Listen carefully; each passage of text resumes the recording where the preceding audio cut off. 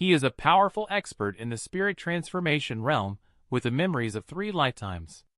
After an unexpected fall, he was unexpectedly reborn into his senior year of high school on Earth. His first lifetime was originally on Earth, but he was wayward and spoiled. Not only did his first love dream girl despise him, his fiancée forced him to cancel the engagement. His family considered him a disgrace. Overwhelmed, he ultimately chose to commit suicide.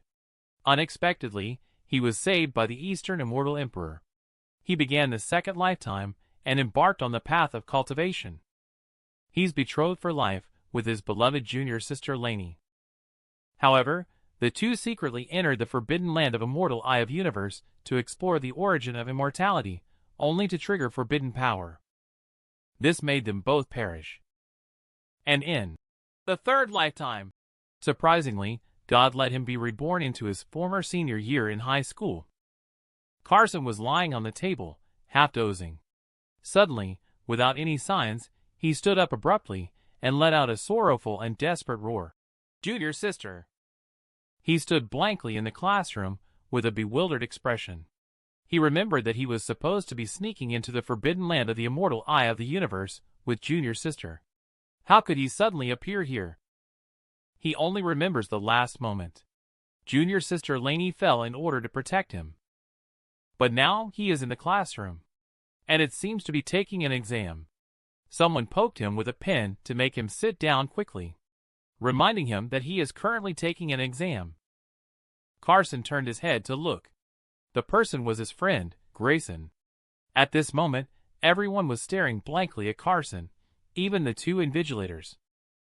Then the whole class burst into laughter. Junior sister laughed. "Carson, did you sleepwalk here or something?" "I think he's been reading too many martial arts novels." And junior sister too. The campus belle Anna sitting by the window looked disappointed. Although her parents have always wanted her to be with Carson, this kind of playboy is nothing compared to Henry, whom she secretly admires. Henry cast a disdainful glance at Carson, a look of extreme contempt flashing across his face. This kind of person is simply not worthy of Anna or of being his rival in love. The 2 invigilators spoke up to stop the students from making noise. One of the teachers was quite displeased. Carson threatened that if he disrupted the exam discipline again, he would be asked to leave the examination hall directly. The one speaking was his English teacher. Could it be true that he has really reborn into his teenage years in senior year? Carson suddenly closed his eyes. He felt the surging spirit power within his body that could destroy the stars, but to his surprise, he found it empty. He was certain that he was not in an illusion, but had truly been reborn. He is no longer the ignorant and frivolous young man from before. Now he aims to regain everything he once had through his own strength. Since he has been reborn, his junior sister may also be reborn on Earth. Now he must quickly improve his strength to recover his cultivation achievements and find his junior sister. The English teacher scolded him for not sitting down for the exam, and told him to get out if he didn't want to take the test. Carson sneered and walked out of the classroom. Since he had been reborn, this kind of exam was just a trivial matter for him. Now, what he needed to do was to quickly recover his cultivation achievement. He strolled through the campus. He began to contemplate in his heart. Cultivation 8 realms are chi condensation, golden core, nascent soul, spirit transformation, Tao integration, great ascension, tribulation transcendence, immortal sovereign. In his previous lifetime, he was originally a spirit transformation realm great cultivator. Currently, what he needs to do is to quickly step into the first layer of the chi condensation realm and learn from the lessons of his previous lifetime. Not seeking bravery and progress, but aiming for steady and solid progress. This is to lay a good foundation for him to go further on the path of cultivation in the future. In the previous lifetime, Carson was the most beloved disciple of the Eastern Immortal Emperor. Carson was free to choose any cultivation techniques from various clans in the starry sky. So, although Carson is proficient in various clan techniques, which technique should he choose to improve his spiritual constitution? After careful consideration, He chose the Xiantian Ascending Dragon Path technique, which is the best for a new disciple to solidify their spiritual constitution. It is perfect for Carson at this moment. He only saw him close his eyes and begin the first step of cultivation, drawing qi into the body. To his surprise, he successfully drew qi into his body in just 15 minutes. The Xiantian Ascending Dragon Path is indeed the most suitable for beginners to solidify their spiritual constitution. At this time, Anna and Henry walked over with a group of people. Anna just asked what he was doing here. Before he could answer, Henry made a sarcastic remark. Perhaps Carson performed above his level and finished answering the exam questions early. The henchman behind him followed along and mocked in agreement. Only one girl was looking at him with a worried expression. This pure and kind girl named Arya previous lifetime has always been loyal to Carson. Unfortunately, he did not cherish her at that time.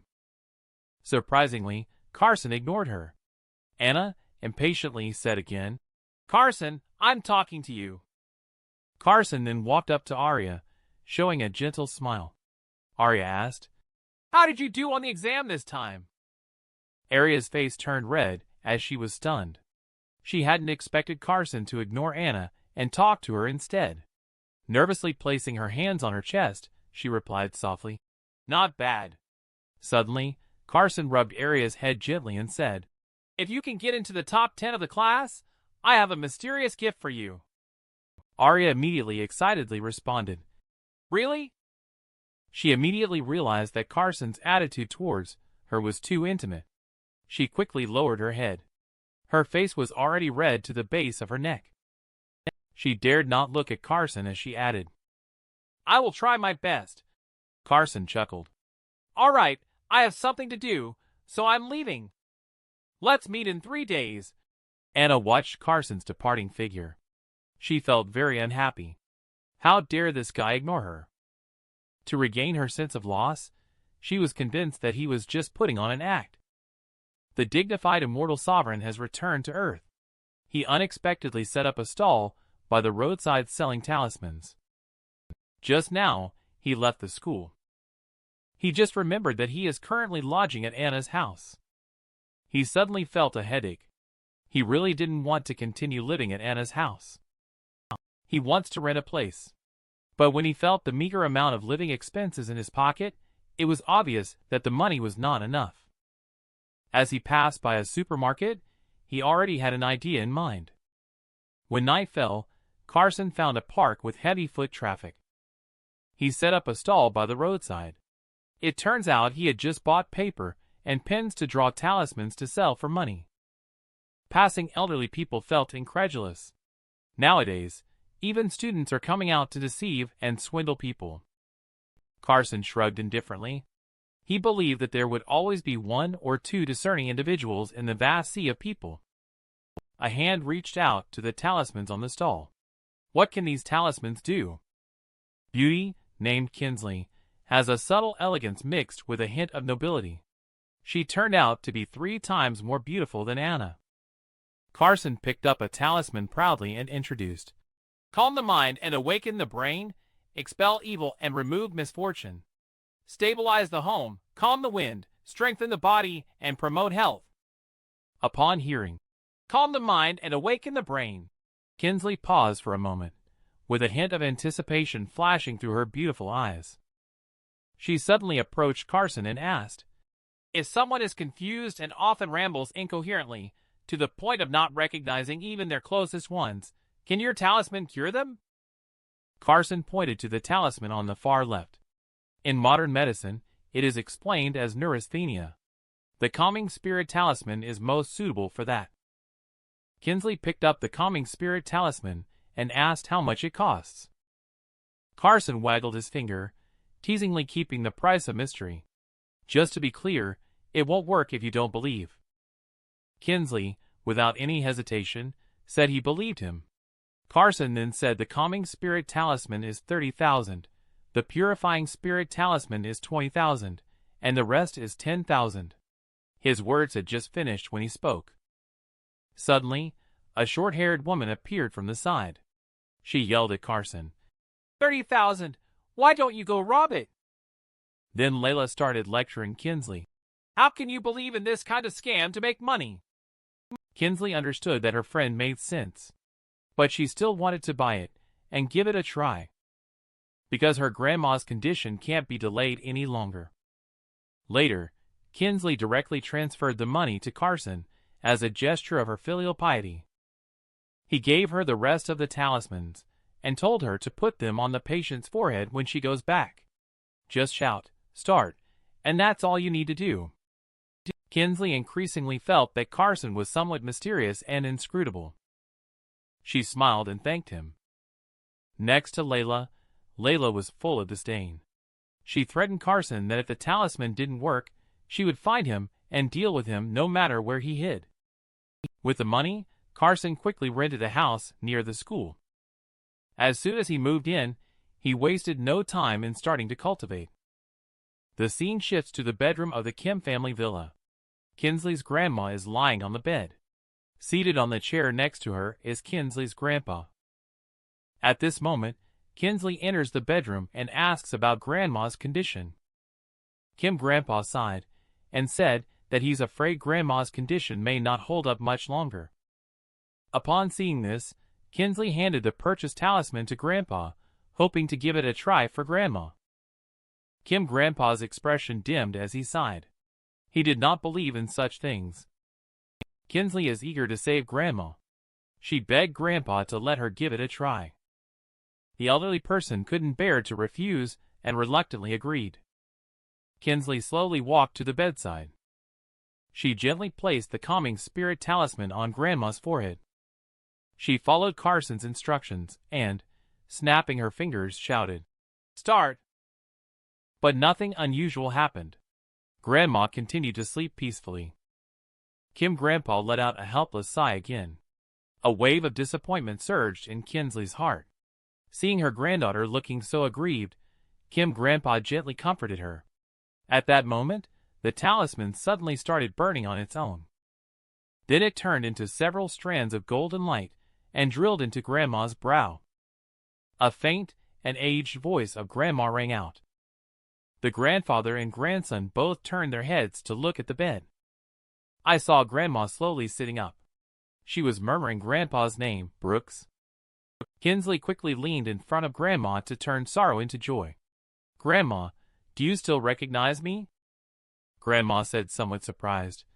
"You are my granddaughter. How could I not recognize you?" Kim grandpa was so excited that he was shaking all over. He shouted, "Hurry, go get Dr. Lin over here." Dr. Lin quickly came to check on Grandma. Suddenly he let out a gasp. "Miracle, this is truly a miracle. Grandma has already recovered." The grandfather and grandson finally feel relieved. However, Grandpa seems to be thinking about something. After Dr. Lin left, Kim's grandfather carefully asked Kinsley about the process of buying the talisman. Later, Grandpa became unusually serious. He instructed Kinsley to use all their resources to find out Carson's background. He wanted to personally visit this mysterious high school student. The majestic immortal sovereign also had to bow down to reality. After all, the spiritual energy on Earth is too scarce. Carson picked up his phone and stared blankly at it, because his mom should be calling in a while. Sure enough, his mom, Caroline, had already called. The phone was connected and Mom's voice came through. "Carson, come to the airport by car right away. Come with me to Beijing to attend your grandma's funeral." After 600 years, Carson heard Mom's voice again. He was stunned, feeling a mix of emotions. After a brief moment of silence, he replied to Mom and then hung up the phone. On the way to the airport, he recalled Mom's past. Mom, Caroline, originated from the Li family, one of the 6 major super families in Beijing. She was expelled from the family for marrying a commoner father. Nevertheless, his parents did not give in to despair. Instead, they both made achievements in their respective fields. But in the eyes of the Li family members, Carson is a complete outsider and is even considered a disgrace by the Li family members. However, he still has some utility value, being used as a marriage tool to form a union with the second-rate Yin family. Facing the upcoming hardships, Carson has no fear at all, but instead, there is a faint sense of anticipation. The mature and dignified woman in the airport lounge is none other than Carson's mother, Caroline. When Carson saw his mom from his memory, he suddenly had the urge to cry, but he suppressed it instantly. He happily shouted, "Mom," towards Caroline. He walked up to Mom and said to her again, "Mom, you look even more beautiful after not seeing you for a few months." Mom, who was originally feeling down, immediately laughed because of him. Mom instructed him to kowtow to Grandma more times when they arrived in Yanjing. Then the two went through security check. 40 minutes later, the plane broke through the clouds and fog, heading towards Yanjing. The villa complex located in the suburbs of Yanjing in front of you. It is the stronghold of the Li family. The entrance of the Li family leader's residence is already filled with various top-notch sports cars. The mother and son are currently standing in front of the gate.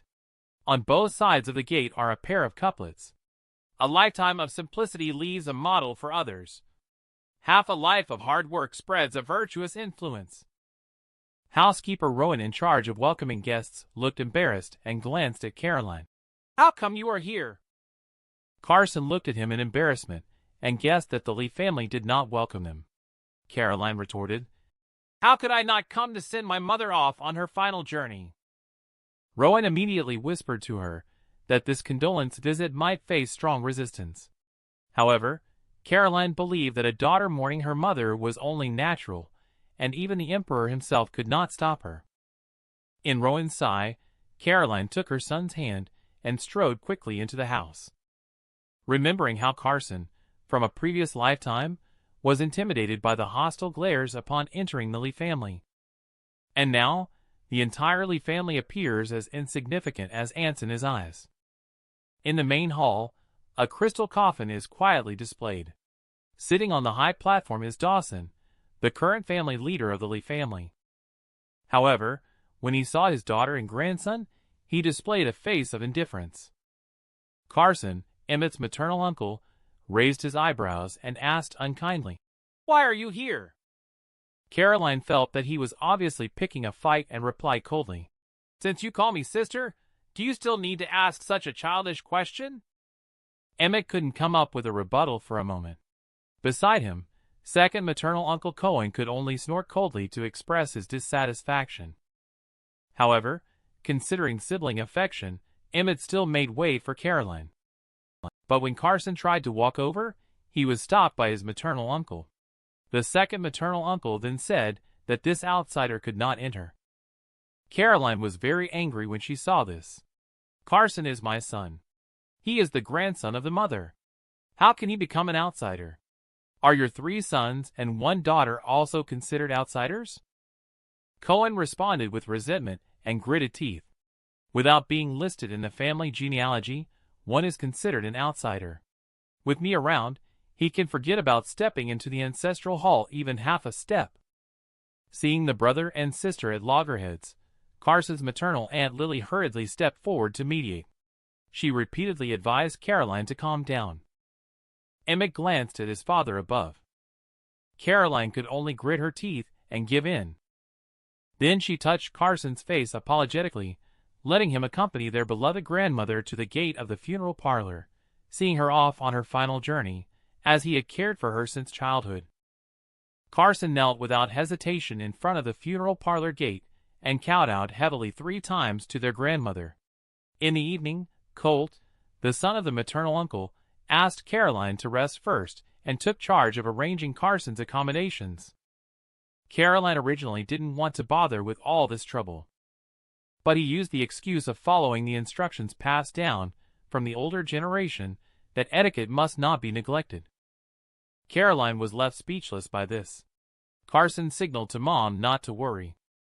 Colt saw the plan working out, and a sinister smile crept onto his lips. Colt kept walking forward with Carson.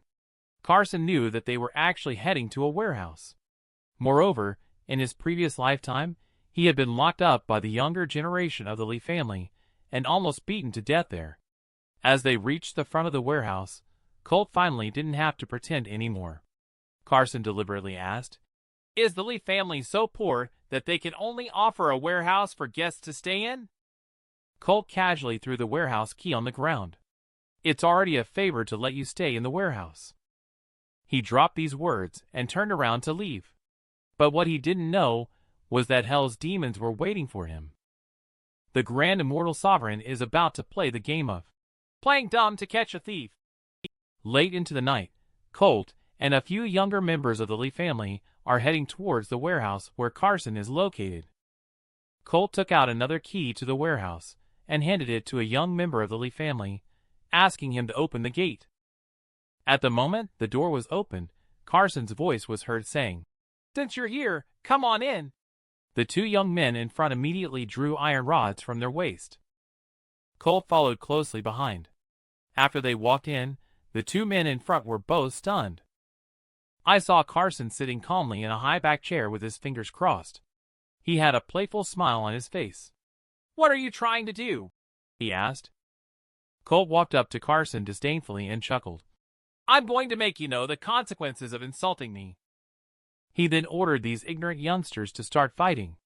He specifically reminded them not to kill, just to teach a lesson.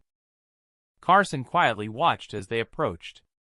He suddenly threw a lightning-fast punch and followed it with a kick. It only took a few seconds. The people rushing towards him were already taken down on the ground. Colt obviously did not expect this situation. Carson brushed off the dust on his shoulder. He couldn't even be bothered to look at Colt properly. However, Colt surprisingly didn't back down. He even went on to praise Carson with a few words. Then, a powerful aura suddenly burst out from him, and he shamelessly declared that he would show Carson what true strength is.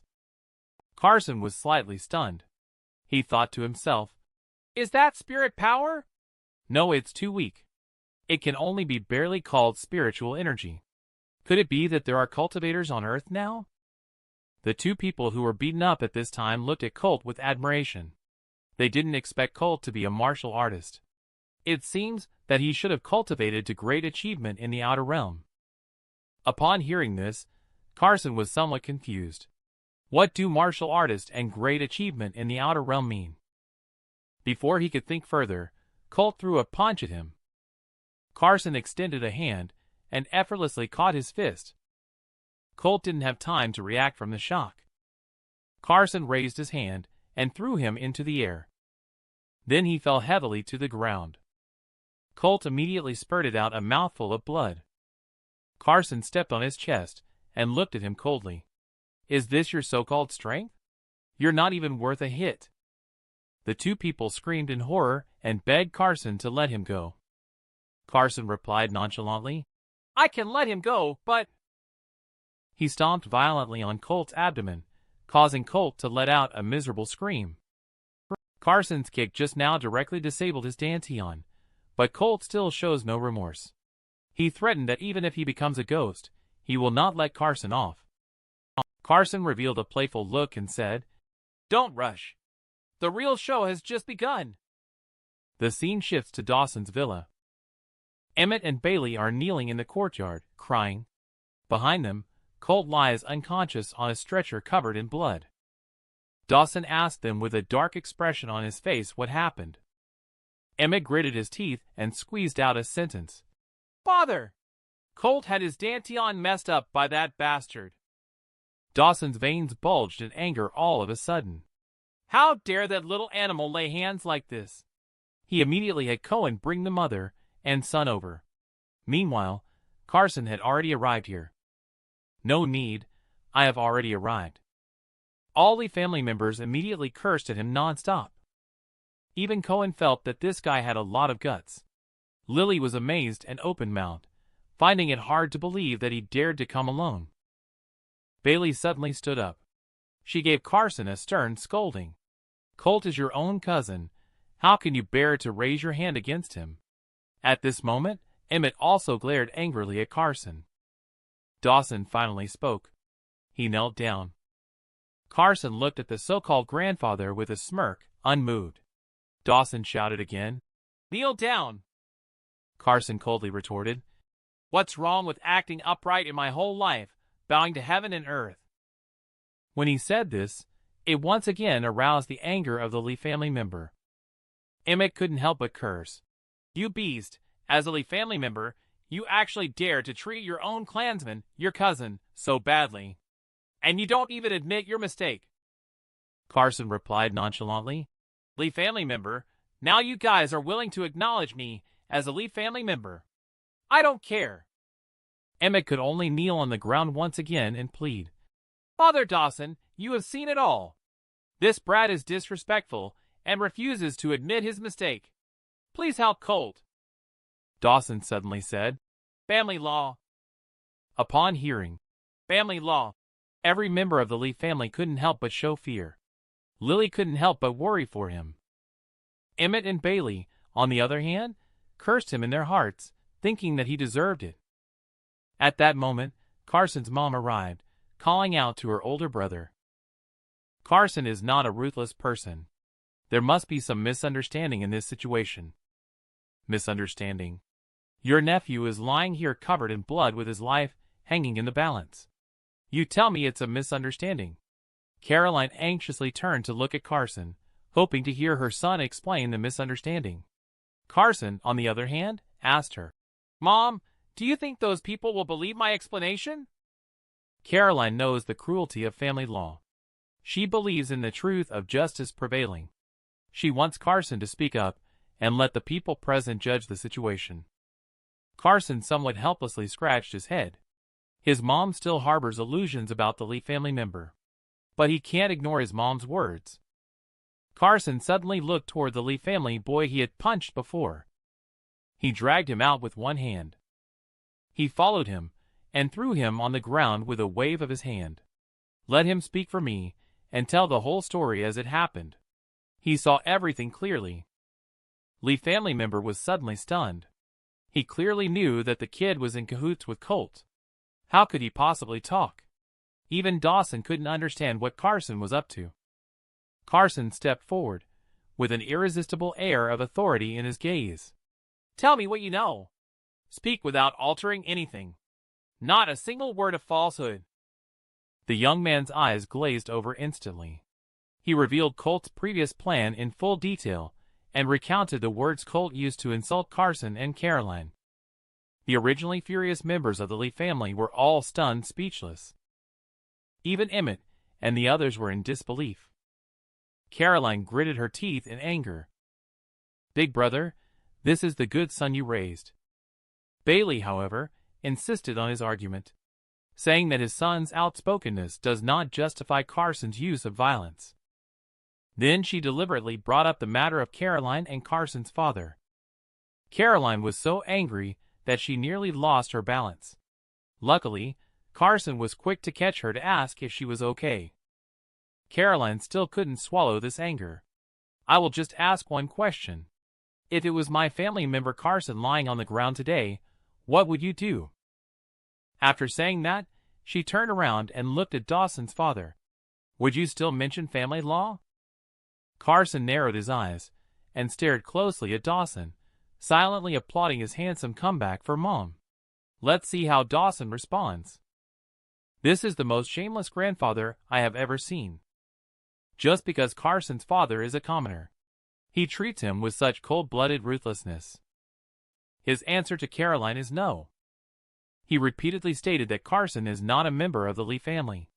Just because of the life and death of an outsider, he is not worthy of involving Lee family law. Caroline's heart turned cold like ashes as she let out a bitter laugh. Clear enough, ruthless enough. What will the Lee family do today? Caroline, referring to Dawson, as the family leader, signifies that she has made up her mind to sever ties with him. Dawson became angry and roared out, An eye for an eye, Carson should be arrested first. Colt will be dealt with after he regains consciousness. Caroline is completely disappointed. Should I say no then? How dare you? What do I have to fear? Dawson was publicly humiliated by his daughter. Furious, he raised his hand to strike. Suddenly, a hand swiftly grabbed Dawson's wrist. The one who made the move was Caroline, who Carson thought was going to slap him, to everyone's surprise. The Lee family members all shouted angrily and stared at Carson in shock. As the military district commander, Cohen has already drawn his sidearm. If Carson dares to make any sudden movements, he will not hesitate to shoot him. Even Mom, who is on the verge of breaking ties with the Lee family, is now advising Carson to let go quickly. Carson suddenly felt an extremely dangerous aura approaching. Just saw Dawson behind. I don't know when the two white-haired elders appeared, and the aura they emitted was enough to threaten Carson. It seems that the Lee family is not as simple as it appears on the surface.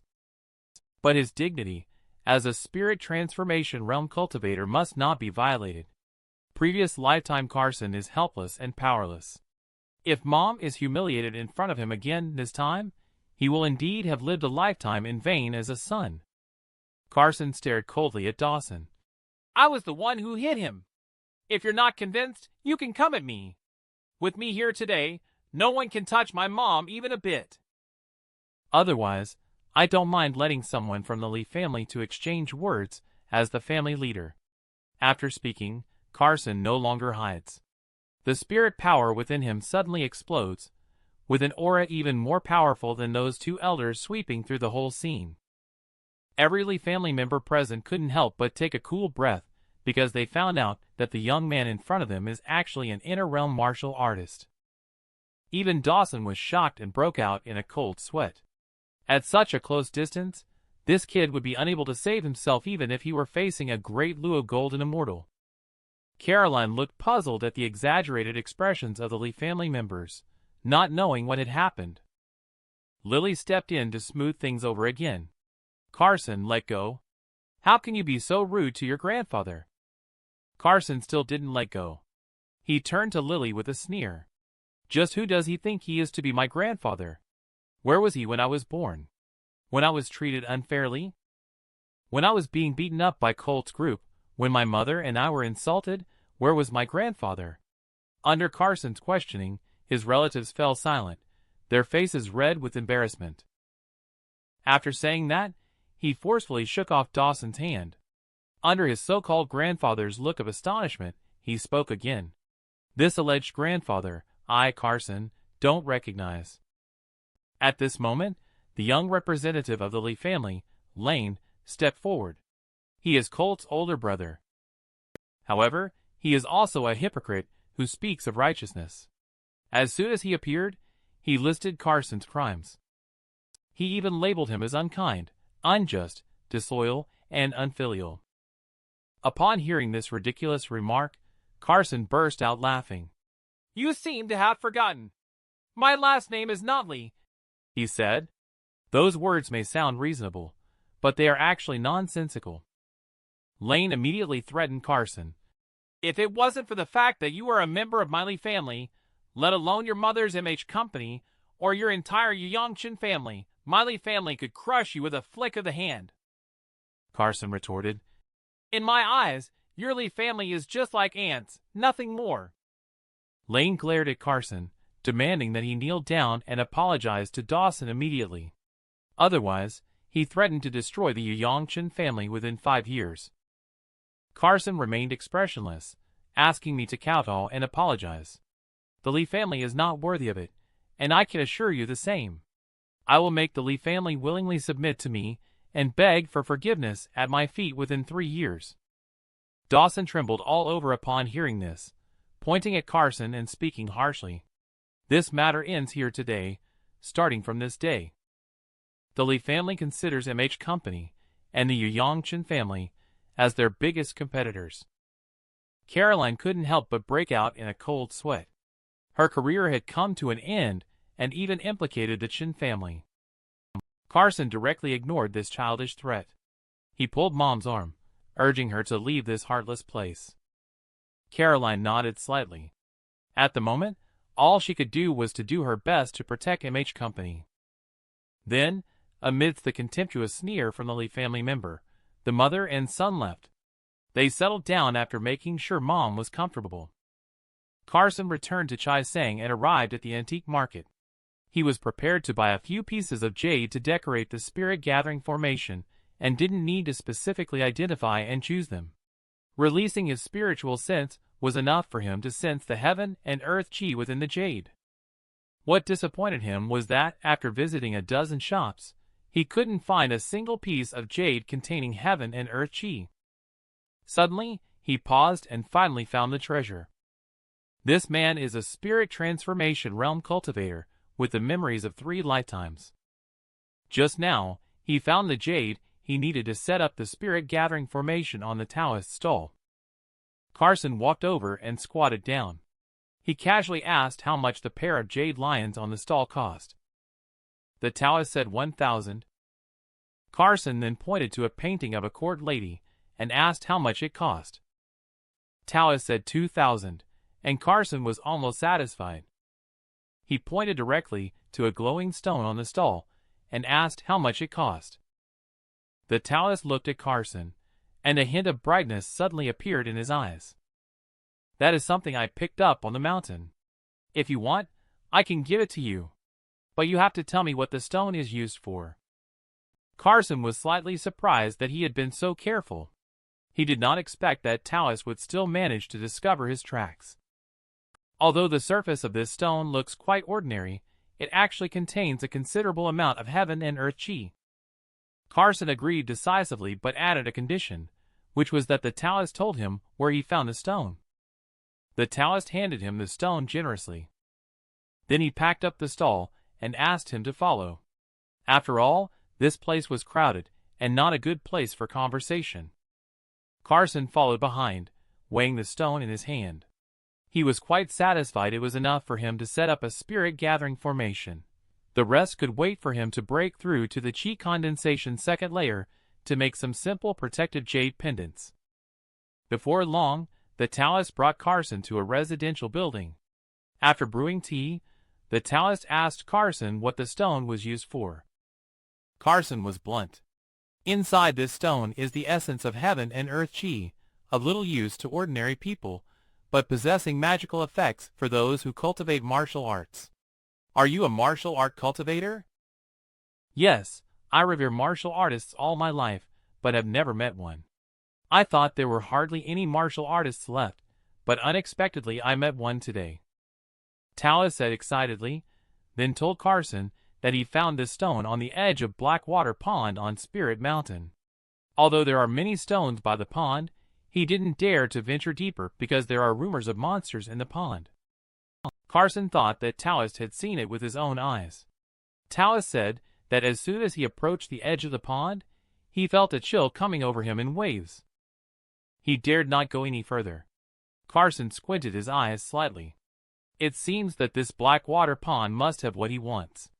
Carson suddenly asked Taoist if he wanted to become a martial artist. The Taoist widened his eyes in disbelief.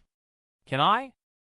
Isn't it said that if he wants to cultivate martial arts, he needs spiritual constitution aptitude and must do it before the age of 16? I say you can, then you can.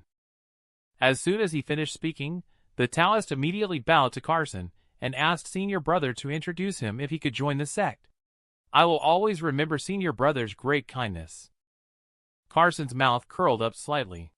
It seems that this Taoist has misunderstood. I saw him point down with his hand shaped like a sword. A corner of the solid wood coffee table was neatly cut off. The cut was extremely smooth. Carson exudes a powerful aura all over his body and says, "Cultivation is defying the heavens. Rank is based on strength, not on age." The Taoist is extremely shocked. Legend has it that inner-realm martial artists can wield their palms, like cutting gold and shattering jade.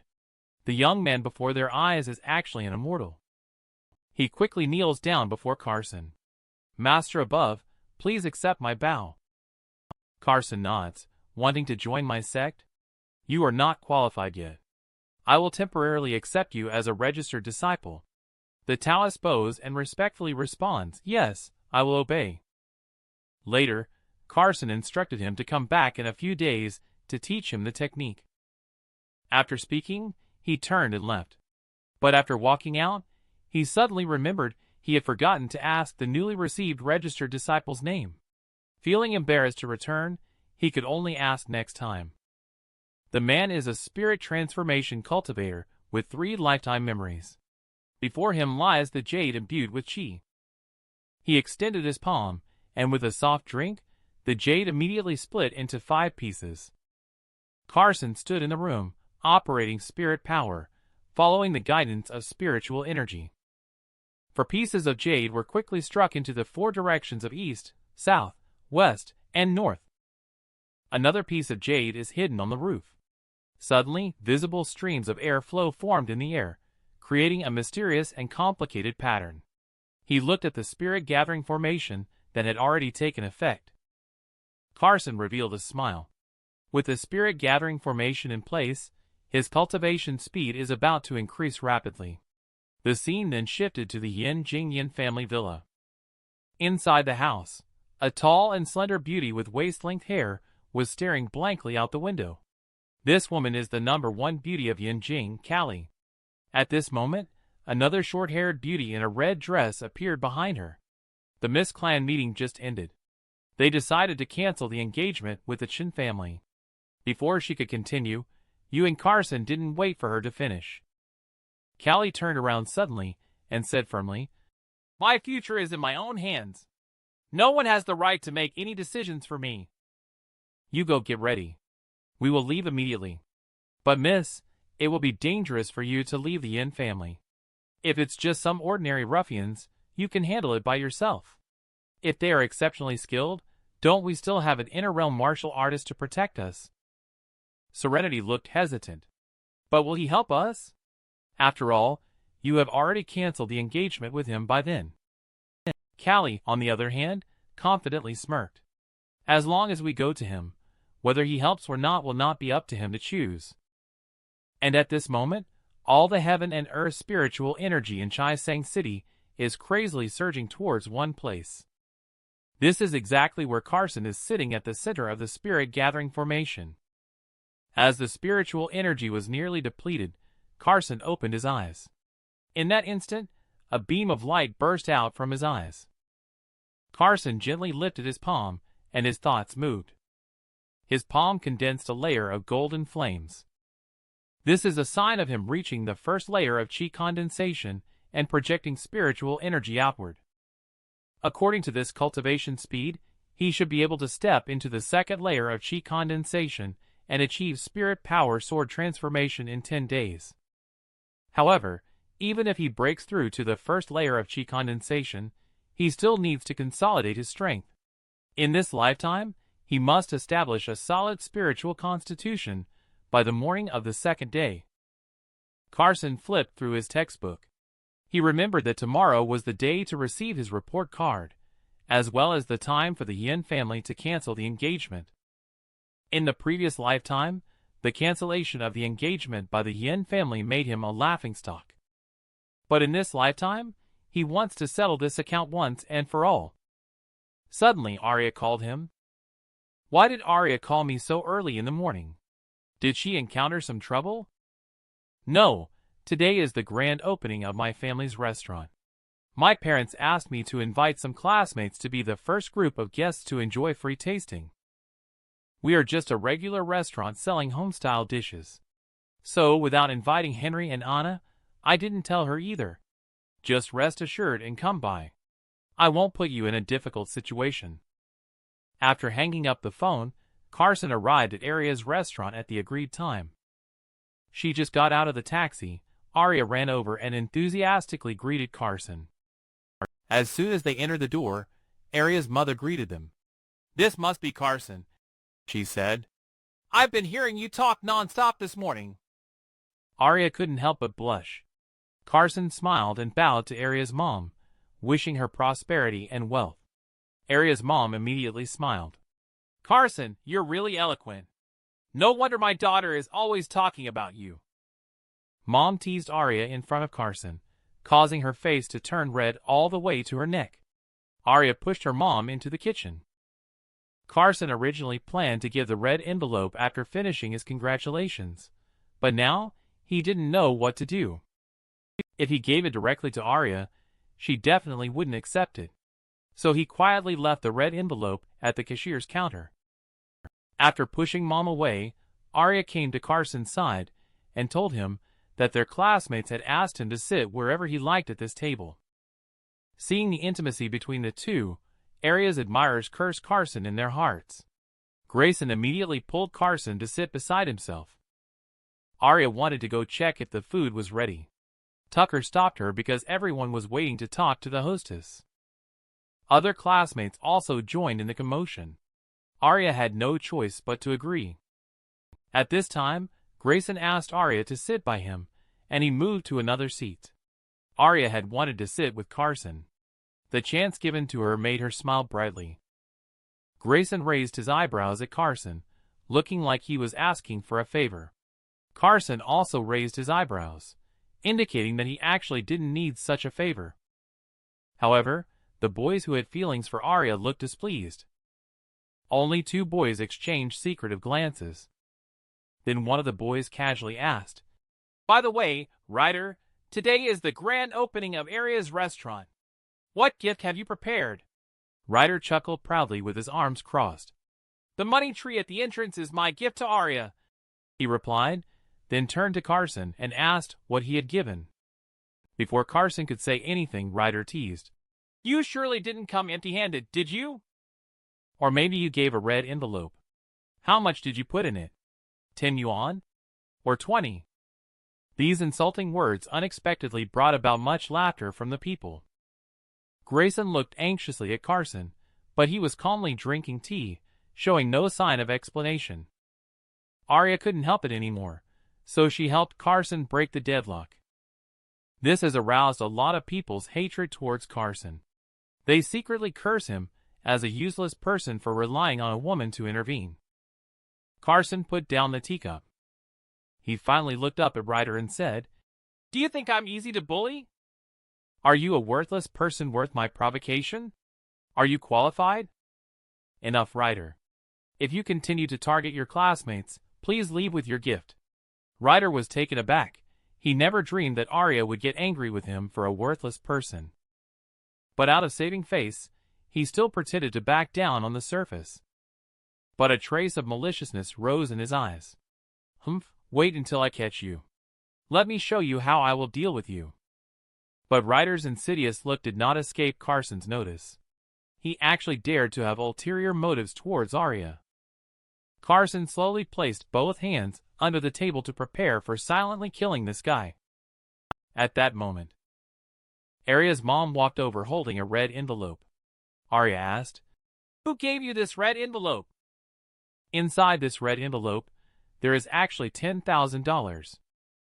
The students present suddenly took a sharp breath of cold air. Arya immediately looked at Carson and asked if it was from him.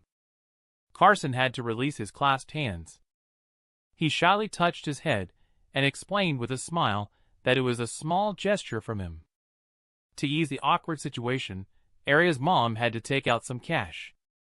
She asked Arya to give the remaining money back to Carson. Arya handed the red envelope to Carson, eyes filled with inexplicable affection. "Carson, I understand your intentions. Just listen to my mom and take it back." Carson no longer insisted on taking back the red envelope. Arya's mom then smiled and said, "That's right. Let's not keep everyone waiting. Let's start the meal." Soon the table was filled with delicious and aromatic dishes. While eating, Grayson suddenly chuckled. "Who was it that said Carson didn't bring a gift?" The classmates who had just mocked Carson couldn't help but look away guiltily. Ryder was now filled with deep resentment, believing that Carson had done it on purpose. He stood up with a dark expression on his face and made an excuse to go to the bathroom. As soon as Ryder left, the others began to whisper, thinking he couldn't swallow his pride, using the excuse of going to the bathroom to ease the awkwardness. Only Carson knows what he is up to now. Ryder is sitting on the toilet. He is making a call to arrange something, just when everyone is having a good time eating.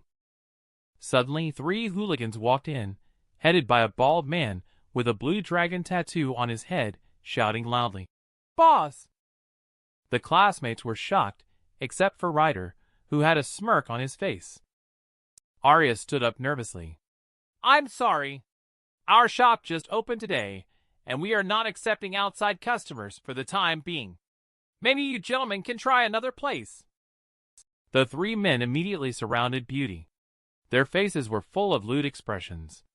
Hey, there's such a pretty little girl. Come over and chat with us. Arya's mom, upon seeing this, scolded sternly. Who are you? What do you want? The bald person immediately stopped in his tracks and turned to look at Arya's mom.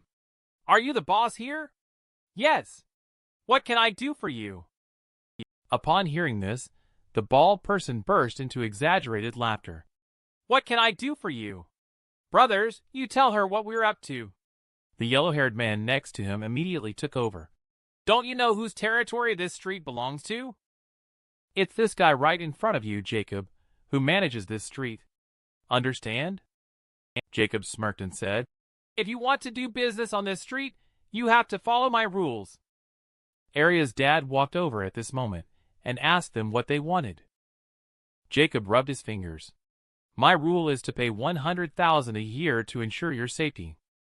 Arya's mom immediately reprimanded. You are simply committing robbery. We are conducting legal business. A hooligan sycophantically pushed a chair over. He lit a cigarette for Jacob. Jacob sat down, crossed his legs and blew out a puff of smoke. So you're saying you don't intend to pay, huh? Arya's mom was about to refuse, but was stopped by Arya's dad. We're not refusing to pay, it's just too much. We don't have it at the moment. Less nonsense. I'm just asking you one question. Will you pay or not? Arya's mom couldn't bear it and pushed her husband away. She blurted out a curse. Are you still collecting protection money? Do you think this is a TV drama? All right. Jay made a call to gather everyone after receiving orders from the boss. The hooligan Jay took out his phone and started calling people. A group of high school students has never seen this kind of formation. Several timid and cautious classmates immediately made excuses and slipped away. Arya felt disappointed but still managed to force a smile. She reminded them to stay safe on the way. Just then, Ryder suddenly yelled angrily, Cowards! When Arya was in trouble, they ran faster than rabbits. Those who leave now don't claim to know me in the future. This person stepped forward at a critical moment and immediately won Arya's favor. Ryder patted Arya on the shoulder and said earnestly, Arya, don't worry. I know these people. I will go talk to them so they won't cause trouble for your family. Arya immediately felt relieved and said, Really? Thank you so much. Of course, Ryder also couldn't help but intentionally criticize Carson, saying, I'm not like some people who give a red envelope but deliberately play so many tricks, as if afraid others wouldn't know. Carson suddenly erupted with a chilling murderous aura. Say one more word, and I'll slap you to death. Ryder instantly felt a chill down his back. He stayed in place, not daring to say another word. Even Jacob subconsciously glanced at Carson. They could clearly feel the powerful aura emanating from him. The icy-cold killing intent bore down on Ryder, causing him to tremble uncontrollably. He thought Jacob could summon some powerful characters. It turned out to be just a few idle individuals from society. Jacob glanced at the three people. Someone doesn't want to follow the rules. What do you think we should do? Isn't that simple? What do you want to do? Ryder knew it was his time to take the stage. Jacob, this is a restaurant opened by my classmate's family. I also asked Jacob for a favor. Jacob slapped his hand on his face and sneered coldly. Ryder from the pork factory, right? Ryder faintly felt that something was wrong. However, he still gritted his teeth and asked him to please let it go. Little did he know, Jacob suddenly exerted force with his palm, slapping Ryder to the ground. I'm giving you face. Are you deserving of it? Even your old man wouldn't dare to ask me for face. Arya's mom, seeing the situation, angrily said, Hitting a child, what kind of skill is that? If you're capable, come at me. But Ryder turned a deaf ear to Arya's mom's words. Instead, he questioned Jacob. Jacob, what do you mean? Didn't we agree that as long as I step forward, you will take your people and leave? As soon as these words came out, everyone instantly understood. It turned out this guy was orchestrating it all himself. Everyone cursed him for being cunning. Arya was also so angry that she directly scolded him for being too despicable. Ryder deeply regretted it in his heart. He was really confused just now. How could he say such words? Jacob looked at the dazed Ryder with a look of disdain. You're right, I promised you, but I don't want to leave now. What can you do about it? Ryder is already scared. He kept apologizing, saying he would leave immediately. Then he walked to the door with a resentful expression on his face. However, he did not leave. He hid behind the crowd to witness Carson's fate with his own eyes. Sure enough, Jacob finally started to show his strength. Following his command, the hooligans started to smash the tables and chairs inside the restaurant. Arya's parents could only watch helplessly as they carried out the attack. But Arya remained standing in place. She allowed wood shavings to slide across her delicate face. She never took a step back. This restaurant carries all her dreams. Because her family background made her feel very inferior. She longs for a change. Hopes to one day stand proudly alongside Anna. Arya suddenly let out a roar. I will fight you. Just as she was about to charge over, a gentle but firm hand stopped her. Arya turned her head and saw Carson giving her a faint smile. Let them relax. How much damage did they do today? I'll make them pay back tenfold. Believe me. Carson's voice was very soft, but he carried an undeniable sense of confidence that infected Arya. Arya surprisingly didn't have a shred of doubt. She chose to trust Carson wholeheartedly. He patted Arya's head to show comfort. In his saddest and most helpless moments, it was Arya who never left his side. And in this lifetime, it is Carson who is here to protect her. It's almost over. A faint voice suddenly sounded, yet clearly audible to everyone. Jacob curiously stared at Carson. Who are you? You're bored with living, daring to meddle in my affairs. I am someone you can't afford to provoke. Upon hearing Carson's words, Jacob burst into exaggerated laughter. He seemed to have heard the funniest joke in the world. Even his henchmen joined in the hearty laughter. Carson spoke again in a calm tone. 10 times compensation for all the losses here. Publicly apologize to the uncles and aunties. I can let you go. At this time, Grayson was too preoccupied to be afraid. He asked him to come back quickly. Arya's parents saw Carson standing up for their family. They couldn't just stand by and watch this young man get into trouble. They were preparing to borrow money to help Jacob.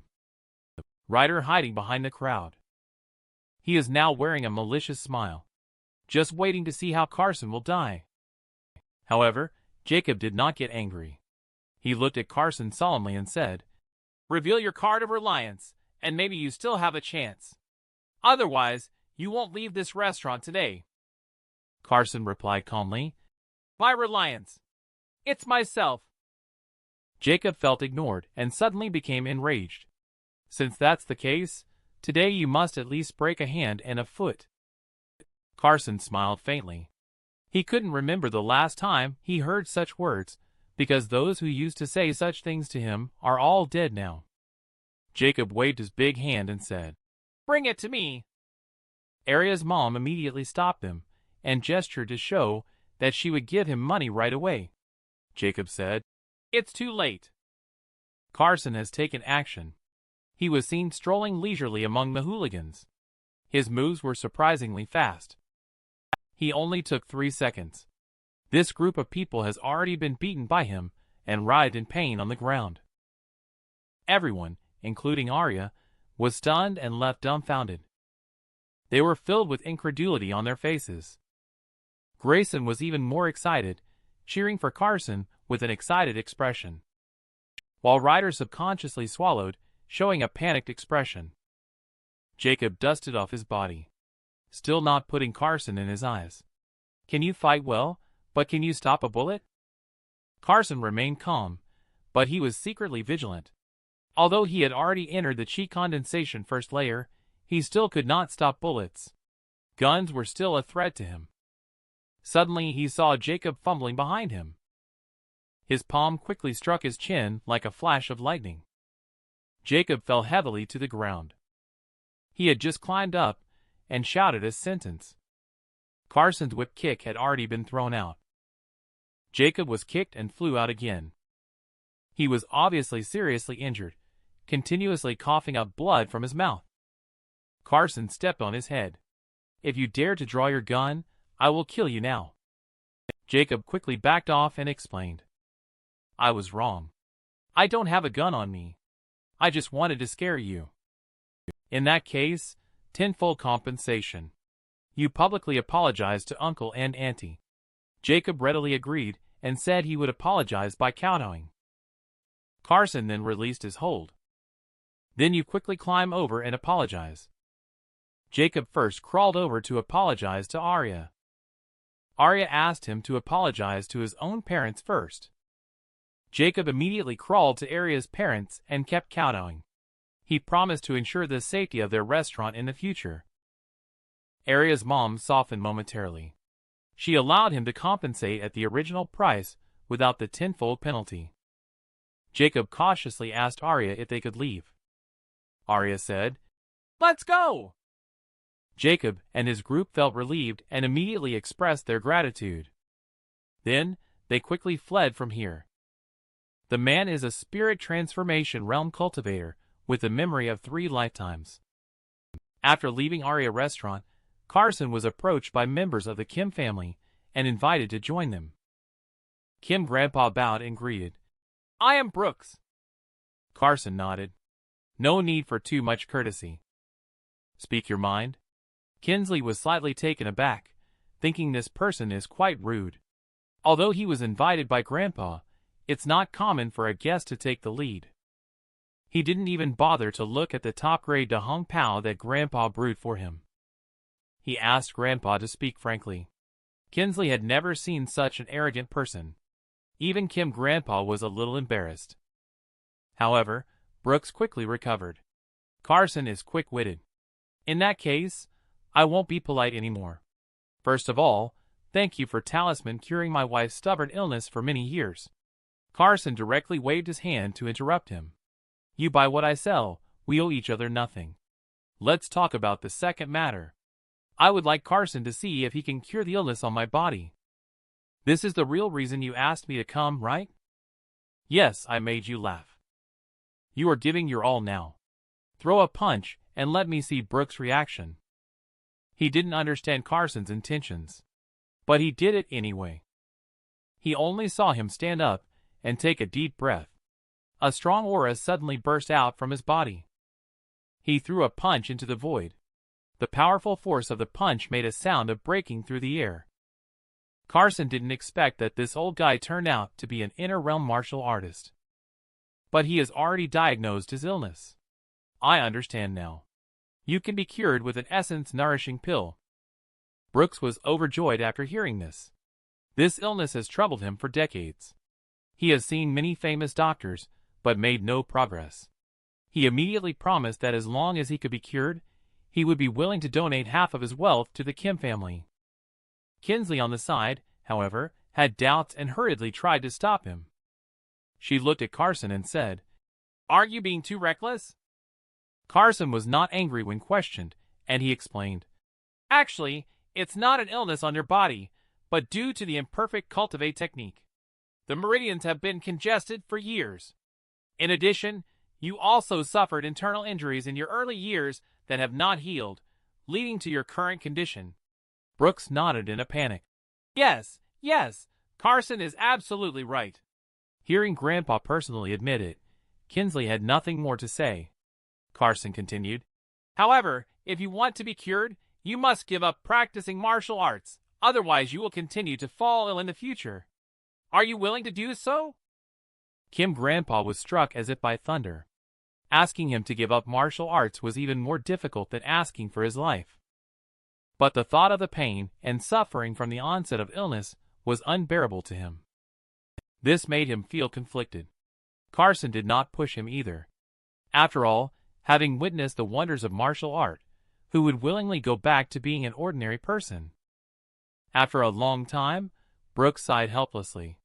I am already 72 this year, and don't have many good years left. The family business has also saved up a lot. I happened to obtain that incomplete martial art technique by chance, which ended up creating such a huge Kim family. I should have been content long ago. I am willing to give up martial art, and only ask you to cure the pain and illness in my body. All right, but you can skip the family estate. I only need 1 million as the cost for the essence nourishing pill. Send someone to collect it in a few days. Why wait a few more days? Can't we do it now? Such a miraculous pill surely needs time for Carson to prepare. The essence nourishing pill is not a rare pill. I just need to prepare the materials. I don't know what materials Carson needs. I'll order someone to procure them right away. Later, Carson wrote down the needed items on a list and handed it to Kim. Grandpa Kim looked at it and said it would take 2 days to gather everything. Carson wasn't in a rush either. He told him to collect everything and then give him a call. Carson suddenly remembered something. How much do you know about the martial arts world? I don't know much about it. After all, my ability to cultivate martial arts relies on that incomplete cultivating technique. Are there still ancient martial arts sects around? Yes. Although I don't know exactly where their sects are, they certainly exist and have a long heritage. Carson asked him to talk first about the martial arts world. Perhaps the Lee family has some connection with those ancient martial arts sects. The martial arts world divides the strength of martial artists. There are a total of 4 major realms known as the martial art 4 realms. They are the outsider realm, inner realm, transformation realm, and the legendary divine realm. Each realm is further divided into 3 subrealms: minor mastery, major mastery, and pinnacle. Once you reach the transformation realm, you will be honored with the title of martial art grandmaster. Martial art grandmasters are rare.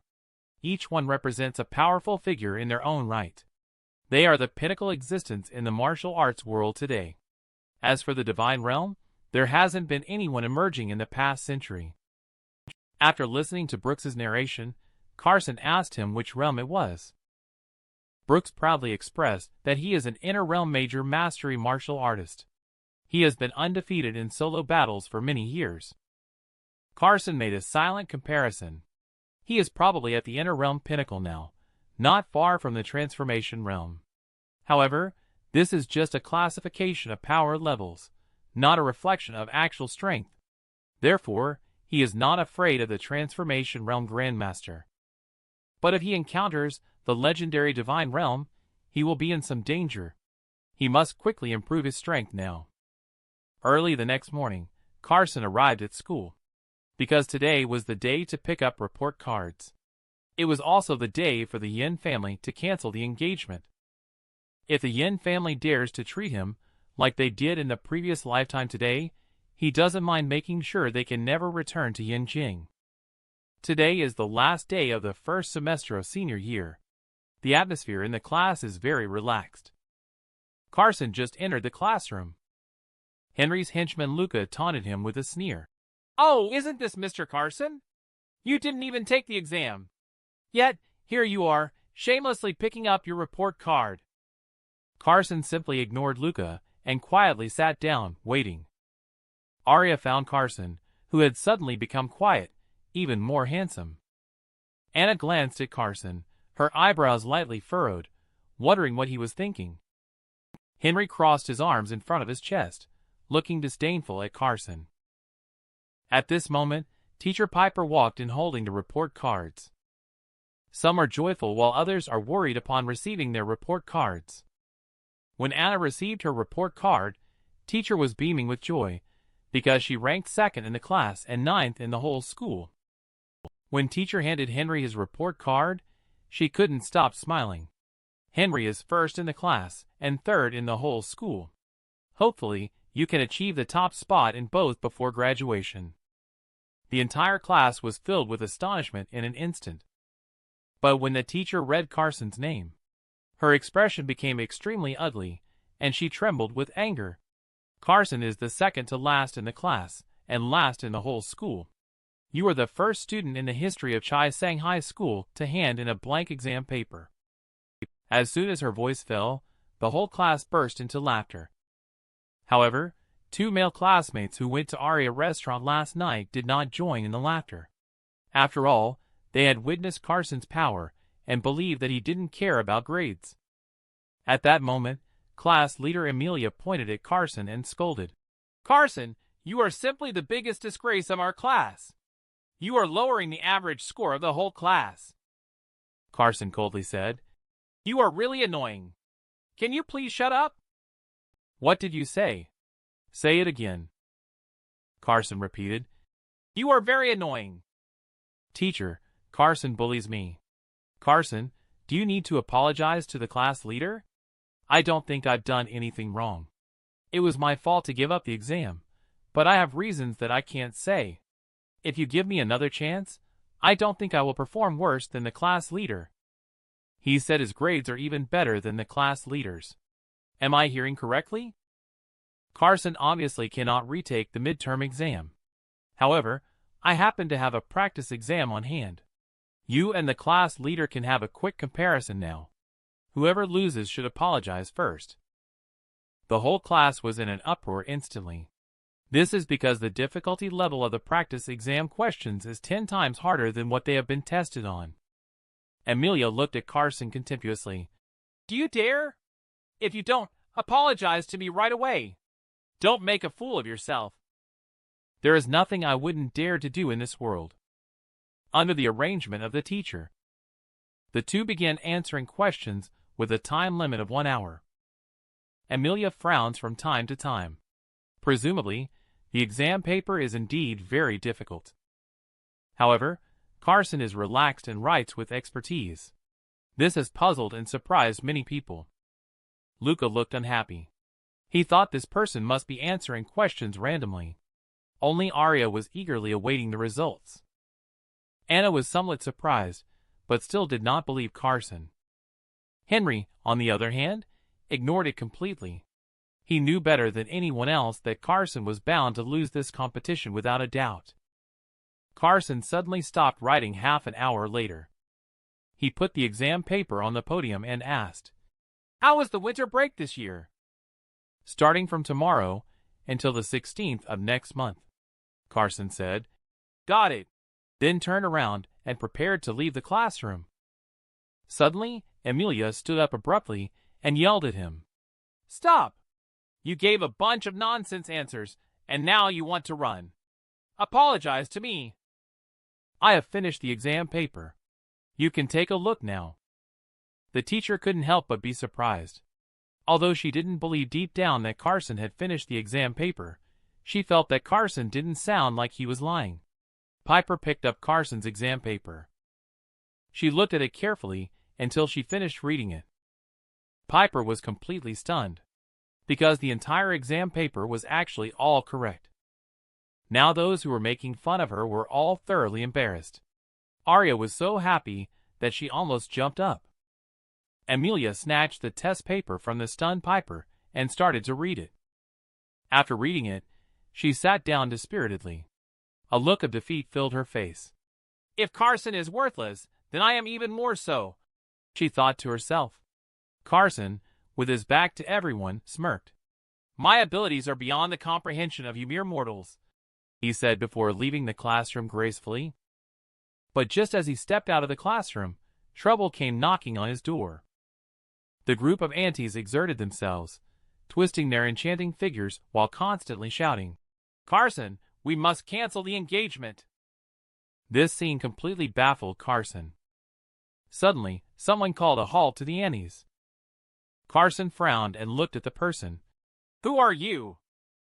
"I represent the Yin family, and my cousin and I officially cancel the engagement with you." Carson was completely dumbfounded, because in the previous lifetime, it was not like this. Could it be that history has changed due to his own rebirth? "Who are you? Are you sure you can represent the Yin family?" "My name is Atlas." I have already brought up what I needed to. I have other matters to attend to, so you don't need to detain me." After speaking, Atlas handed a thick stack of banknotes to the leading auntie. The aunties who received the money kissed a banknote and shouted towards Atlas without forgetting, "Young man, there will be more good things like this in the future. Remember to come find me, okay?" Carson chuckled helplessly. The Yin family unexpectedly still has such a character. However, he quickly figured out the intention behind Atlas's actions. At this moment, Anna ran over from behind and called out to Carson.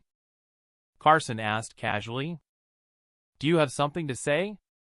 Anna's heart tightened. The previous Carson was not like this towards her. She couldn't understand why he suddenly became so indifferent. She could only suppress her dissatisfaction and approach Carson, whispering, "My mom asked me to inquire about where you've been these past few days. She's worried since you haven't visited our home. I've rented a house outside. I won't trouble you all anymore," Carson said lightly before turning around and walking away. Anna stomped her foot in anger. But Anna's pride prevented her from catching up.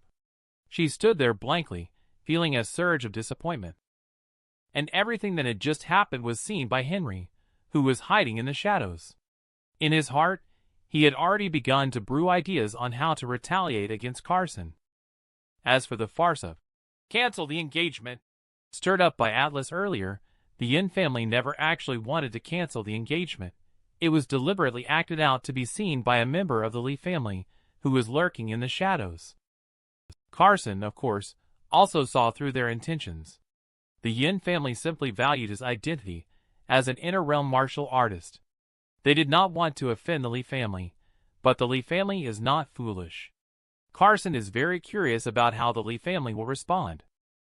The news of the "cancel the engagement" incident spread quickly to Dawson's ears. Emmett quietly watched Dawson, waiting for instructions. Dawson regretted deeply at this moment. If he hadn't fallen out with Caroline back then, perhaps the Lee family would have had another super master.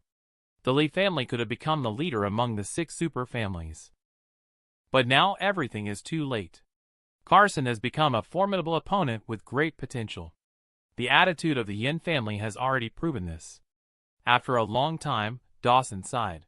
He set aside the matters concerning the Yin family for now. In any case, they are still standing on our side, the Lee family, at least on the surface. But we absolutely cannot give Carson time to grow. Let's start by dealing with MH Company and the Yongchen family. Seize the opportunity while Carson is not yet fully developed. We must eliminate all his sources of help. I will go do it right away. Carson also cultivated in the spirit-gathering formation for the whole night. Caroline called him as soon as it was light outside. "What's the matter, Mom?" "Magnolia said you rented a house outside. When did this happen? Where did you get the money from? What do you plan to do?" Faced with Mom's soulful questioning, Carson could only come up with a random excuse, saying that he was learning kung fu with a mysterious old man. He found it inconvenient to stay at Anna's place. Although he managed to fool her for the time being, Mom still asked him to inform the Anna family to avoid misunderstandings. Caroline referred to Magnolia as Anna's mother. Although Carson detested this woman's true nature, Anna's father always took great care of him. He still needs to be accountable to this uncle. He arrived at Anna's villa around noon. Anna was surprised that Carson came back today. Carson said expressionlessly that Magnolia asked him to come for dinner. He walked in upon hearing the commotion outside the door. Magnolia poked her head out of the kitchen and greeted Carson warmly. Carson nodded. He sat down on the sofa without any hesitation. Anna frowned slightly. She couldn't help but compare him with the Henry in her heart. She felt that even though Carson had changed a lot, he still lacked manners. David then walked out of the study. He smiled at Carson and said, "Carson, you're here." Carson immediately stood up politely and greeted him. Anna raised her head slightly, a hint of confusion flashing in her eyes. She felt that Carson treated his father very differently than he treated her and her mother. David and Carson caught up with each other. Magnolia had already filled the table with food. During the meal, Magnolia asked Carson why he wanted to rent a house. David was surprised. "Did Carson move out?" Magnolia gave him a disdainful look. "You are always out all the time. When have you cared about things at home?" David, feeling guilty, chuckled awkwardly and decided to no longer meddle. Carson was simply too lazy to explain, saying he had already made up his mind and didn't want to discuss it further. Anna frowned and glared at him. "Carson, please watch your attitude." Magnolia didn't really think much about it. She thought it was just a quarrel between the two of them. The doorbell rang at this time. Anna suddenly stood up and said it might be Daisy coming to find her. They had agreed to go together to attend a classmate's birthday party. Then she walked over to open the door. "Who would you choose to go on a date with among the two beauties in front of you? The one on the left is called Clara, and the one on the right is called Daisy. The two are actually here to invite Anna to a classmate's birthday party. However, they changed their minds at the last minute. They are planning to go camping first, and then go to KTV to sing." Anna asked them to wait for a moment. She went back to the room to get a coat before going out again. Anna put on a coat. She said a word to her mom, and then got ready to go out. Magnolia suddenly had an idea. Wasn't this a good opportunity for Carson to mend his relationship with his daughter? So she had Carson follow her. David also chimed in. Carson didn't want to go at first, but reluctantly agreed out of consideration for David. Anna also didn't want to bring Carson along, but was pressured by her parents' request. She gave Carson a cold look and said, "Let's go!" Carson walked behind the three beauties, maintaining a distance. Clara glanced at Carson behind her and asked who he was. Anna simply said he was a friend's child. Beauty and Carson remember each other well. Clara is a typical rich girl who always looks down on others. She is dating Jonah, the captain of the school basketball team. In the previous lifetime, she often made things difficult for him, while Daisy was the opposite. Although she appeared aloof, she was kind-hearted and always helped him out of trouble. However, after graduation, he never heard from her again. Just as Carson was reminiscing about these past events, the fault finder finally arrived. Jonah accusing Clara. He sneered at me with contempt, saying, "Who do I think I am? Isn't this the famous failure Carson who dropped out the exam?" Upon hearing this, Carson coldly glanced at Anna. This was their class matter. They couldn't have known so soon unless someone deliberately belittled him. Anna, however, remained silent. The answer was about to come out, with Jonah continuing to attack Carson. "You still want to pursue Anna? You're like a toad lusting after swan meat. Are you even worthy?" Clara also chimed in. "Anna is Henry's sweetheart. Who do you think you are to go after Anna?" Carson's expression darkened. "Who do you think you are in front of me? Are you worthy to speak to me like this?" Clara was frightened and immediately clung to her boyfriend, acting coquettishly. Jonah glared at Carson. "You need to apologize to Clara right away. I will consider forgiving you. If you kneel down and apologize to me right now, I may also consider forgiving you. You are quite brave. Then today, I will teach you how to behave. All right, let's stop fooling around. Today is Clara's birthday. How about you give in to Jonah? With your small frame, he could easily knock you down with just one punch." Daisy on the side originally planned to help Carson defuse the situation, but Anna had already stepped in. She just glanced at him with concern. Unexpectedly, Carson was also looking at her with a faint smile. This left Daisy feeling bewildered for a moment. She felt that the way this person was looking at her was very strange, as if he had known her for many years.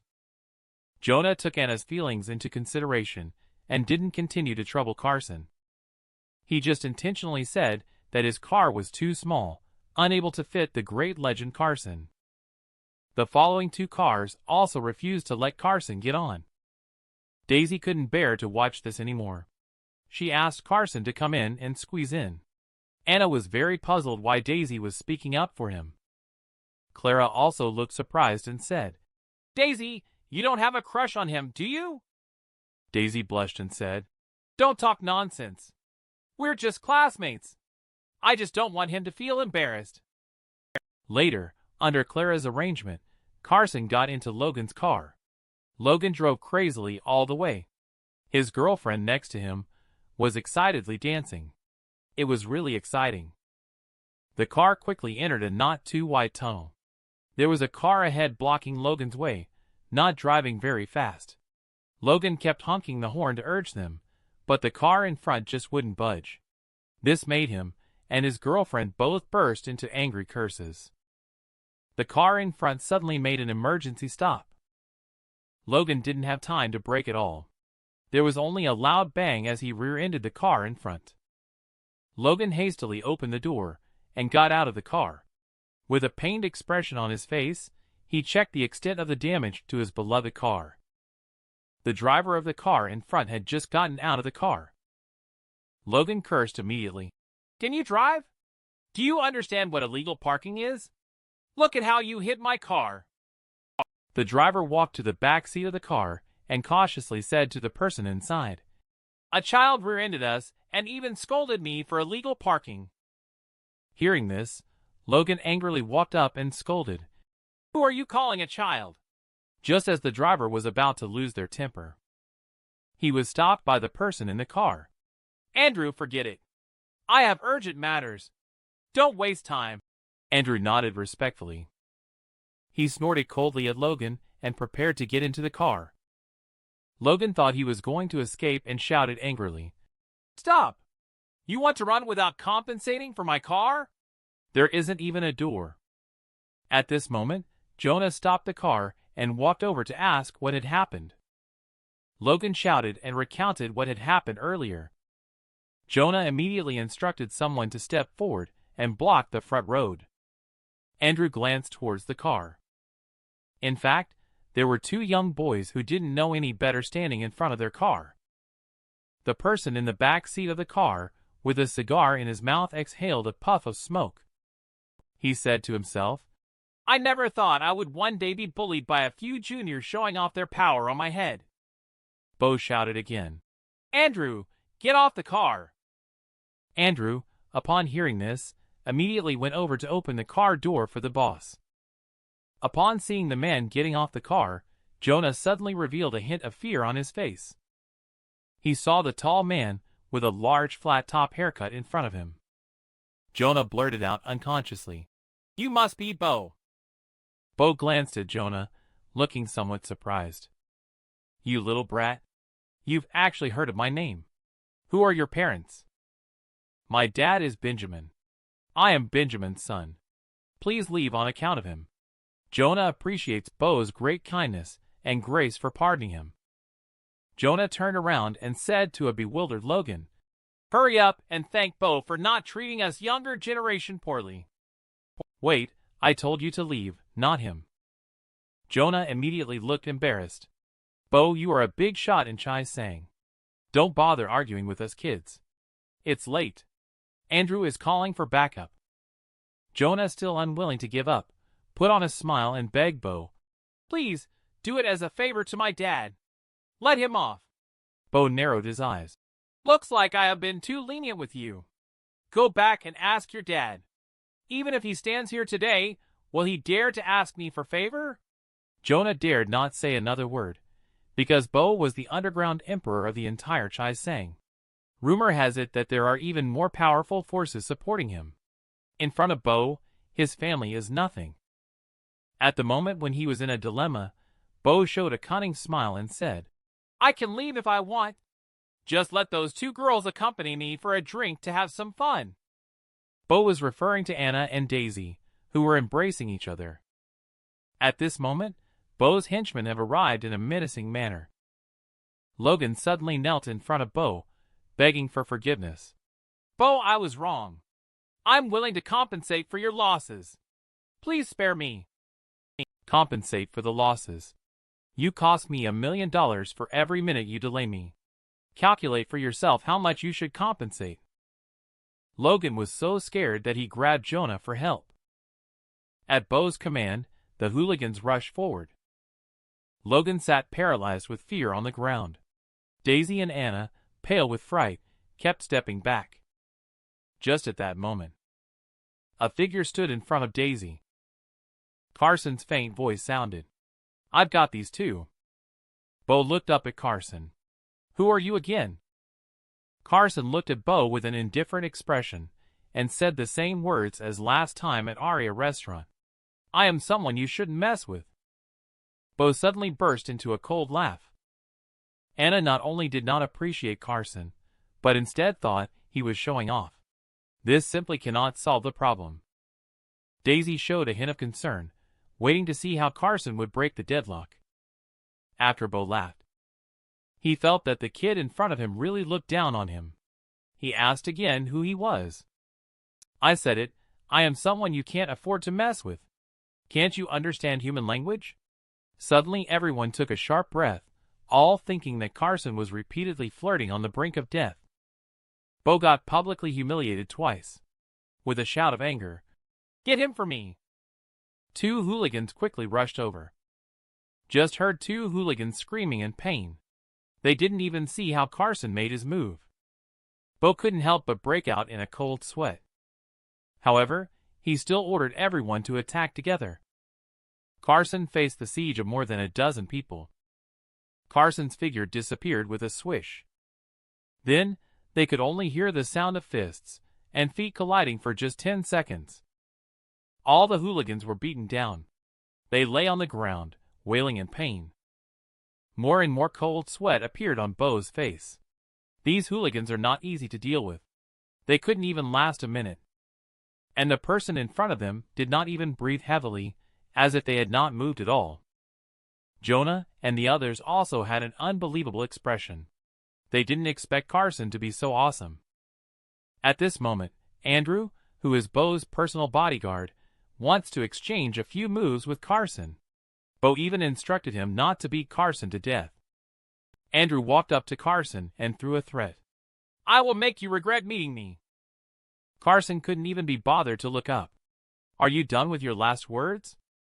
Andrew was thoroughly angered with a loud shout. A powerful aura burst out from his body. Then he threw a punch towards Carson. There was only a loud bang. Carson didn't seem to have made a move. Just then, Andrew was spurting blood wildly and flew out. It's not that Carson didn't make a move, but it's because he was so fast that their naked eyes couldn't see him. Bo was so scared that the cigar in his mouth fell out. Andrew, however, is a retired Special Forces soldier that he paid a high price to hire. Jonah's back suddenly felt cold. Fortunately, he did not take action to teach Carson a lesson before. Anna finally knew Carson's bottom line. But in this era of competing financial strength and resources, she thinks he still can't compare to Henry.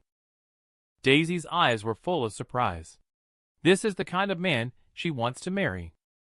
Andrew sat on the ground, clutching his arm in extreme pain. He told Bo that the person in front of them was likely a legendary martial art cultivator. Upon hearing, "martial art cultivator," a flash of fear crossed Bo's eyes. However, he quickly regained his composure. He proposed that Carson become his bodyguard for a monthly salary of 100,000. Today's matters will end here. Jonah and the others' eyes showed enthusiasm. 100,000 is nothing. The main thing is Bo's reputation, which is where the real value lies. However, Carson had a disdainful look on his face. "Let me be your bodyguard. Are you insulting me?" Bo got completely enraged after being slapped in the face for the third time. He suddenly pulled out a handgun and pointed at Carson. "You dare to give face, and then take it away. Can you beat a gun?" Jonah and the others panicked again. Even if Carson is powerful, he definitely can't beat a gun. Carson is not panicking at all in the face of the muzzle of a gun. He just gave Bo a warning look with red eyes. "I'll give you a chance to put down the gun and kneel in front of me for mercy. I can spare your life." Others need a pill furnace Carson for refining pills, but Carson doesn't even need a pill furnace. Just now, Bo was pointing a gun at Carson with a smug look on his face. They saw Carson unmoved. Anna yelled angrily. Carson, can't you just compromise? Saving your life is what's most important. Carson still looked at Bo coldly, even though he couldn't stop the bullets now. He still had many means to quietly kill Bo before he fired a shot. Suddenly, his phone in his pocket rang. Carson answered the phone. It's Kinsley calling. Ask him when he will come to help Kim Grandpa with his illness. Carson said he is free now, but can't leave for a while. Kinsley immediately said she might be able to help. Carson glanced at Bo and said, It's a guy named Bo pointing a gun at me. I have to deal with him first before going to your place. Carson looked strangely at Bo, not knowing what Kinsley said on the phone. He actually handed his phone to him. Someone wants to talk to you. Bo sneered contemptuously. Let me hear who you can bring in. Bo had just put his phone to his ear when Kinsley's angry shout came through. Bo, what are you trying to do? You dare to offend even the distinguished guests of my grandpa. Upon hearing this voice, Bo's face turned ugly with fright. Miss, where did you hear such words? How could I dare to offend Grandpa's distinguished guests? The high school student in front of you is Grandpa's distinguished guest. I don't even dare to speak loudly in front of him. Bo trembled all over and started shaking when talking to Carson.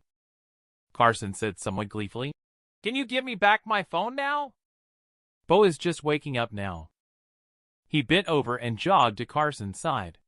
With utmost respect, he handed the phone to Carson, realizing that Carson was someone he had underestimated. Please forgive me, Carson. Carson took the phone without paying attention to Bo Kinsley's plea on the other end, saying that he had already reprimanded Bo and asking Carson to spare his life. Carson truthfully said he didn't want to kill anyone. After promising, he hung up the phone. Seeing Bo standing respectfully in front of him, Carson let the matter go. Don't look so strange, he said. Bo finally breathed a sigh of relief as if granted a reprieve. Andrew and those hooligans looked incredulous. Is this still the terrifying Bo that everyone feared? Jonah, Logan, and others were also dumbfounded. They suddenly felt like they couldn't keep up with the pace. After things were settled, Carson turned to Anna and Daisy saying, I have something to take care of. You two can go ahead. Anna nodded quickly. Daisy seemed to have something else to say to Carson. But she was dragged away by Clara and others who had already been frightened. Arriving at the Kim family, Grandpa Kim bowed and greeted Carson Kinsley, and Carson followed suit and called out, Carson, as well. Carson nodded and walked straight into the living room. He saw a pile of strange and exotic medicinal herbs on the table. He immediately brightened up. These are all high-quality medicinal herbs.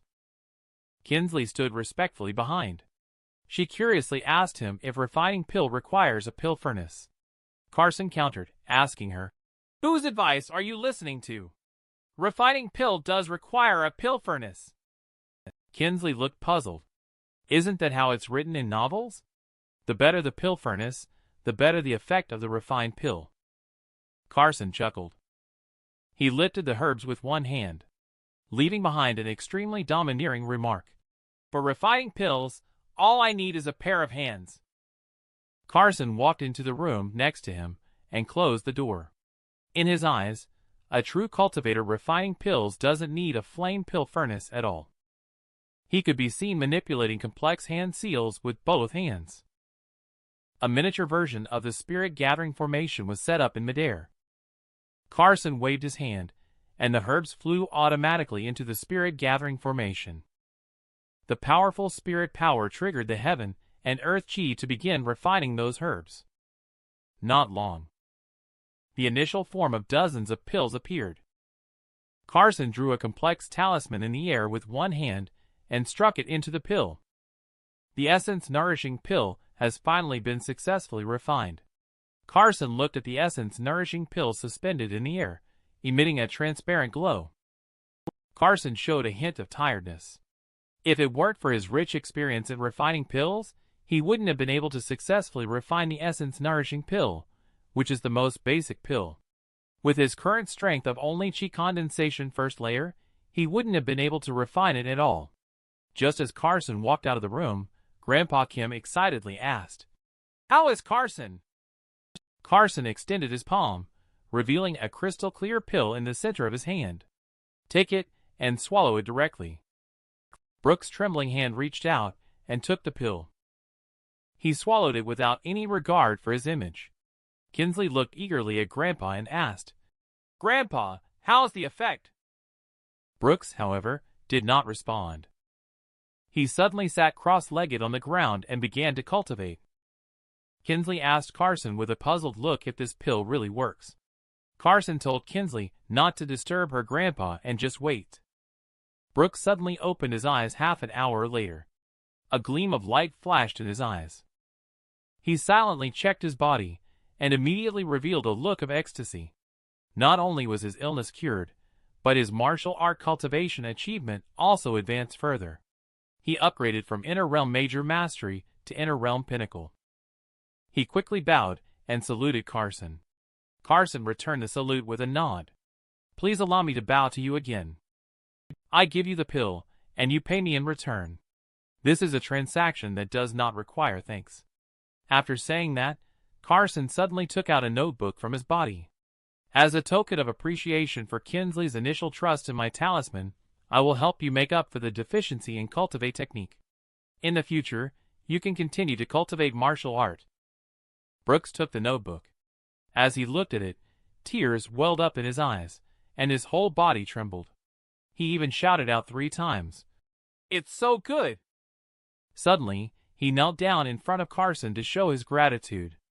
"I have no way to repay Carson's kindness. Please allow me to kneel down." Kinsley let out a cry of astonishment, very confused. Brooks turned his head and scolded Carson for kneeling to thank him. Kinsley, although unwilling, did not dare to resist. She could only kneel down in front of Carson. Kinsley had no idea about this favor.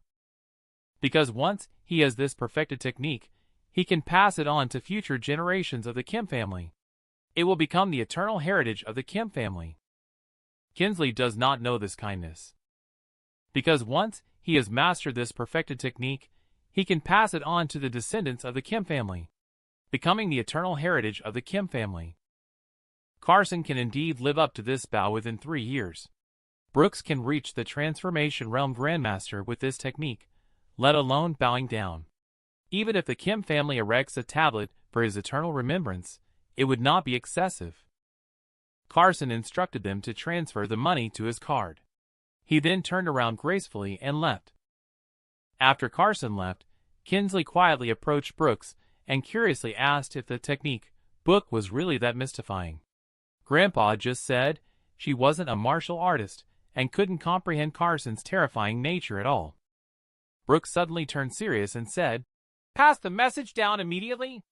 In the future, anyone from our Kim family must never offend Carson. If anyone disobeys, they will be expelled from the Kim family directly. Especially your unreliable father. Keep an eye on your subordinates. If something like today happens again, don't blame me for not giving him any face. Also, add an extra 0 to the transfer you made to Carson."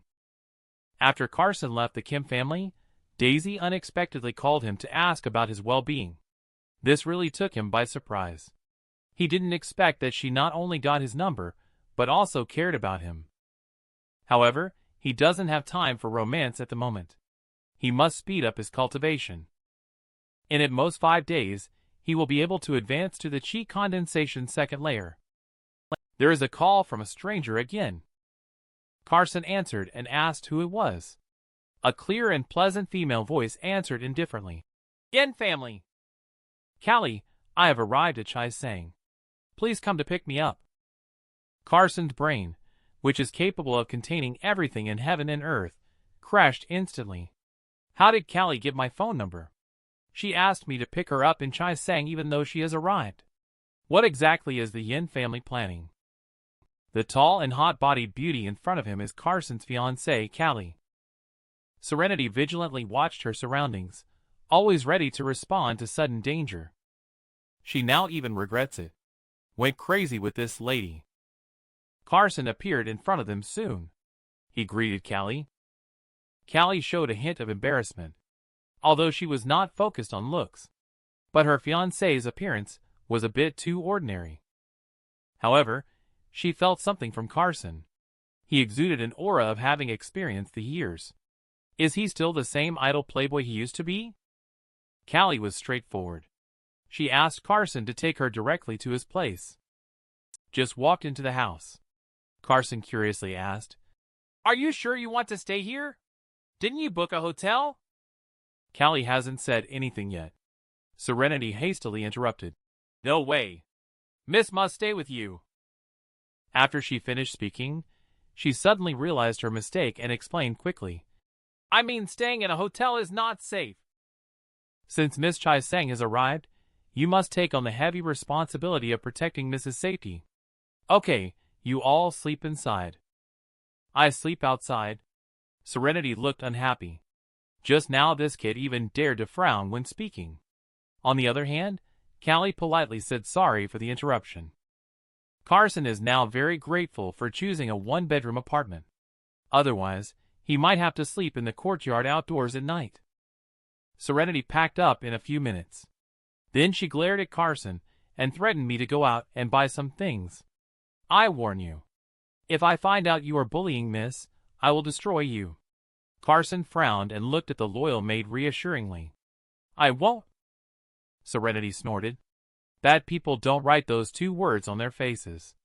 Also, before I come back, you must not let Miss leave your side. There are many people who wish for something to happen to Miss." At this time, Callie's voice rang out. "Serenity, go ahead. I believe in his character." It seems that Carson's quiet life is about to come to an end. After Serenity left, the atmosphere in the room suddenly became quiet. The conversation between the two was simply awkward. "Do you want some water? I've already had some on the high-speed train." "Okay." The brief conversation ended. The two of them were silent again, extremely quiet. Callie found it very strange. It was rumored that this guy was a haughty and arrogant playboy. He even abandoned the exam halfway. But the guy in front of her was almost unrecognizable compared to those rumors. Carson is not in the mood to appreciate this peerless beauty now, because the heaven and earth chi of jade in the spirit gathering formation is almost depleted. He must quickly find new jade. But those jades containing heaven and earth chi are too hard to find. For now, he can only go ask that inexpensive disciple. He should also teach him some basic techniques, so that his cultivation achievement won't be too unimpressive. Otherwise, it would bring disgrace to the sect. As for Miss Carson from the Yin family, she is currently at a loss and doesn't know how to respond. It seems that fate has undergone subtle changes due to his rebirth. The unpredictable future is causing a sense of crisis. Callie couldn't help but break the silence first. "Aren't you curious why I suddenly came to find you?" Carson slowly turned to look at Callie. "Why?" "Actually, I don't know why either. I just don't want my destiny to be controlled by others." Carson nodded in understanding and then fell silent. The two of them once again lapsed into an awkward silence. Callie, feeling irritated, turned and walked towards the bedroom. She couldn't help but think to herself that this guy really can't hold a conversation. Nighttime has arrived. Serenity's face was full of alertness. She gently pushed open the bedroom door and peeked out. She found Carson still sitting cross-legged on the sofa. She then snorted and forcefully closed the door as a warning. Carson suddenly opened his eyes and realized something was wrong. He slowly got up and silently walked into the yard. Then he muttered to himself, "Since you're here, show yourselves." 5 figures in ninja uniforms then appeared in front of him. One of them said, "You seem vigilant, Carson." Carson ignored him. Because Serenity heard the movement and had already run behind him, she asked Carson to protect Callie while she dealt with these few people. She then looked at the few people and demanded to know who sent them. The few people let out a series of lecherous chuckles. They clearly regarded the man and woman in front of them as easy targets. Serenity angrily shouted, "You are dreaming!" Her petite and delicate body suddenly burst out with a powerful aura. The leader of the ninjas showed a hint of surprise. Not bad. At such a young age, you have already reached the outsider realm pinnacle. The future is limitless. But unfortunately, you won't have a chance anymore. As soon as his words fell, the 5 ninjas all rushed towards Serenity. Serenity was completely unable to resist the combined attack of the 5 people. She was hit and flew back in midair. Serenity felt a sweet sensation in her throat and forcefully suppressed the urge to spit out blood as she asked loudly, "Which outsider realm pinnacle martial artist sent such a lavish gift to dispatch you all? Go ask King Yama when you reach the underworld." The leader of the ninjas grinned ferociously and launched another punch towards Serenity. Serenity disregarded her own safety and advised Carson to quickly take Callie and escape while she tried to stall for time. She froze right after speaking. Carson swiftly appeared next to her with a swoosh and punched Ninja Leader. The force of the collision caused a strong wind to blow, making it difficult for Serenity to keep her eyes open. A crisp sound of bones breaking was heard. Ninja Leader was sent flying like a torn sack by Carson. The black-clothed man sat on the ground with a frightened expression. He quickly retreated upon realizing that there was a mistake in the Inner Realm Major Mastery situation. The other 4 were instantly shocked. They couldn't believe that a young man turned out to be an Inner Realm Major Mastery. Just as they helped up the leader and prepared to escape, Carson's voice rang out like the sound of death pronouncing judgment. "Since you're here, you might as well all stay." As he spoke, at the same time, he had already taken action, instantly killing the 2 of them. 1 person was sent flying, and he took advantage of the 2 remaining people being stunned. He didn't know when he had arrived behind them. 2 gunshots rang out. The 2 people were killed on the spot. The leader, who was just knocked to the ground, was trembling with fear. He looked at Carson as if he had seen a ghost. "Who are you? Why do you care about the Yin family's affairs?" Carson looked down coldly and said, "I don't need to explain my actions to you." "Speak. Who sent you here?" Only saw the leader's body tremble violently a few times. He no longer had the aura of a living person. Carson couldn't help but look blank. He actually poisoned himself. He turned to ask Serenity who exactly wanted them dead. Serenity shook her head blankly, saying she didn't know. After all, there were too many people wanting to harm Callie. Serenity came to her senses and asked Carson how to dispose of the bodies. Carson replied without looking back, "Don't worry about it. Someone will come to clean up." The mastermind behind the scenes will definitely not allow their identities to be exposed in the sunlight. Sure enough, the next day as soon as the sun rose, the courtyard looked as if nothing had happened. When Serenity saw the scene, she suddenly felt a chill down her spine. Callie saw that Serenity's face was a bit pale. She asked her with concern what was wrong. Serenity made an excuse about possibly catching a cold and brushed it off. Carson had already bought breakfast for them at this time. He then gave Serenity an essence-nourishing pill. Serenity could tell just by looking at the pill that it was extraordinary. She thanked Carson and her attitude towards him began to change. Carson put the breakfast on the table and was ready to go out. He was then stopped by Serenity. "Later, have Miss follow you." Callie was stunned for a moment. She was very curious why Serenity wanted herself to follow Carson. Serenity scratched her head and awkwardly explained, Because I'm feeling a bit unwell. I'm afraid I might not be able to protect Miss, so I'll let Carson ensure your safety." Actually, she wanted to tell Callie about what happened last night. But she was afraid of making her worry, especially since she was injured herself. So she could only resort to this alternative. Callie, though puzzled, reluctantly agreed to it. Carson is feeling a headache as he is going to meet Disciple later with a stunning beauty by his side. It might be a bit troublesome. Others all wish they could show off with a beautiful young wife. But Carson feels she is a burden. The Taoist disciple knows that the master is coming. He has already prepared top-grade Billionaire tea early on. He saw the master accompanied by an unparalleled beauty, and asked with a smile, "Master, is this Madam Master?" Carson just sprayed the tea he had just drunk out of his mouth. Then he coughed lightly, and awkwardly explained that she was just a friend.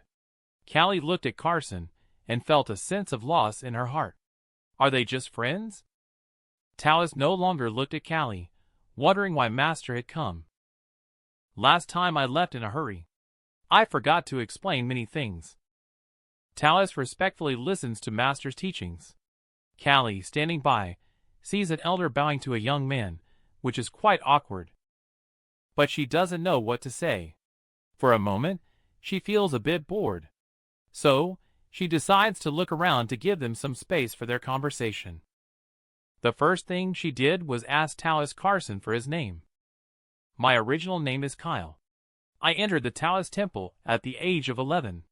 My Talis name is Kyson. That's good. Then I will call you Kyson from now on. Carson nodded. He reached into his pocket, took out a small booklet, and handed it to Kyson. This is a basic cultivate technique that I prepared specifically for you. If you can successfully enter the first layer and guide chi into your body within 3 days, I will consider formally accepting you as my disciple. Kyson knelt down, took the booklet with both hands, and said, "Thank you, Master." Carson suddenly looked serious, his voice turning cold. I entrust you with this technique. Remember not to disclose it. If you defy me, I will surely make your soul scattered. Yes. From now on, my life belongs to you. Whenever you give an order, I dare not disobey. Please get up. I have already used up the jade you gave me last time. Do you have more? If Master still wants it, we have to go to Spirit Mountain and search for it in Blackwater Pond. However, Blackwater Pond has ferocious demons. It's very dangerous. I suggest Master can go to Jade Gambling Venue first and take a look. Maybe they have what you are looking for. Carson thought for a moment. The demons in Blackwater Pond are just wild beasts that have absorbed the essence of heaven and earth, gaining intelligence. But with his current strength, it is still difficult to kill them. He can only wait to enter the chi condensation second layer before deciding.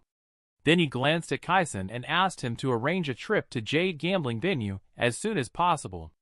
After finishing the instructions and preparing to leave, Kyson suddenly said nervously, Master, I have an earnest request. I want to follow by Master's side from now on. I hope Master can fulfill this wish and allow me to serve by Master's side. Carson naturally understood Kyson's intentions. However, he already had 2 troublemakers living there. He could only temporarily refuse. He would discuss it again after returning from the Jade Gambling Venue. Although that's what he said, Kyson knew that Master had actually agreed already. Carson and Callie are on their way home. The sky lit up with thunder and lightning, followed by a heavy rain. At 2 in the morning, all 3 of them had already fallen asleep. At this time, a fierce and evil white-haired elder pushed open the gate of the courtyard.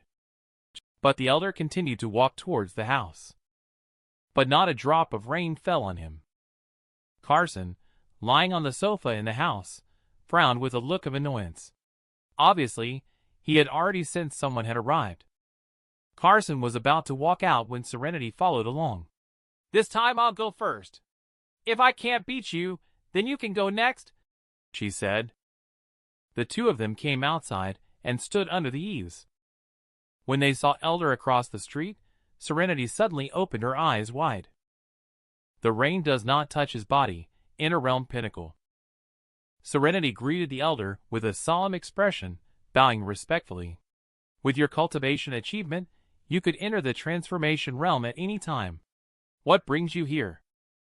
The Elder looked somewhat helpless. I came here just to break through to the transformation realm. I don't have many years left to live. Only by entering the transformation realm can I prolong my life. I want to borrow something similar to the Yin family's little girl for a trade. I don't know what you want to borrow. If my family's miss has it, I will definitely offer it to you with both hands. She must have it, because what I want to borrow is her life. Who asked you to come? Their offer really moved me. So, I have to swallow my pride and make a move on an ordinary girl. Serenity quietly reminded Carson that we are no match for him. You need to hurry and escort Miss to safety. Carson ignored Serenity's words and instead looked at the elder, asking with curiosity, I'm intrigued. What kind of conditions would make a martial artist at the Inner Realm Pinnacle interested? The elder's face showed a hint of longing. It was an opportunity to enter Void Mountain, because as long as one could come back alive from Void Mountain, they would definitely become a Grandmaster. Serenity's face was full of shock upon hearing this. Carson asked again where Void Mountain was, but the elder didn't know either. They would only tell him once he completed the task. Carson also wanted to ask who the they referred to by the elder. The elder no longer wanted to waste words, only to see his figure flash. He appeared in front of Serenity in an instant. He grabbed her throat. Serenity has always felt that there is a huge gap between herself and the Inner Realm Pinnacle. But if she tried her best, she could still withstand it for a while. But when she truly faced it, she realized that the Inner Realm Pinnacle was actually so terrifying. Serenity even gave up resisting and closed her eyes, waiting for death. Just then, a loud bang rang out. Serenity opened her eyes in suspicion. She found that the elder had actually retreated into the courtyard. He looked at Carson in shock. I can't believe you were able to block me. You've hidden well enough. Carson is also untainted by the rain. Tell me their identities.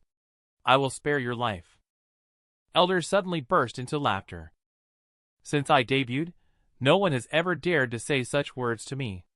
You are the first and the last. Elder stopped speaking, and a powerful aura burst from his body. He quickly arrived in front of Carson like lightning, and struck down with a palm in the air.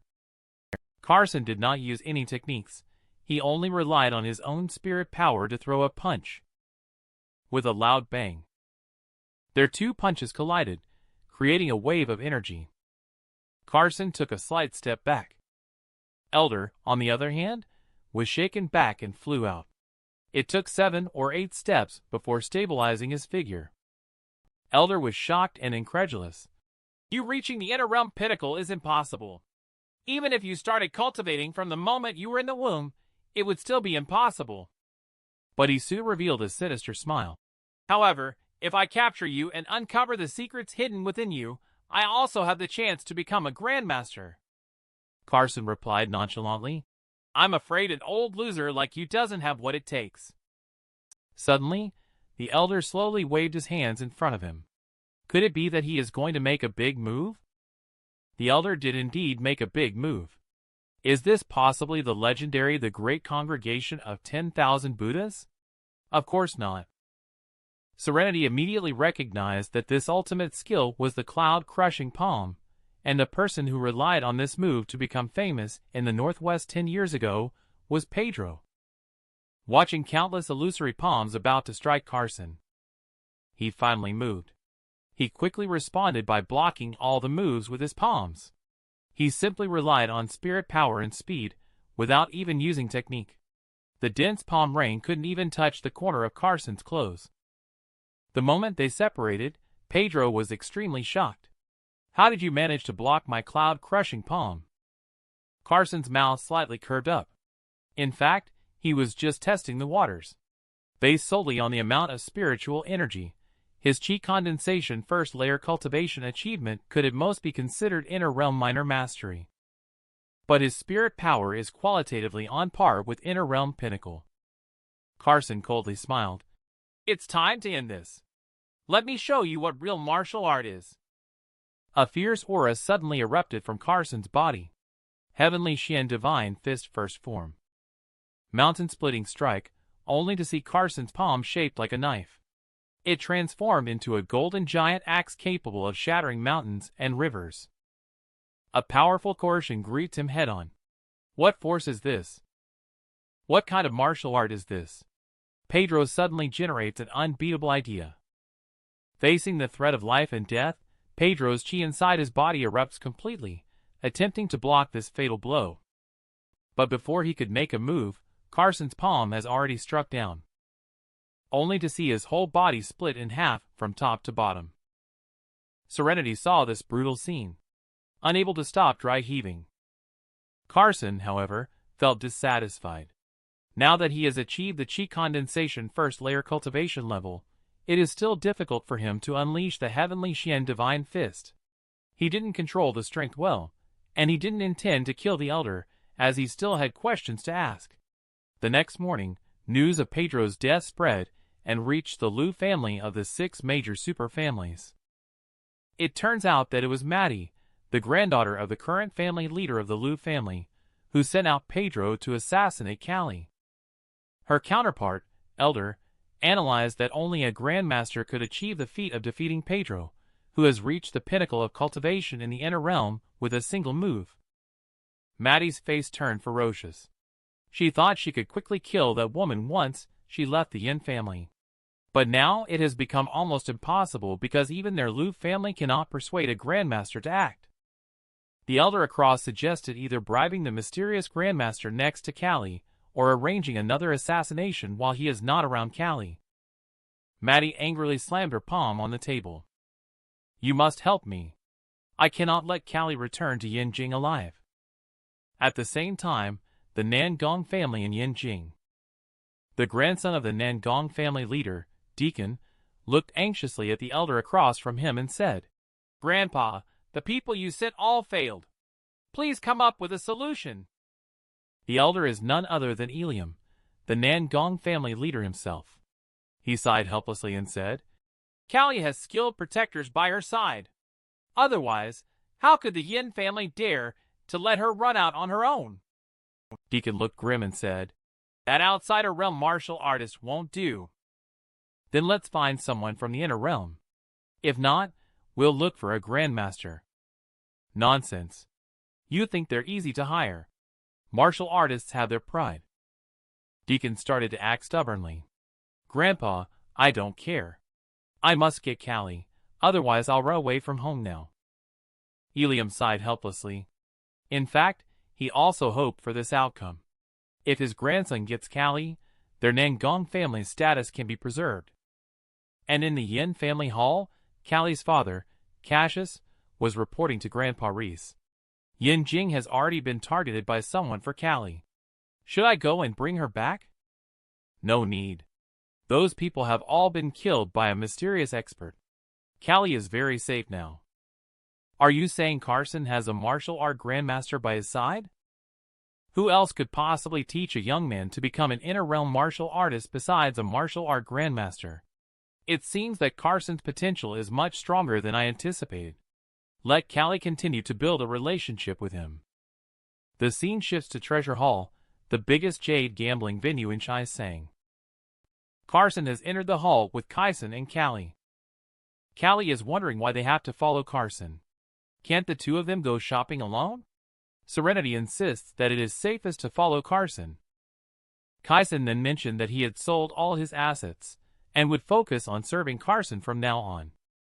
Because Kaisen had successfully guided Chi into the body within 3 days, he had the confidence to say these words. Carson nodded in satisfaction. He then instructed to call him young master in front of others. Kaisen proceeded to introduce the Treasure Hall. The Treasure Hall is the largest jade gambling venue in the entire region, where the participants in gemstone gambling are wealthy nouveau riches. Carson glanced at those raw stones, and some were indeed quite good.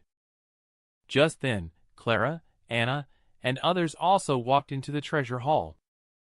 Anna is not very interested in these.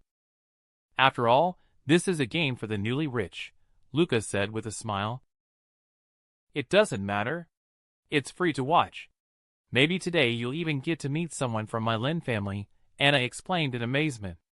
"Are you referring to the Lin family, the first noble family in Lin province?"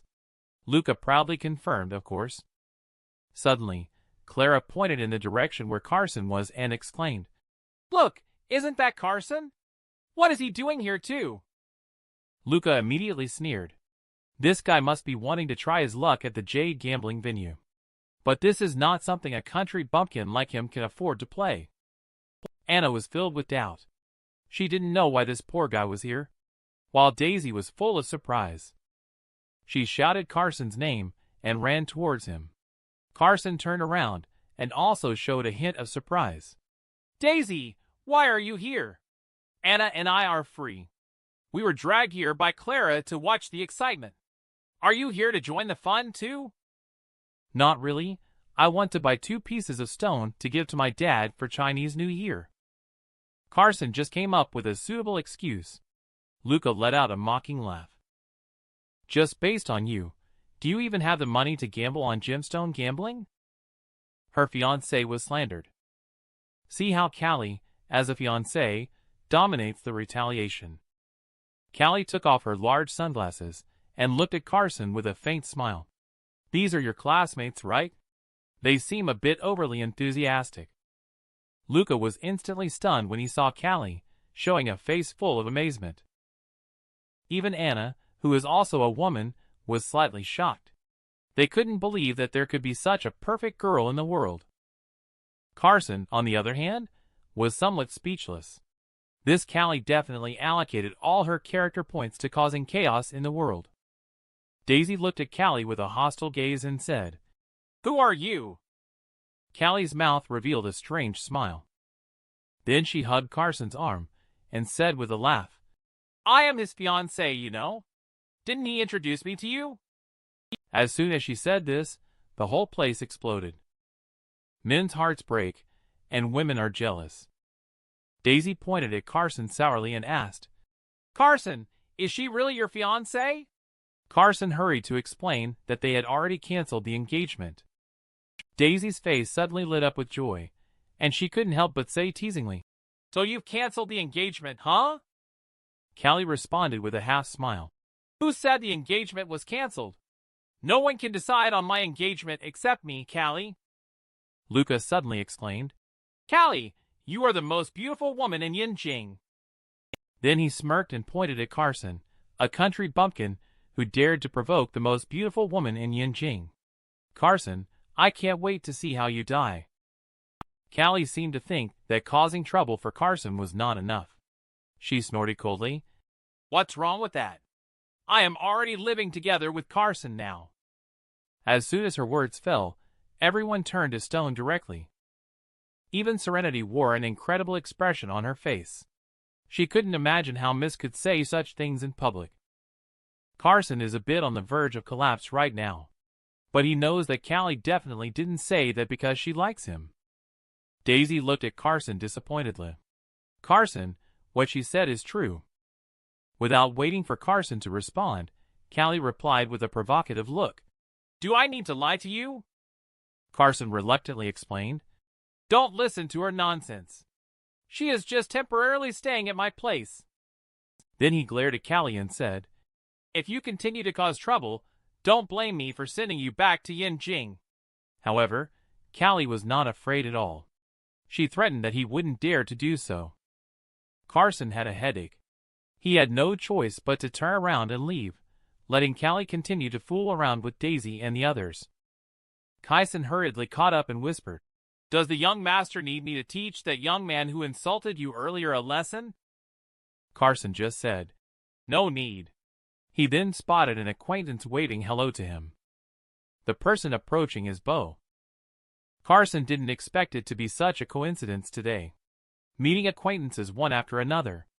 Bo chuckled.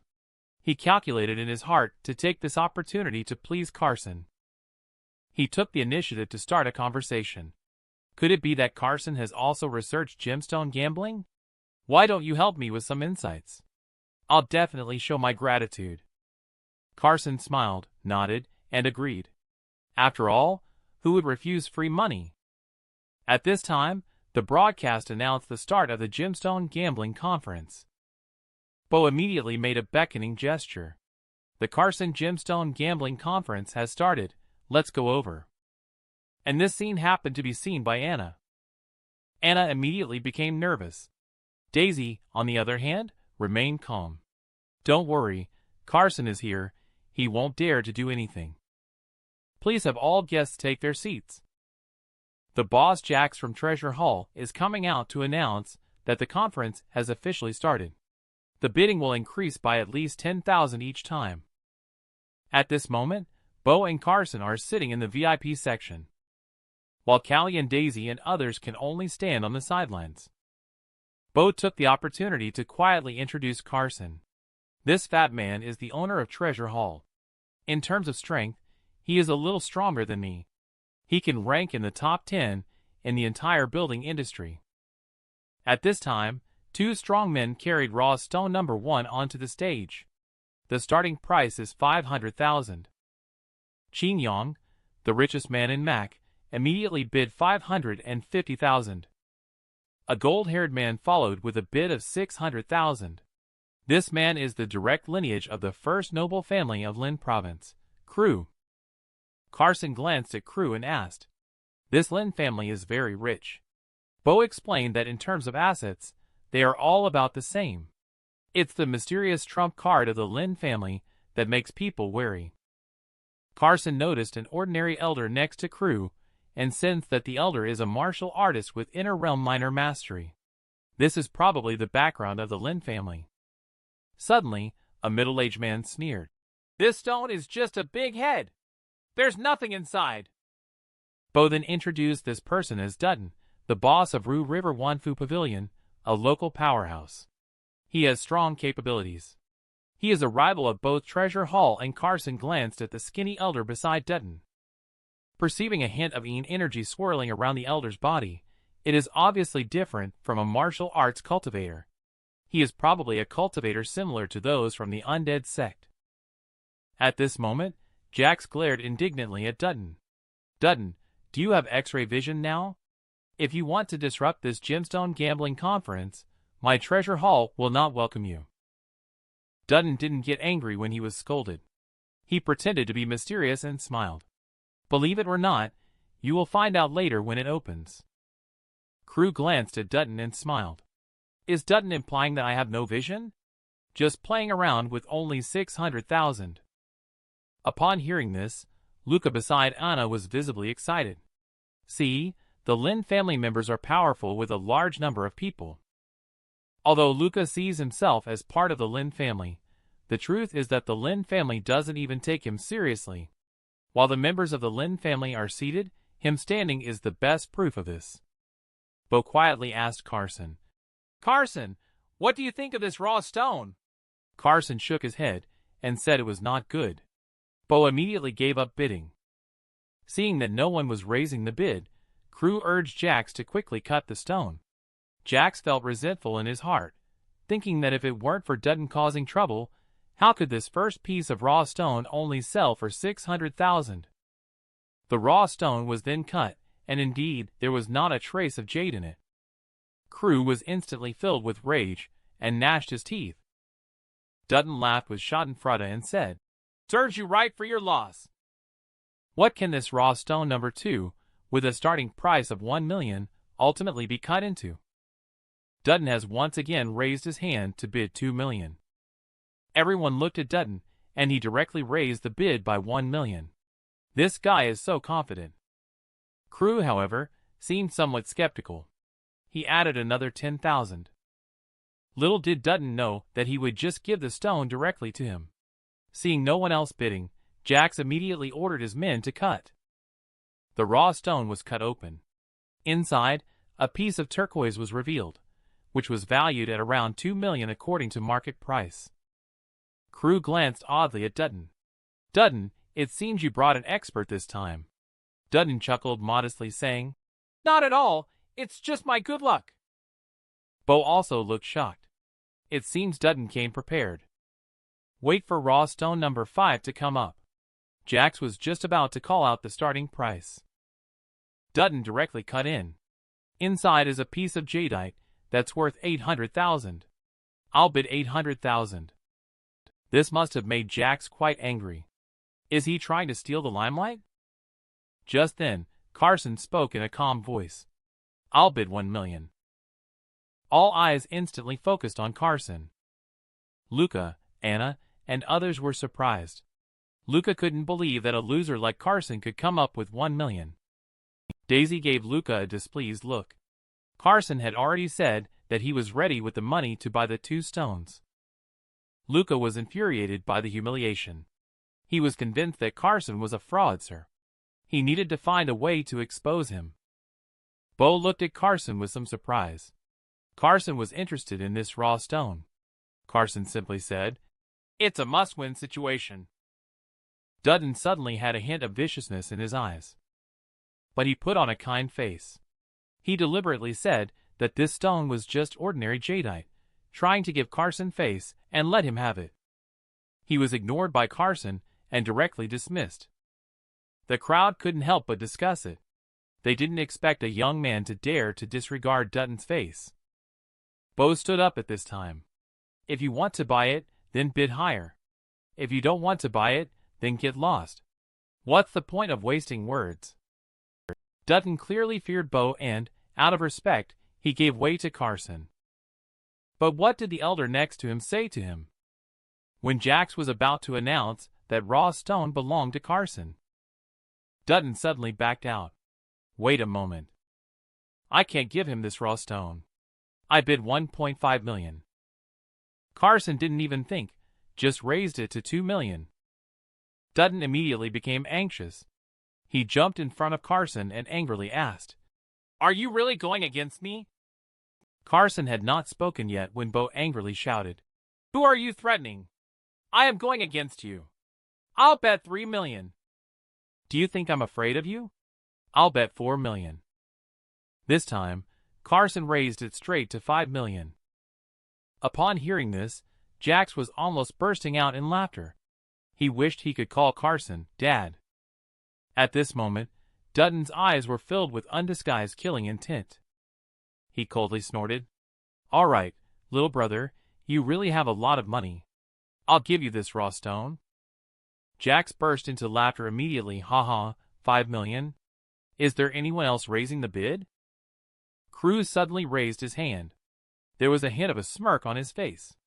"Wait. He looks like just a poor student. Does he have that much money?" Jax awkwardly looked at Carson. "They suspect you have no money." Before he could continue, Bo immediately spoke up. "He is my guest, Bo. Can I afford to have less money without you?" Carson took out a purple card and said faintly, "No need. There are 10 million in this card with a password of 6 zeros. Carson's move directly stunned everyone. He was simply too arrogant. He actually dared to say the password in public. Kaisen looked more and more respectful at Carson's face. Perhaps wealth is nothing in the eyes of the young master. He totally disdains it. Jax immediately announced to have someone check the money in Carrie's account. Crew had some doubts. He quietly asked Luca, "Are you sure he has no money?" Luca assured with a wicked smile, "Don't worry. I've been classmates with him for 3 years. How could I not know how much he has?" But his words were mercilessly refuted immediately. Jax laughed and said, "After checking, there is indeed 10 million in his account." Cruz stared fiercely at Luca and exclaimed, "How dare you play me like this, you bastard?" Luca was so scared that he sat on the ground. He refused to accept this fact. Even Clara was surprised. Only Daisy kept believing in Carson. Anna is finding it harder and harder to understand Carson now, feeling that he is hiding many secrets. Callie's eyes lit up. She didn't expect Carson to be so wealthy. She must make him switch to a bigger house when she goes back. Jack smiled and looked at Carson, this young brother. "Does this raw stone need to be cut on sight?" Carson nodded. "So what was cut out of it?" The raw stone cut turned out to be a cat's eye blood diamond so big that it was worth at least hundreds of millions. However, Carson disagreed. In his eyes, it was just a gem containing the flame element chi. At this point, Jax had already seen through Dutton's trickery. He directly exposed him for trying to buy valuable raw stones at a low price. Dutton immediately became the target of public criticism. Cruz stared coldly at Dutton. "Dutton, the Lin family will remember this debt." At this point, Jax personally handed the blood diamond to Carson, promising a gift in return after the conference ends. Carson, being offered something for nothing, of course did not refuse.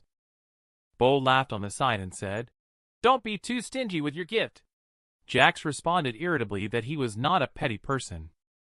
After receiving the blood diamond, Carson immediately threw it to Kaisen and asked him to keep it for safekeeping. Daisy's face was full of admiration as she watched this scene.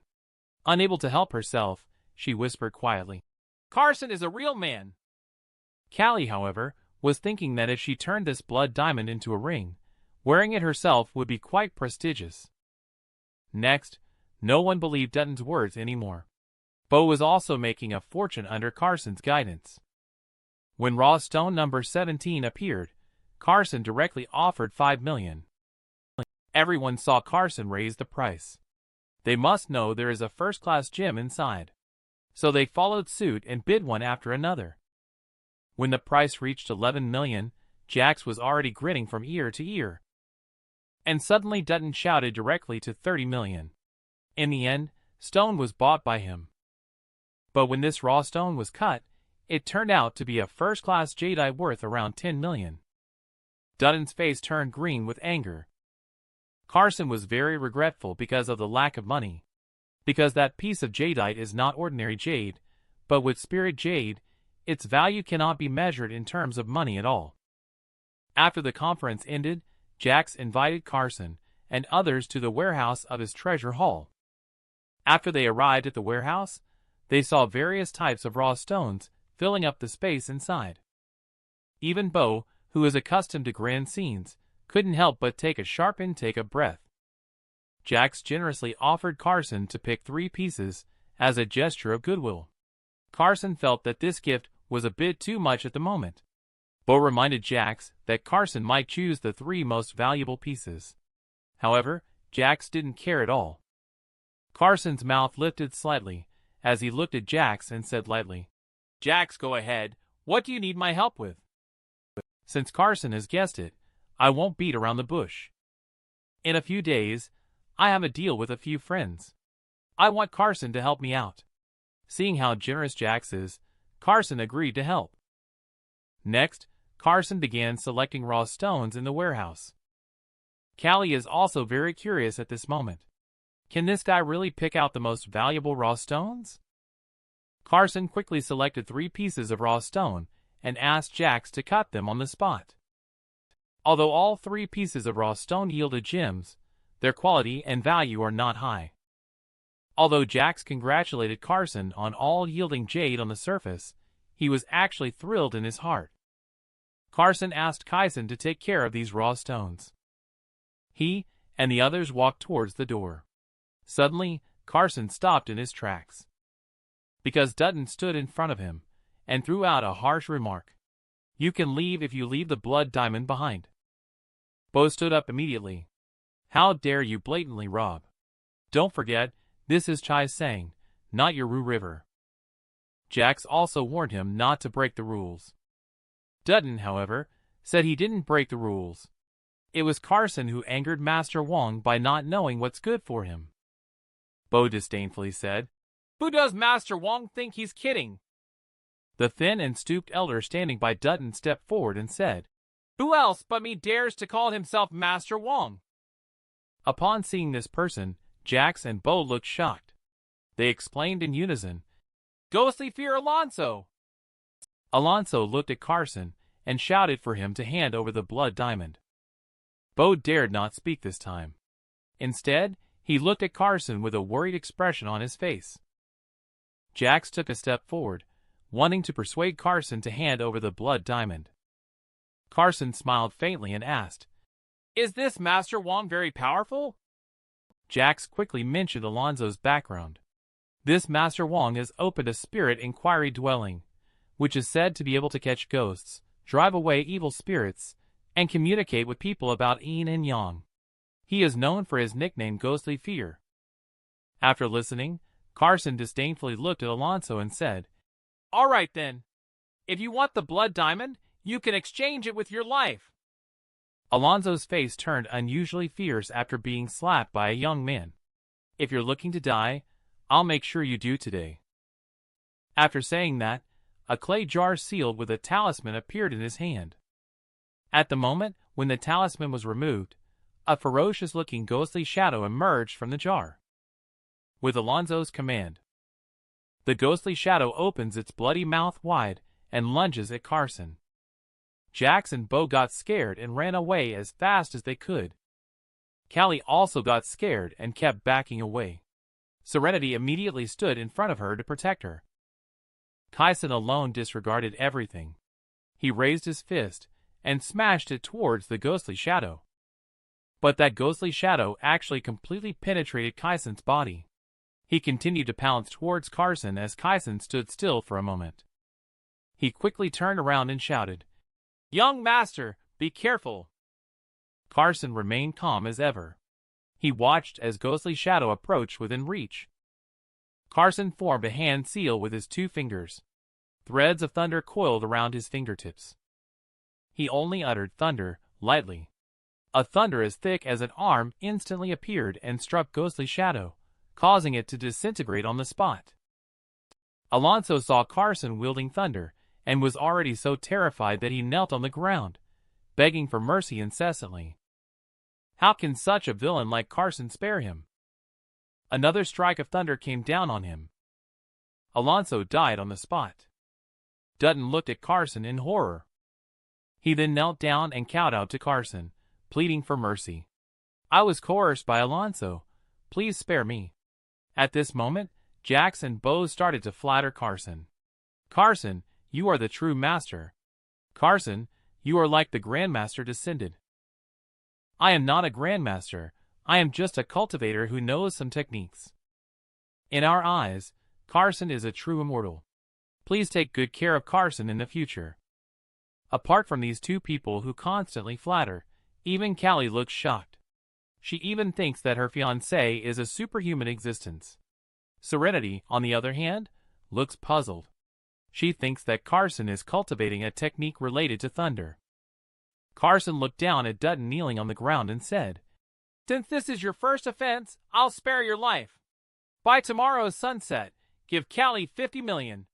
You are not allowed to set foot in Chaiseng again. Otherwise, I will take your life even if I have to go to the ends of the earth." "I will obey all your commands," Dutton said firmly. Suddenly there was a burst of applause, really wonderful. I didn't expect to see the Taoist thunder technique today. It really broadened my horizons. Crew emerged from the shadows with a smile on his face. Then he said to the elder beside him, "I told you, Dutton, that loser couldn't stop them." "Right, Dane? I didn't say it wrong, did I?" Bo looked alertly at the 2 of them. "Crew, what are you trying to do?" Crew smirked sleazily and said, "Don't get worked up. I don't intend to offend a master." After speaking, Crew's gaze suddenly shifted to Callie. "I just want to invite this beauty to have a drink with me. I wonder if the beauty would honor me with her company." Serenity immediately shielded Callie behind her. Glaring angrily at Crew, she said, "Get lost." "Oh, it would be even better if the 2 beauties were together." "Uh-huh." Carson walked up to Serenity. He gestured for her to make a move, ready to see how strong her breakthrough skills were. Serenity nodded, and then her aura suddenly exploded. In an instant, she threw 5 or 6 punches at Dane, but he effortlessly defused them standing in place. Suddenly, Dane's eyes flashed red. He struck Serenity's chest with a palm strike. A trace of blood overflowed from the corner of Serenity's mouth. She took several steps back before barely stabilizing her stance. Dane did not pursue the victory, but instead sneered, "If it wasn't for Crew's mercy, I would have taken your life with that strike." Carson shook his head. It seems that Serenity's foundation is too weak.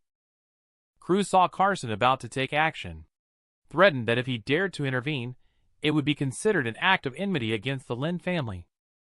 Carson looked disdainful. "In my eyes, your Lin family is nothing but ants." "Crew is furious that you dare to insult my Lin family," Dane crippled him. Dane immediately reached his hands out, forming sharp claws, and lunged at Carson. This man is so arrogant that he threw out a sentence directly. "I'll kill you like killing a chicken." Then he threw a simple and unpretentious punch. His bone shattered inch by inch, and he died on the spot. Crew had not yet recovered from his shock. Carson's cold voice rang out. "It's your turn. What do you want to do? If you dare to touch the Lin family, we will never let you get away with it. Today I will break both your legs as a punishment." "I was wrong. I didn't recognize the true situation. Please spare me. The Lin family will definitely show great appreciation." "It's too late." After saying that, he stomped and crushed Crew's legs. Crew let out a shocking scream while he regained his strength. He dared to shout that the Lin family will not let Carson off the hook. Carson just stared at him coldly. He didn't make a move. At this moment, Bo and Jax finally realized what a real ruthless person was like. Later, Carson returned to the residence with Kaisen and 2 girls, and arranged rooms for them. He finally had some quiet time. Then he placed the jade he had harvested this time on the table. With these jades, Carson will be able to step into the chi condensation second layer tomorrow. While Callie was lying on the bed playing with her phone at this moment, she was considering what excuse to use to trick the blood diamond over, thinking that making it into a ring would definitely be very beautiful. Her eyes were almost closed with a smile. Carson was cultivating all night. In the early hours of the morning, he suddenly opened his eyes wide. The aura on his body kept rising. Finally reaching the second layer of chi condensation, he can now choose a body refining technique to cultivate alongside. However, cultivation resources are scarce nowadays. He can only abandon the most potent 9 cycles golden body from his past life and choose the primordial immortal body. At noon, Serenity has already prepared lunch. At the dining table, Callie suddenly shows an unusually warm attitude towards Carson. She even helps him with the dishes and asks about his well-being. This leaves Carson completely puzzled. Serenity and Kaisen, who were sitting beside them, were looking extremely embarrassed. Callie finally stated her purpose. "Carson, can you lend me the blood diamond to take a look at it?" Carson finally figured out what she was up to. He simply ignored her. At the same time, the Lin family, the top noble family in Lin province. Crew sat in a wheelchair, roaring in anger. Lin family leader Dash sat in the main seat with a gloomy expression. Below, the Lin family members also had angry expressions on their faces, one by one. For a long time, Dash's eyes revealed a hint of ruthlessness. "Kenai, gather some people and deal with Bo. From now on, I want the underground world to bear the surname Lin." A young man in his late 20s walked out from the side and bowed to receive his orders. 3 days later, Carson and others were sitting in Bo's house. It turns out that Bo has been under intense retaliation from the Lin family these past few days. They have threatened to send experts to take his life tonight. That's why he called Carson to help out. In addition, there is also Jazel, the chief instructor of martial arts from the South Hong sect. However, Jazel looks down on Carson. His words are filled with disdain. Faced with Jazel's mockery, Carson chose to ignore it directly. Kaisen, on the other hand, was so angry that he vaguely wanted to teach him a lesson. Callie gleefully watched as Jazel, because in a while, it would be his turn to be slapped in the face. When the clock's hands froze at 9 o'clock at night, Kenai had already walked in. "Bo, you actually found someone to help. It seems you intend to refuse my conditions." "Kenai, don't push your luck. I have already given up a third of the territory. Bo is the one who broke Crew's legs. The Lin family has no reason to look for you." Bo gave Carson a displeased glance. He really wanted to shift the blame onto Carson. Jazel took the initiative to fight. Kenai took the first shot. The two of them fought fiercely for a while.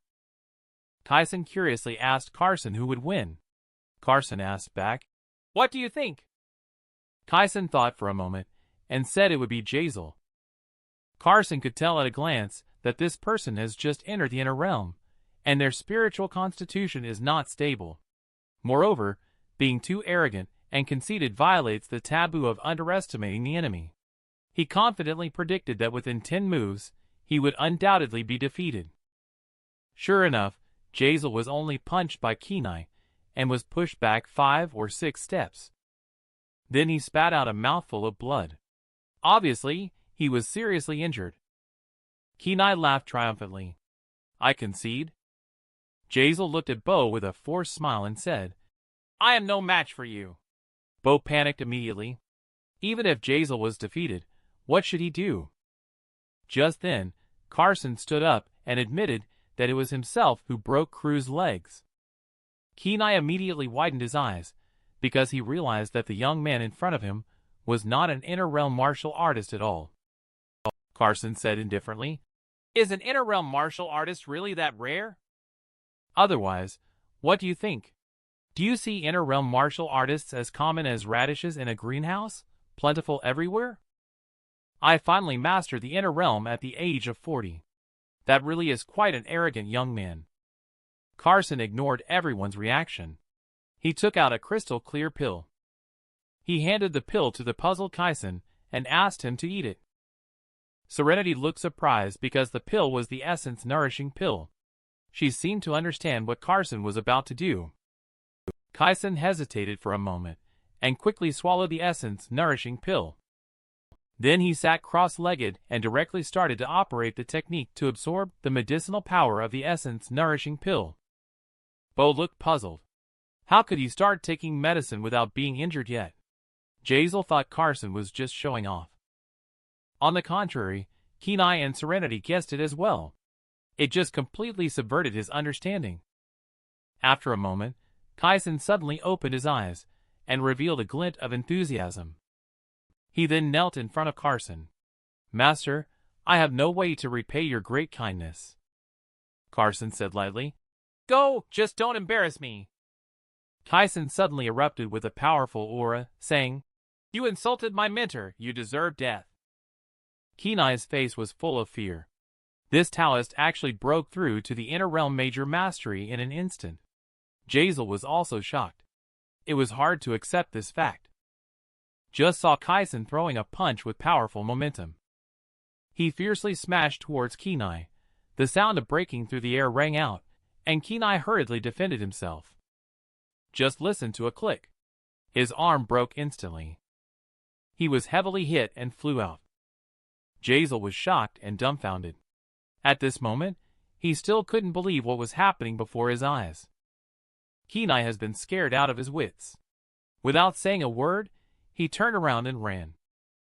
Kaisen's figure flashed as he swiftly delivered a powerful punch to Kenai's back. Kenai was once again sent flying by the impact. The punch resulted in Kenai being killed on the spot. At this moment, Kaisen in a Taoist robe looks like the arrival of true warrior great deity. I have said that if you insult my master, you should be killed. Jazel knelt down in front of Carson with a thud, trembling in fear. Master, my dog eyes were wrong just now, and I have offended you. Please forgive me. Jazel is not stupid. In the blink of an eye, he has created a master of the inner realm. Isn't this young man's strength ridiculously strong? If he doesn't kneel down and beg for mercy now, he may end up just like Kenai. Carson ignored Jazel, didn't even look back, and casually said to Bo, If any more members of the Lin family come to provoke, tell them to come find me directly. After speaking, he and Kaisen walked towards the door. This master-disciple duo is simply too courageous. A statue of the King of the Earth Bodhisattva, a piece of jade 8 trigrams, and a jade pearl. These are the treasures that Jax invited Carson to help him control. And these 3 things are exactly what Dutton brought. So Jax didn't dare to tell Carson the truth at that time. This time, Jax also invited 2 heavyweight figures. One is Wesson, the #1 person in South Ridge Prefecture, and the other is Nixon Immortal Dutton from Jia Mountain Spirit Taoist Temple. Unexpectedly, Carson also came this time. Moreover, the 50 million he promised in the past has not been transferred to him. But this time, he had the help of a powerful figure behind him. He soon didn't take Carson seriously again. Carson sensed a trace of spiritual energy fluctuations on Nixon Immortal's body. It seems that there are indeed cultivators on Earth. Nixon Immortal took the first shot. He simply pointed his finger at that pearl. The pearl suddenly emitted a blue light. Everyone only felt a refreshing coolness emanating from the pearl. Nixon Immortal then spoke up. This pearl should be a relic left by an enlightened Taoist master. It is imbued with spiritual energy that has the effect of refreshing the mind, improving sleep. When he pointed his finger at the statue of the king of the earth Bodhisattva, the statue suddenly burst out with a dazzling golden light. Nixon Immortal exclaimed in surprise. It turned out to be a Bodhisattva statue that had been blessed by an enlightened Taoist master. He then looked at the 8 trigrams and shouted, "Open!" However, nothing unusual happened this time. Nixon Immortal shook his head, indicating that he himself didn't see anything special. Dutton, standing beside him, laughed disdainfully and said that this piece of jade 8 trigrams happened to be the most precious of the 3 treasures. Then he turned to the Taoist standing next to him and gestured for Marlin to explain. Marlin stroked his beard and looked at Nixon Immortal, saying, "Your achievements are too shallow. Don't come out to embarrass yourself in the future." Nixon Immortal's face reddened with anger, and he said to Marlin, "I have never heard of someone like you either." "That's because you are ignorant." With that, he pointed to jade 8 trigrams. The originally plain and unremarkable jade 8 trigrams suddenly burst into a dazzling light like ripples of water. A gentle and comfortable airflow slowly entered everyone's body, just like a mother's embrace in childhood. Nixon Immortal immediately clasped his fists in apology. "It turns out that you are a master. I was blind and offended you just now. Please forgive my rudeness, senior. Go back and practice for another 30 years. This is a ritual implements that can nourish the body and promote longevity." When he said this, the scene suddenly exploded.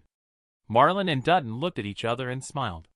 There was a hint of satisfaction in their eyes. Jax doesn't quite believe that Dutton is willing to part with these 3 treasures. He respectfully smiled and asked Carson to help him appraise it. Just as Carson was about to make a move, Dutton and Marlin mocked him. Carson picked up the jade 8 trigrams and retorted, "Are you really going to make me say it?" Dutton felt a little nervous in his heart but remained silent. Marlin raised an eyebrow on the side, urging him to speak up. Carson waved his hand, indicating that all 3 items are counterfeit. The scene immediately burst into an uproar. They simply did not believe what Carson said. Carson began to expose the trick one by one. This pearl is just an ordinary glass bead infused with a trace of yin energy. Prolonged contact will only attract yin energy to oneself.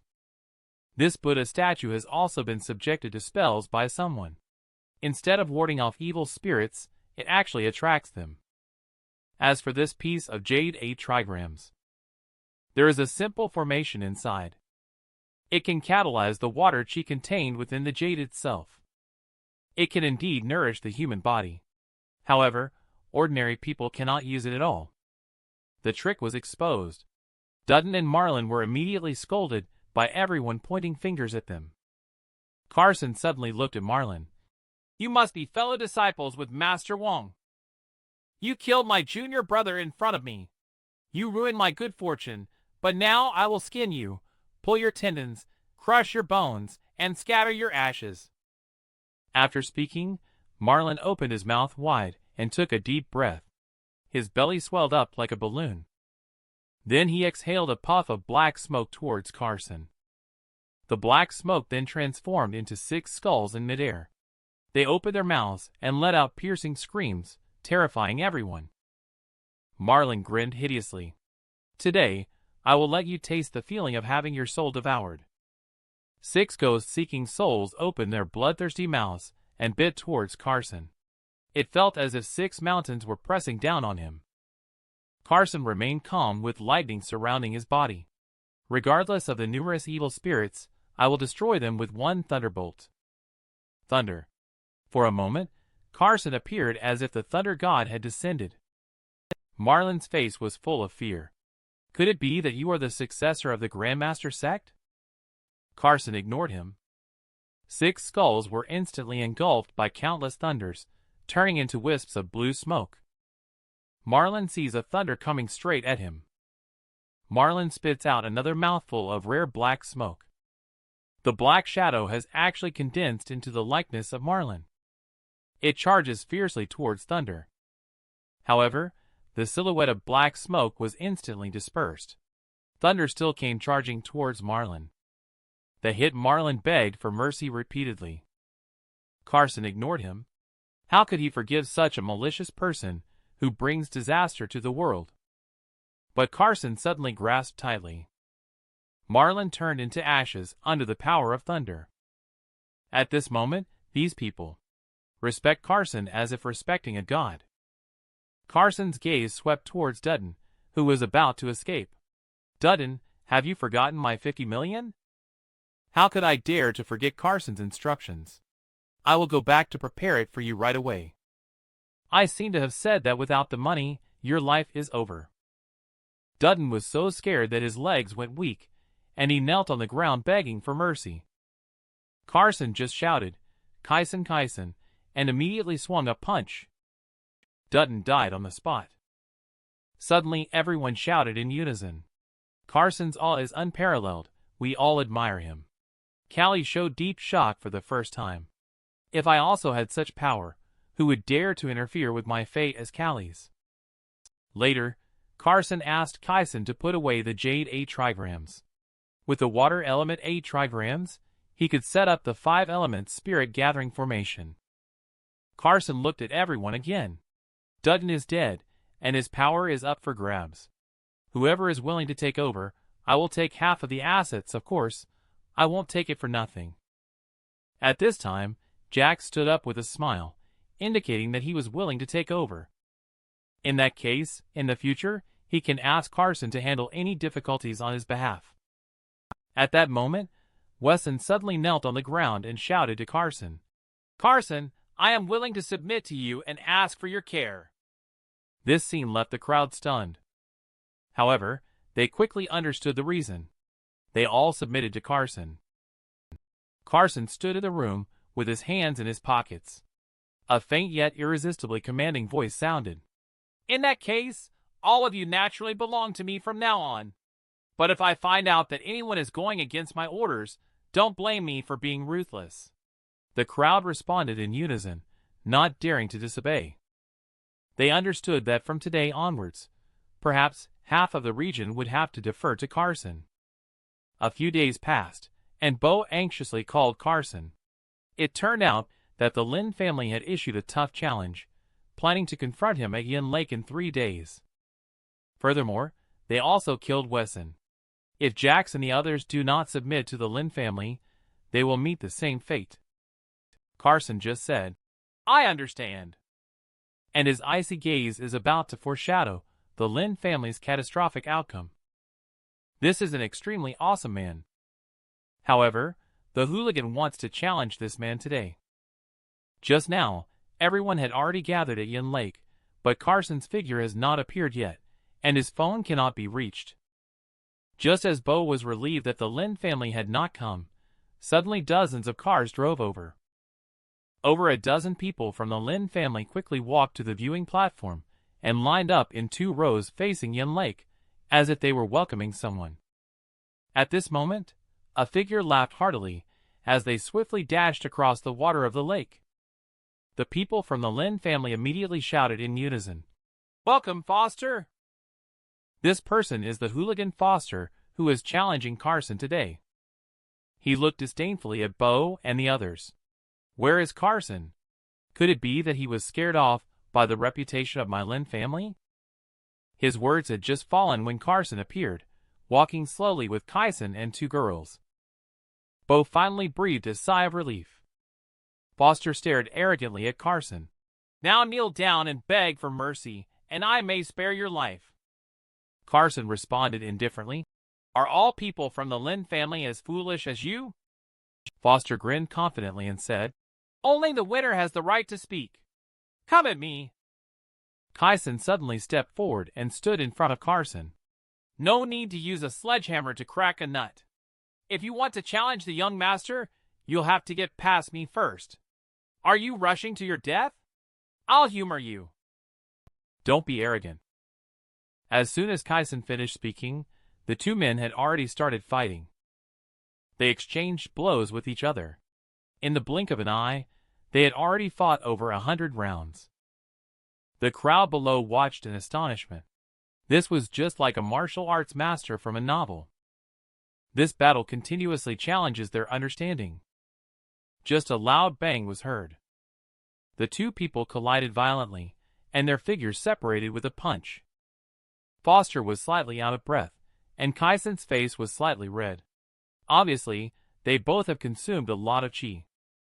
At this moment, a member of the Lin family handed Foster a sword. Foster sneered. The Lin family is not just known for martial arts, but also for swordsmanship. Today, I will defeat you with my sword. Then he performed a move called Dragon Gate Triple Waves. Kaisen threw a punch. It was the Heavenly Mystic Three Fists First Form Mountain Splitter that Carson passed down to him. They clashed their fists and swords, erupting into a loud noise. The powerful energy swept through the entire scene. Suddenly, Foster's sword dropped to the ground. He looked at Kaisen in horror. What fist technique do you have that is so powerful? My fist technique is not even 1,000th as good as young masters. How can it be so powerful? It's because you are too weak. Foster's pupils suddenly constricted. Is this young man not an ordinary person? Or is his cultivation achievement so high that I cannot explore his realm? At this point, Foster suddenly turned around, stepped on the water, and ran wildly. Carson's emotionless voice sounded. Did I let you go?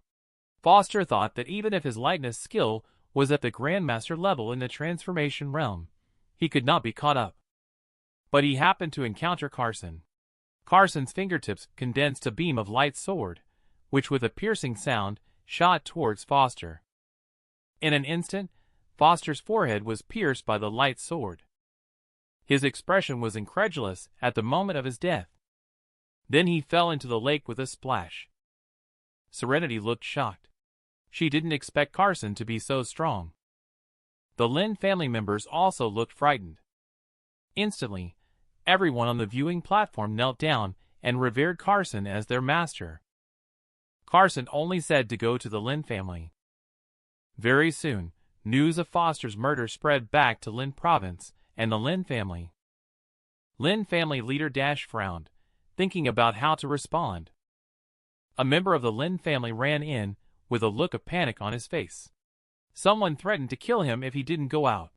When he heard that the visitor was a young man, he couldn't help but feel flustered. At this moment in the courtyard of the Lin family, Carson was confronting a hooligan, while facing off against a group of Lin family members. Keith from the Lin family stepped forward and said, Carson, you do have some skills. Now, are you ready to negotiate with us, the Lin family? Negotiate terms? You've got it wrong. I'm here for the extermination of a family. He finished talking, and then kicked the hooligan he was stepping on. Keith does not believe that he alone can take down the Lin family. Only to see Carson's figure suddenly disappeared. When he reappeared, all the people of the Lin family in the courtyard had been wiped out. The move just now was indeed the spirit power sword transformation, a sword strike that slays all beings. Dash in the hall is preparing to let Truid go out to check the situation. Carson has come in already. Dash is pale with fright. How did you come in? Where is Keith? Carson, you dared to be so arrogant here. Today you won't be able to leave. Unfortunately, the words of the dead do not count.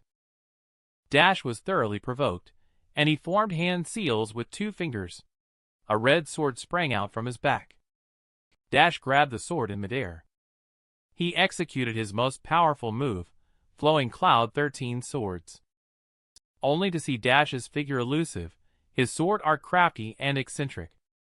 But in Carson's eyes, he moves as slow as an ant. This is simply child's play in the world of sword art.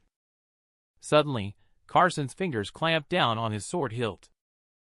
Then he unleashed a move called Mountain Splitting Strike. Dash was knocked back and sent flying. Carson nodded as he looked at Dash. Not bad. Taking a hit from me and surviving. You're stronger than Foster. Today's matters end here. From now on, there will be no more debts between you and our Lin family. It seems you still haven't heard clearly what I said. I am here for the extermination of a family. Do you have to be so thorough, Carson? Carson looked at him helplessly, shaking his head. Very well. Let you understand through death. Truett, come out. Truett stood behind Carson, bowing and addressing him as Master. Dash glared at the bowed Truett, asking, I have been good to you. Why betray the Lin family? Truett raised his head, a flash of hatred in his eyes. Dash, you sent my mother to the Valley of Despair and killed my father. You raised me just to continue using me. This is not treating me well. I wish for the Lin family to perish completely for generations to come. Moreover, Truett also informed Dash about the plan to harm Carson's family. So this time, Carson is determined to destroy the Lin family. Dash knew there was no hope of survival, so he could only fight to the death. A terrifying aura suddenly spread out from Dash. His body was suspended in midair. It turned out that Dash forcefully broke through to the transformation realm, but at the cost of depleting all his cultivation achievement. Although it only lasted for a moment, if he could kill Carson, it would be worth it. Carson shrugged indifferently, showing that he didn't take Dash seriously at all. This is a man who is arrogant to the extreme, but also unbelievably strong. Just now, Dash has broken through to the transformation realm. He launched a terrifying fatal blow towards Carson. Carson still punched out. Heavenly Xian Divine Fist second form river splitting. Dash's face showed great joy. He actually used his own fists to harden against sword, seeking death. But he soon couldn't laugh anymore, because Carson's punch contained the power to destroy the world. It instantly smashed into him. With one punch, Dash was obliterated without a trace. Carson gently gasped for breath. This punch also depleted nearly half of his spirit power, and he put away his contempt for the martial art grandmaster. Seeing Carson's invincibility, Truett was glad he had chosen the right person. At this time, people from the Lin family direct lineage began to flee frantically. Carson then used a move called Spirit Power Sword Transformation, instantly killing everyone on the spot. Carson gazed at Truett. The Lin family direct lineage has been wiped out. Resources cannot be wasted. Can you take control of the present Lin family? As long as the young master supports me, I am fully capable. The scene shifts to an underground auction in Darkwater County, Shay Prefecture. Daisy and Carson's class leader, Amelia, also arrived here.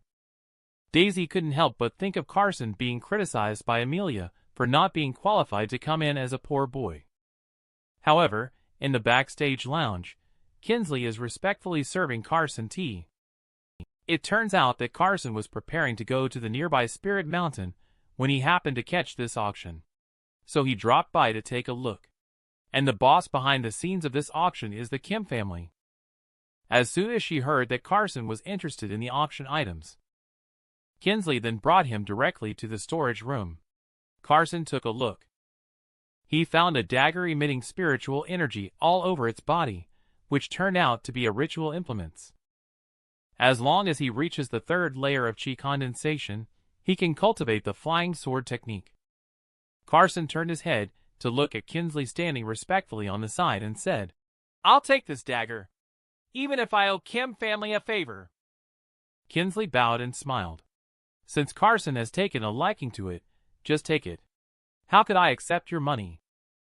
Later, the two of them walked out from the backstage. Daisy and Amelia were both surprised. They did not expect to be accompanied by Miss Kim from the Kim family. However, this aroused the hostility of Killian from the direct lineage of the Wei family. He immediately ordered Danny behind him to take care of Carson. Danny sneered and said, Don't worry. Dealing with him is as easy as squishing an ant.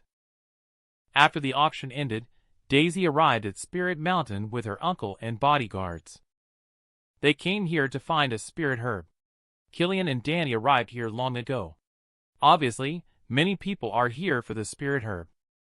Danny, however, thinks the more people, the better. Because that way, he can profit from others' efforts. Everyone continued on their way. When they arrived at a certain place, they were all stunned by the scene before their eyes. They saw two waterfalls flowing into a deep pool below in front of them. A rainbow was faintly visible, shining amidst the surrounding red trees. The crimson fruit growing at the boundary between the waterfall and the deep pool is a spirit herb. This crimson fruit only bears fruit every 50 years. Consuming it can directly help martial artists and cultivators to break through one level. Danny's eyes suddenly revealed a hint of greed. The deep pool is strangely dark as ink. Everyone dared not go into the water. After whispering a few words to Killian immediately walked to the front of the crowd and shouted out, "Since everyone is here for the spirit herb, I suggest that whoever is the first to grab the spirit herb will get to keep it. Do you all agree?" As soon as he finished speaking, a strong man took off his shirt, ready to be the first to charge forward. The strong man plunged into the deep pool with a splash. Soon, many people followed suit and jumped into the water, one after another. The strong man excitedly swam closer and closer to the crimson fruit. Killian couldn't help but feel nervous. Danny, on the other hand, had a sly smile on his face. Don't worry, he won't get it. Watching as the strong man was about to pick the spirit herb. Suddenly, he let out a painful scream. It's unknown what dragged him into the bottom of the lake. The people behind him looked terrified, only to see that the water quickly turned red with blood. The strong man covered in blood resurfaced from the water once again, shouting for help. Just then, a golden crocodile suddenly emerged from behind the strong man and lunged towards him. It swallowed the strong man in one gulp and quickly disappeared into the water. The crowd immediately shouted and fled in panic, saying there was a demon. Killian on the shore looked horrified. Was that the golden-scaled crocodile just now? Danny nodded. The golden-scaled crocodile is absorbing the heaven and earth spiritual energy here, and that crimson fruit is what it is guarding. To pick the crimson fruit, the golden-scaled crocodile must be eliminated first. Several terrified martial artists just escaped back to the shore. Danny suddenly shouted coldly, "A group of losers, quickly go back into the water to lure that beast out. I will take care of it." Obviously, this suicidal approach was not approved by anyone. Danny's face turned icy. He walked up to the person who had just disagreed with him. "You dare to oppose me," he said. The person showed no fear. "What if I do?" "Then you can die." He then struck at the person with his palm across the air. Just then, a black mist passed through the person's body. The martial artists were somewhat puzzled. Why didn't the person resist? Danny pointed a finger at the person's forehead. The person's body fell to the ground in response. He actually killed the Inner Realm Major Mastery martial artist with just one move. He saw that everyone had a frightened expression on their faces. Danny smirked threateningly. "Is there anyone else who opposes my opinion? You will all jump in. Without my orders, no one is allowed to retreat. Otherwise, you will be killed without mercy." As soon as he finished speaking, everyone ran towards Deep Pool in unison. They proceeded cautiously. Suddenly, a martial artist was dragged into the bottom of the lake. The remaining martial artists immediately reacted. They used all their strength to attack the location where the martial artist was dragged earlier. A huge golden beast suddenly rushed out of the water. It opened its huge mouth and bit towards the crowd. Danny immediately shouted, "Retreat while attacking, lure it ashore." Seeing that the crowd had almost lured it to the shore, Danny leaped into the air. A light sword materialized in his hand. He plunged the sword into the head of the golden-scaled crocodile. He continued to push down. The golden-scaled crocodile was split in half as easily as tofu. The killed golden-scaled crocodile fell back into the deep pool. Danny laughed excitedly. However, someone with a horrified expression pointed behind him and shouted, "Danny, look out!" When Danny turned his head, he saw a larger golden-scaled crocodile in front of him than before. The tiny crocodile, like an ant, dared to provoke the authority of the immortal sovereign. So the little golden-scaled crocodile that was previously killed in seconds by Danny is actually a child of this big golden-scaled crocodile. The big golden-scaled crocodile roared angrily. "You killed my child! You will all die!" The crowd was scared out of their wits. They didn't expect this huge beast to speak human language. Surely it is the true guardian spirit demon of the crimson fruit. Killian is already scared and collapsed on the ground. A slap from the golden-scaled crocodile killed him. Everyone faced this terrifying presence. They all ran away one after another. Only Danny refused to give up. Just one slap from the golden-scaled crocodile. It instantly killed the self-proclaimed extraordinary Danny. The bodyguard kept pulling Daisy, running non-stop. Daisy happened to see Carson walking straight towards Blackwater Pond. She loudly warned him to escape quickly. Carson calmly replied, "Don't worry. You'll be fine with me around." He then looked towards the golden-scaled crocodile. "You will be my mount, and I will spare your life." Golden-scaled crocodile doesn't give him any face at all. It slapped directly over. Although it is a bit of a pity to kill this golden-scaled crocodile. But the might of the immortal sovereign brooks no offense. When the mountain-splitting strike was executed, one of its claws was cut off. The golden-scaled crocodile, knowing it was no match, fled back to the bottom of the lake. It threw out harsh words, saying as long as it was in the water, Carson would never get the crimson fruit. At this moment, the crimson fruit is about an hour away from being ripe. Time is running out. Carson can't wait any longer. She watched as Carson walked towards the pool. Daisy reminded him again to be careful. Carson effortlessly walked on water, astonishing those around him once again. Carson's hair suddenly turned white. Then he delivered his strongest blow, shattering mountains and rivers. The huge Blackwater Pond was forcibly split apart. The golden-scaled crocodile, at the bottom of the water, was also split in half. When the lake surface returned to calmness again, Carson's hair color also returned to its original state. However, this attack consumed a lot of his spirit power. Daisy ran over worriedly and asked him how he was feeling. Carson said it's nothing serious, just rest for a while, and you'll be fine. Then he ordered the gang of hooligans to safely escort Daisy back home. After witnessing Carson's terrifying power, this group of people dared not disobey. The crimson fruit has ripened by now. Carson picked it without hesitation. In an instant, a strange fragrance filled the air. This is obviously spirit herb that has reached major mastery. Because Carson didn't have any storage ritual implements, he had to start refining the spirit herb on the spot. Otherwise, the medicinal properties would be wasted. About half an hour later, the spirit pill was successfully refined. Later, Carson picked off the 3 leaves on top, because hardly anyone knew that these leaves were also rare spirit herbs. As for Blackwater Pond, it is pitch black like ink all year round. It contains a very strong concentration of metal elements. Carson strikes towards the mountain wall facing Blackwater Pond. The rocks on the mountain surface fall off, revealing a large area of stone that looks like gold, which is the abundant metallic mineral contained in the golden crystal jade metal generates water golden crystal jade ore. This is what causes the deep pool to be as black as ink. And the golden crystal jade ore hidden in the deep here can allow Carson to cultivate his golden body to major mastery. They can only find Kyson to vent their anger. Male.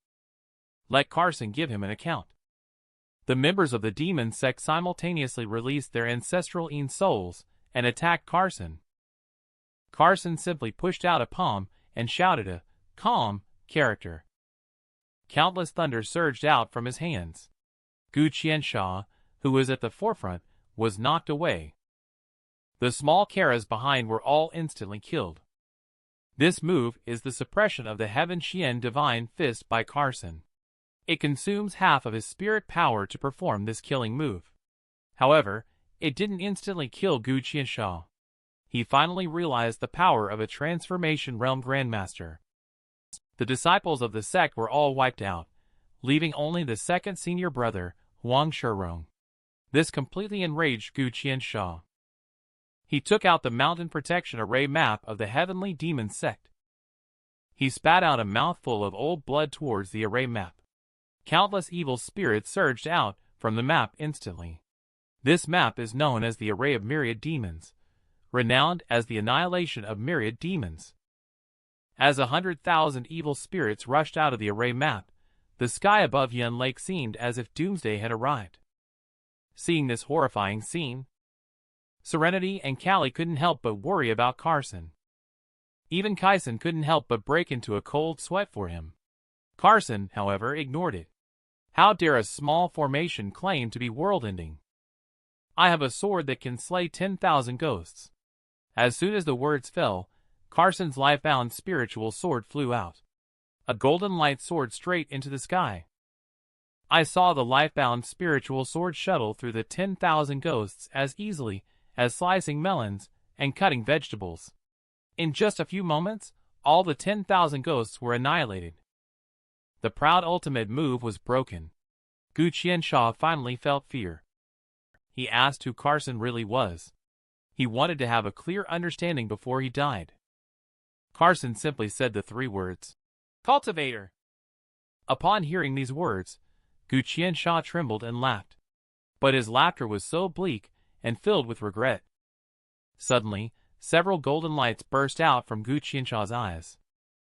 The sound was followed by a loud noise. Gu Qiansha's entire body shattered into flying ashes. Yellow Shirong is the last breath. He knelt on the ground right away and begged for mercy from Carson. How could Carson let such a great villain go? Controlled the spirit's sword and made him take the lunch box directly. Carson has already noticed that Kaisen's soul is severely damaged. He can only let Callie take care of it first. When he finishes the next thing, he will help him repair it. And the next stop is the Valley of Despair. Gue Yiguang, sitting on the throne, is currently tasting wine. He completely disregarded the young man standing in front of him. Carson also did not waste words and initiated the attack first. Gue Yiguang's figure burst back to avoid this attack. Carson moved to the front of the 2 women. The 2 women are Truitt and her mother. Carson threw them essence-nourishing pills to help them start healing. Truitt just reminded him that Gue Yiguang has cultivated his protective aura. Gue Yiguang has already arrived in front of Carson. The 2 engaged in a head-on clash with a single move. Although Gue Yiguang released his protective aura, but 2 blood marks were still drawn on his chest. He asked in surprise what kind of hidden weapon Carson used. Carson said lightly, "This is not just any hidden weapon. It is the treasured flying sword of a sword immortal."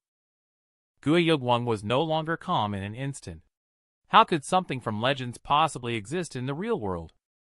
I have killed immortals and slayed dragons. What are you compared to me? How dare you question me? Remember, the sword that will slay you is called John Tion. Carson's words of dominance were uttered. It is now time for the sword to strike down. Gue Yiguang unleashes the Yin and Yang destruction fist. But still unable to withstand this terrifying sword energy. With a thud, he fell to the ground. He looked fearfully at Carson, unsure of what sword art this was. "You don't need to know. Spare me. My money and women will all be yours. When death is at hand, you act foolishly. If I kill you, will all these things belong to me?" Carson deliberately did not kill Gue Yiguang. He wanted to leave it to Truitt to deal with personally. Carson picked up Gue Yiguang's exclusive manual and took a look. He directly burned this evil technique into nothingness. He picked up another package. He found that it was actually a storage ring inside. This was truly a pleasant surprise. Although the space inside is only about 4 to 5 square meters, it is enough for his current needs. Written on the yellow cloth wrapping the ring is, "This ring is from Void Mountain." Remember, Pedro once said that entering Void Mountain will always lead to success. It seems he really needs to go and find some cultivation resources. Carson quickly arrived at Bo's villa. Because Bo has gathered all the herbs needed to refine the nourishing spirit pill. Now Carson can completely cure his loyal old disciple. In view of Bo's hard work, Carson rewarded him with an essence nourishing pill. This made Jax envious, saying that he also worked hard. Carson gave Bo the last one, indicating that if he wanted, he could collect the herbs according to the list and refine them himself. Jax mentioned that in a few days, the Jianya Summit will take place. Celebrities from various fields will attend. If Carson appears at that time, he will surely overshadow the richest businessman in Jianya, Wan Chungru, and make him unable to lift his head. Upon hearing the name Wan Chungru, Carson's killing intent suddenly surfaced. Because it was this person who destroyed his family and caused him to suffer in his past life. Carson said he naturally had to go. It's just that he wanted them to participate first in his name. After returning home, Kaisen lay weakly on the bed. Carson personally fed the refined vitalizing pill to Kaisen. In just a moment, Kaisen's soul was restored to its original state. He knelt down again and thanked him for saving his life. Carson sat upright and said, "It seems like the spirit-nourishing pill has worked well for you. If you hadn't cultivated for such a short time, you would have already reached the transformation realm, Master. I am confident that I will become a Grandmaster within 3 months. You don't have to wait. I will help you achieve it now."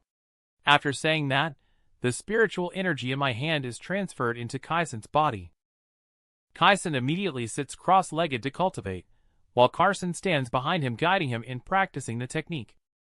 Carson once again extends his hand to transfer spiritual energy to Kaisen. With a loud bang, Kaisen hovers in midair. This is the symbol of a transformation realm Grandmaster. Carson is guiding him in the background to operate the technique. Carson reached out his hand again to transfer spiritual energy to Kaisen. With only a bang sound, Kaisen was suspended in midair. This is the symbol of a transformation realm Grandmaster. Kaisen bowed again. Master's great kindness, disciple can never repay. You do not have to say these, tidy up. Tomorrow you will go with me to Jianya City. And at the moment Kaisen became a Grandmaster, Serenity sensed it. This once again refreshed her understanding. Callie feels heavy-hearted. Just a month ago, Kaisen was just an ordinary person like her. Now he has become a pinnacle figure in the martial arts world. No matter how beautiful she is, she cannot escape the cycle of birth, aging, sickness, and death. Only by following Carson can she control her own destiny. Thinking of this, Callie got up and walked towards the living room. Carson and Kaisen were both stunned when they saw Callie approaching. Callie called out to him. Carson hadn't even had a chance to react to what was happening. Miss Yin from the Yin family suddenly knelt down and said solemnly, "I want to be your disciple. As long as you teach me the methods of cultivation, I am willing to pay any price." Although the fiancée wanted to apprentice under Carson, she was rejected by him due to her lack of determination. Callie patted her chest and swore solemnly that from that day on, she would be his maid until Carson accepted her as his disciple. Serenity was completely shocked. Carson sighed. "I'm afraid you may not be as humble as you think." Time quickly approached the evening. Carson was in the bedroom cultivating when he heard a knocking at the door, and without asking who it was, he let the person in. Callie, dressed provocatively, appeared at the door. And Carson looking guilty, she laid down on the bed. Callie thought something would happen. However, Carson ended up cultivating on the sofa all night. Early the next morning, Carson just pushed open the door and came face to face with Serenity and Kaisen standing at the doorway. Carson said, "Are you here to watch the excitement?" Callie came over and said, "Nothing happened." Serenity finally let go of her worries. However, she still praised Carson for being a real man. If it were someone else, they would have made a move long ago. The tall building in front of them is MH Company, which belongs to Jianya City and is Carson's mom's company. Carson walked in with Callie and Kyson and told the receptionist that he was looking for the chairman. Carson didn't have an appointment. The receptionist couldn't let them in. At this moment, Beauty called out to Carson. This woman is Caroline's foster daughter, Carson's stepsister Olivia. She went forward and playfully ruffled his hair, saying with a smile, "When did you arrive? Why didn't you call ahead? I wanted to surprise you and Mom. Didn't expect we needed an appointment." "This is the company's rule. Please don't mind. The chairman is on a business trip.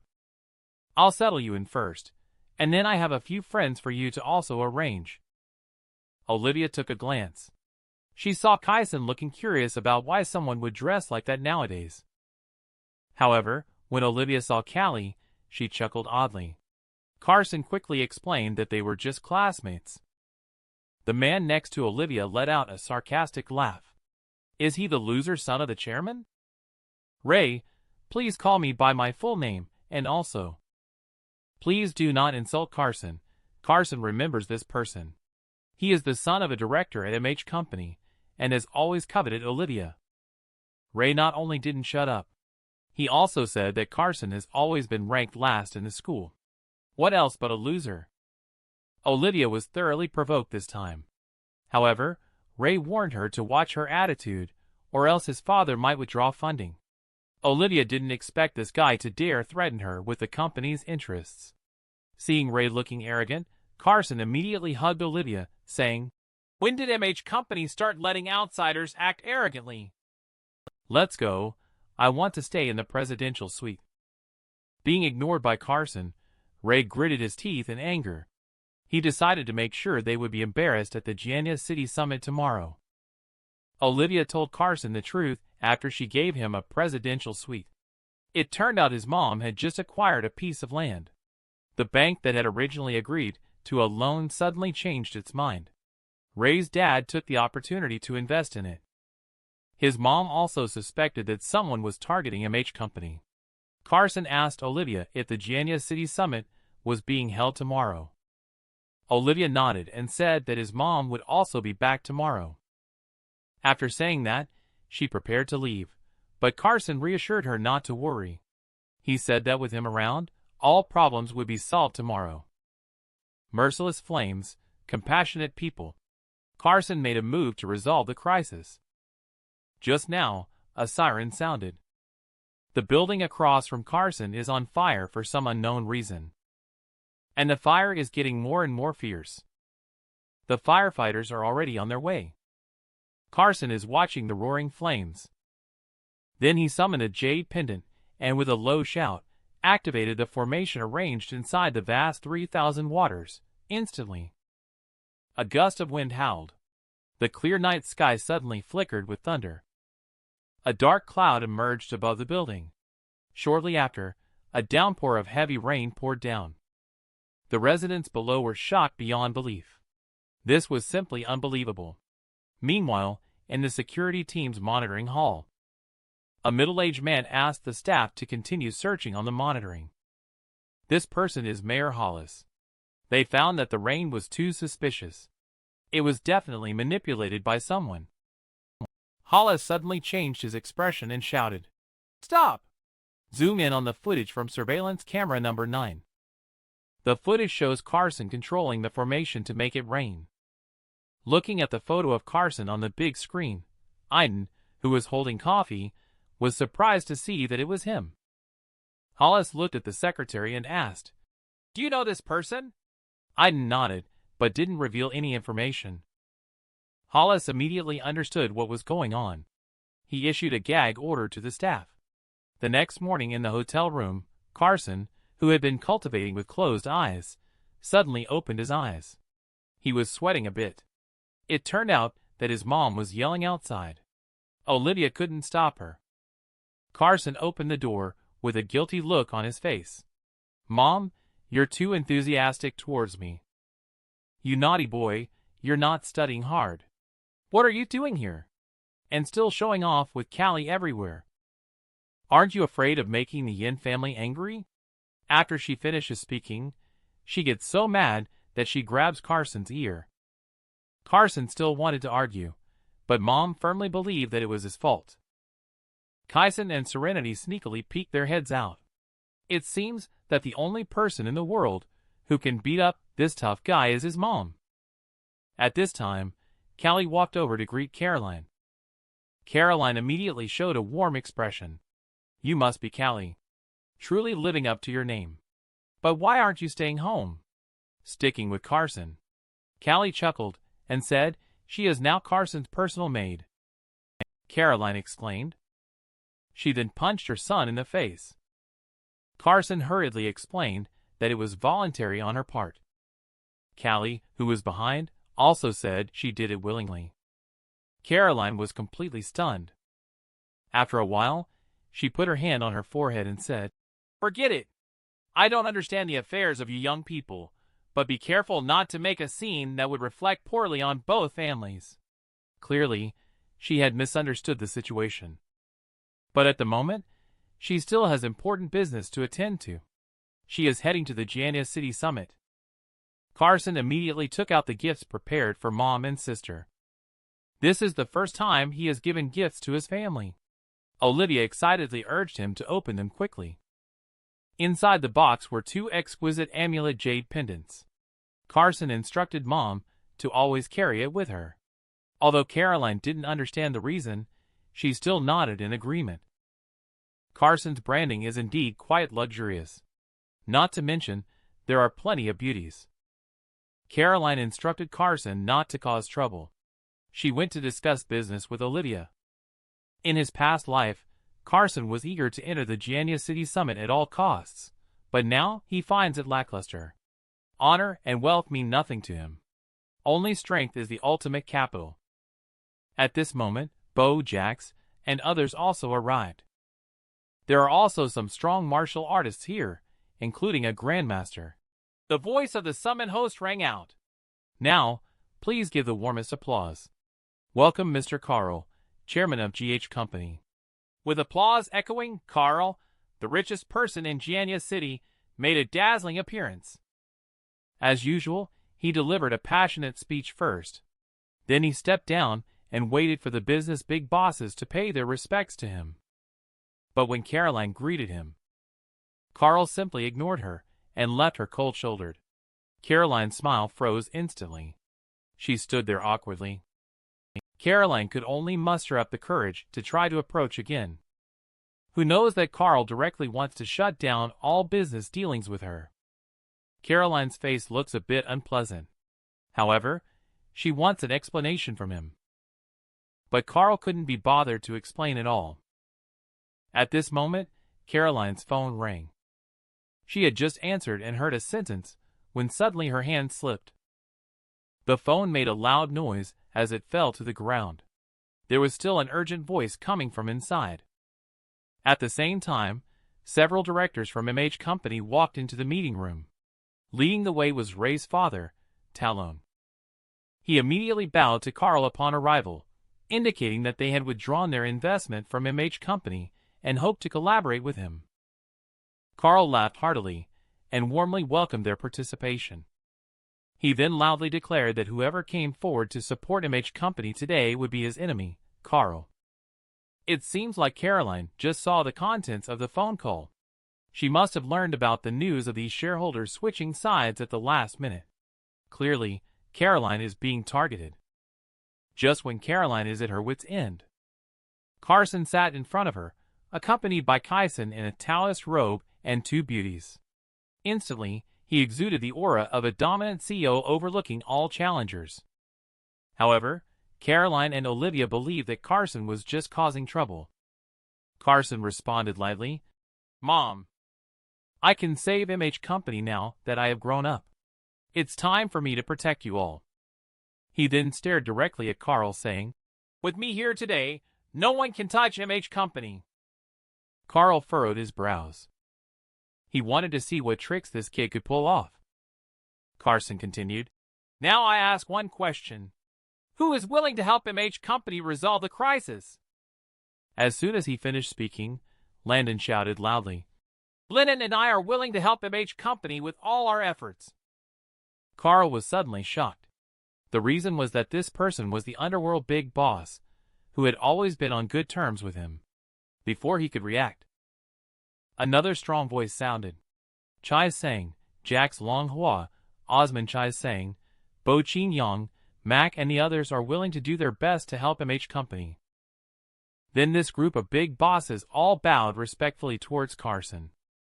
What Carson said actually prompted half of the big bosses at the summit to respond one after another. Such charisma. Caroline found it unbelievable, but she was excited and thanked the group of people with a beaming face. Bo and Jax quickly said there was no need to be polite. They are now all following her orders. However, although Carl thinks Carson has some ability, by making threats, MH Company has provoked the wrong person. Today, no one can be saved, because the true instigator has already emerged. It is Matthew, a collateral relative of the Lee family. Caroline finally understands that it was indeed her own clan targeting her. Carson did not expect that the Lee family would really target MH Company, as in his past life, the Lee family had nothing to do with this matter. It seems that history has changed due to his rebirth. Facing the super noble family, the Lee family, Bo, everyone is nervous. Can Carson resist the Lee family with his own strength? A collateral relative dares to be so arrogant in front of the majestic immortal sovereign, threatening to destroy his mom's company. Just as Caroline was feeling disheartened, Carson lightly spoke out. Just based on you, a collateral relatives, you are not qualified to scare me. Rest assured, the family leader has already prepared someone qualified for you. The person coming is Grandmaster Colton. Everyone was shocked. After all, Grandmasters are legendary figures. I don't know why everyone wants to challenge Carson. They always like to say he's on a dangerous path. Colton is no exception. Carson realizes that the Lee family's background may involve more than one Grandmaster. He casually asked, Dawson wouldn't have only assigned you, right? Are there more? Bring them all out, and let's solve this together. Colton has never seen such an arrogant and swaggering kid before. Without waiting for him to continue bragging, Carson directly set Kaisen up. This kind of hooligan is not worthy of his efforts. Kaisen suddenly burst out with the aura of a Grandmaster, causing the entire audience to explode. This made Caroline think that Kaisen was the mysterious master of Carson. Even if Kaisen is Grandmaster Colton, she doesn't care about him. Carson smiled nonchalantly. Colton, ignored once again, threw a punch. Kaisen had already executed the heavenly profound mountain-splitting fist, and the two fists collided fiercely. With a bang, Colton was sent flying. The crowd was stunned, as he actually injured the Grandmaster with just one punch. Matthew was also dumbfounded. Is this still a grand battle between Grandmasters? Colton, lying on the ground, anxiously asked Kaisen what kind of fist technique this was, and why it was so powerful. Kaisen coldly replied with one sentence. The dead don't need to know so much. Colton was completely panicked and begged. Stop! You can't kill me! The Lee family's anger is something none of you can bear. Carson found his words amusing. If the Lee family openly engages in a corporate war with MH Company, we will accompany them to the end. If they play dirty, Carson will take out as many as necessary. In other words, he will directly eradicate the Lee family. Kaisen strikes with another punch attack. Colton is still clinging to a glimmer of hope, wanting to confront Kaisen head-on again. As a result, he was instantly killed this time. He was able to kill Grandmaster with just 2 punches, leaving Matthew trembling in fear and breaking out in a cold sweat. Colton is just an ordinary Chi Realm Grandmaster, and even though he entered the Transformation Realm a few years earlier than Kaisen, his cultivation technique and martial arts skills are hundreds of times inferior to those taught by Carson to Kaisen. If Kaisen can't even defeat him, then Carson may need to consider finding a new disciple. At this moment, Kaisen looked at Matthew and Carl with undisguised killing intent in his eyes. Matthew and Carl took a few steps back, fear evident on their faces. Carson looked at Matthew and said, Go back and tell Dawson that it won't take 3 years. I will make the Lee family kneel before me in repentance. Matthew is no longer daring to disobey, and has expressed that he will relay everything to the family leader. Carson coldly said, "Get lost." Upon seeing this scene, Caroline felt for the first time that the Lee family was not invincible. Carl found an excuse and slipped away gloomily. This was still Carson intentionally letting him go, because it's not yet time for him to destroy the Wan family. Next, Caroline replaced Carl as the focus of this Jianya City summit. All the big bosses have been showing their intentions. The scene shifts to the Lee family in Xia City. Matthew conveyed the previous matter to Dawson. Dawson did not expect that there was such a powerful Grandmaster Emmett by Carson's side. He suggested whether they should invite that person to intervene. Dawson immediately vetoed and said it was not a major crisis. He decided to use the power of the mortal world to deal with MH Company in the future, as people from the martial art world cannot interfere in the matters of the mortal world. Dawson clearly intended to scheme against Carson, hoping to set a trap for him to fall into. After the Jianya summit ended, Caroline brought Carson and the others back home. She was especially warm towards Kaisen. This made Kaisen feel a little embarrassed. Carson wanted Callie to come home for the new year, but she insisted on following him when he was feeling troubled. His dad, Bruno, also came back. Seeing his dad's silly appearance, Carson couldn't help but remember the regret he had before dying in his previous life. He failed to prove his abilities in front of the Lee Anshin family. And in this life, Carson must fulfill his wish. During the meal, even Dad was particularly respectful to Kaisen. He was also warm to Callie, as if neglecting Carson. After dinner, Bruno suddenly looked at Carson and said, "Carson, after the new year, you will have to face the corporate war test of the Yuyang Chin family." Carson knows about the Chin family clan test. The Chin family is originally a noble family in business, with a family rule called corporate war every 5 years. They provide a sum of money to young people aged 18 to 23 in the clan, allowing them to start learning business. Progress and achievements will be publicly evaluated at the annual meeting 1 year later. The top 3 will receive focused training from the clan. Carson immediately stated that he will definitely achieve first place to make his dad proud. But Bruno is not very confident in Carson, and he can't help him. Next to Carson, Caroline couldn't bear to listen anymore. "If you won't help your son, I will help him." Then she looked warmly at Kaisen, and I believe Kaisen would definitely not stand by and do nothing. Kaisen quickly apologized with a smile. "That's natural." Bruno gave some more instructions. He reminded Carson to study hard. Carson assured him. After all, such trivial matters were a piece of cake for Carson. Later, Carson took Kaisen to meet up with some old classmates. When he called Jimmy, Carson noticed that his tone was a bit off. Before Carson could think too much, Jimmy said he would come to pick him up in a while, and hung up the phone. In his past life, Carson had not heard that Jimmy had encountered any trouble. Perhaps it was also because his reborn had changed. Soon a car stopped in front of him. Jimmy and Brody were waving at him from inside the car. Before long, the group arrived at the old place. Carson and Jimmy were discussing what to order. Finally, Lucia arrived and Carson took a closer look. Lucia unexpectedly had fluctuations of spirit power on her body. It surged and weakened intermittently, like a beating heart. It turned out she was implanted with a demonic seed, essentially a cauldron planted by someone. In the previous life, Carson did not protect his friends. In this life, he will definitely not let such an outcome replay. Although Carson can easily extract the demonic seed. But he wants to see exactly what demon or monster is causing trouble. Lucia seems to have noticed that the Taoist opposite her is a martial arts master. However, she doesn't think much of it. She turned to Carson and smiled. "Carson, I thought you had forgotten about us when you went to Chai Sang." Jimmy also grunted displeasingly. "Exactly, he only comes back once a year for the new year." The food came up quickly. As soon as he saw the food was almost finished, Carson suddenly became serious. If you encounter any difficulties, you can tell me.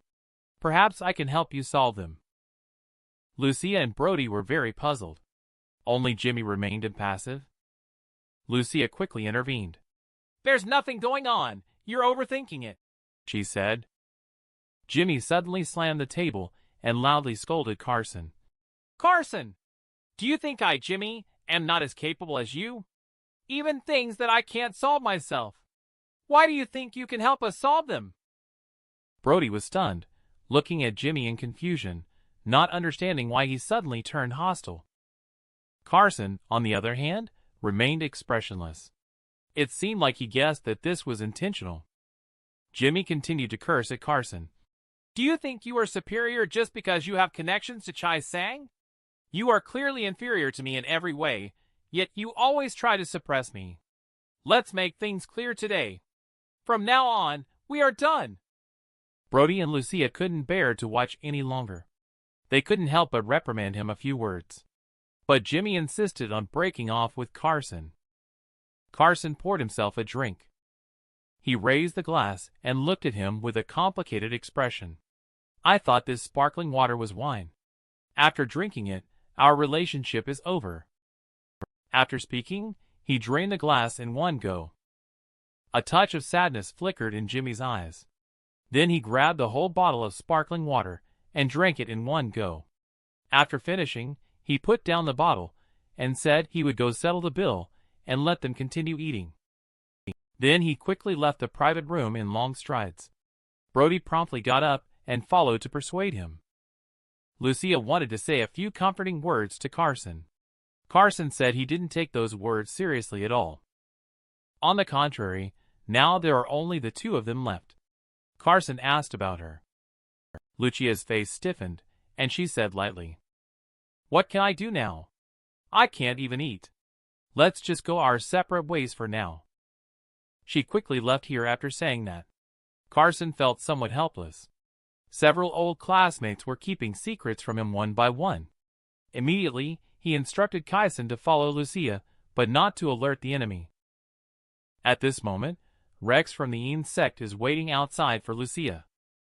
Lucia, who was walking towards Rex at a slow pace, had a cold expression on her face. "You have been staying here for quite a long time. You know Master doesn't like you interacting with those boys. Doing so will only harm them. I know what I am doing. I have promised not to do anything that would upset Master. If you dare to harm them, don't blame me for taking extreme measures. I'm just reminding you that you'd better be clear about your identity." "No need for your reminder," Lucia said coldly, and then got into the car. Kaisen, hidden behind a tree, watched them as they went far away. He returned to the restaurant and reported everything to Carson. At this time, Brody returned to the private room. "Carson, don't take Jimmy's words to heart. He has his difficulties." "Don't worry, I already figured it out. What kind of trouble has he encountered?" Brody sighed. It turned out that Jimmy's family and their classmate Hugh both run hotels. They have always been arch rivals. However, upon learning that the Kim family is planning to open a chain of upscale clubs in our Phone County, both of them went to Chai Sang to see Davis. In the end, Davis picked Hugh over Jimmy and kicked Jimmy out, saying some hurtful words. And after the new year, Hugh relied on the Kim family's intention to acquire Jimmy's family hotel. He must have said those words due to the immense pressure he was under, right? After hearing this, Carson signaled that there was no need to worry. He will handle this matter. Brody seemed somewhat doubtful. Carson just smiled and didn't say much. Instead, he wished him a happy new year. The magnificent immortal sovereign went to pay a New Year visit. I wonder if these people can handle it. On the first day of the Lunar New Year, at Ocean Hotel of the Tan family, Jimmy is busy welcoming guests, who are coming to pay their New Year's respects along with his father, Mac. Just then, Donald walked in with his son Hugh. "Happy New Year." Max smiled and returned the gesture. "Happy New Year." Donald sat on the sofa without any politeness, smiling. "The Ocean Hotel is improving all the time," Mac modestly replied. "You're joking. I'm far behind you compared to this," Hugh suddenly said. "I must admit you have a bit of self-awareness. Compared to our Queen Hotel at home, this place of yours is simply an outhouse." Hugh's words can be considered a public humiliation to the Tan family, but Mac endured without getting angry. He thought he would address the matter after the Chinese New Year. Donald smiled helplessly, pretending, "I have no choice either.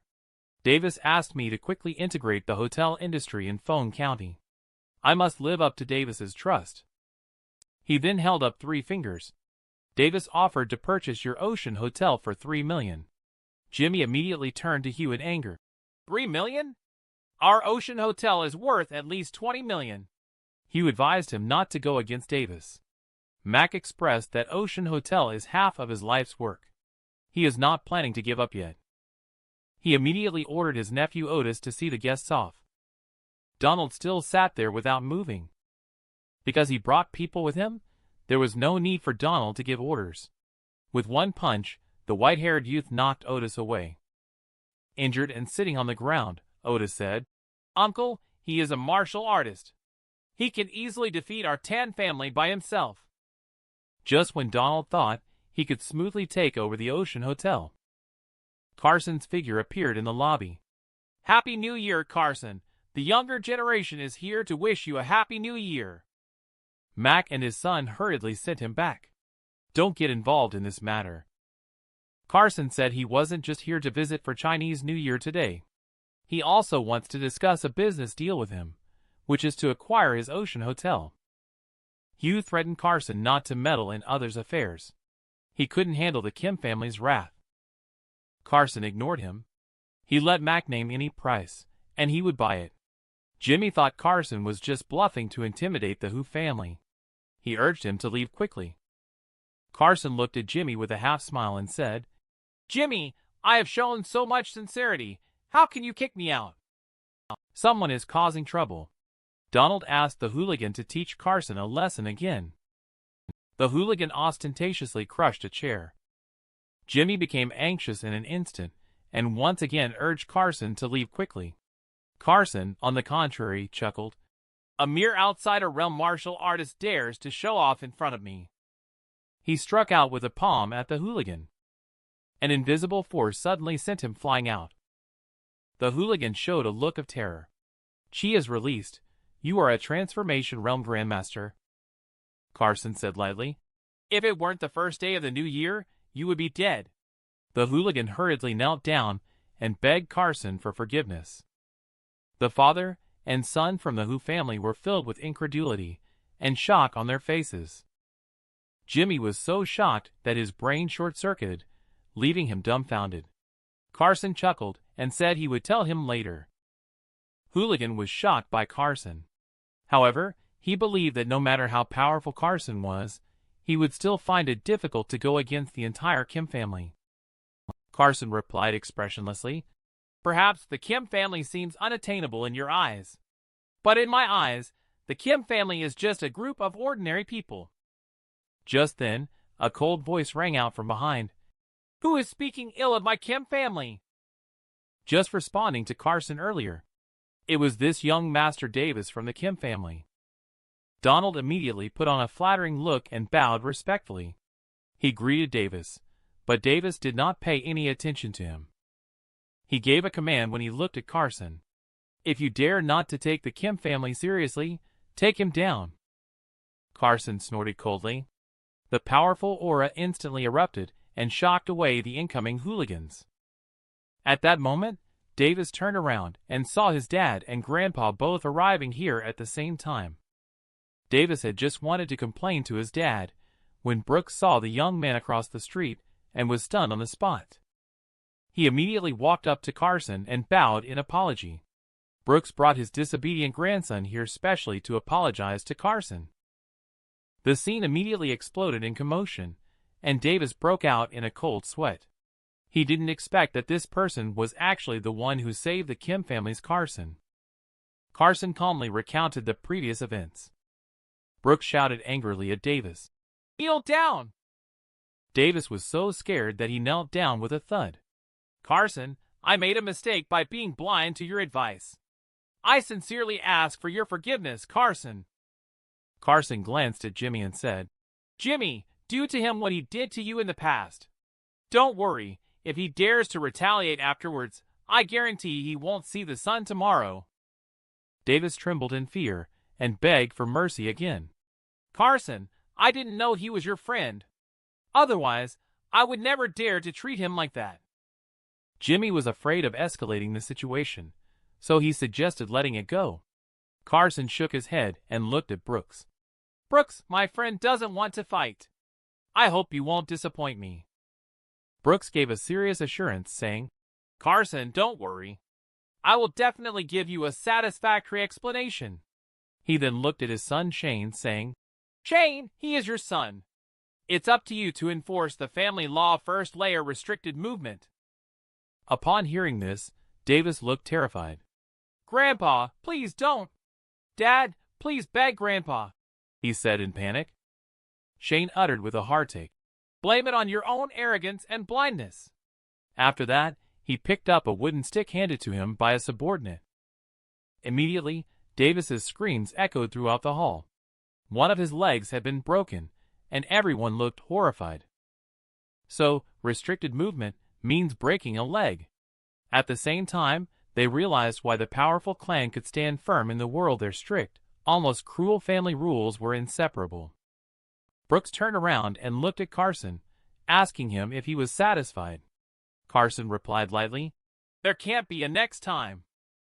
Brooks breathed a sigh of relief and bowed again. Then I will take these disobedient offspring back first, he said. The Hu family father and son were full of fear at the moment. The Kim family, with that huge beast, actually treated this boy like a deity. What is his true origin? Mac bowed deeply in gratitude to Carson's help. Carson quickly lifted his hand, telling Mac not to be so polite. After all, he and Jimmy were brothers. After the matter was settled, Carson and the Tan family father and son greeted each other and then left. Mac looked at his son with satisfaction. Jimmy, you are lucky. You made a good friend. Jimmy's face showed no joy, because from now on, he and this good friend are no longer in the same world. The picture came to a courtyard. Inside the courtyard, Rex looked at his eldest brother Dario and asked, Is it time to leave now? Dario nodded and loaded the things onto the car. They left immediately, with Lucia standing behind them. Suddenly, a sharp piercing laughter sounded. Thinking of leaving? Leave the spiritual maiden behind. The person who has arrived is Spirit Sect's Emmanuel. Do you also want to snatch the spiritual maiden of my own sect? Dario, this is clearly the spiritual maiden of my spirit sect. Do you want to snatch someone? We will fight you. After Dario finished speaking, a strong surge of dark chi burst out from his body. Emmanuel sneered disdainfully. The dark chi body refining of the Een sect is simply not worth mentioning. Then his hands condensed into a light ball. Then a huge stone man was summoned. He stepped on Dario with one foot. Lucia looked at the two sides fighting with a cold face. She wished that all these villains would die. A mere small stone man dared to cause trouble in front of the noble immortal sovereign. Just now, Emmanuel hovered on the shoulders of the stone man. He ordered Dario to step back and let him take Lucia away, otherwise he would no longer consider the bond of being from the same Een spirit sect. Carson watched the battle quietly and was somewhat surprised. He wasn't sure if the Een spirit sect they mentioned was a cultivation sect passed down from ancient times. If it was, there might be treasures that could be useful to him. He then walked slowly into the courtyard with Kaisen. Emmanuel suddenly startled. Who are you? Lucia took one look and saw Carson, his face turning pale. Carson, why are you here? Hurry, go back. Carson didn't respond and looked at Emmanuel coldly, saying, Release her, then bring your young sect master to see me. Emmanuel did not say a word and directly ordered the stone man to step towards Carson. Carson spat out a stop. The stone man's big foot was frozen in midair, and the source of power on stone man's body was also cut off by him. In just a moment, he turned into a pile of debris. Emmanuel felt a wave of panic in his heart. How did this kid manage to dissipate the spiritual energy he had summoned?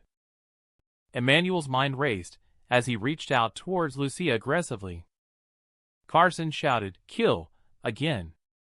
Lucia watched as the elder in front of her was cut in half by a golden light. Looking at the chilling Emmanuel Carson, he asked Lucia if she was afraid. Lucia was not afraid at all. Instead, she felt quite excited. Because these people deserved to die. At this moment, the two brothers Dario were already frightened, kneeling on the ground and begging for mercy non-stop. Carson looked down at Dario and said, "You answer whatever I ask you. If you dare to hide half a sentence, the consequences will be the same as theirs." It turns out that the Ain Spirit sect was founded 200 years ago by a destitute scholar who found a technique, rather than being an ancient cultivation sect. Nowadays, they are experiencing serious internal strife. The sect has split into Ain sect and Spirit sect, each with a young sect master in charge. As for why they sought out Lucia, it is because Lucia was born in the year, month, and hour of the Ain. It is recorded in the scriptures of the Ain Spirit sect that both the ultimate Ain maiden Ain family and the Lien family wanted to offer Lucia to their young sect master in exchange for rewards. Later, Carson asked who planted the demonic seed, but the brothers of the Ain family had no idea what a demonic seed was. Carson then took out 2 essence-nourishing pills and handed them to the 2 men, asking them to take them to regain some strength. He then led them to find their young sect master. However, Carson warned them that since he could let them live, he could also easily kill them. Led by the Ain family brothers, they quickly arrived at Copper Pavilion Mountain, which is the location of the Ain sect's headquarters. Carson felt the rich spiritual energy contained in Copper Pavilion Mountain, with a hint of faint malevolent energy hidden within. Carson frowned, sensing that there is a secret within Copper Pavilion Mountain. When they reached the mountainside, Dario pointed to an entrance up ahead and said, "Here is Sentinel Peak, going and leads to Ain Spirit sect." After Sentinel Peak is a valley. In the valley, there is a lake. Connected to the lake is a mountain with sharp and straight edges like they were cut with a knife. The spiritual energy in the valley is more abundant than outside. However, the concentration of dark chi is also many times stronger. Lucia's face has already turned pale. A hint of irritation rises in her heart as she feels the urge to erupt in anger. Carson suddenly held her hand. A cool stream of energy instantly flowed into her heart. Lucia's face turned slightly red as she looked at Carson with gratitude. The mountains on the opposite side of the lake are where the Ain Spirit sect is located. You have to get closer to see the caves on the stone walls. Dario came to the sect over a decade ago. He was afraid of traps and mechanisms, so he kindly warned Carson. Carson remained indifferent. "No problem. I can easily break any formation or mechanism." Just as the group arrived at the foot of the mountain, 2 hooligans jumped out of the cave. "Who are you?" Carson smirked. "We are here to collect debts from your young sect master." The hooligan was very arrogant. He immediately cursed Carson, saying he was looking for death. Carson immediately slapped him with a palm. The hooligan was instantly smashed to the ground by a huge force, spraying blood everywhere. The hooligan, with a face full of fear, asked, "Who are you?" Carson coldly said, "Tell that loser to come out and see me." The sleazy-looking fat man is actually the young sect master of the Ain sect. Just now, the hooligans formed the Ain kill trap formation and trapped Carson and the others in it. At the same time, a piercing and strange laughter came from the cave. "If you want to see me, you have to pass through this test." I saw Carson surrounded by dozens of hooligans in the formation. Carson shouted coldly. He instantly flashed to Carson's side and intercepted their combined attack. But Carson had no ability to fight back. Carson signaled him to step back. Because this formation has the power of unity in numbers, enough to withstand the Grandmaster's attack. Carson felt ashamed and blamed himself for not being proficient in martial arts. Carson did not blame him. It's just that his experience is insufficient to see the depth of this formation. Carson suddenly extended a fist. Countless flashes of lightning wound around it. He then fiercely smashed his fist towards the ground. It was the heavenly Xian divine, this third form suppressing the universe. The powerful force was like a huge mountain descending from the sky, shattering the entire ground beneath Carson's feet. The formation was instantly shattered, and all the hooligans turned into ashes. The Ying family brothers looked at this scene in shock. Their bodies couldn't stop trembling. What kind of power is this? Is this still a human? Lucia was also astonished and couldn't close her mouth. Carson's strength is simply unimaginable. At this moment, a furious roar echoed in the cave. Young man, you killed someone from my Yin sect. I will use everyone from your entire sect to avenge today's enmity. Carson's eyes flashed red at your words. This is enough for me to destroy your Yin spirit sect in one fell swoop. The biggest regret of past life Carson is the tragic fate of family and friends. The biggest wish of reborn Carson this time is to protect family and friends well, and make up for the regrets of past life. Kaisen and Lucia both noticed that Carson is really angry this time. The group quickly entered the cave. At the end of the cave, a fat man was sitting on a stone stool, laughing heartily. This person is the Yin sect young sect master. Fatty looked disdainful. He didn't take Carson seriously at all. Lucia knew she was to be sent to the fat man to be the cauldron. A wave of disgust rising in her heart as Carson said lightly, "Do you think you can kill me with the dark chi here?" Fatty paused. "You can actually distinguish the dark chi. Who exactly are you, kid?" "You don't need to know. I'm asking you. Did you plant the demonic seed on Lucia?" Fatty looked confused. Carson must have confirmed that this fat man didn't know either. In that case, Carson directly summoned the heaven-slashing sword, which shot out fiercely. However, Fatty blocked it with his arm. What surprised Carson is, his severed arm is growing back at a speed visible to the naked eye. Could it be the Tao body? But upon closer scrutiny, it turns out not to be the Tao body. Fatty began to arrogantly mock Carson. Carson was a little skeptical. The heaven-slashing sword howled once again. However, the sword was stopped by his dark chi. What kind of dark chi could resist the heaven-slashing sword? Carson pointed out with one finger, and the heaven-slashing sword whistled out again. It pierced through the stone wall behind Fatty. Lucia saw the situation in the stone wall, and immediately exclaimed in surprise. And there is the source of dark chi. It is actually a mass grave, a military camp at that. Fatty revealed a crazy smirk. Yes. Only such persistent and unyielding iron-blooded warriors can release so much dark chi after death. Lucia once heard of this army of 10,000.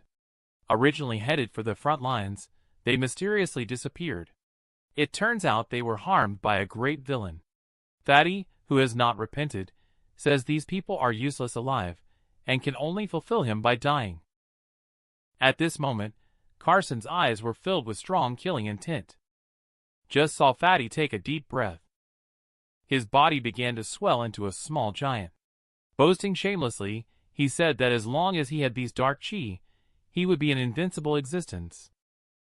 How dare you claim to be invincible?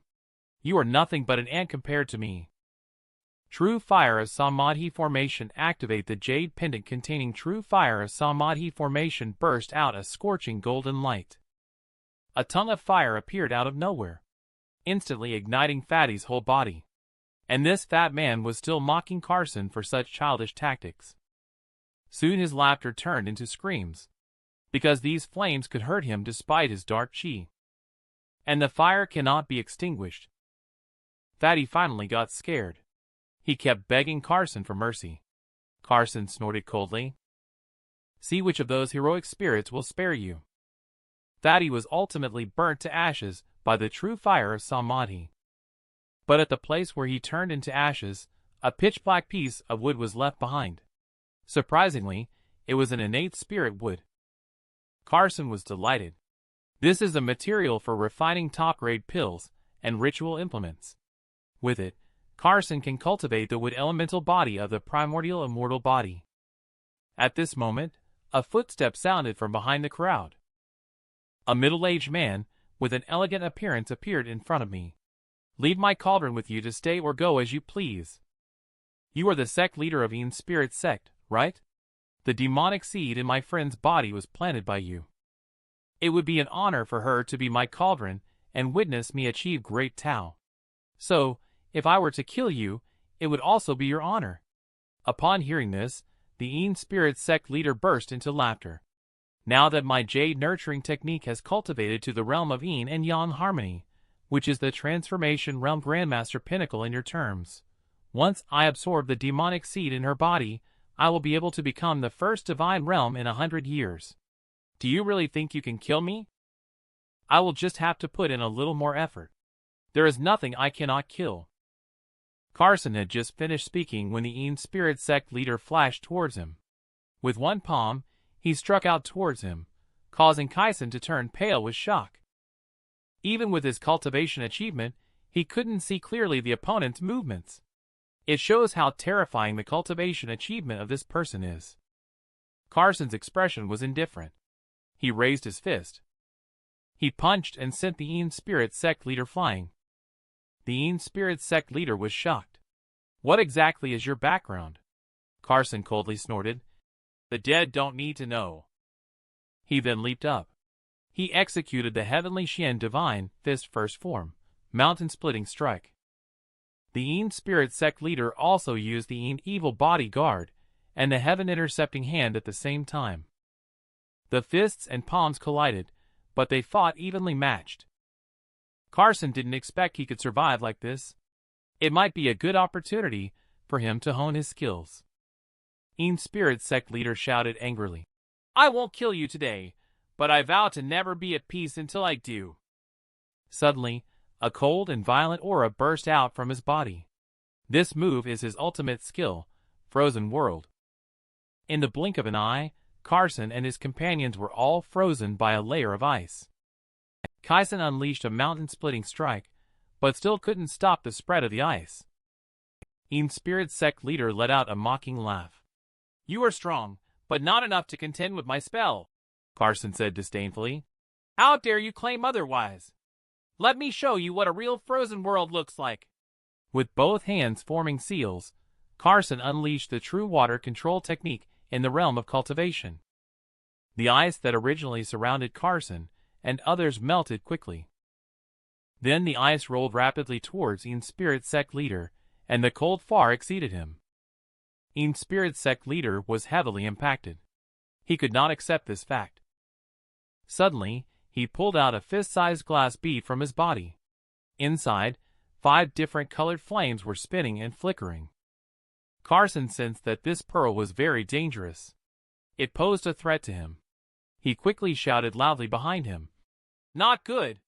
Run fast!" However, it was too late. The Ean spirit sect leader had already crushed the pearl, and 5 destructive auras instantly overflowed. In an instant, an explosion occurred, causing the entire mountain to continuously crack and collapse. While in the distance, the young sect master of the spirit sect was watching all of this unfold. Shortly after, he revealed a sinister smile. "From now on, the Ean spirit sect will be under my control. The path for this spirit sect young sect master has become narrow." He dared to kidnap Carson's woman. Just now, Ean spirit sect was completely destroyed. A palm suddenly pushed aside the rubble above. Kyson slowly crawled out. He saw Carson and Lucia lying on the ground. He hurried over to ask how they were. The 2 brothers from the Ean family on the other side have already been killed. Carson said Lucia just fainted. He asked Kyson to quickly find a safe cave to protect him. He needs to immediately go into seclusion for healing. Half a month later, Carson is still meditating for recovery. Lucia nervously asked Kyson when he would wake up. Kyson shook his head. After all, he had never seen Carson injured so severely before.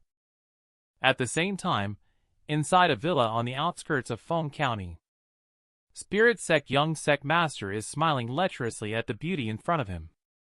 The ones being bound in front are Callie and Olivia. The scene returned to the cave. Carson's voice sounded.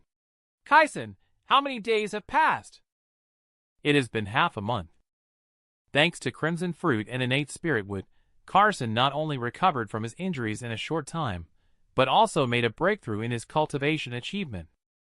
Suddenly, a sound of shattered jade rang in his mind. Carson's eyes were filled with intense killing intent, because Olivia was in trouble. You take Lucia back. I have urgent matters to attend to, Carson said as his voice fell. He disappeared in front of the two before they could react. The broken one was the jade pendant Carson gave to Olivia just now. The young sect master in the room looked at Olivia in surprise. I didn't expect you, an ordinary person, to possess such a high-level amulet talisman. Olivia looked at the young sect master in horror. It's no wonder Carson had repeatedly reminded her to carry it with her at all times. She was able to withstand this thug for almost half an hour. The young sect master gave a wicked smile. Now let's see who else can come and save you. As soon as he finished speaking, Callie lifted her jade leg and swung it over. The young sect master easily caught her leg and chuckled. Little beauty, don't be so impatient. One by one, right at this moment, a piercing sound suddenly descended from the sky. A golden light forced the young sect master back. The young sect master was furious. Who was it? Daring to sneak attack me, Grandpa. At the moment when Carson's figure broke through the door, young sect master's face was instantly filled with horror. Carson glanced at tearful Olivia and angry Callie, his killing intent soaring instantly. I want to completely erase you from this world. His cold voice contained endless anger. Young sect master looked disdainful. Hero saving the beauty? He was swiftly killed by a sword right after saying that. Carson then walked up to Olivia with a guilty look on his face. I'm sorry for causing you trouble, he said. Olivia suddenly hugged Carson tightly, crying uncontrollably. Callie's stunning face revealed a hint of a smile. Her eyes were slightly teary. In her heart, there was a sense of relief as if she had survived a disaster. Carson said at this time, Callie, don't be sad. Let me take revenge for you. Fiancée Callie finally became Carson's apprentice. Kaisen transformed and became senior brother just as Carson was about to go to extermination of a family. I only saw the golden light flash of the heaven-slashing sword. The hooligan didn't even have a chance to speak. He was instantly killed and turned into trash. The hooligans from the spirit sect were like ants blocking Carson's path. Even a few reckless individuals dared to taunt him. Carson coldly said, You are too noisy. This time, he directly used the heavenly Xian third form suppressing the universe. He punched and instantly killed everyone, reducing the entire sect to ruins. Callie and Olivia looked horrified. Everything in front of them had completely overturned their understanding. Carson appeared before their eyes like a god of death.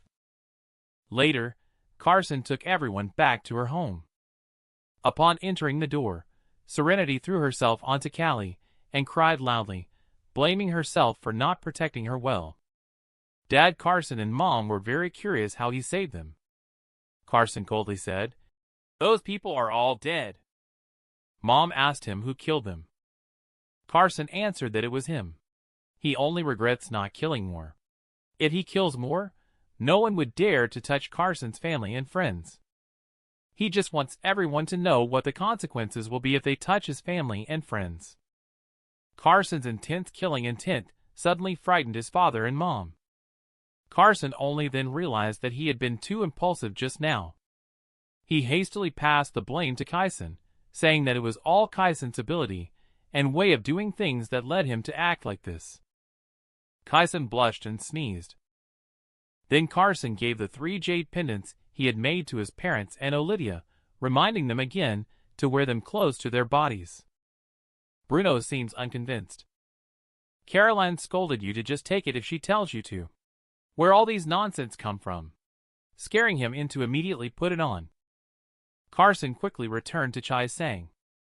This time, Callie knelt in front of Carson and begged to become his disciple. And after the incident with the young sect master, Carson's heart also softened somewhat. So he agreed to accept her. And he told her that Kyson is her senior brother from today onwards. Callie's eyes revealed a hint of surprise. "Thank you, master," she said. Then she turned to Kyson and bowed, saying, "Nice to meet you, senior brother Kyson." Kyson quickly returned the gesture, saying, "No need to be polite, junior sister. I dare not be presumptuous, because junior sister might become a madam master one day." After the three of them left, Carson began to contemplate which technique to teach Callie. Callie is actually the Heavenly Phoenix Hidden Pulse. Carson has really hit the jackpot. Just now, Carson taught Callie the 7-rank ascension to immortality technique from the Yaochi Sacred Land. In just 3 days, she reached Inner Realm Minor Mastery. Carson was surprised by this cultivation speed. However, such abnormally fast progress is certainly suspicious. Carson suddenly pointed a finger at her forehead. A huge shadow of a phoenix spreading its wings appeared behind Callie. Serenity was startled and quickly asked, "What is this?" Carson suddenly realized and said, "So that's it. I never thought she was the Heavenly Phoenix Hidden Pulse." "What is the Heavenly Phoenix Hidden Pulse? Is Miss in danger?" Serenity asked a series of questions. Carson shook his head and told Serenity that it's an excellent cultivate physique. Carson didn't explain further. Anyway, even if he explained, she wouldn't understand. He planned to leave the earth and take her on the true path of cultivation.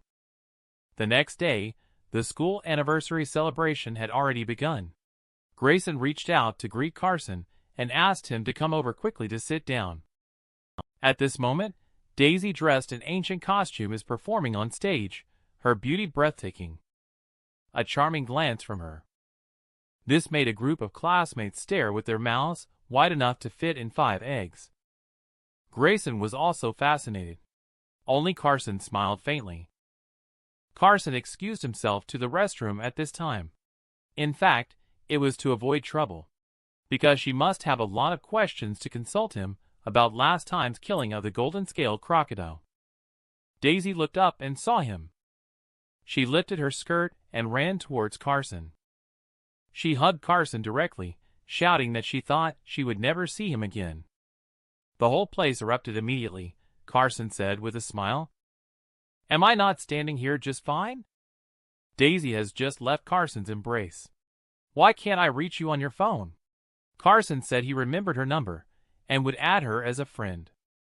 Daisy looks expectant. "Okay, then I'll wait for your message." After the school anniversary, it was already evening. Carson suddenly stopped in his tracks, not even looking back, and asked, "Why are you following me?" It turned out to be Anna, who had been following behind him. She always has something negative to say. "I don't know how you managed to deceive Daisy. You don't deserve her. Stay away from her," she said as soon as she spoke. Carson looked at her and said lightly, "Is that so? Then tell me, where do I fall short of deserving her?" Anna sneered disdainfully.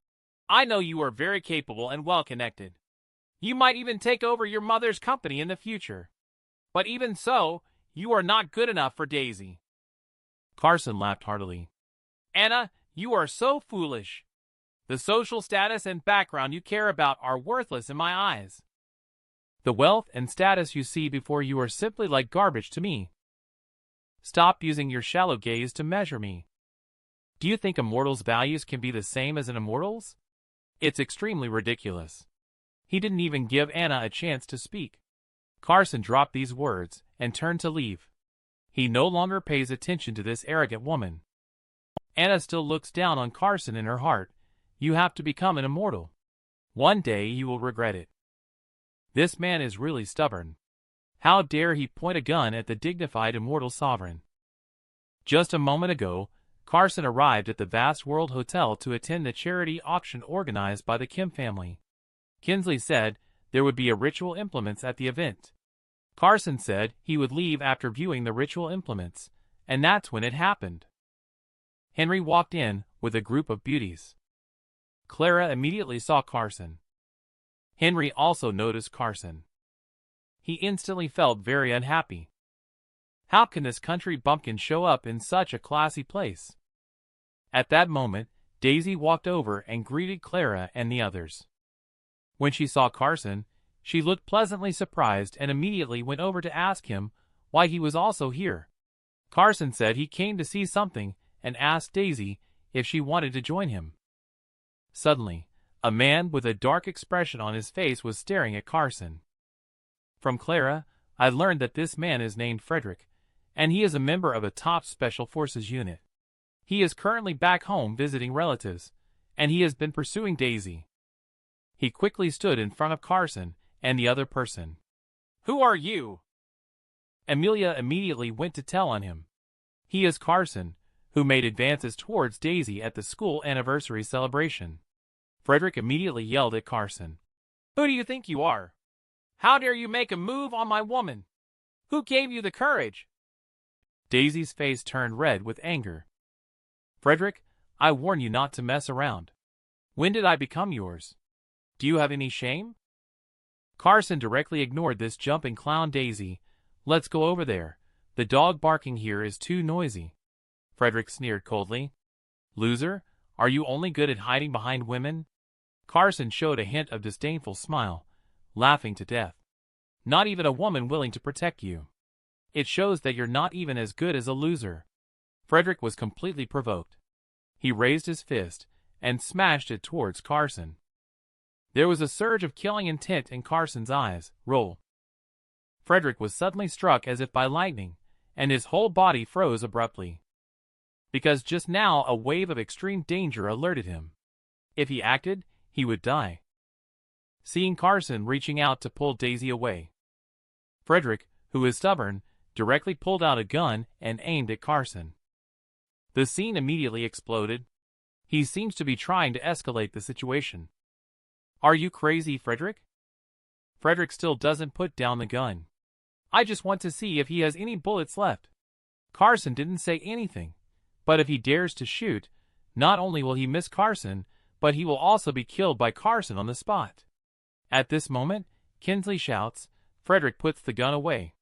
Then get out of here. Frederick is stunned. They are not as powerful as the Kim family, so he doesn't dare to offend Kinsley. Seeing Frederick hesitating, Kinsley directly issued a tough statement. If anyone dares to point a gun at others again, they will directly go to war with Yi family. Everyone was extremely shocked, all speculating about Carson's identity. Frederick was forced to yield, but still threatened that Carson would not dare to pester Daisy again. He must have made him wish he were dead. Carson has developed immunity to such empty threats. On the side, Anna, who was watching the drama unfold, began strategizing for herself. She believed that Carson relied on the Kim family, and once they turned their backs on him, he would be worthless. Kinsley cautiously walked up to Carson and invited him to take a seat in the VIP box. Carson coldly replied, Don't play tricks in front of me in the future. Otherwise, don't blame me for being ruthless. Kinsley immediately bowed and apologized. It turned out that Carson had already seen that she was deliberately protecting Frederick. Just as Carson and Daisy entered the venue, a powerful voice sounded. Daisy, come here to Daddy. This is the forbidden land of the immortal Eye of Universe, as legend has it in the 9-tripod ceiling coffin. Just now, the one called Daisy is actually her father, Hank. Hank is the top underworld boss in Jiangnan. Even Kinsley has to show him respect. Daisy called out, Dad. Then she introduced Carson shyly. Hank appreciates Carson's personality, but he says Carson is too arrogant.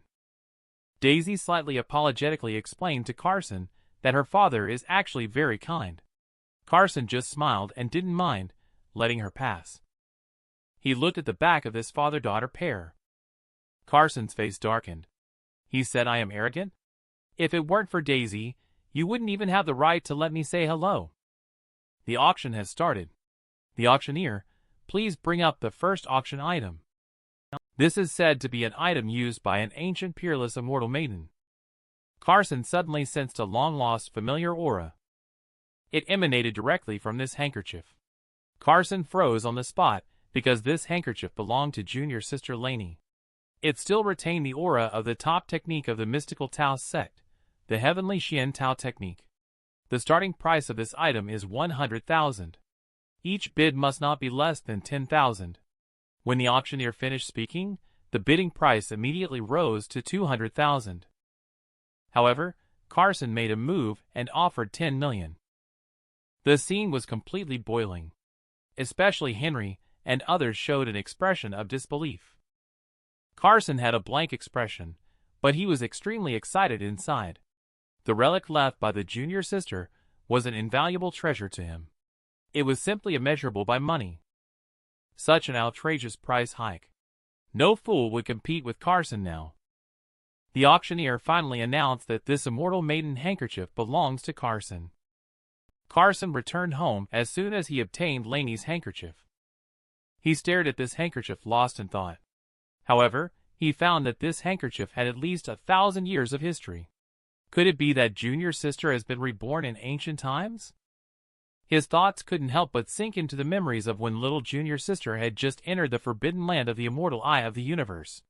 In the dim and profound universe, a huge bronze stone coffin floated silently. 9 thick black chains wrapped around the bronze stone coffin, each connected to a 4-footed large tripod at the top of the chains. Carson and junior sister Lainey were shocked beyond measure by this scene. Suddenly, a thunderous boom like that of a bronze bell resonated from above the bronze stone coffin. Then a huge palm reached out from the coffin, pressing down on them with endless pressure. At the critical moment, junior sister Lainey suddenly pushed Carson away and stood in front of him. Her unparalleled beauty was marred by 2 tears sliding down her face. In her eyes, there was an endless sense of reluctance and love. I only saw junior sister's figure evaporate instantly like air. She didn't leave a trace at all. Carson could only watch junior sister disappear into nothingness before his eyes. Memories came to a halt as Carson pondered over the many mysteries surrounding the eye of the universe.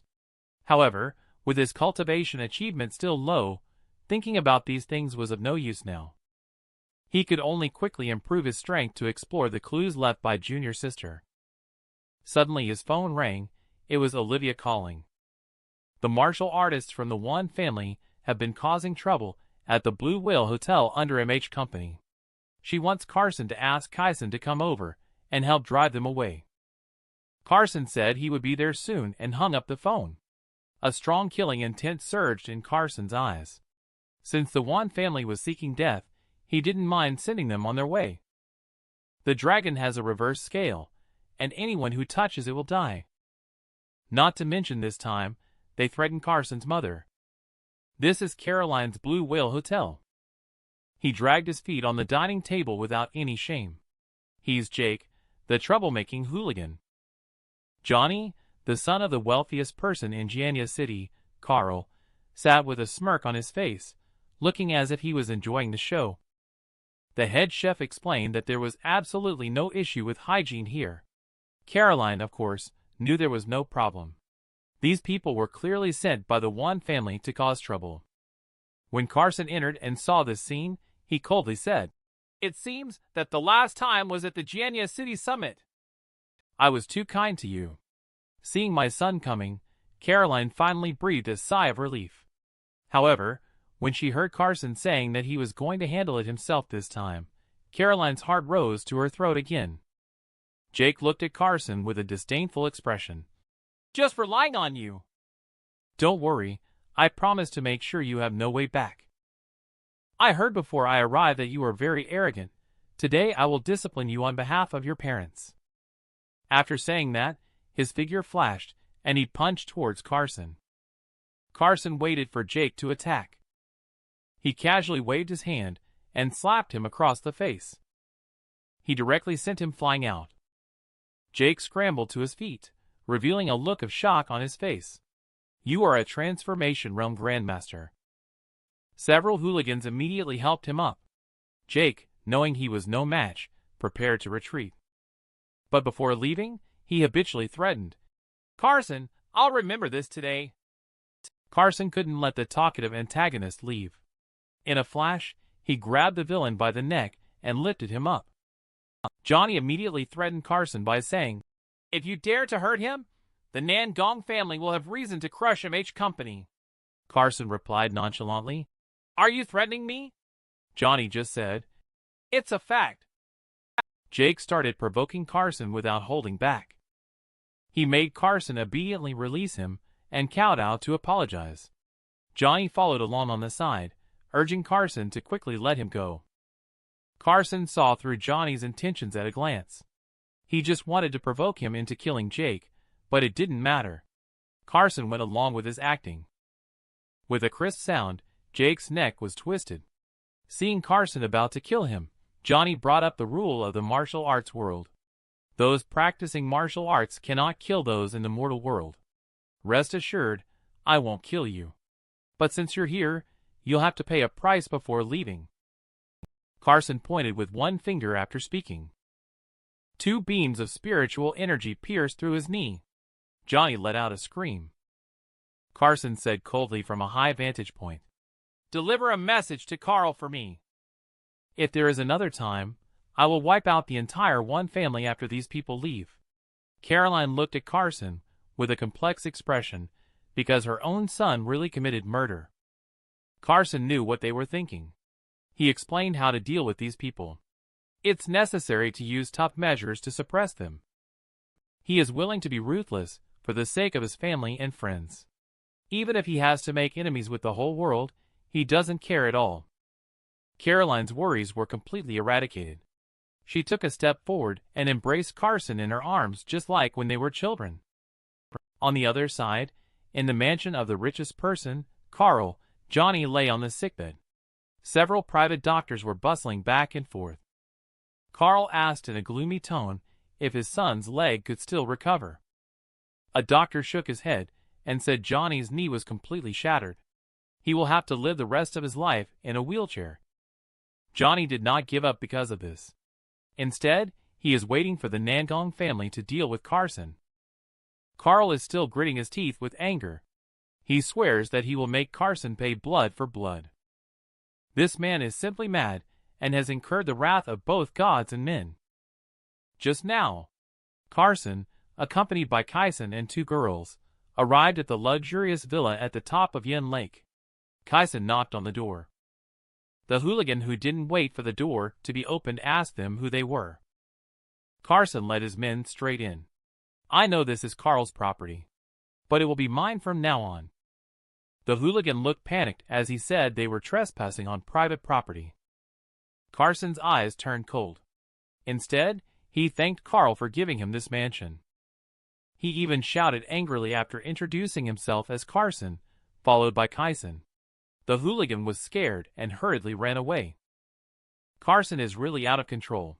He directly used brute force to take over the nest. Then, he ordered Kaisen to inform Bo and Jax to collect various spirit stones, and offered the temptation of exchanging every 10 pieces for an essence-nourishing pill. Then he looked at Callie and let them choose their own rooms. He came to the balcony and looked at the scenery in the distance. He took a deep breath and found that the spiritual energy here is much richer than in the city center. With beautiful scenery surrounded by mountains and lakes, it is the perfect place to build the great circulation of heaven formation. Just then, a figure appeared in front of him. Carson didn't expect that the people from the Nangong family would come knocking on his door so soon. This person is Clayton, the sword attendant of family leader Edgar.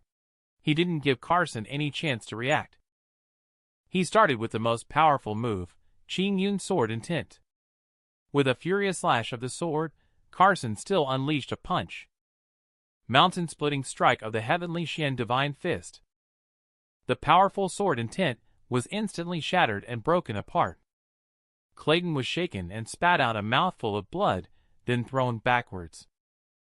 However, what surprised Carson was that the guy who took a punch from him was unscathed. His strength was indeed quite good. Warren, hiding in the dark, was extremely anxious. He was about to run when Carson caught a glimpse of him. "It's your turn, the hooligan hiding over there." Warren stood up in a panic and said, "I advise you not to touch me. Otherwise, you will be in big trouble once my dad emerges from seclusion. As soon as he finished speaking, his body suddenly exploded. Carson retracted heaven slashing and casually dropped a sentence. Even if your old man doesn't come looking for me, I'll still go find him. When Carson looked over again, he found that Clayton had already escaped without a trace. However, he could not last more than 7 days. Carson is now looking forward to Edgar's strength. 1 week later, Kyson brought the jade collected by Bo to them. Carson sighed. The bosses of the mortal world still have some uses after all. At this time, Daisy called. She wants to invite Carson to her birthday party the day after tomorrow. Carson hung up the phone. He suddenly remembered that something happened on Daisy's birthday. But in this life, he must protect Daisy at all costs. Not long after, Carson used Jade to set up the spirit gathering formation and added a concealing spell without his permission. Hardly anyone could break into the villa. When the last drop of liquid medicine dripped into the bottle, Carson picked up the bottle satisfactorily and muttered to himself, "Why, another layout can begin." Bo really knows how to enjoy himself. Arranged to Beauty to give him a massage. Suddenly heard someone calling him. He impatiently turned around and saw that it was Carson.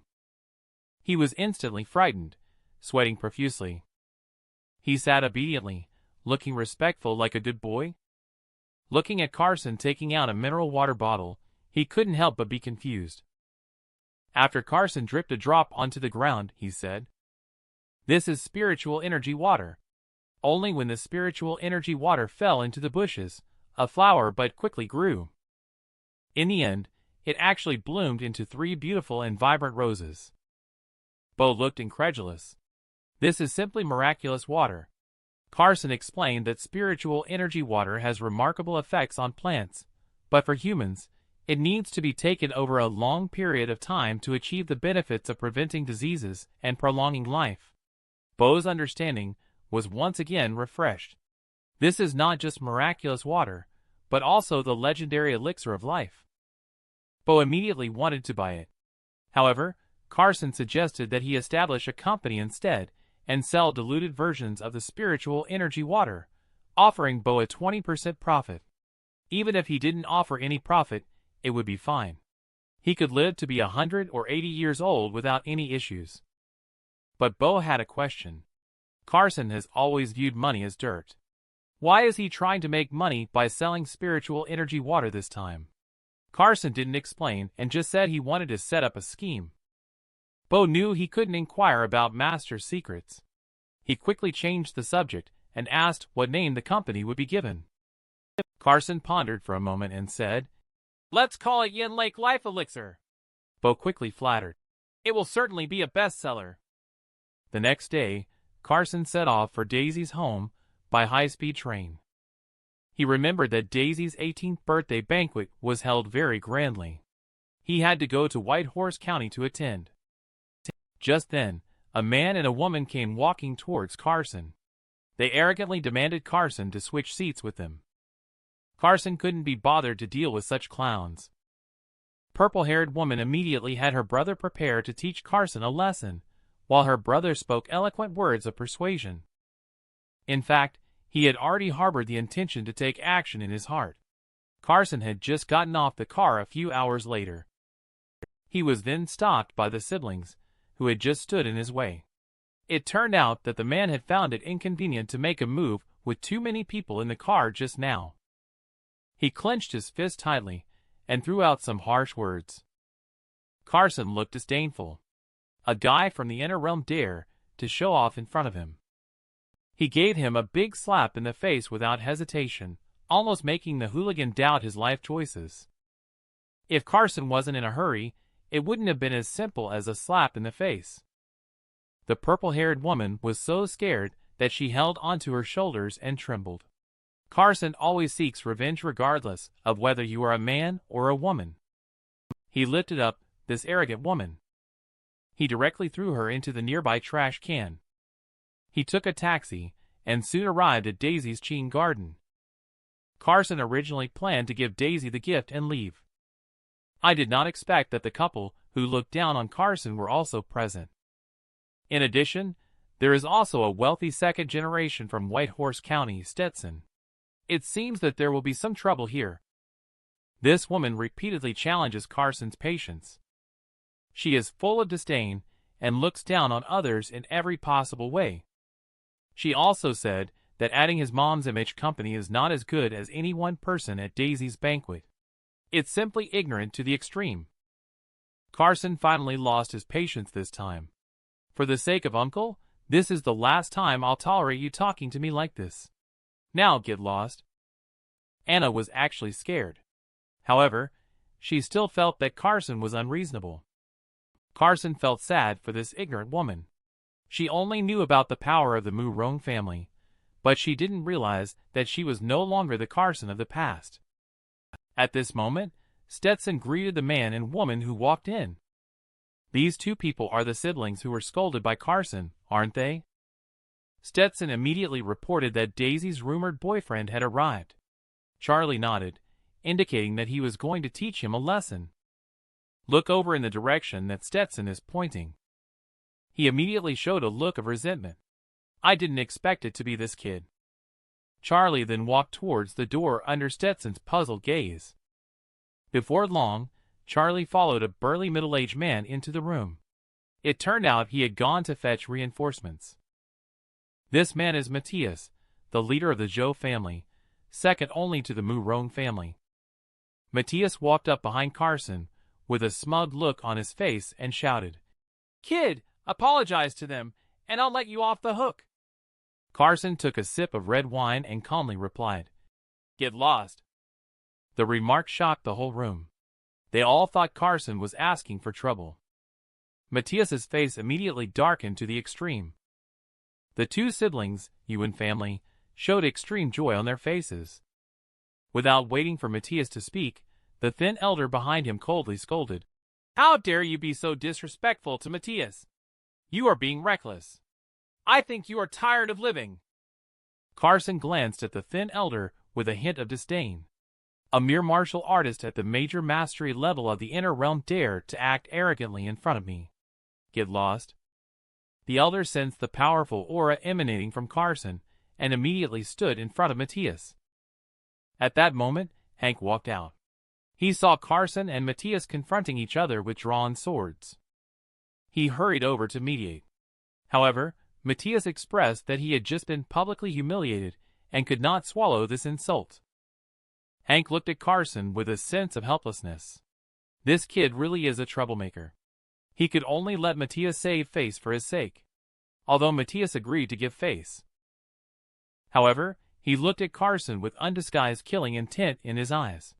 "You're lucky this time. But don't let me catch you outside." Matthias left with a gloomy expression. Charlie and Amelia had an unpleasant look on their faces. But since Hank has spoken, they didn't dare to continue making things difficult for Carson. Hank walked up to Carson again and said seriously, "I even have to give in to Matthias. You are simply too arrogant." Carson responded lightly, "I'm not arrogant. I just have the ability. No matter how powerful your clan is, it's worth nothing in my eyes." Hank could only sigh helplessly. Even if his daughter liked Carson, he wouldn't simultaneously offend the Yuan family and the Zhou family for Carson. Suddenly, a suitor of Daisy excitedly exclaimed, "Quick, look! Daisy is coming out!" Daisy was seen wearing a long golden dress, her graceful figure resembling that of a celestial maiden descended to earth. The woman who saw this was so envious and jealous that the men around her drooled. Daisy walked slowly in front of everyone with a graceful and charming smile, showing a calm and confident demeanor. Suddenly, all the older generation envied Hank for having such a good daughter. Then it was time for the gift-giving segment. Various high-end and classy gifts kept coming one after another. Anna walked over to give Daisy her blessings. Daisy responded with a smile. Her gaze involuntarily turned towards Carson in the corner. She suddenly felt a sense of loss. Could it be that he didn't prepare a birthday gift for me? But she immediately comforted herself that as long as he could come, it would be fine. It would mean that he still cares about me. At this moment, Stetson looked at Carson disdainfully and said, "Carson, what gift did you prepare for Daisy today?" Carson didn't answer but instead asked, "Daisy's birthday. How could I not prepare a gift?" He walked slowly to Daisy's side. He seemed to perform magic. A small and delicate jade pendant appeared in his hand, and he gently put it on Daisy, saying, "I made this myself. Happy birthday to you." Daisy blushed and shyly said in a soft voice, "Thank you." Daisy's admirer watched this scene with jealousy burning in his heart. Charlie is especially infuriated, his teeth clenched, veins bulging. Carson handed over the jade pendant, said he had something else to do, and then walked away. Daisy felt a wave of disappointment, wanting to persuade him to stay for dinner. At this moment, Stetson jumped out again and insulted Carson by saying the jade pendant was a cheap imitation. Carson turned his head, with a cold look in his eyes. "If it weren't Daisy's birthday today, I would have slapped you to death long ago." Stetson haughtily tilted his head back and snorted coldly. "How dare you give street stall goods as gifts and not allow others to comment?" Daisy quickly helped Carson out of the situation. "As long as everyone can come, it's fine. The gifts really don't matter." Carson's face was indifferent, and his gaze was scorn. "The gift I, Carson, have given is not something you mundane people can compare with." After speaking, Carson pointed a finger at the jade pendant on Daisy's chest. Immediately, a cool breeze emanated from the jade pendant, causing everyone to feel refreshed and invigorated in an instant. Charlie was shocked and stunned. He didn't expect Carson to casually give ritual implements as decorations. At this time, Arthur, the steward of the Murong family, wanted Daisy to show him the jade pendant. Daisy took off the jade pendant and handed it to Arthur. Arthur held the jade pendant in his hands, carefully sensing it for a long time. Then he solemnly said to Daisy, "Miss, you must carry this jade pendant with you at all times." After speaking, Arthur looked at Stetson and sneered. "This jade pendant is the most precious among all the gifts. Compared to it, all other gifts are rubbish." He then expressed his gratitude to Carson. Carson smiled without saying a word. Stetson was fiercely slapped in the face, almost causing him internal injuries. Anna's gaze at Carson once again became complicated. "How many unknown secrets are still hidden in you?" Daisy's little face turned excitedly red. Infinite sweetness surged in her heart. "Carson gave me such a valuable thing. It seems I am still very important to him." Suddenly, a bodyguard from the Murong family was hit and flew in. Daisy's birthday, no flower basket was sent. Someone actually sent a funeral wreath. This is simply a crazy humiliation to the Murong family. Hank immediately became furious, questioning them if they knew what kind of place this was. "Of course I know. Isn't this the Qing garden of the Murong family?" A man slowly walked in. Hank looked puzzled and asked, "Who are you exactly?" The person chuckled and said, "Who I am is not important, but I want to seek justice for the dozen lives taken by the Triad Society back then." Just as everyone was puzzled, Hank's face turned pale, drastically changing. He immediately ordered his men to take down this person. The person's face showed a mocking smile. "Hank, moving so quickly. Are you afraid that I will reveal the predecessor of your Murong family?" As soon as he finished speaking, the bodyguards of the Murong family had already rushed over. But they were all knocked down by the hooligan who just carried the wreath with 3 punches and 2 kicks. The man chuckled at the sight. Had the Murong family started using fake bodyguards after whitewashing their reputation? No need for Hank's orders. Arthur, without hesitation, stepped forward and stood in front of the opponent. How dare the power of the outsider realm act so arrogantly here? Suddenly, powerful energy surged from both of them, scattering in all directions. In the blink of an eye, the two had exchanged hundreds of moves. To some ordinary people, it felt like watching a movie. Suddenly, Arthur seized the opportunity and landed a punch on the man's chest. He called out, "Master," behind him. Hank was suddenly taken aback. Could there be a master behind this man? A man in a white suit with a scar on his face walked in. "Does Hank still remember me?" "You are Harrison, son of Ashton. Looks like you haven't forgotten about this scar you personally inflicted. Can't believe I am still alive. The day you annihilated my Rin family and swallowed up the Triad Society is the day you will pay the price." Hank no longer speaks nonsense since they are mortal enemies. He directly ordered Arthur to take action and kill. Arthur burst out with a powerful aura, unleashing his potential to the extreme. Harrison laughed as if he didn't care at all. "Wait until Arthur gets close, then punch him and send him flying out." Seeing Harrison about to make a fatal move against Hank, Daisy stepped in front of him. Harrison immediately pulled Daisy into his arms, threatening what would happen if he humiliated his daughter in front of Hank. As soon as he finished speaking, a heavy blow landed on his face. With a bang, he fell heavily to the ground. Carson hugged Daisy and chuckled. "Bullying my classmate in front of me. This is really embarrassing for me." Harrison responded disdainfully. "What kind of person are you? How dare you not wait for him to speak?" Carson quickly cut in. "What do I not dare to do?" Just as the words were spoken, that man launched a surprise attack towards Carson. Carson casually struck and directly killed the man. Then he asked Daisy to take cover in a safe place first. Because Carson realized that the man across the street was not simple. Only to see Harrison unexpectedly flying up into the air. Sure enough, as Carson expected, this guy is a grandmaster. But in Carson's eyes, at best, he can only be considered a half-step grandmaster. Harrison laughed wildly and unleashed the great blood demon palm. A huge blood-red palm instantly condensed behind him. Arthur recognized this move and immediately identified the person's master as Grandmaster Ezekiel, known as the eight-armed divine ape in the transformation realm of Southeast Asia.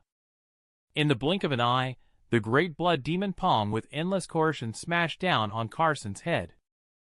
Daisy was deeply worried for Carson when she saw the situation. Carson just gave a faint smile. "So weak, it's so weak that I can't even be bothered to comment on it." He was still preparing for a punch mountain-splitting strike. The fists and palms collided with a loud bang. The great blood demon palm was instantly shattered with a punch. Harrison was also sent flying backwards by the impact of the punch. Carson didn't pause. He pointed his finger like a knife, preparing to strike with the heavenly Xian divine fist second form river splitting. Just as Harrison steadied his figure, he felt a deadly aura coming at him. He had to escape immediately. Suddenly, Daisy screamed. Harrison actually reached out for Daisy, intending to use her as a hostage to threaten Carson. A blue light suddenly burst out from the jade pendant on Daisy's chest, only to see a blue light shield protecting Daisy from Harrison. It bounced back Harrison's full-force blow. Daisy then realized that this jade pendant was actually an amulet ritual implements, and a warm feeling surged in her heart. Anna's eyes betrayed a hint of envy and jealousy at this moment. She secretly wondered if Carson would give her such a jade pendant if she went to ask for it herself. Carson slowly walked towards Harrison and let out a scornful laugh. "Can you stop picking on a young girl all the time?" Harrison turned around and ran away without saying a word. He ran away without saying a word and even mocked Carson. "I admit you are strong. But if I want to escape, no one can stop me." Carson reached out and grabbed a branch from afar. As he swung it towards Harrison, he released spiritual energy attached to the branch. Arthur was shocked once again. With internal energy released outwardly, this young man turned out to be a transformation realm grandmaster. Harrison's chest was pierced by a small branch, creating a large hole. Before dying, he shouted that his master would never let Carson go. Carson didn't care and turned his head lazily, not bothering to look again. At this moment, Arthur forced a bitter smile. "An 18-year-old young man grandmaster, if I didn't see it with my own eyes, I wouldn't believe it even if you killed me." Remembering that he had mocked Carson for being too arrogant twice before, Hank felt extremely ashamed. He wished he could find a hole to hide in. seeing Carson's strength and his caring protection of Daisy. Anna is now filled with regret and unwillingness. She finally understands that she was the most ridiculous person. Carson asks Daisy to continue the banquet. He is going to clean up some trash.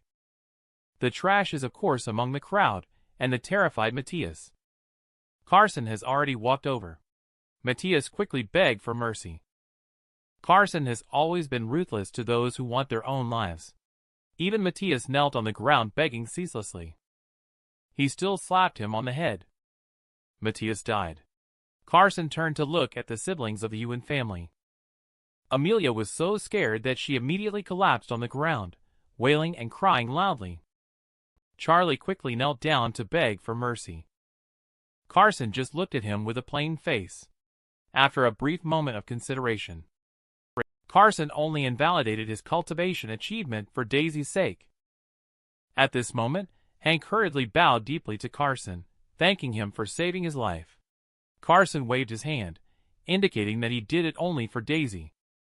Daisy saw Carson about to leave again. She shyly asked him to accompany her to spend her birthday before leaving. Carson, thinking he didn't have other things to do for the time being, smiled and agreed. Seeing this scene, a strong sense of sourness instantly filled Anna's whole body. A deep sense of unwillingness could be seen in her eyes. Bo is now impatient and anxious. He doesn't even have the mood to go for a massage. When Carson returned, he suddenly felt relieved. It turned out that the Zijing Gongsun family was impersonating their life elixir to disrupt the market. By looking at Carson's eyes, you can tell he's going to extermination of a family again. The scene shifts to the estate of the Gongsun family.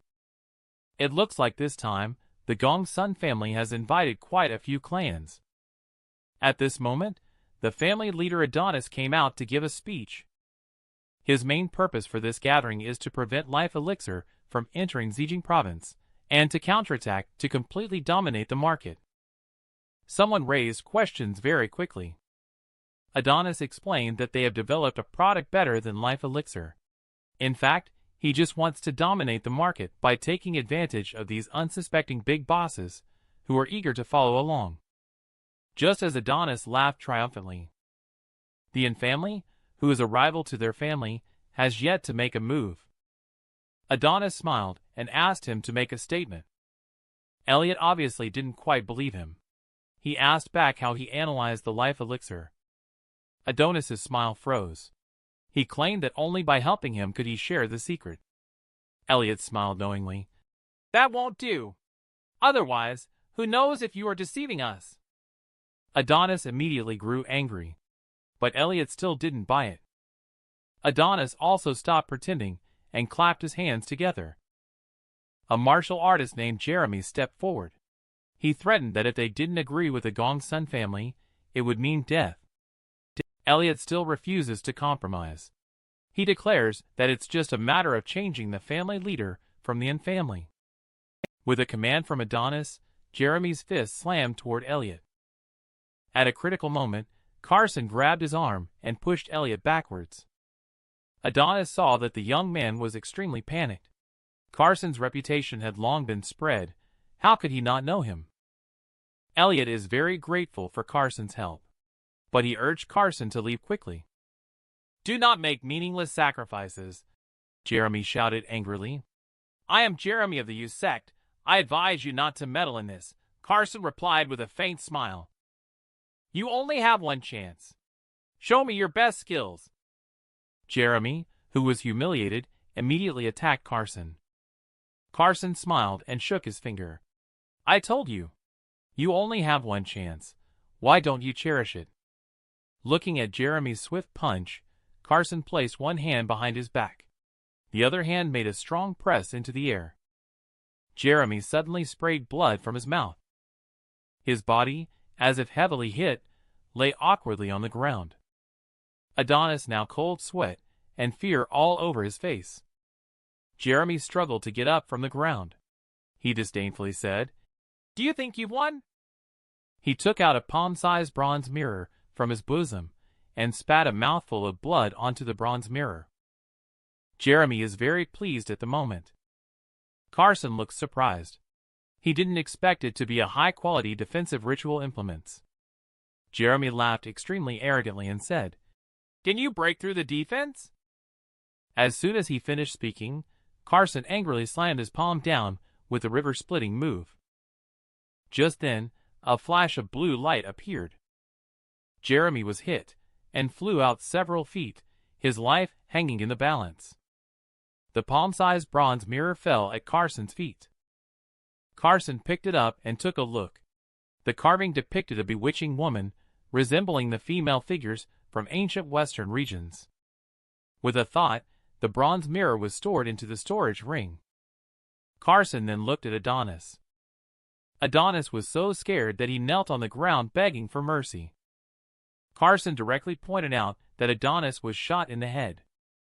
Watching, Carson casually wiped out the Gong Sun family. Previously, those who had catered to the Gong Sun family's big bosses all knelt down and pleaded for mercy. Carson first asked Elliot to contact Bo to handle the matter of the life elixir from Zijing. Then he said lightly, "Deal with the rest. I'm just here to destroy the Gong Sun family." At this time, Jeremy, who was knocked unconscious, finally woke up. Carson came up behind him and asked, "Where did this bronze mirror come from?" Jeremy explained that it was snatched from the hands of a grave robber, who had obtained it from the depths of the Naya ruins in the desert. Carson was startled. Could it be that the Naya ruins are the Jingjue ancient city? Was there once a cultivator there? Subsequently, Jeremy took Carson to the entrance of the Jingjue ancient city, Zaklama Sacred Mountain. Carson suddenly startled, because the large gap in front was cut off by a sword. There was still a trace of spirit power left on it.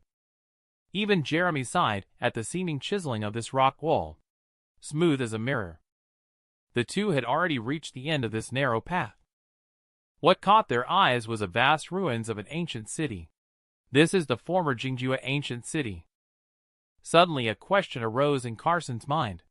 What force buried this ancient city in the endless desert? Carson's spiritual sense reached out and found a temple used for worship. And the entrance to the Jingjue Queen ancient tomb is right here. The entrance has already been opened. This is probably the work of those grave robbers. But Carson has already sensed that those below are not grave robbers. The two of them went downstairs. They found two groups of people and horses facing off. Monk must be a master of the nearby sacred sect. The elder behind the girl also looks extraordinary. Jeremy has already made a preliminary analysis of the opponent's strength. Carson was staring intently at the tomb gate, seemingly with a formation carved on it. When he walked down, the girl pointed at Carson and asked coldly, "Who are you?" Carson stared curiously at the tomb gate. It seemed to have a formation carved on it. When the girl saw Carson coming down, she pointed at him coldly and asked, "Who are you? What are you doing here?" Carson frowned and asked in response, "And who are you then? What are you doing here?" The girl looked a bit arrogant. "I am the Manjasaka of the Hadley and the Kai family of Gwandu. You better know your place and don't argue with me." Carson chose to ignore her words directly. He walked up to the stone door and reached out his hand. A slight sound. Carson's hand was unexpectedly bounced back by the green stone door. However, he had already confirmed his guess in his heart. Hadley, on the other hand, was mocking him for being overconfident. This is the legendary coffin of the Queen of Jingjue. Just now, Jeremy punched the tomb door. He was knocked backwards by the formation on top of it. A sacred sect reverend patted him on the shoulder and said, "Friend, the formation on this stone door becomes stronger when met with stronger force. The harder you hit it, the stronger the backlash will be." Hadley went into a flight of fancy and suggested, "Master, how about we dig a hole to bypass this stone door?" The master waved his hand. "It's useless.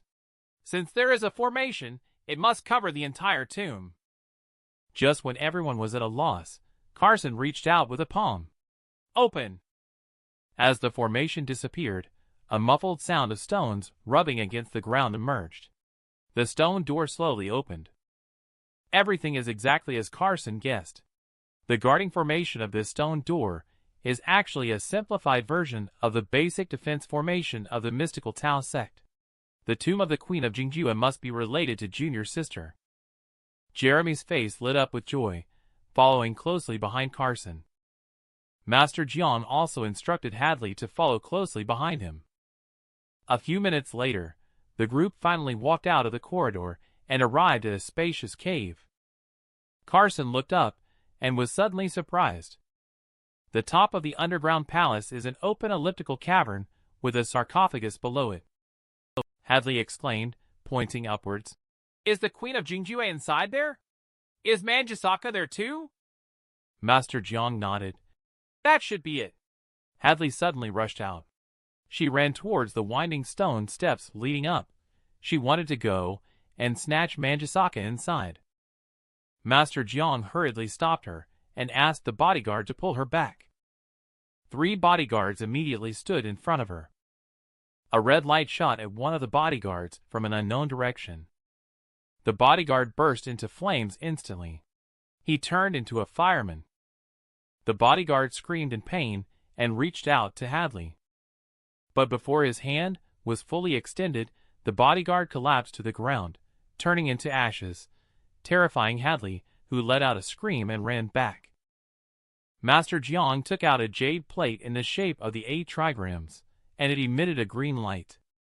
Master Jiang was instantly enveloped in a layer of green light, just as he approached the spot where the bodyguard had been burnt to ashes. A red light shot out from the pile of ashes on the ground, rushing towards Master Jiang. The blue light shield trembled and deflected the red light. It turned out to be a serpent that was completely red in color. Master Jiang immediately threw a punch. However, it was skillfully dodged by the serpent. It suddenly crawled quickly towards Carson. Just as the serpent was about to bite, Carson reached out and held it in midair. He didn't expect that there would be a crimson-scaled spirit serpent on the Emperor's throne star. Master Jiang came over and asked what a crimson-scaled spirit serpent was. Carson explained lightly. The crimson-scaled spirit serpent is 1 foot long and is entirely red with scales. It ignites when it encounters objects. The crimson-scaled spirit serpent also has another characteristic. It likes to live in groups. A group of crimson-scaled spirit serpents surged out from all directions. Carson took out the bronze mirror to activate his defense. He knew very well that the crimson-scaled spirit serpents revere the matriarch serpent. As long as they killed the matriarch serpent, the others would retreat. And at this moment, all the crimson-scaled spirit serpents were converging towards a specific location. A gigantic, 100-meter-long crimson-scaled spirit serpent suddenly appeared in front of everyone. Originally, the little serpents combined into the matriarch serpent. The matriarch serpent exhaled a harsh sound. Humans, disturbing my master's rest. Today, you all will die. Hadley screamed in horror. It can actually speak. Could it be the legendary demon? 3 sacred sect reverends stepped forward. The one holding the Vajra shouted fiercely, Evil creature, meet your doom. The matriarch serpent spewed a stream of fire toward the 3 of them, although they avoided the fiery attack. But the fire landed on their weapons. Master Jiang immediately reminded to quickly throw away the weapons. Reverend had a heartbroken expression on his face. He had no choice but to throw away the weapons with a wave of his hand. They shamefully murmured a Buddhist mantra in a low voice and stood aside in silence. At this moment, Master Jiang flung the 8 trigrams jade plate towards Matriarch Serpent. A layer of green light instantly enveloped Matriarch Serpent. He then threw 4 command flags towards Matriarch Serpent. The 4 command flags and the 8 trigrams jade plate instantly formed a sealing formation. Matriarch Serpent disdainfully mocked Master Jiang, saying that these things couldn't trap it at all. Its body suddenly swelled, for huge claws slowly grew out of its abdomen. 2 small horns also grew on its head. In the blink of an eye, Matriarch Serpent's body swelled violently. It forcibly burst the formation and couldn't help but mock Master Jiang's weak cultivation achievement. Master Jiang was hit by the backlash of the formation and spat out a mouthful of blood. He asked Hadley to escape quickly. But Hadley refused to leave without taking the Manjusaka flower. Just then, Carson flew up into the air. He unleashed the heavenly Xian divine fist first form mountain-splitting strike. His fist landed on Matriarch Serpent with a loud bang. The massive body of Matriarch Serpent was smashed into several pieces by Carson's punch. Just as Matriarch Serpent was preparing to transfer its spirit away, it was grabbed by Carson. The Matriarch Serpent's spirit actually knelt down towards Carson and seemed to be begging Carson to spare it. Carson smiled slightly. "Don't worry, I won't kill you. If you behave well in the future, I will even give you a chance at redemption." And at that moment, Hadley had already arrived in front of the Queen's sarcophagus. Despite Master Jiang's advice, she insisted on opening the coffin. As the sarcophagus was pried open, everyone looked inside.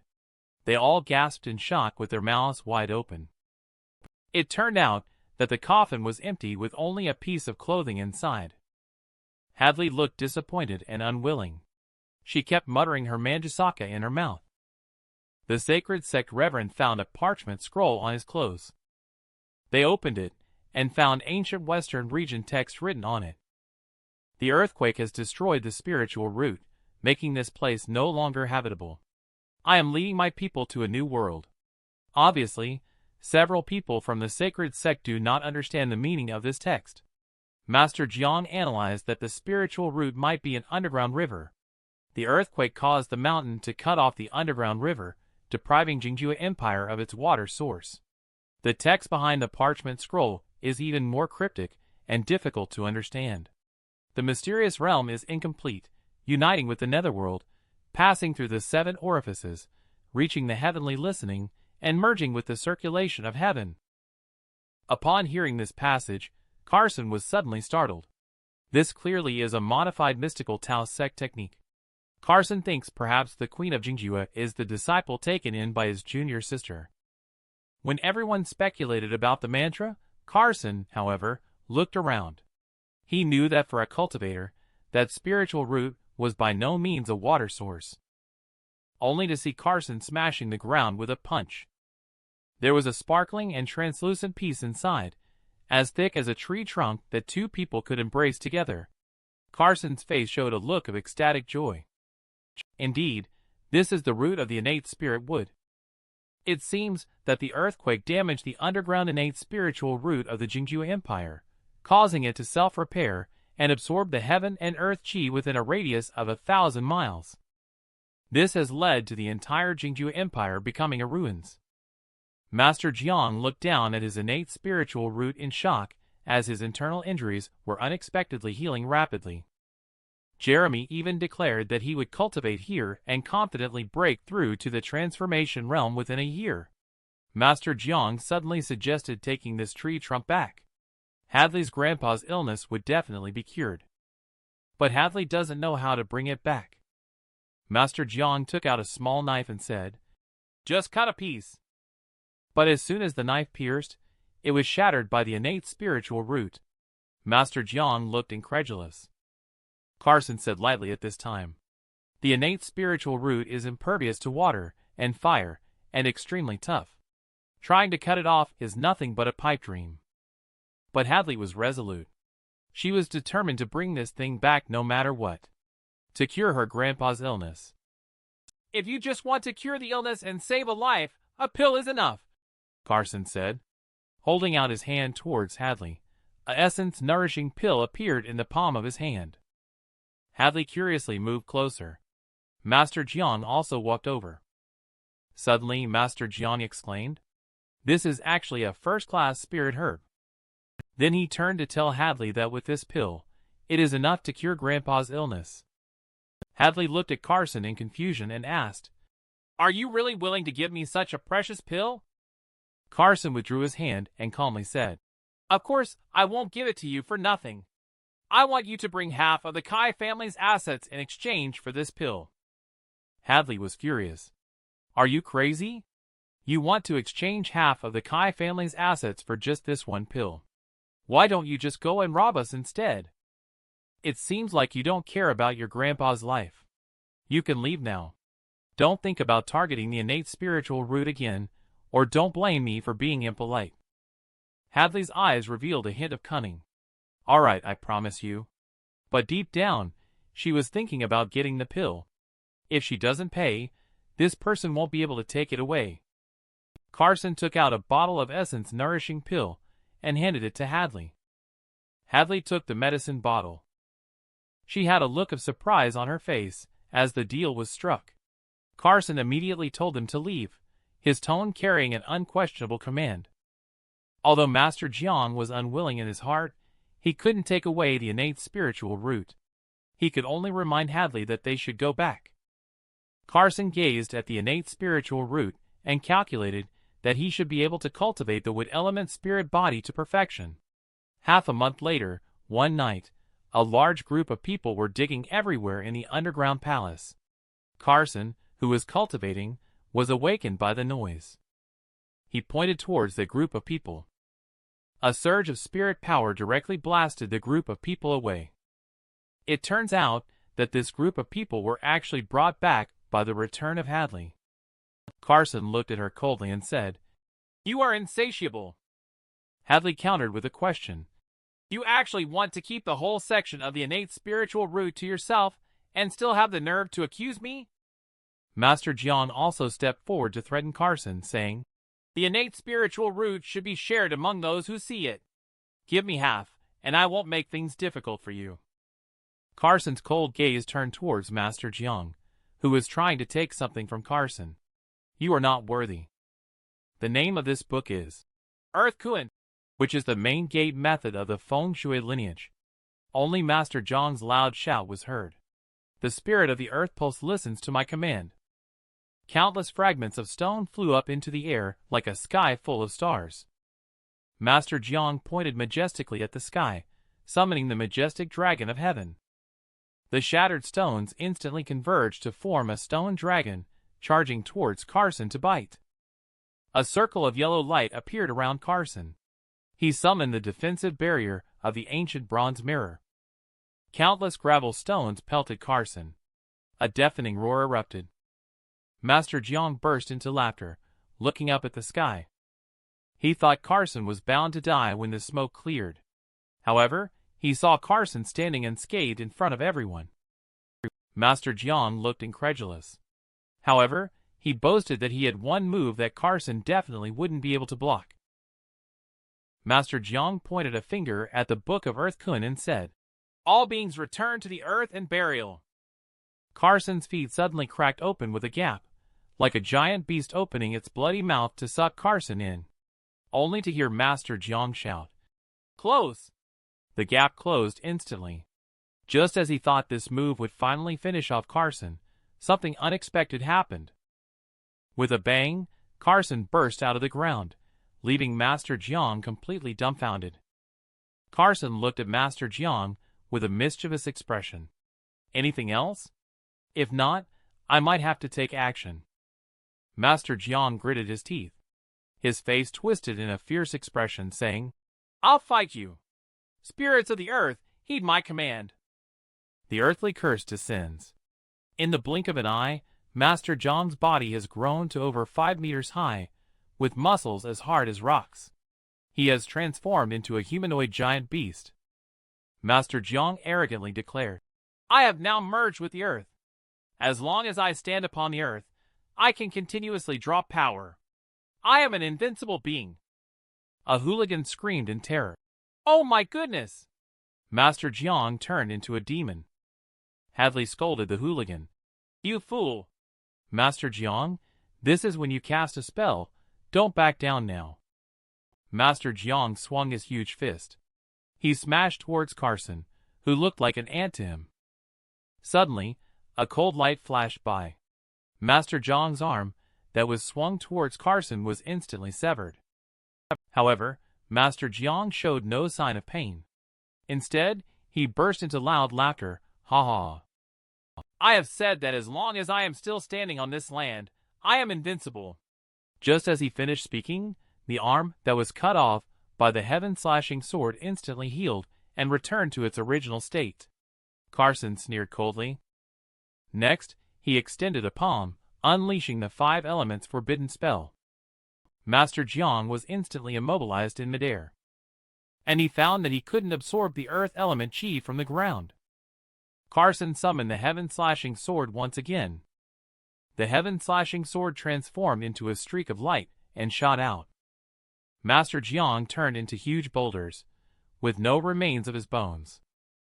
Hadley was so scared that her whole body shook uncontrollably.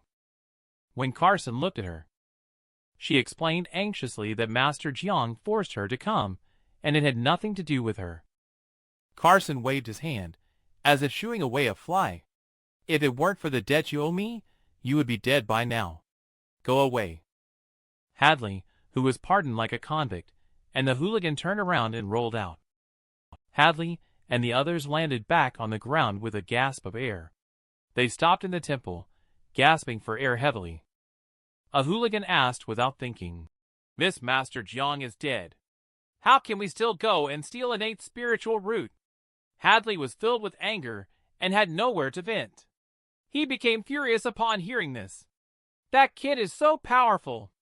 Who dares to snatch things from his hands? She immediately revealed a face full of resentment. Even if I can't get it, I can't let him off so easily. Hadley quickly found out all the details about Carson. Then she spread the news that Carson had died in the sea of death. Hadley had a sly smile on her face. What would it feel like when you come out and see all your relatives and friends have been killed by your enemies? Ha ha ha. The majestic immortal sovereign's home was stolen again. The first to bear the brunt was Bo. This bald one is very arrogant, threatening Bo to call Carson's followers within 3 days. Otherwise, he will wipe them all out. Bo was so scared that he didn't even dare to flirt with girls. He immediately nodded in agreement. You are quite good at recognizing someone like you, loser. Leaving these words behind, the bald one strides away. This made Bo wonder if Carson is really dead.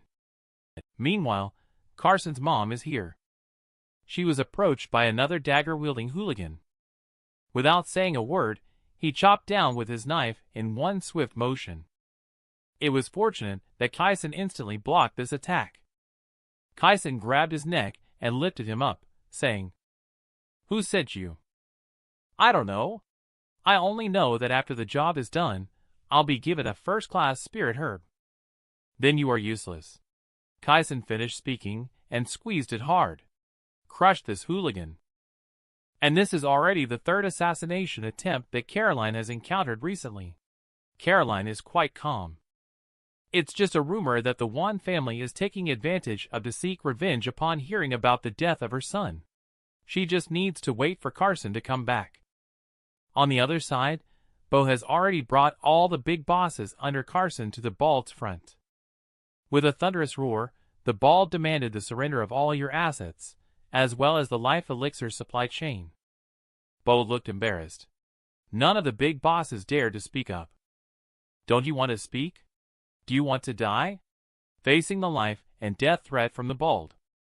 Bo gritted his teeth and nodded helplessly. Bo brought everyone, including the bald man, to Carson's Yen Lake Villa. The bald man suddenly took a deep breath and burst into a wild laugh. Such rich spiritual energy is indeed a treasure trove. That annoying Carson does have a good eye for it. What kind of person dares to make trouble here? With a light sigh, 2 graceful figures drift out from the villa. It is Callie and Serenity the Bald who are stationed at the headquarters, are very angry. Get lost, you watchdog. Just as the words fell, the figure of the Bald suddenly disappeared. He appeared in front of Serenity the next moment. By his side, Callie's wooden sword moved as fast as lightning, stabbing towards the Bald. The Bald was blocked and showed a hint of surprise. It turns out that the wooden sword has some tricks. Who is your master? Callie gave a cold snort. You are also qualified to ask. She then unleashed the Heavenly Phoenix Sword Technique's first move. Phoenix soars through the 9 heavens with a phoenix cry. A phantom of the Heavenly Phoenix appeared behind Callie. The Bald smiled indifferently and said, Such a strong sword move. Luckily, you are only at the inner realm pinnacle. If you step into the transformation realm, I'm afraid even I won't be able to restrain you. The bald shouted and used the great return to the origin palm, a giant orchid palm striking towards Callie. Under this palm strike, the phantom of the fire phoenix shattered. With a loud bang, Callie was sent flying backward by the impact. Serenity quickly came over to check on her injuries. Luckily, Callie was not severely hurt. The two of them quickly fled the scene. The bald guy is absolutely outrageous. He actually took over Carson's mansion. This person is none other than sect leader, Jeremy's senior brother Maxwell. The injured Callie was transferred to Caroline's side. Serenity recounted what happened previously. Kyson analyzed that he was probably not a match for Maxwell either. He suggested that the top priority now was to protect Carson's mother. Everything else could wait until he returned. The scene shifted to the desert of the Jingjua ancient city ruins. A man in military uniform, seriously injured, fled here. And black blood kept oozing from the corners of his mouth. It was clearly a severe poisoning. Suddenly, a man in a swallowtail coat and a black robe appeared in front of him. They told the military-clad man that he had long been marked for death by Lord Judah. He has 5 minutes left to live. The military-clad man looked desperate. Even if he dies, he wants to take you down with him. The vampire Zorn sneered with his fangs bared. Oh God! You're going to fight us to the death! I'm so scared! The blood of your 2 companions has given me even greater power. I'm sure yours will be even more delicious. Damn vampire. I'm taking you on. With that, the military-clad man threw a punch at Zorn. Zorn had already flashed behind him. He advised him not to struggle futilely anymore. Dark Mage Zaire showed a wicked smile. I'll give you a ride. The military-clad man knew he was no match and could only close his eyes and await death. He was simply unwilling to sacrifice his teammates without being able to deliver the message back. At the moment of despair for the middle-aged man, a giant sword descended from the sky, interrupting Zaire's spellcasting. It cut off one of Zorn's arms. Military-clad man was extremely shocked. Fortunately, he managed to save his own life. Although Zorn can repair his body, the excruciating pain is still unavoidable. Zaire recognized this as the flying sword mentioned in Eastern mythology. Suddenly, the ground beneath their feet cracked open. Carson slowly rose from it. He subconsciously looked back at Zorn, his face showing a hint of surprise. He hadn't expected to find descendants of vampires here. However, your bloodline isn't pure at best. You're nothing more than a hybrid breed. Zaire deliberately mocked Zorn and got scolded. Zorn angrily told him to shut up. Carson looked at Zaire again and said calmly, As a human, offering your soul to foreign gods, you are not worthy to be human. Zaire was stunned. Zorn immediately retorted, Zaire, did you hear that? He's saying you are not human. The military-clad man finally spoke to Carson, saying, Young man, you are the greatly man, right? I beg you to take this badge back to Xia City and find Timothy. Tell him that the Organization of Death has begun to assassinate the greatly martial arts masters. Ask him to defend against the enemy outside the country's borders. Carson reached out from a distance and took the badge, indicating that he will handle this matter. Afterwards, he turned to look at the 2 hooligans, but the obstacles in front of him had to be removed. Arrogant brats. I must blast you both into pieces. Zaire throws out a tough line and starts chanting a spell. A black energy ball appears in Zaire's hand at the same time. The black energy ball transforms into a black lightning bolt as thick as an arm, striking Carson directly. Suddenly, the military-clad man stood in front of Carson. Little brother, quickly retreat. At a critical moment, Carson used the bronze mirror defense barrier to block the dark energy.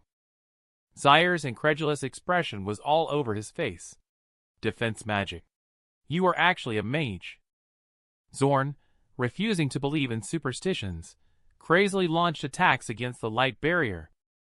Carson, however, had a faint expression of disdain on his face. He then waved his palm.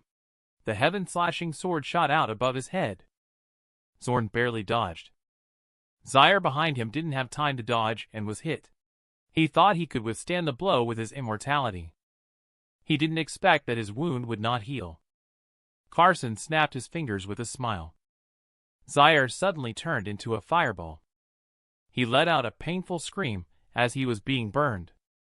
In an instant, he was burned to ashes. Zorn was completely stunned.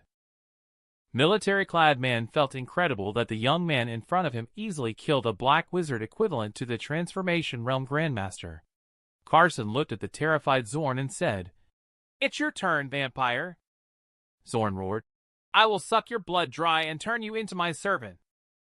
After saying that, he attacked Carson. Carson snorted coldly.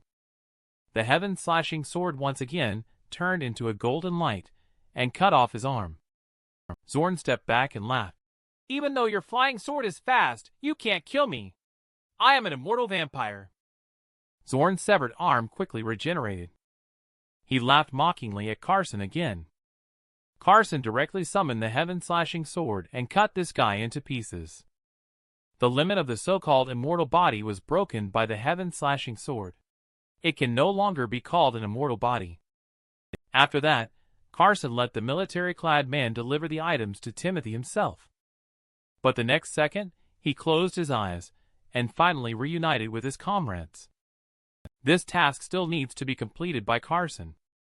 Just as he was about to return, his face suddenly changed. A strong sense of killing intent permeated the air, as he sensed that his mom and Olivia's amulet jade pendant had been shattered. On the other side, Caroline's car was overturned at high speed. However, Caroline and Olivia only sustained minor injuries. The two of them then realized that it was the amulet jade that Carson had given them, which helped them escape this disaster. Later, the two of them went to the hospital for examination. They had just finished cooperating with the police and making a statement. Carson appeared in front of them. Carson breathed a sigh of relief only when he saw that Mom and Olivia were okay. Olivia then began talking about the car accident that had occurred earlier, as well as the rumors of his death. Carson rubbed his chin and had a rough idea in his mind. The mastermind behind the car accident was Carl, and at this moment, he was furious upon learning that Caroline was not dead. At that moment, Carson had already arrived at his office. He looked at Carl coldly and said, "Are you very disappointed?" "I am indeed very disappointed. You have no idea how many people are hoping for your death. That car accident was planned by you, right?" Carl is still pretending to be clueless at this point. Carson's eyes turned red. It's time for him to perform his ultimate skill. Carl was so scared that he kept backing away. He quickly brought up the rule in the martial arts world that one should not interfere with the mortal world. Carson doesn't care about that now. Since someone dared to lay hands on his family, they must be prepared to face his wrath. With a flash of cold light, Carl's arm was slashed open, splattering a hint of blood. Carson grabbed a drop of his blood and shouted, "I will make you see it with your own eyes. The one family, 3 clans will perish before you." Carson is truly angry this time. He is determined to exterminate the one family, 3 clans bloodline soul pursuit formation. Exterminate the 3 clans. Streams of golden light overflow from the formation, following the intricate and profound great Tao patterns between heaven and earth, tracing the 3 generations of Carl's bloodline. The bloodline soul pursuit formation is like a holographic projector. It displays one family blood relative after another. Carl saw these familiar faces. Suddenly, his face turned pale. Then he saw these blood relatives starting to burn all over. Soon all the bloodlines were simultaneously engulfed in fierce flames. His son Johnny shouted for help. "Dad, save me!" Carl suddenly knelt down in front of Carson with a thud, begging for mercy incessantly. But how could Carson possibly forgive him? In the previous lifetime, it was because of him that his own family was destroyed. Soon, Carl's whole body was engulfed in flames. So far, The Wan family owed Carson a blood debt. It was finally repaid today. After Carson left, the Wan group's building was also consumed by raging flames. The next day, various news about Wan group hit the hot searches. Some people have even speculated that Carson was behind it. Caroline learned the news. She sat down in shock directly. After coming to her senses, she immediately instructed Olivia to get a passport and swiftly transfer all available funds. Olivia said she was going to find Carson, but Carson was already standing outside the door. Carson came in curious about why they seemed so anxious. The two of them gave Carson a helpless look. How oblivious can this guy be? It seems that Mom found out about the Wan family's situation. But Carson told them not to worry. He will handle everything. Mom was a bit skeptical. She saw Carson looking extremely confident. Caroline eventually chose to believe her son. She just reminded him not to confront the authorities under any circumstances. Carson nodded with a smile. On the side of the Yen Lake Villa, the mist still shrouds the area all day long. Maxwell is currently cultivating inside the house, when suddenly a sound of breaking through the air is heard. He secretly thought it was not good and flashed to the outside of the house. He saw a cluster of sparks explode in the air. Carson took action to forcibly break open the formation to occupy my villa while I was away. Even if you apologize and cow down now, it's too late. Maxwell was taken aback after clearly seeing Carson's appearance. He laughed mockingly at the young man who hadn't even grown a full beard yet, daring to call himself a master. Jeremy ran out of the house at this moment. He saw Carson. His eyes almost popped out from the scare. So he hurriedly persuaded his senior brother to move out, seeing that his persuasion was ineffective. Jeremy immediately smiled and explained to Carson. They were deceived by rumors. Maxwell scolded Jeremy for being two-faced. He believes he will not lose to Carson. Jeremy has experienced the horror of Carson. Remind senior brother again. The bald, who may think highly of himself, simply doesn't listen. He struck out the great return to the origin palm towards Carson. Carson smiled but said nothing, casually striking out a palm towards the front. With a loud bang, it exploded. A powerful momentum swept through the entire venue. After the remaining power disperses, Maxwell lay on the ground covered in blood, while Carson stood calmly in place. The outcome was already decided. Carson handed the remodeled amulet jade pendant to Mom and Olivia, and specially crafted the Phoenix Song sword for Callie. He also cultivated his wood elemental body to perfection. With no more worries, he finally set foot in Sia City. The man who his Bentley had arranged as Carson's driver. The smirk on his face was anything but friendly, making Carson feel like he was being dragged into something big. The car drove to a place and stopped. Carson got out of the car and took a look. He felt that this place was not a hotel at all, but more like a detention center. Carson's mouth curved up slightly. He was actually interested to see what they were up to. The gate was closed, and Carson and the two others walked up to the gate. The driver handed a letter to the guardhouse. The small gate next to the main gate was opened with a clang.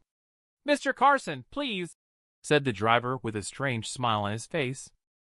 Carson pretended not to see. He calmly walked in with his hands behind his back. As Carson entered, the small gate slammed shut with a bang, accompanied by the driver's cold laughter. "Good luck, kid," he sneered. Carson's expression remained neutral. All of this was already within his expectations. The hall was empty of people. However, there were more than a dozen auras hidden in the shadows. Carson had long known how to deal with it.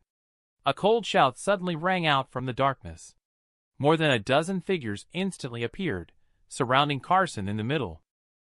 In Carson's perception, there were 2 grandmasters, and the other more than 10 people were martial artists at the major mastery level of the inner realm, with decent strength. The leading man asked, "Is it Carson?" Carson replied nonchalantly, "Yes, so what?" As soon as he finished speaking, the group of people prepared to make a move. Carson gathered spiritual energy in his hand, lifting it towards the sky. He then unleashed the heavenly Xian divine, this third form suppressing the universe. Except for the two who didn't move, everyone else knelt down on the ground. At this moment, the two of them looked horrified and shocked, as the power of a single punch was unexpectedly strong. Carson looked at the two of them and said lightly, "Tell me, what does Bentley want to do?" The two remained silent. Carson's voice suddenly became cheerful. "Are you waiting for me to kill these two before you come out?" A deep sigh. A Bentley dressed in gray Zhongshan suit emerged from the shadows. These were all the personnel who joined the official important departments. They all had to go through a test. But Carson thought it was too simple. The Bentley looked somewhat complicatedly at Carson, who had more to him originally. "But now we can't even take the first step. You are the first person to create such a situation. How boring. Take me to the Divine Eagle Special Forces where you have arrived." Carson's eyes lit up. "You mean this is the Divine Eagle Special Forces?" Bentley nodded. "That's right. Tristan pulled the team out to welcome your new captain." A military-clad man half-kneeled on the ground and replied. Bentley introduced that the Divine Eagle Special Forces are elites selected from various elite units of regular forces. He hinted that being a captain like Carson is not an easy job. These people have a fierce aura, giving off a rebellious feeling. Carson introduces himself. "My name is Carson, and I will be your captain starting today." "Report." Carson signaled to him immediately as soon as he finished speaking. It turns out he was dissatisfied with Carson, this young guy. He believed that he was not as good as their previous hero, Captain Briggs. Carson did not get angry and spoke calmly. "I do not deny it. Briggs is a true hero. But I will not risk my life for a piece of news. Because I will never go that far. I will not lead you to face gunfire and bullets. Because if I can't handle something, then you are even more useless." This group of elites felt humiliated. They angrily rebuked Carson one after another. Carson suddenly spread out his arms. "You should have guns, feel free to shoot me." This man is too crazy. He actually let this group of Special Forces soldiers shoot at him. The gunman named Mackay just pointed his gun at Carson. With a bang, he fired a shot. However, the bullet was caught between Carson's two fingers. The members of the Special Forces team looked shocked. "This is simply unbelievable. Do you think I can be your captain now?" Carson smiled at them while holding a bullet. In the office of the Divine Eagle Special Forces, Tristan brought a thick stack of documents to Carson. He was about to explain when Carson interrupted and stopped him. "I am only responsible for teaching you martial arts, nothing else." But the Divine Eagle Special Forces already has a martial arts instructor, who is from the White Horse martial art noble family. "Then you tell him not to come tomorrow." The martial arts instructor was specifically hired for the Divine Eagle Special Forces by higher authorities. I do not have the authority to dismiss him. "No problem. I will personally talk to him when he arrives." Tristan handed over the information again. "This is the Tiger Roar technique of the Divine Eagle Special Forces cultivation. I have another cultivation technique due to my identity.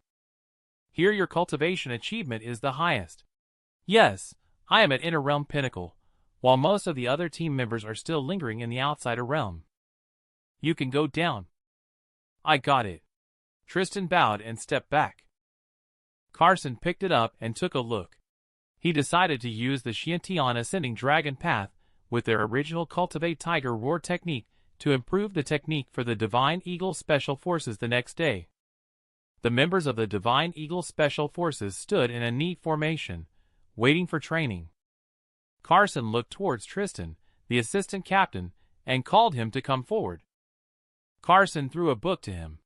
"This is the Ascending Dragon technique that I have improved. It will replace the Tiger Roar technique that you originally cultivated." Tristan is somewhat skeptical.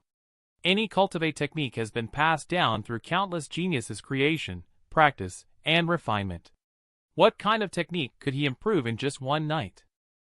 But when Tristan took a glance, the more he looked, the more shocked he became. Then he looked excitedly at all the team members. This technique is simply rare in the world. It is 100 times more powerful than the technique of my sect that I cultivate. You must work hard to cultivate and cherish this opportunity. The crowd looked shocked. After Tristan said it himself, they had no choice but to believe.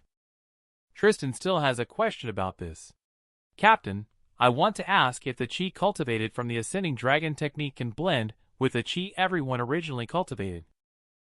The Ascending Dragon technique is an improvement based on the Tiger Roar technique.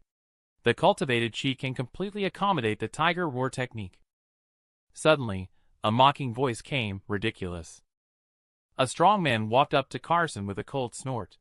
Any technique, as long as it slightly alters the meridian pathways, the cultivated chi will never blend with the original. This is common knowledge in the martial arts world. You dare to modify their techniques without understanding these basics, you should be punished. Carson didn't need to ask. The team members behind him shouted, "Instructor!" He knew he was hired as a martial arts instructor by the Divine Eagle Special Forces. Carson directly told him that he was fired. Sullivan looked at him disdainfully. He sarcastically remarked that Carson didn't even know the basics of the martial arts world, yet he thought he could be a captain. Carson remained expressionless. The so-called common knowledge of the martial arts world you mentioned is nothing but an excuse for the ignorant and incapable people in the martial arts world. Sullivan did not expect this arrogant young man to dare to ridicule the martial arts world. He gathered chi in his hand, ready to go. Please subscribe when you see this. No more nonsense. Continue with Immortal Sovereign Carson. Just happened. Sullivan's ultimate move, the draw-breaking mountain fist, is attacking towards Carson. Carson casually delivers a slap. Sullivan was instantly knocked down and sent flying. He looked at Carson in horror and said, "You are a grandmaster. How is that possible? Even if you've been cultivating since birth, it's still not possible. Because you are an ignorant and incompetent loser. Kid, you have the courage to attend the White Horse Martial Arts gathering that will be held in 10 days with me. Someone will take care of you then." Carson readily accepted. He was just worrying about having no one to practice with. Sullivan gritted his teeth and threw out a harsh remark before leaving dejectedly. And this scene deeply shocked the group of soldiers. Carson finally turned into an idol they admired in their eyes. The organizer of the White Horse Martial Arts event, the Pan family, has booked a luxurious hotel to host the various martial artists coming to participate. A beauty is live streaming the grand event. Many people are discussing the rising popularity of Carson recently. At this moment, young Master Gunner from the Wei family sarcastically remarks, A master who is not even 20 years old is clearly a fraud. Yet, he dares to show his face at the White Horse." His words immediately triggered a protest from this beauty. Gunner didn't expect someone to be so stubborn and clash with him head-on. She is still an unknown small internet celebrity. Beauty said loudly to Carson, "He is my idol, and I won't allow you to slander him." Upon hearing this, Gunner sneered. "You can worship however you want. Brothers will cooperate." You didn't even bother to find out who I, Gunner, am before daring to tell me to shut up. Catch her and teach her how to be a woman tonight. Just then, a figure appeared in front of Beauty like a ghost in an instant. The person who came was Carson. Gunner was startled and asked, "Who are you? How dare you interfere in the matters of the Wei family?" "You were just calling me a fraud, sir. How can you forgive me so quickly?" "You are Carson." Beauty didn't expect that her idol would actually come. She said excitedly, "You are Carson and I am Wesson's granddaughter, Magnolia Carson." She nodded. Gunner thinks that Carson is just a little trickster. He launched into another barrage of words at him. He threw a punch at Carson, who deflected it with a casual wave of his hand. Gunner's fist was hit on the chin by Carson before it reached him. He spat out a mouthful of blood and flew backward. He banged heavily onto the floor. Gunner climbed up, still arrogantly threatening Carson that the Wei family wouldn't let him off. "Shut up!"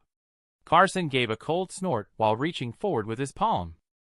Gunner's body was once again sent flying by a great force. His face suddenly changed drastically. She released Transformation Realm Grandmaster. He really is a Grandmaster. Carson stood with hands behind his back and calmly said, "Next time I take action, I'll knock your head off. Understand? Now hurry and leave." Gunner's face was full of resentment. He must avenge this enmity. Carson smiled at Magnolia after the hero saved the beauty.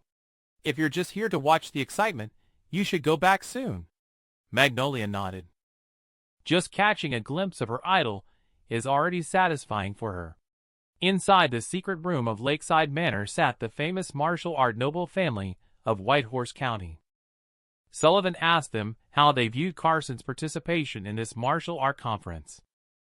Anyway, he concluded that Carson is here to snatch resources.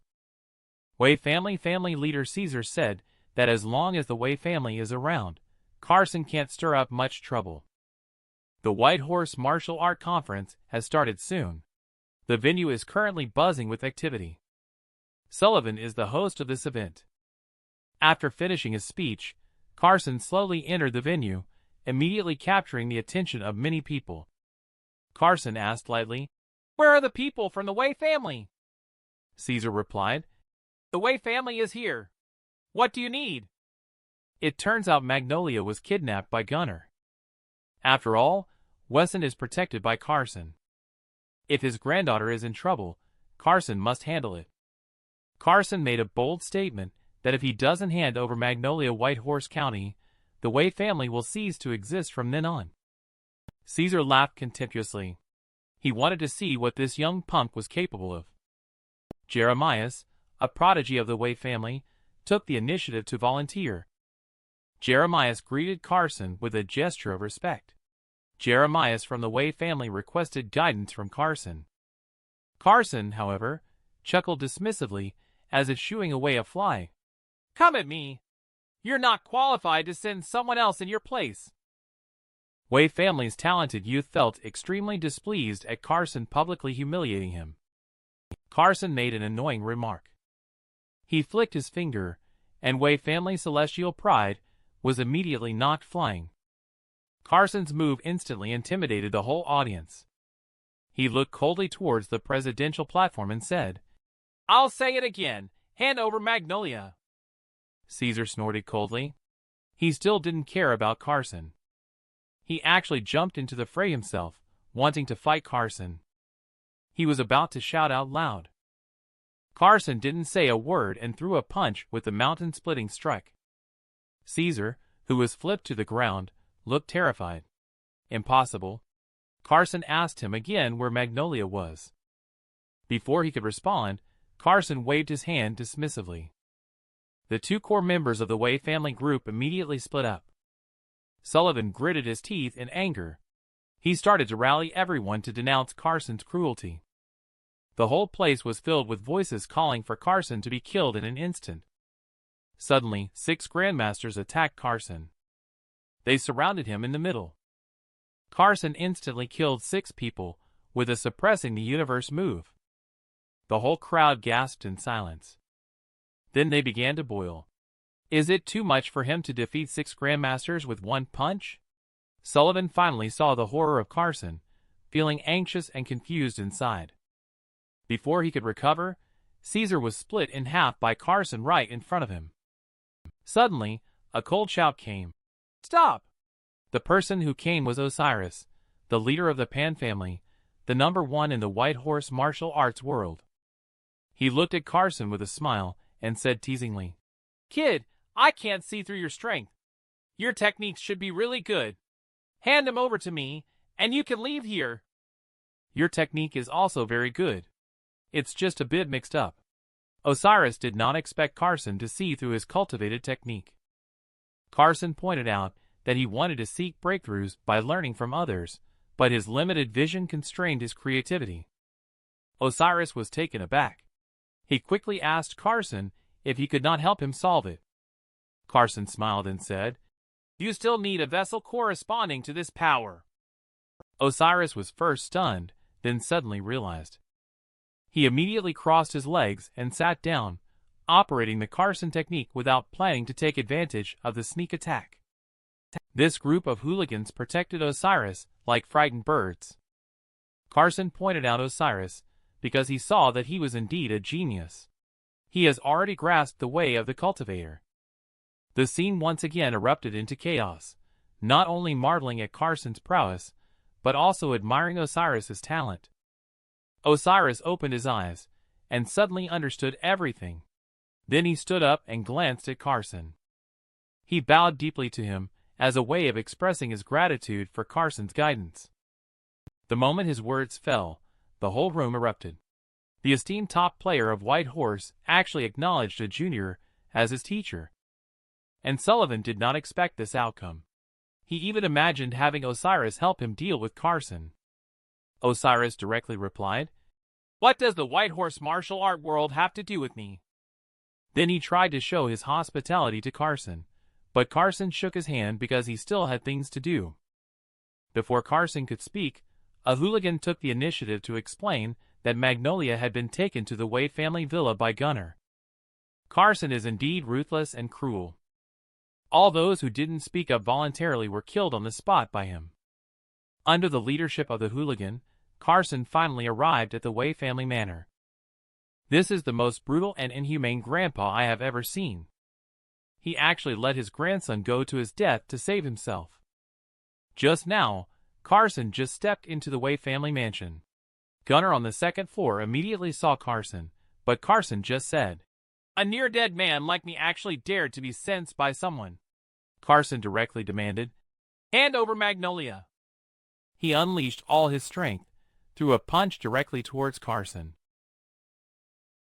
But he could feel that he was even stronger than the combined power of the previous 6 grandmasters. However, it's still not enough for him to worry about. Elder was knocked into the air, but miraculously unharmed. He threatened to suck Carson's essence dry. He actually relies on sucking others' life essence to prolong his life, which is a wicked and evil practice. Even a mere illusion dares to show off in front of Carson. Several golden lights flashed across the illusion, and it was instantly shattered. He sees the heaven-slashing sword about to strike again. Elder makes up his mind. He actually knocked his own grandson out. Made him a scapegoat. Bodyguards saw Elder acting so cruel, and they all fled. Elder leaped up and caught up with one of them. He extended his fangs and bit the person's neck. After he drained the essence completely, his severed arm grew back, then transformed into a stream of light flying out the window. Carson quickly followed, controlling the heaven-slashing sword and shooting it towards his back. Unexpectedly for Carson, the elder who was cut in half has not died yet. It turns out that this elder has already been demonized. Carson gathered the true fire of Samadhi in his hands and struck it towards the elder. This time, the elder didn't even hum. He was burned directly into ashes. Following Magnolia's aura Carson to this storage room, Magnolia screamed, thinking it was Gunnar. When she saw that it was Carson, she cried while expressing her gratitude to Carson. At this time, Daisy called. It turned out to be in the 4-way alliance competition, and the Murone family was at a disadvantage and needed his help.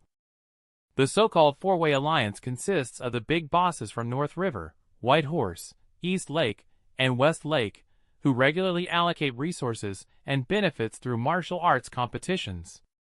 In the fight, Milo from East Lake, who was invited by Milo, quickly defeated the Grandmaster under West from West Lake with just one punch. Just as someone was wondering who was the one who knocked out Grandmaster with one punch, this person arrogantly smiled and said, "I am Abram. Remember my name, you ants." Milo on the stage was extremely pleased because he had just won a game that allowed him to obtain the majority of the benefits from West Lake. Who is stronger, 8-armed Vajrav's Heavenly Xian Divine Fist or 8-armed Vajrav's Heavenly Xian Divine Fist? Just now, Milo threatened Hank arrogantly. This time he must hand over half of White Horse. Hank is well aware of Abram's power. He told Arthur not to participate, but Arthur insisted on facing Abram to buy time. As long as they can delay until Carson arrives, the Murong family can turn the tables. In a blink of an eye, Arthur has already landed on the arena. Arthur looks solemn, knowing that the outcome of this battle is uncertain. He hopes Carson can come to the rescue soon.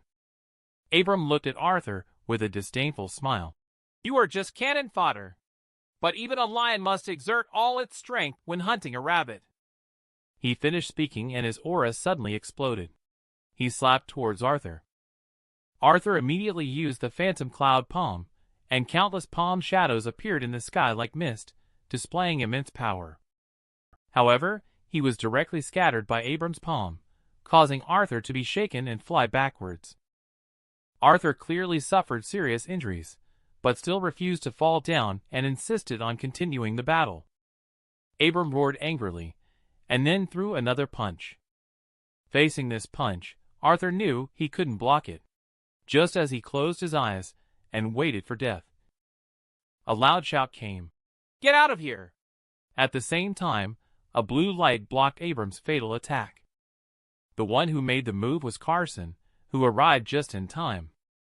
Arthur immediately breathed a sigh of relief. "Carson, I'm glad you're finally here." Milo on the stage heard this and looked puzzled. "Carson? Isn't he just a high school student?" Abram laughed even more arrogantly. "You little brat are Carson. Stop bragging. Kneel down, apologize, and kowtow obediently. I might spare your life." Kneel down, kowtow, and beg for mercy, and I might spare your life. Arrogant. Dare to disrespect Abram. Are you tired of living? Milo just took over. Carson turned his head and glared angrily at Milo, with a scene of mountains of corpses and seas of blood reflected in his eyes. Milo's face instantly turned pale, and he was so scared that he screamed and collapsed to the ground. Then he screamed for help as if he had seen a ghost and ran into the crowd. Although this move caught Abram by surprise, he still looked down on Carson. He boasted that his strength was so strong that he couldn't imagine giving Carson any chance. After speaking, Abram directly unleashed the powerful 8-armed Vajra. A huge furious Vajra phantom condensed behind him. Arthur's face was full of shock. This is the unique ultimate skill of the 8-armed divine ape Ezekiel from 20 years ago. He is actually Ezekiel's disciple. Ezekiel is the founder of the Southeast Azure Dragon Hall. 20 years ago, he led Azure Dragon Hall to defeat 8 grandmasters in the martial arts world, spreading fear among the people. Rumor has it that the greatly later threatened him with nuclear weapons, forcing him to leave. Carson looked at Abram, with a hint of smile on his lips, as the overwhelming hostility loomed in the air. To be able to create such martial art on Emperor's throne star, this person deserves the title of genius. He then launched a punch, mountain-splitting strike, towards the 8-armed Vajra phantom. The intense collision created a heat wave that instantly swept across the entire venue, while Abram was sent flying backwards from the impact. Abram, who had just gotten up, tried to run, but Carson struck out with a river-splitting palm, hitting him across the air. Abram was once again struck and sent flying. Lying on the ground, Abram's only thought at this moment was to escape. Without saying a word, he headed towards the door in a flash. Carson has summoned the heaven-slashing sword, which shone with a golden light.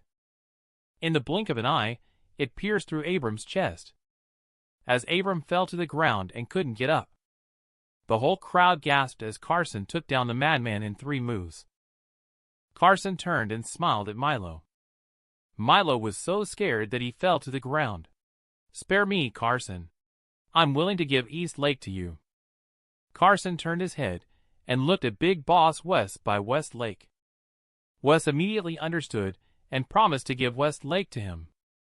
Carson looked at Hank, the Murong family leader, and said, "Please help me take care of the areas of East Lake and West Lake." Murong was completely convinced by Carson and bowed to accept the task. Carson has just returned to the Divine Eagle Special Forces base. Bentley found him and said, "Do you know you killed Ezekiel's disciple?" Carson chuckled indifferently. And then what happened? Bentley mentioned that this person almost caused chaos in the greatly martial arts world back then, forcing the country to use extreme measures to drive him away. Now he has a reason to invade the greatly again. Carson said nonchalantly. If he dares to come, I'll just kill him and be done with it. Bentley was very unhappy with his attitude. You're too arrogant, kid. Don't underestimate your enemies, Bentley warned. Carson, feeling helpless, simply replied, Okay, with a dismissive gesture. When Bentley left, he once again reminded him not to cause any trouble during this time. Carson watched Bentley leave with a pensive expression on his face. It's time to break through to Chi Condensation's 6th layer. Half a month later, Carson received the acceptance letter from MO University. After 600 years, he finally returned here once again. He vowed not to leave any regrets this time. Half a month ago, he took time off to participate in the college entrance examination, getting the exact score he needed just to meet an old friend again in this university. The dormitory door opened, and 3 people sat individually on their respective lower bunks. The one with dark skin named Leonard is a member of a minority ethnic group. He is the most scheming person in the dormitory. The one wearing glasses is called Anakin. The one dressed in ancient Chinese costume is named Salem, who is a lover of traditional costumes. However, Carson knows that there are still 2 guys who haven't come back. Carson also made a self-introduction, and soon the group became familiar with each other. The scene shifts to Carson's Yen Lake Villa, where 2 dark figures lurk in the distance among the grass.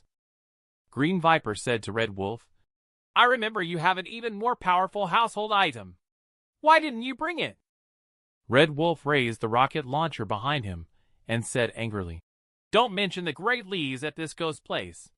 The security check is too strict. It was already tough enough to bring this one in. Green Viper looked at the villa across Yen Lake and asked, Are you sure this thing can successfully destroy the target? Don't worry. My baby can level the entire hill.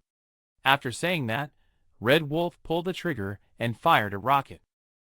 A rocket with a long trail of fire swiftly flew into the Yen Lake Villa. A deafening explosion erupted, and a small mushroom cloud suddenly burst open in the sky above the Yen Lake Villa. Just as the 2 were smugly preparing to retreat, Callie's voice sounded behind them. Who are you? Was the shell just now set off by you guys? The 2 turned their heads abruptly to look at Green Viper, sighing that it was so beautiful. Red Wolf thought an angel was descending. If she had known that beauty lived inside, she would not have detonated it. Callie shouted angrily, It's really you guys who did it. Just wait to die. As soon as her words fell, she fiercely slapped towards the 2 of them. Red Wolf was immediately scared and hid behind Green Viper. Green Viper shouted loudly, and a green light surged from his body. He punched towards Callie. With a banging sound. Green Viper took a few steps back while Callie stood in place. A curious expression appeared on her face. Are you also a martial artist? Green Viper raised his fist in response. No, I am not a martial artist but an esper who controls the wind element. According to your power classification of the Greatly Man, I am probably equivalent to one of your grandmasters. Callie sneered at Grandmaster. You also dare? Green Viper glared at Callie angrily. Woman, I will make you understand the consequences of offending me. O wind element that wanders between heaven and earth, please heed my call. Attack with wind blade.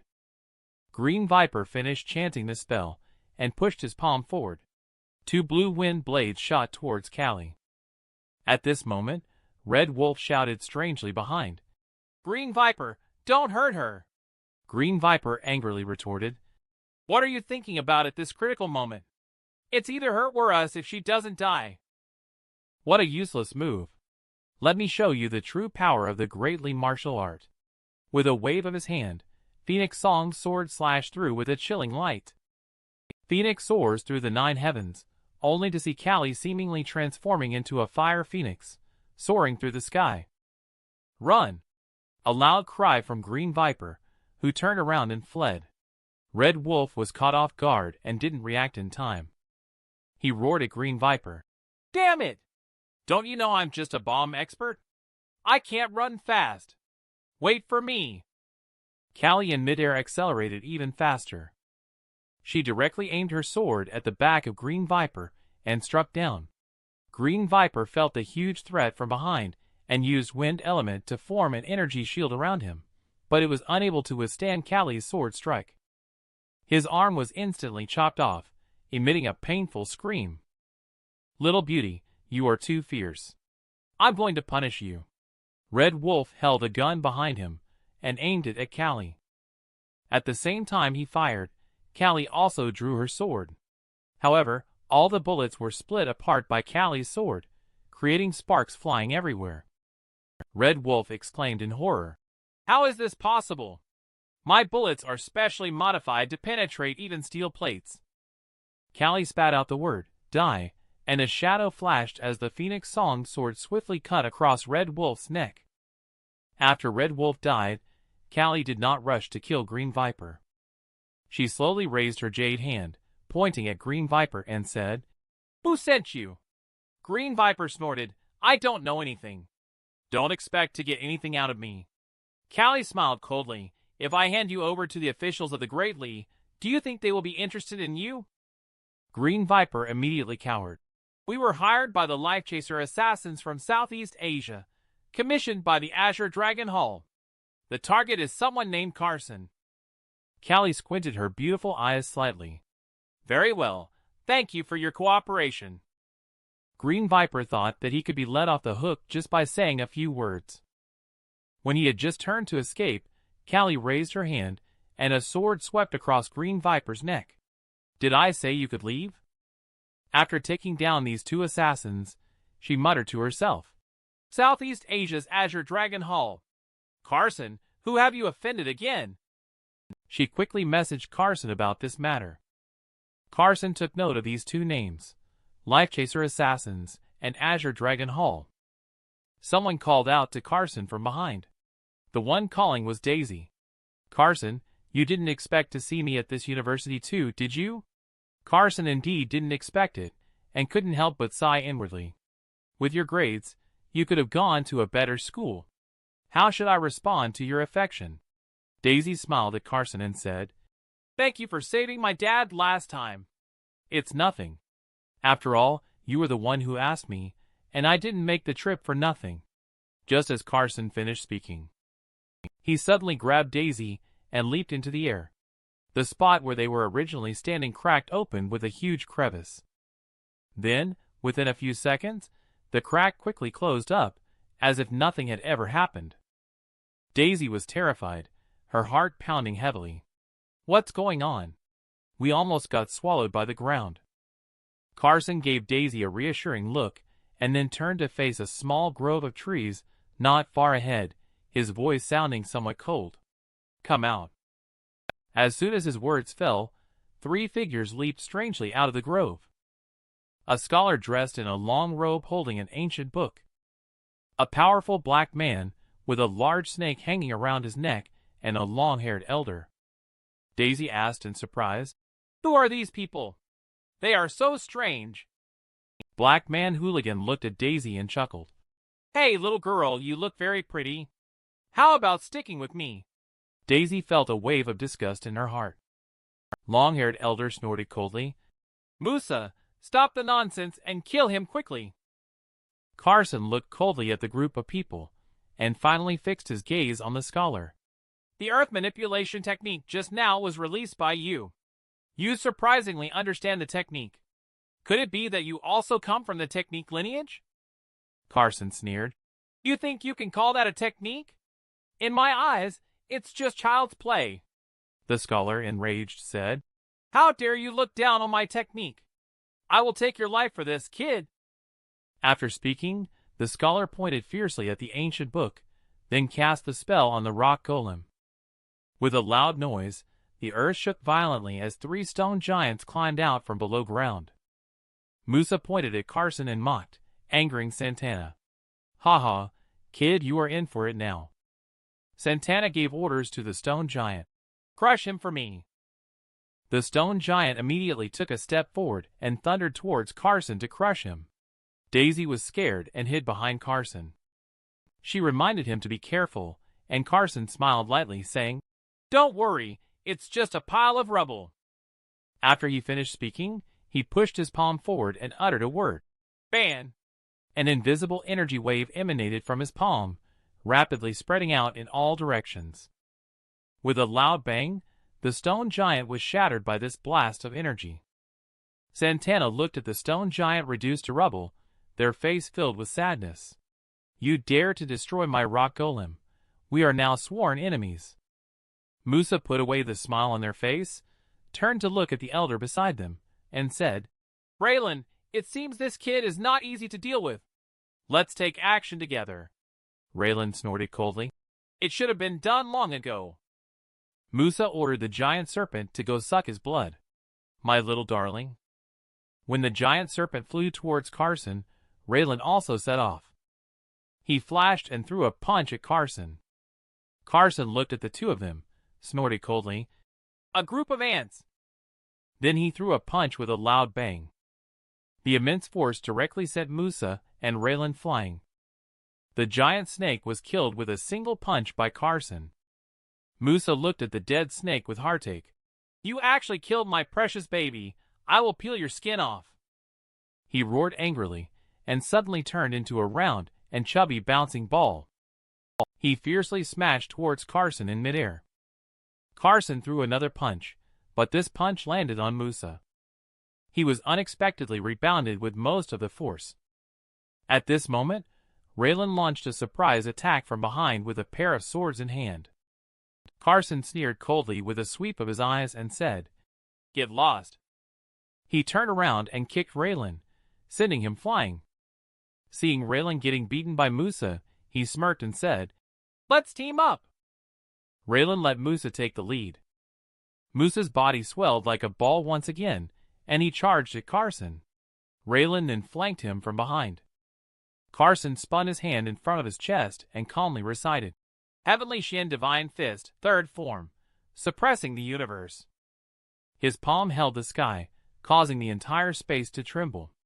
Raylan and Musa, who were charging forward, were struck by a mighty force descending from the sky, sending them flying backward suddenly. Carson, who was standing still, suddenly had a change in his facial expression and turned around abruptly, only to see Daisy's jade amulet exploded.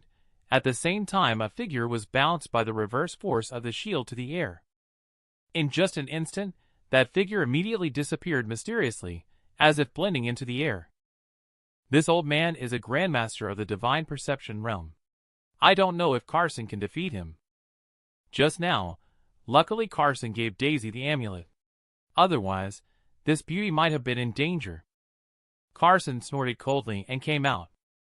Shadow Assassin suddenly appeared and launched a surprise attack on Carson. Carson dodged with incredible speed.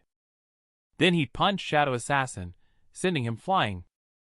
Just as Shadow Assassin was preparing to escape again, using the rebound force, Carson pointed out the direction of the heaven-slashing sword with one finger. The heaven-slashing sword pierced through Shadow Assassin's chest at a speed almost invisible to the naked eye. As he faced death, he couldn't believe that he, the top assassin of the Life Chaser organization, would lose his life like this. Witnessing the strongest assassin being killed by Carson, Musa and a few others looked terrified. They speculated that Carson might be the legendary sword immortal. Carson turned to the group and said lightly, It's your turn. The group knew they had no chance to escape and decided to fight Carson to the death. Raylan launched the attack first. He executed a move called Cross Crescent Slash. Musa's body once again turned into a meatball and fiercely smashed into Carson. Carson remained silent, holding his palm up. He pressed fiercely into the void. A giant golden fist print descended from the sky, instantly smashing several people into pieces. Carson finally breathed a sigh of relief. He asked Daisy to go back with him. Daisy asked him what to do with the bodies of these assassins. Carson replied lightly, Don't worry, someone will come to clean up. The scene shifts to Zhonghai Mansion, the tallest commercial building, Oriental Pearl Tower. Kaisen, at Carson's request, establishes the MO Family Chamber of Commerce here, collaborating with the business elites of Truitt clan to build a commercial empire centered around the life elixir. Wearing a Taoist robe, Kaisen looks down at Zhonghai below, his mind filled with countless thoughts. He has long seen through the power and profit of the mortal world. He aims to pursue the immortal realm, where Master Carson stands tall at the pinnacle of the universe's starry sky for eternity. The arrival of a person interrupted Kaisen's thoughts at this moment. Colby looked at Kaisen and said lightly, "With the Taoist robe you're wearing, you should be a hermit sage who remains aloof from the world. Why bother to compete for fame and gain in the mortal world? Your martial arts cultivation has already reached the pinnacle of the inner realm.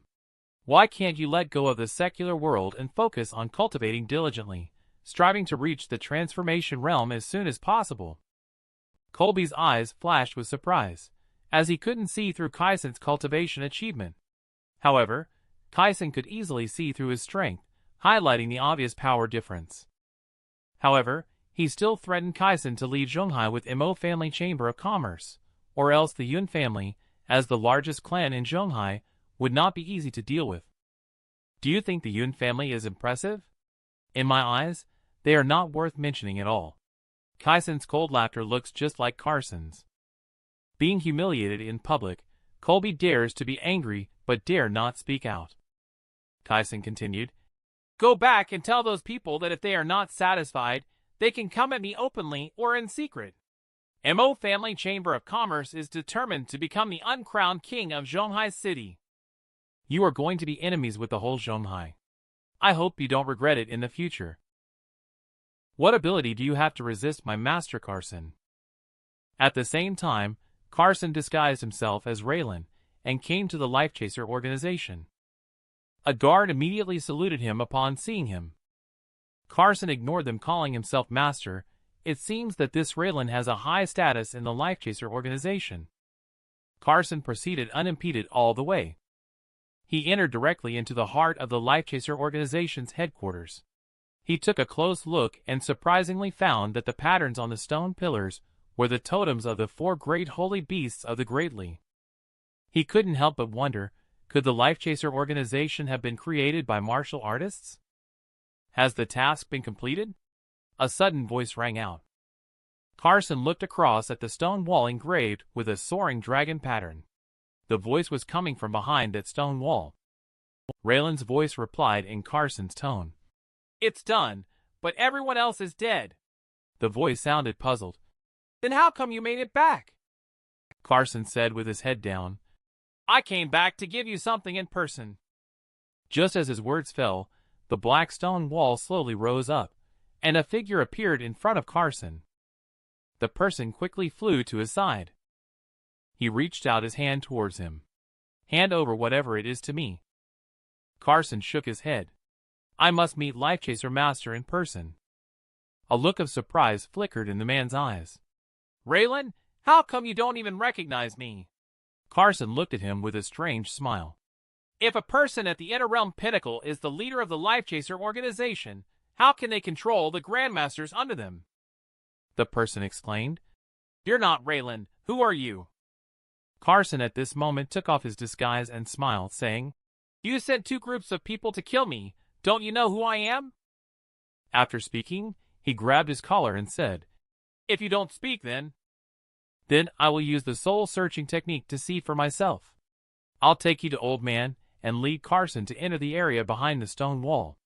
Carson discovered that there was actually another world behind the stone wall.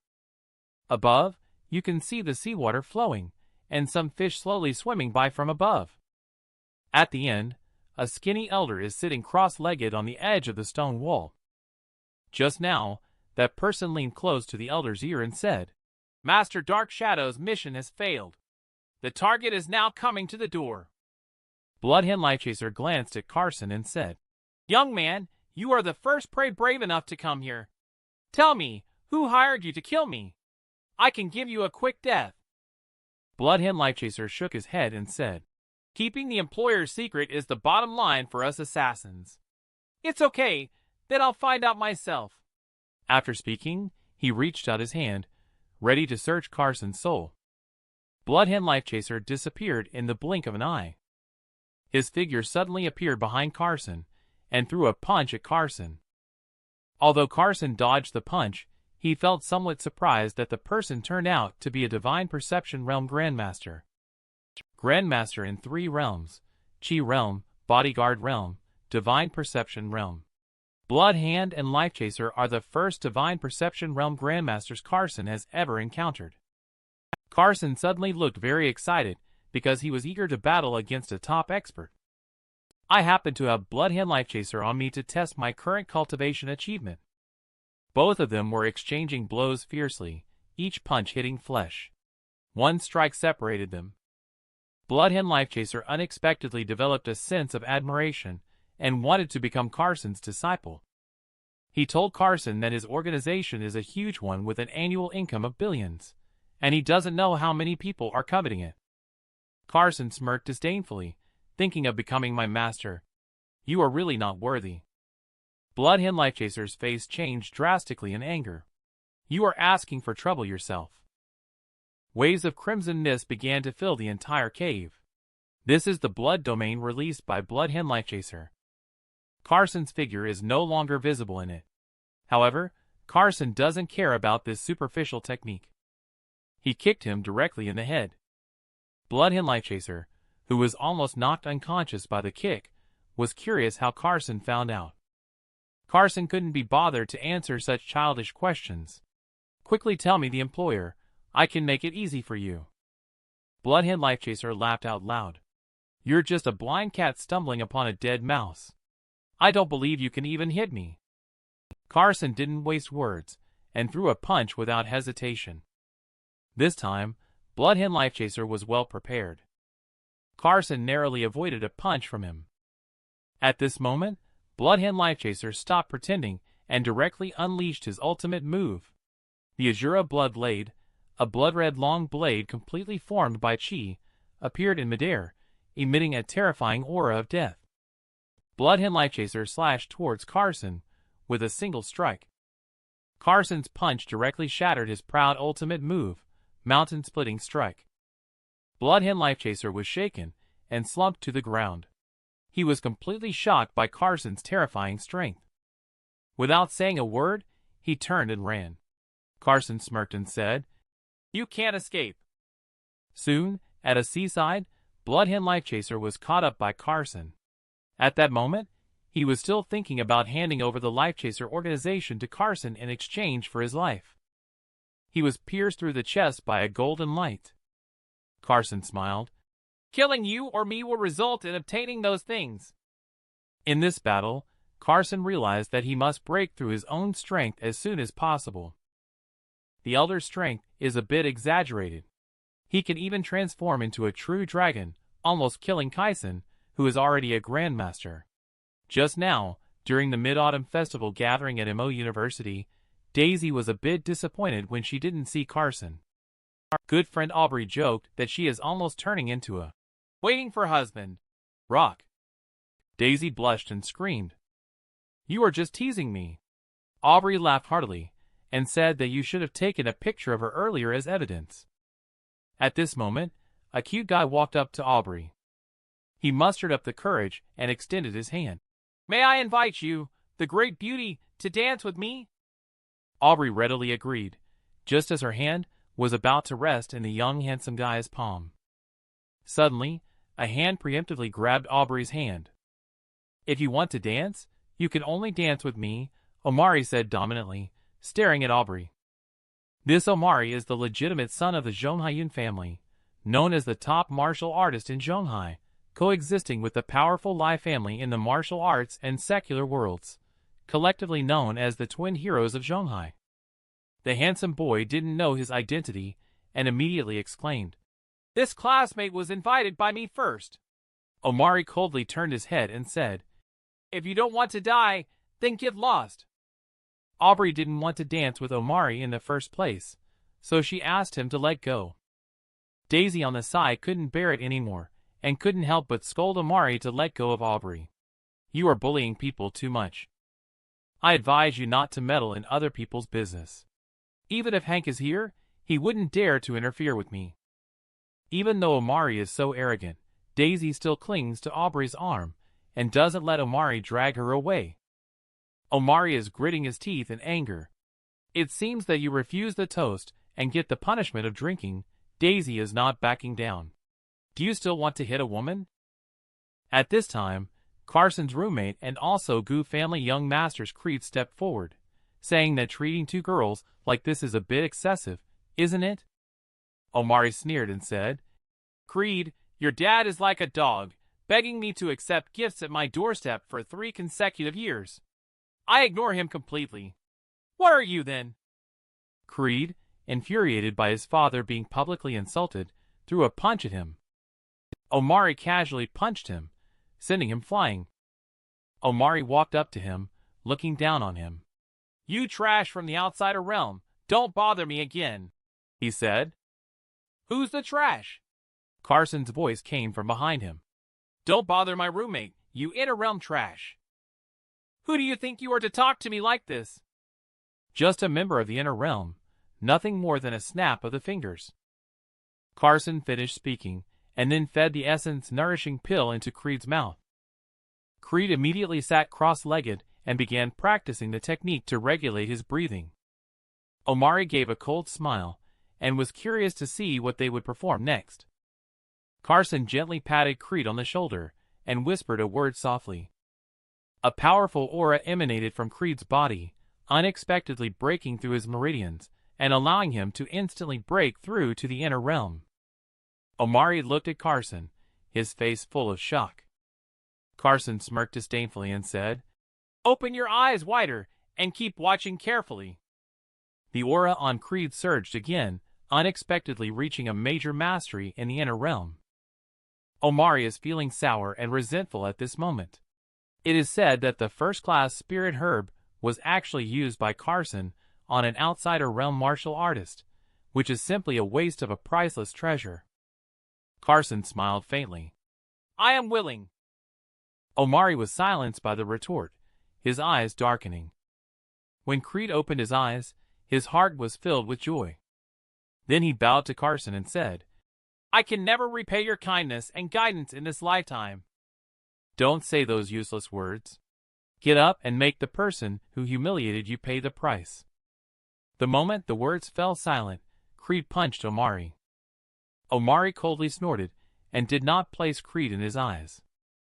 As a result of his carelessness, he took a solid punch. Creed seized the opportunity and lunged forward again. Omari finally got serious and dodged this punch at the same time. He crossed his hands back and forth in front of him a dozen times, but completed it in an instant, his speed reaching its peak.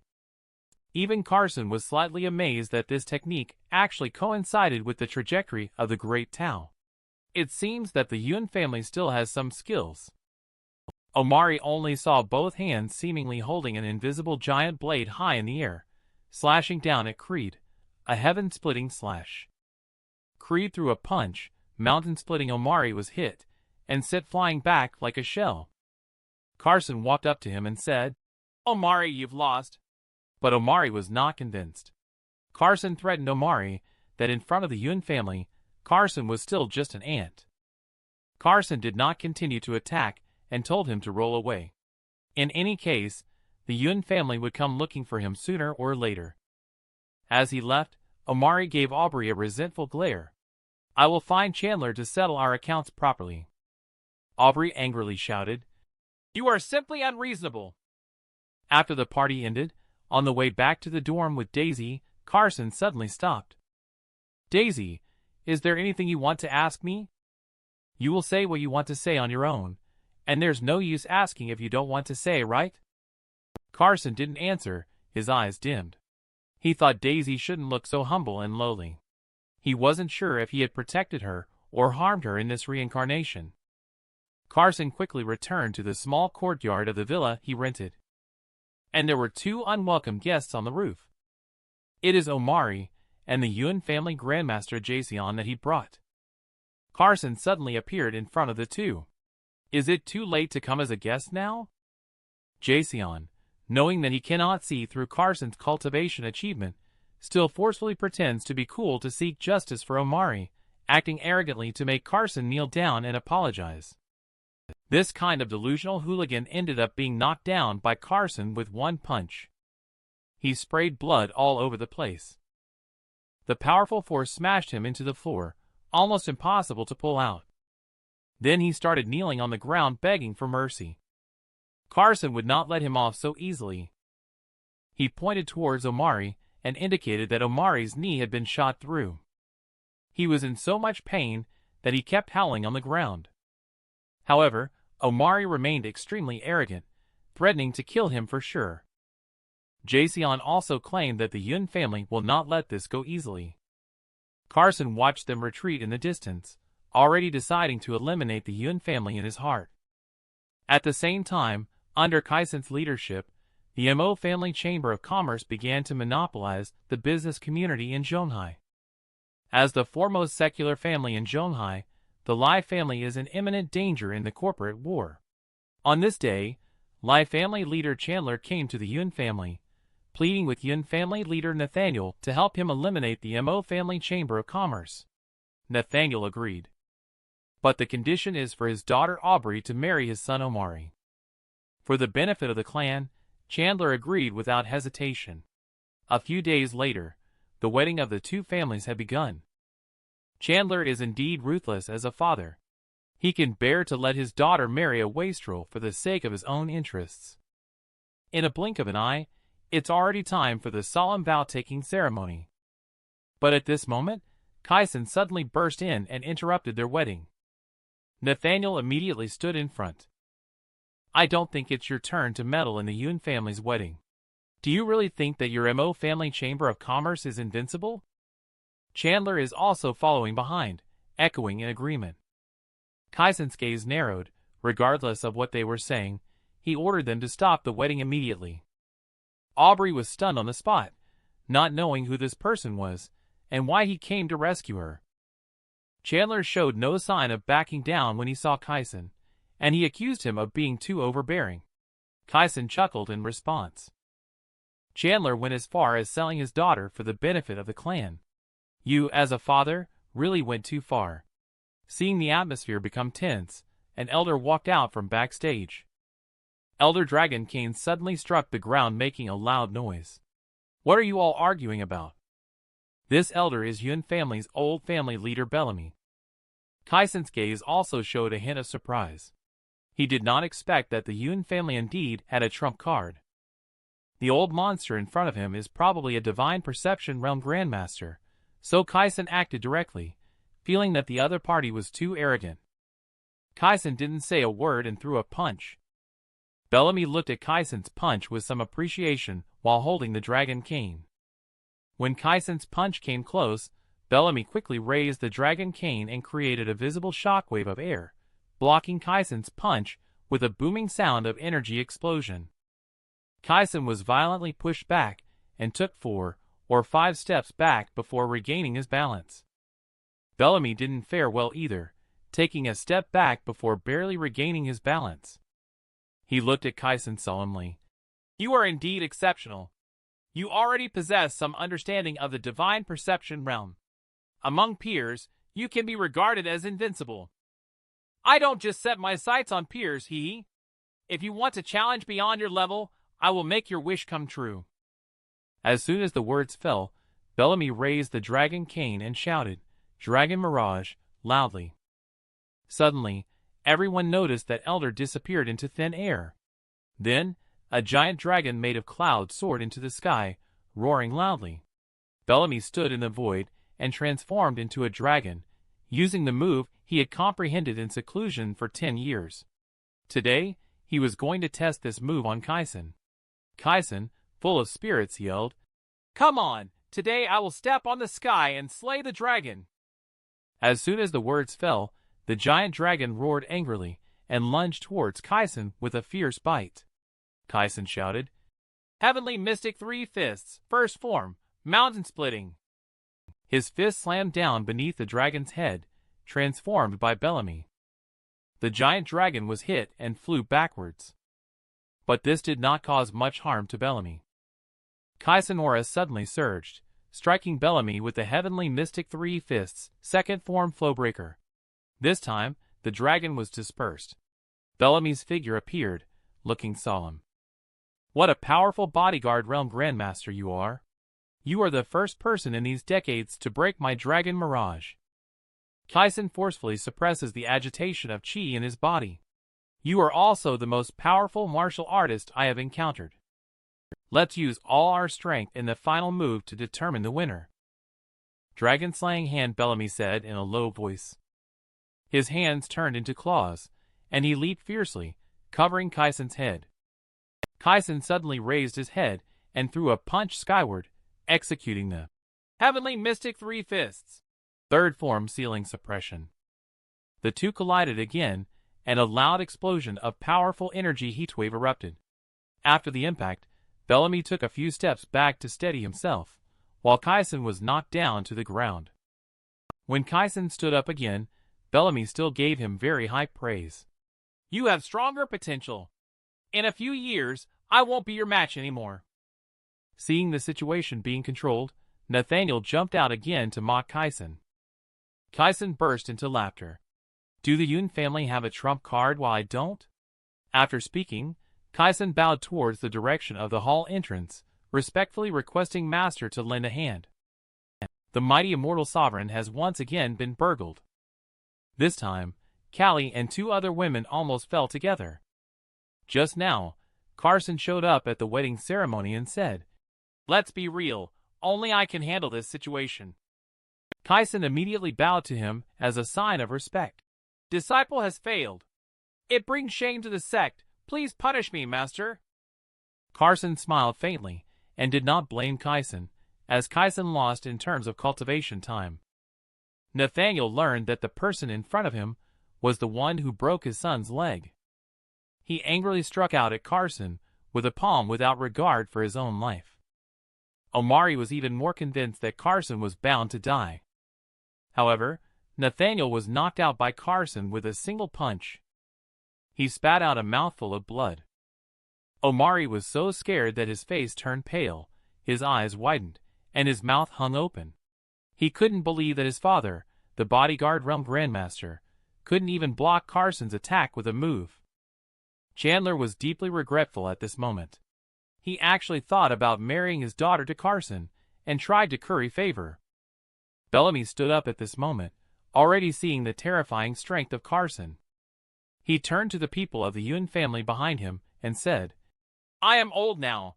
The future of the Yun family is in your hands.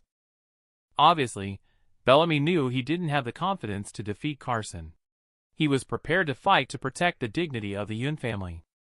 At the same time, he also hoped that this battle would allow Carson to end his life with a perfect period. Carson nodded, as he wished, only to see Bellamy yell out loudly. His dragon cane in his hand was crushed to pieces by him. Bellamy's originally aged body slowly grew taller, and even younger.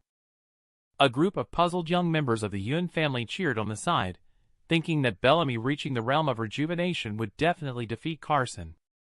Carson shook his head and sighed. Why bother with this? You are burning your life. After this battle, win or lose, you will undoubtedly die. Yes, so if you trust me, I will do my best, Carson.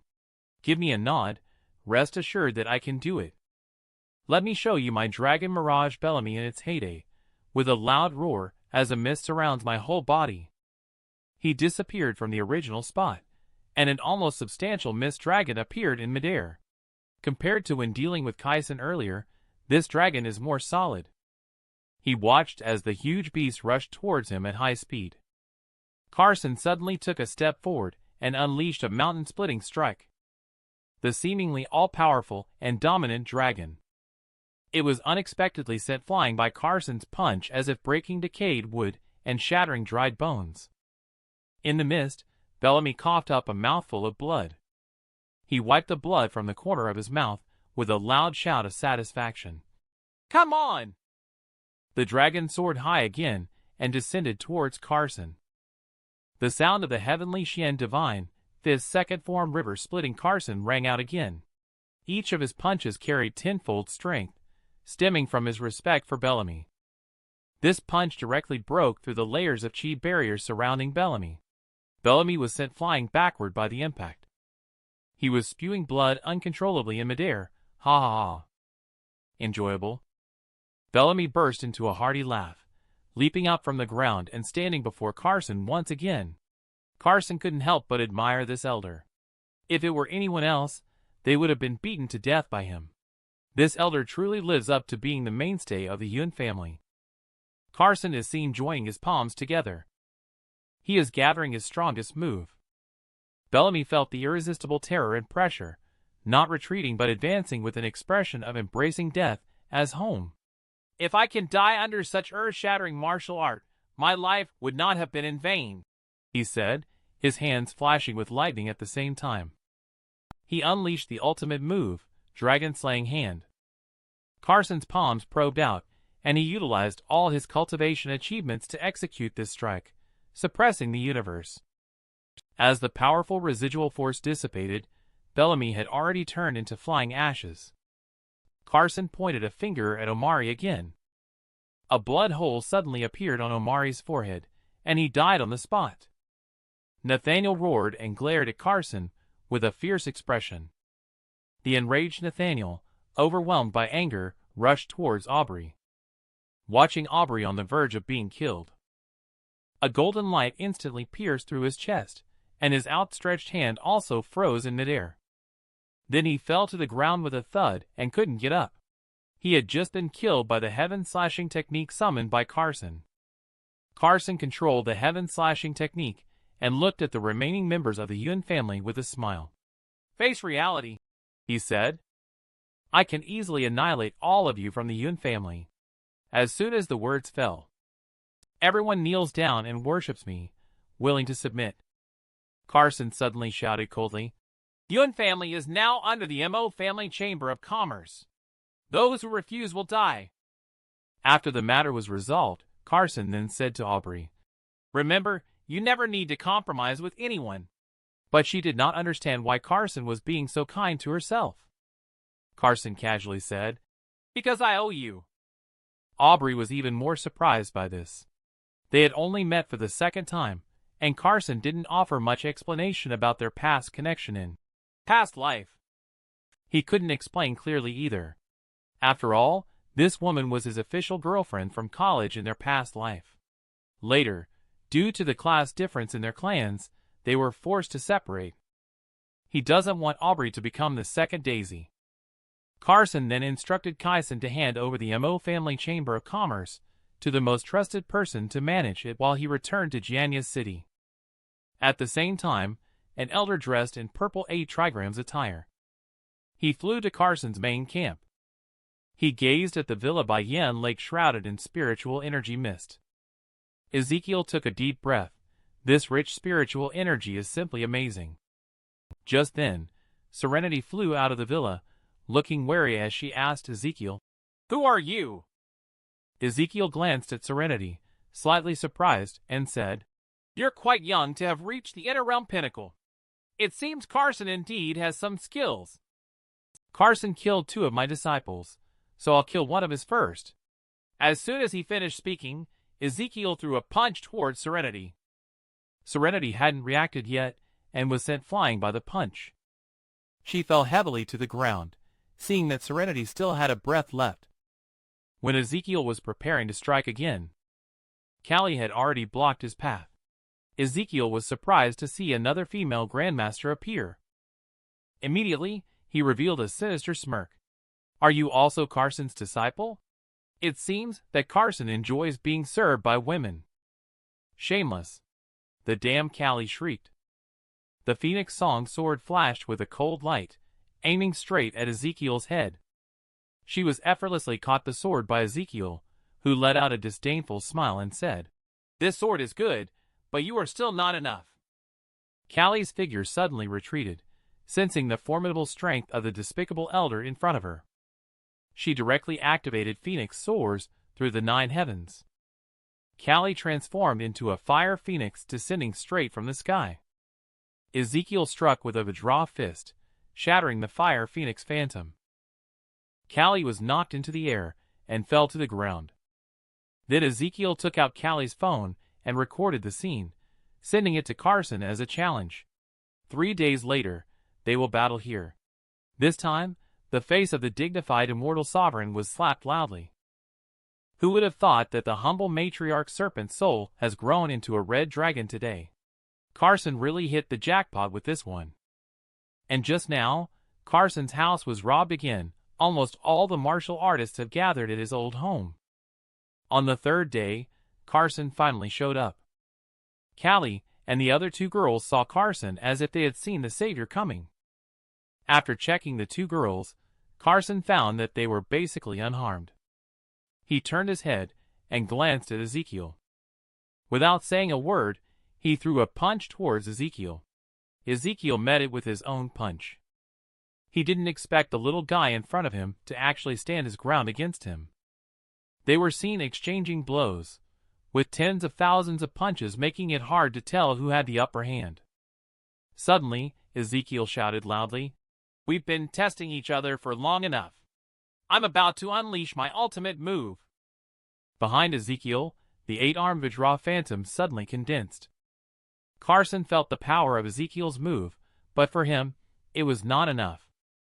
Ezekiel unleashed Vajra Phantom to execute the Vajra Demon Suppression Fist.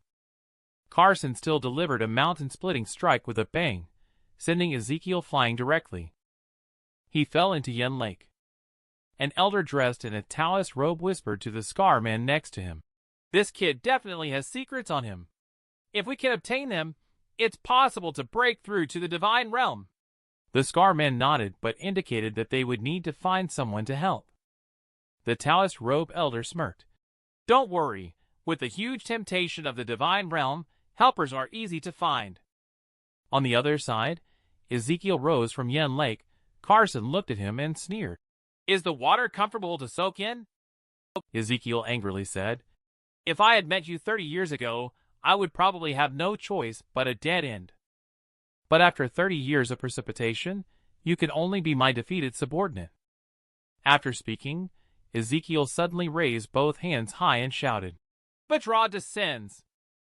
His aura soared instantly, emitting a dazzling blue light all over his body, his voice accompanying it. "This martial art move has taken me 12 years of effort. You are the first fortunate one to witness it." Carson sneered, "I am also the last one, because this is your final opportunity to demonstrate it." As soon as the words fell, Ezekiel's body had already disappeared from the spot. Carson shook his head, somewhat disappointed. "It's just a minor skill of increasing speed, nothing special." He casually threw a punch behind him. Ezekiel was so scared that his face was full of shock, almost getting hit by Carson. But he thought it was a coincidence, and his figure disappeared again. And Carson quickly kicked him this time. Ezekiel, who was kicked down and flew out a few steps, did not expect this kick could actually find his location. As he steadied himself, he clapped his hands. He struck out again, with the Vajra Demon Suppression Fist toward Carson. Carson directly unleashed the 3rd punch, suppressing the universe, with a loud bang. Ezekiel was knocked back again. Carson sneered, "The legendary powerful Vajra is just this. No way." At this point, Ezekiel was panicking inside. The punch just now was already his strongest trump card. Now he could only offer a truce to Carson and stop here. These words almost made Carson laugh. "My house has been stolen by you. Are you not awake yet?" Ezekiel, with a false sense of luck, believes that Carson won't be able to catch him as long as he wants to escape. Carson smiled and summoned Heaven Slashing to give Ezekiel a chance to escape. Just as Ezekiel was flying out, Carson threw a sword without sportsmanship. Ezekiel was covered in blood on the spot. This scene impressed the 2 hooligans who were planning to plot against Carson again. It seems they need to find more helpers. After the battle, Carson was meditating to restore his chi. The talus from Mount Johua Flying Dragon Immortal bowed to Carson and expressed the wish to discuss some matters with him. Carson saw through his tricks long ago and snorted coldly.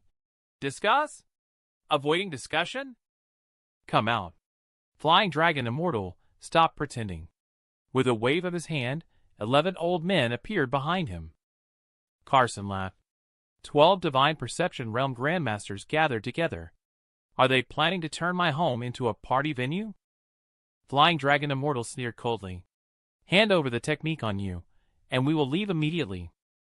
Do you think that having more people can force me to compromise? We have already seen your strength clearly last night. With so many of us, we will definitely beat you. If it were somewhere else, it might take some effort to kill 12 Divine Perception Realm Grandmasters at once. But you forgot that this is my territory. After he finished speaking, he released a layer of spiritual energy to activate the 5 elements formation instantly. A giant formation enveloped everyone within it. Flying Dragon Immortal was greatly alarmed. He did not expect Carson to have this trick up his sleeve. Seeing the others in panic, Flying Dragon Immortal shouted, "What are you afraid of? With the combined power of our 12 people, what formation in this world can stop us?" Although the morale of the army has been stabilized, what is embarrassing is being slapped in the face. No matter how they unleash their ultimate moves together, they simply cannot break through this formation. Carson coldly pointed out and sneered. "A bunch of fools! The waves in the vast 3,000 waters are vast and boundless." A vast sea appeared at their feet immediately. Stepping on it felt like being crushed by a 1,000-pound boulder. The next second, the ground beneath their feet cracked, and the true fire of Samadhi formation was activated. Everywhere was filled with endless raging fires roasting their bodies. At this moment, Flying Dragon Immortal shouted, "Everyone stay calm. This formation is so powerful that it must consume a lot of spirit power. He won't be able to hold on for long. Let's keep him busy." Just as he finished speaking, Carson removed the formation. "How do you all feel about the extreme polar experience?" Flying Dragon Immortal disdainfully laughed. "Your formation's spirit power has been depleted." Carson coldly sneered and pointed up. "Who said letting you out was because the formation's spirit power was depleted?" A little guy was too hungry to wait any longer. They looked up in confusion, as if something was about to come out. Suddenly, a dragon's head appeared. Carson saw a fire-red dragon swimming towards him. Carson touched the dragon's head and said, "Good child."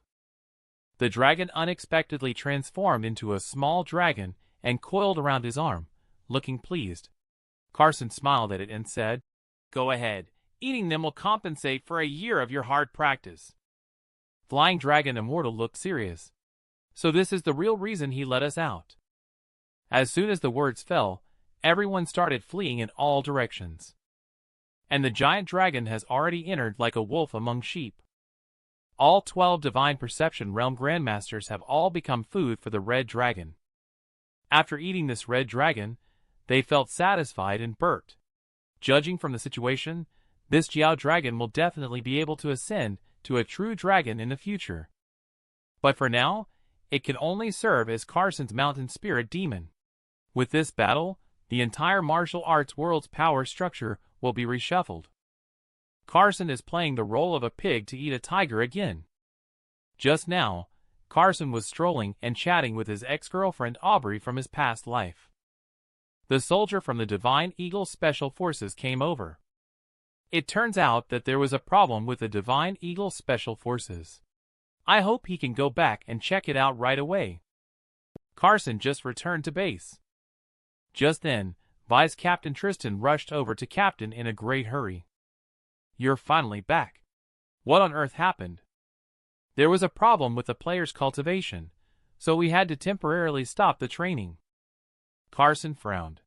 There is no way there could be a problem with the technique that he personally adapted. According to Tristan's description, since all the team members' abilities have entered the inner realm, the team has become very aggressive, often engaging in physical fights over trivial matters, even risking their lives. Carson sensed that these people's cultivation achievements have all met his expectations, indicating that they have not been slacking off. However, due to their innate dark chi, and the fact that their cultivation achievements broke through too quickly, their spiritual constitutions are weak. Therefore, they are unable to control their power, and have become irritable and prone to aggression. Identify the root cause. Carson instructed Tristan not to let the team members cultivate during this time. He needs to find a solution. And the solution is to break through their spiritual constitution, which means building the foundation for all team members. This requires a vast amount of foundation building pills. So Carson arrived at Herbal King Valley, which is the territory of the refining pill noble family Mu family. And the Jake he had previously defeated is actually the nephew of the current Mu family leader, Wilder. Now he comes to Herbal King Valley seeking medicine, which may not be too easy. At this moment, a young man is kneeling in front of the stone tablet at the gate of Herbal King Valley, constantly murmuring for help. Carson discovered that this young man had been kneeling here for a long time, and his physical strength was nearing its limit. If not rescued immediately, he might not survive. He waved his hand towards the young man and used water element to relieve the burden on his body. The young man felt shocked by the changes in his body and looked up at Carson, asking, "Brother, is this a spell? Please save my father." Carson said he is here to ask for medicine too, and then asked the young man why he was kneeling here. The young man looked disappointed with a touch of despair on his face. The young man, named Cannon, spent all his savings and borrowed from relatives to treat his father's illness. After being directed by someone, he came to Herbal King Valley to give it a try. Herbal King Valley refused to let him in due to lack of money, so he knelt outside, hoping to impress them with his sincerity. After listening to Cannon's plight, Carson couldn't bear it. The foolish child, Herbal King Valley, is no stranger to deaths at its doors, and has never shown mercy. "Let me help you. Aren't you here to seek medicine as well? You can help me, and we really have no money. Rest assured. I will do as I say. Let's first take care of your father, and come back later." Later, Carson took them to a hotel. The security guard at the entrance, seeing the shabby appearance of the father and son, scolded and drove them away. Carson looked at the security guard expressionlessly. "I said we're going to stay here. Do you dare say more?" The security guard was so frightened by Carson's imposing manner that he trembled, realizing immediately that Carson was no ordinary person. He quickly put on a smile and welcomed the three of them into the hotel. During this process, Carson found that Cannon was unmoved by external things, showing indifference to both honor and disgrace, which indicated that he was a good candidate for cultivation. After settling everything, Carson, who was slightly disguised, brought Cannon back to Herbal King Valley once again. They were stopped by two hooligans guarding the gate again. "Herbal King Valley is not a place you can enter as you please," they said. Cannon immediately whispered to Carson to give a little bribe, which means giving money. Carson suddenly realized that it was not that he didn't understand. It's just that the benefits in his eyes are no longer related to money. He directly took out a thick stack of bills and handed it over arrogantly. The hooligan's smug expression almost froze. After the two went in, Cannon said that he was stopped at the door because he didn't have money for bribes. Moreover, this behavior is tacitly approved by Herbal King Valley. After all, this not only screens out most poor people, but also earns a good amount of money. When the two arrived at the main gate of Herbal King Valley on the mountaintop, they saw many people causing a commotion outside the gate. These people paid bribes, but they were still not allowed to enter. Two disciples from Herbal King Valley explained that they are experiencing a shortage of medicinal herbs recently, and are only accepting exchanges, not selling pills to outsiders. The bribes they received cannot be refunded. So they have been at a standstill. Carson smiled and extended his hand towards the disciple, revealing a pill in the palm of his hand. The two disciples' eyes lit up instantly, obviously recognizing the extraordinary nature of this pill. One of them took the pill to report it, asking Carson to wait for a moment. The two disciples from Herbal King Valley greeted Carson with flattering looks and ushered him in.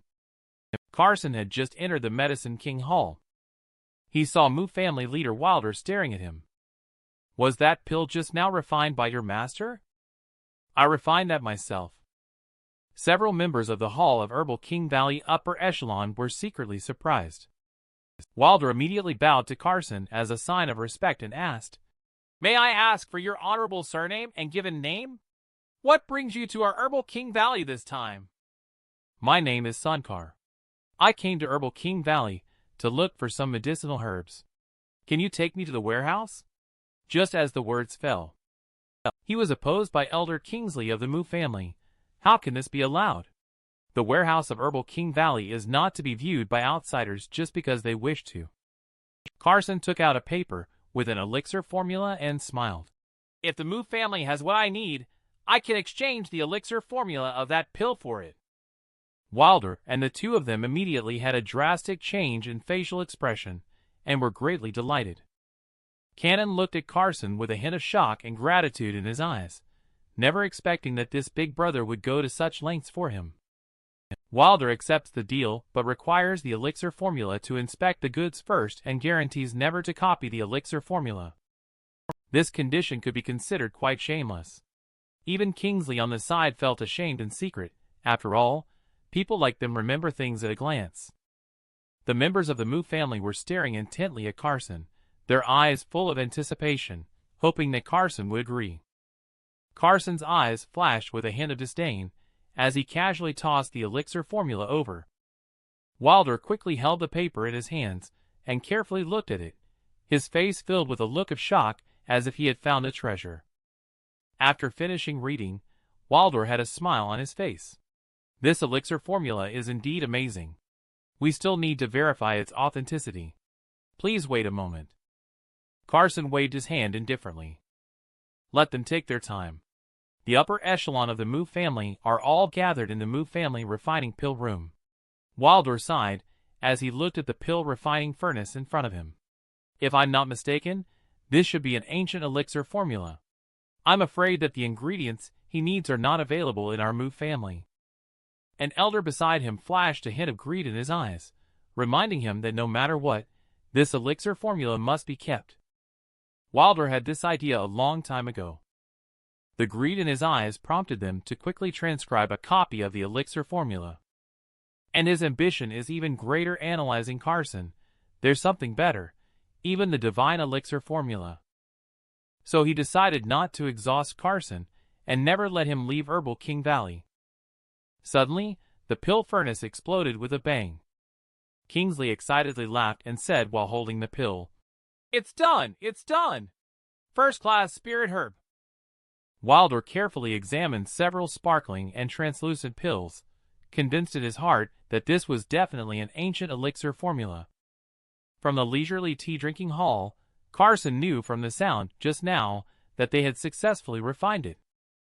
Wilder, on the other hand, plans to have others cooperate with him to slaughter Carson, this fat sheep. Seeing them walking out, Carson smiled faintly and said, "What's the result?" Wilder coughed softly, and his face darkened. "Failed.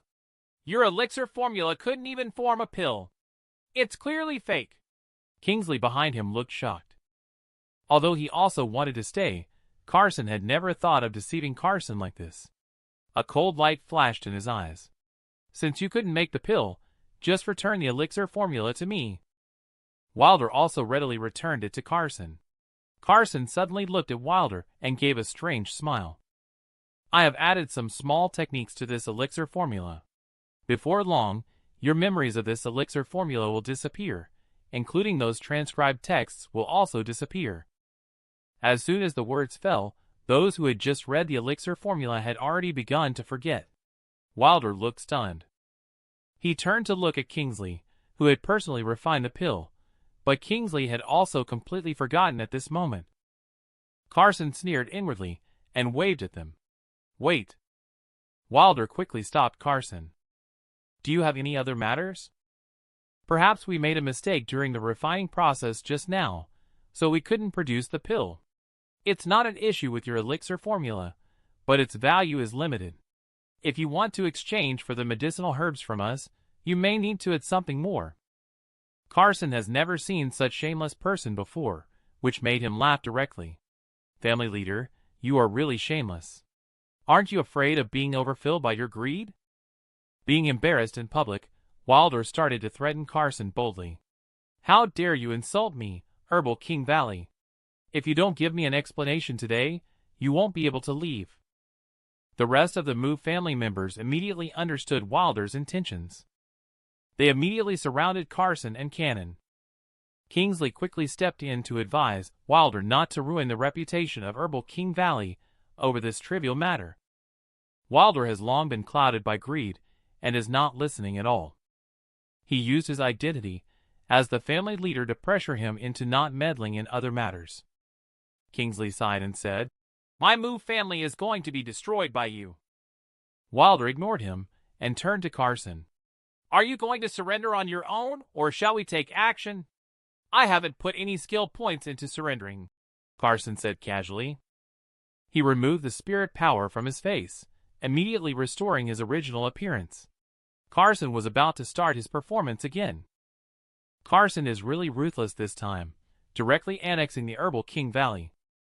Just now, Wilder saw Carson's true identity and knew that he was the villain who killed the Nangong family. He flew towards him with a punch. Carson raised his leg and delivered a knee strike. Wilder was knocked backwards and fell to the ground. Another group of hooligans swarmed over. Carson just waved his hand casually. Those people were all swept away. Wilder suddenly let out a cold snort. "My Mu family has a heritage of hundreds of years. The accumulation is beyond your imagination. If you dare, come with me." Carson looks indifferent, but he wants to see what amazing trump cards the Herbal King Valley really has.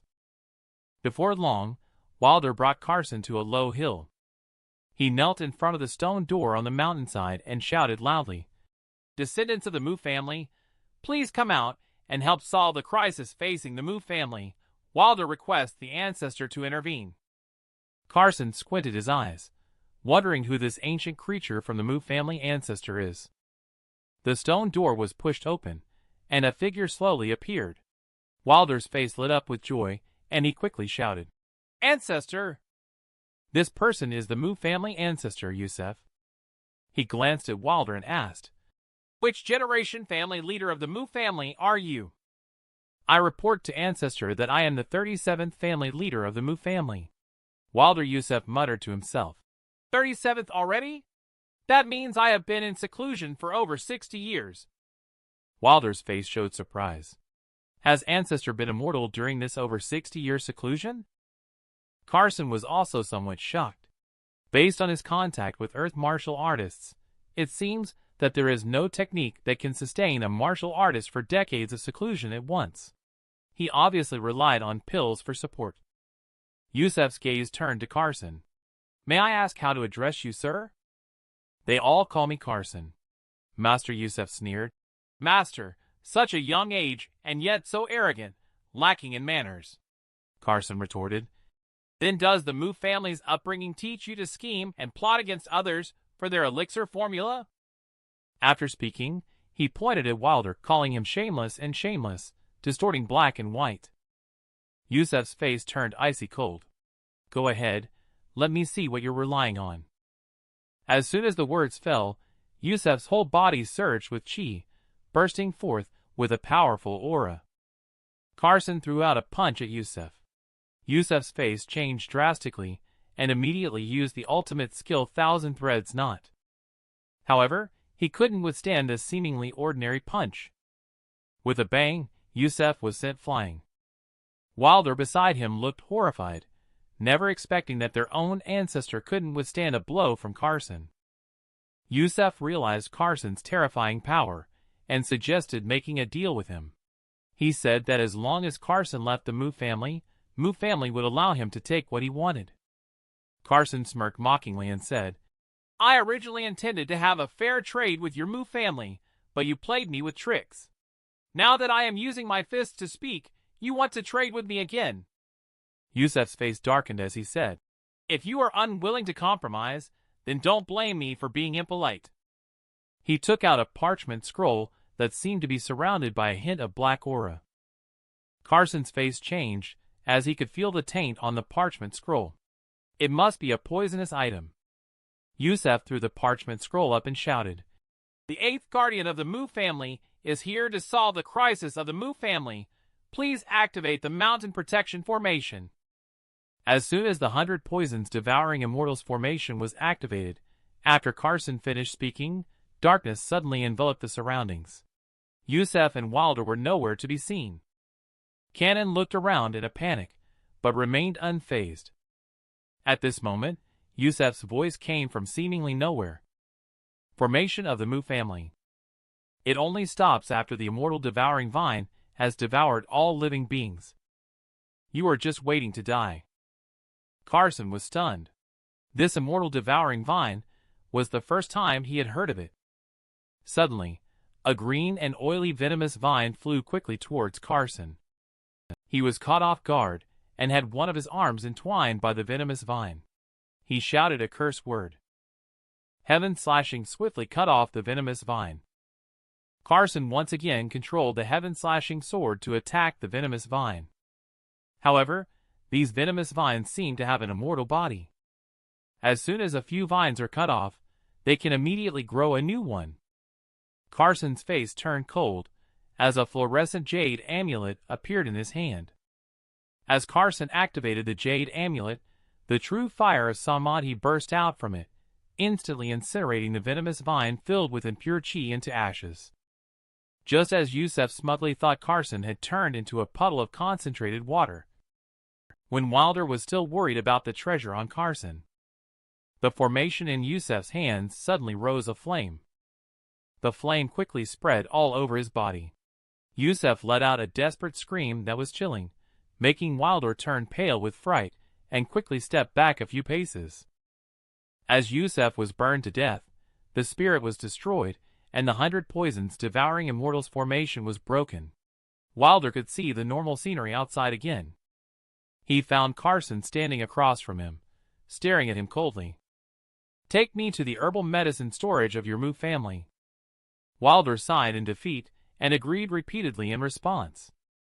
Wilder brought Carson to the pill library and explained that this was where they stored medicinal herbs and pills for Herbal King Valley. Carson looked pleasantly surprised, as if he was about to find treasure immediately. Cannon was also thrilled inside, as finding the herbal medicine could cure his father's illness. I have to say that Herbal King Valley deserves its reputation as the top noble family in the refining pill industry. The quantity of medicinal materials they possess has greatly surprised Carson.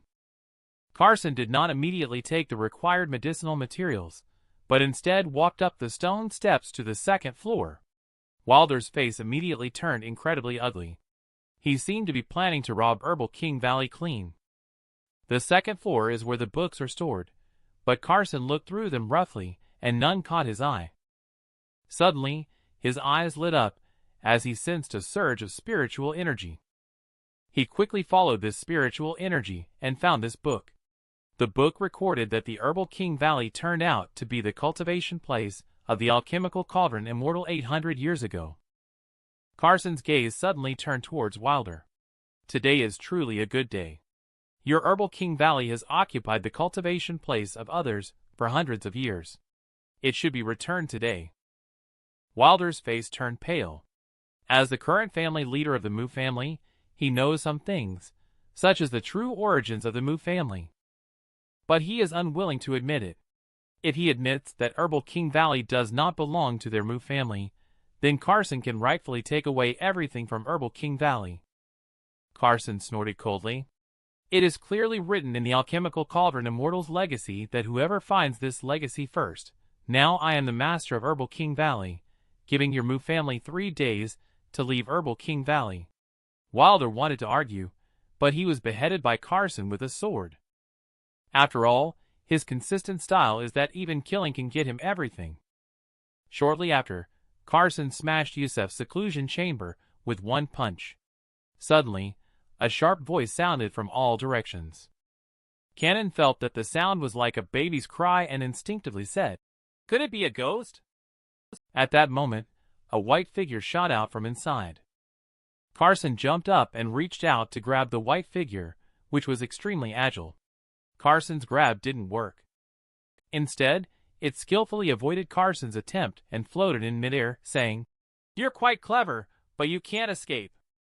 After speaking, Carson pointed a finger at Baying and cast a spell. An invisible giant net instantly enveloped Baying in a circle. No matter how it struggled, it was to no avail. In the end, it was collected by Carson into his storage ring. Cannon then curiously asked Carson what the white shadow was. Carson landed back on the ground and explained that the white shadow was the water spirit essence among the 5 elements, the purest water element chi between heaven and earth. It was condensed from the cultivation practices of immortals from the past. Carson brought Cannon back to the Herbal King Valley Hall. The people of the Mu family thought it was their family leader who had won. Carson sneered coldly and said, "Don't daydream. Your ancestor and family leader are already dead." After speaking, he sat firmly in the position of the family leader and shouted, "If you don't want to die, get out of the Herbal King Valley right now." Several hooligans who voiced opposition below were swiftly killed by Carson with a raise of his hand and a drop of his knife. Kingsley, now that you are the only one left in the Mu family upper echelon, how will you choose? Just as Carson's voice rang out, Kingsley saw a hooligan next to him being beheaded. Kingsley turned back to see the juniors, who had long been terrified, while these juniors still relied on Herbal King Valley to survive. So he knelt down without hesitation to show submission and asked Carson to allow the Mu clan members to continue living in Herbal King Valley. Carson happened to need someone to help him manage Herbal King Valley, so he appointed Kingsley as the current Mu family leader. Kingsley was overjoyed, never expecting happiness to come so quickly. At this point, the Herbal King Valley clan has completely surrendered to Carson. This wave is simply a huge win. After returning to the hotel, Carson handed the spirit regeneration pill obtained from the pill library to Cannon to feed to his father. It will take effect in just 1 hour. After Cannon fed the pill to his father, Carson suddenly asked, "After following me through Herbal King Valley, what are your thoughts?" Cannon replied that before meeting him, he had no attachment to this world. Carson then asked, "And what about after meeting me?" Cannon's eyes revealed a touch of firm determination. "Now, I seem to be full of curiosity about this world, eager to become a master like you," he said. "If I were to let you walk the same path as me, would you be willing to leave your father? You may have to be lonely for a lifetime. Can you endure loneliness?" Cannon nodded without hesitation, a weariness in his voice that belied his young age. "If my father's illness is cured, then I will have nothing to worry about. As for the loneliness and solitude you mentioned, I have long been accustomed to them over the years." Upon hearing this, Carson pointed solemnly and said, "This is a path of no return. Once embarked upon, danger will always be close at hand. But this will also grant you extraordinary power and longevity," Cannon exclaimed, immediately trembling with excitement. The words, "I agree," almost slipped out of my mouth.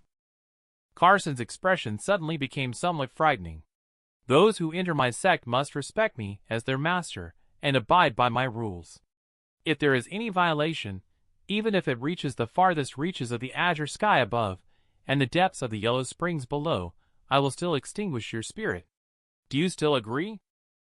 As soon as the words fell, Cannon seemed to be plunged into a sea of corpses and blood, the terrifying aura pressing on him so hard that he could hardly breathe. But Cannon held on and still resolutely said, "I'm willing."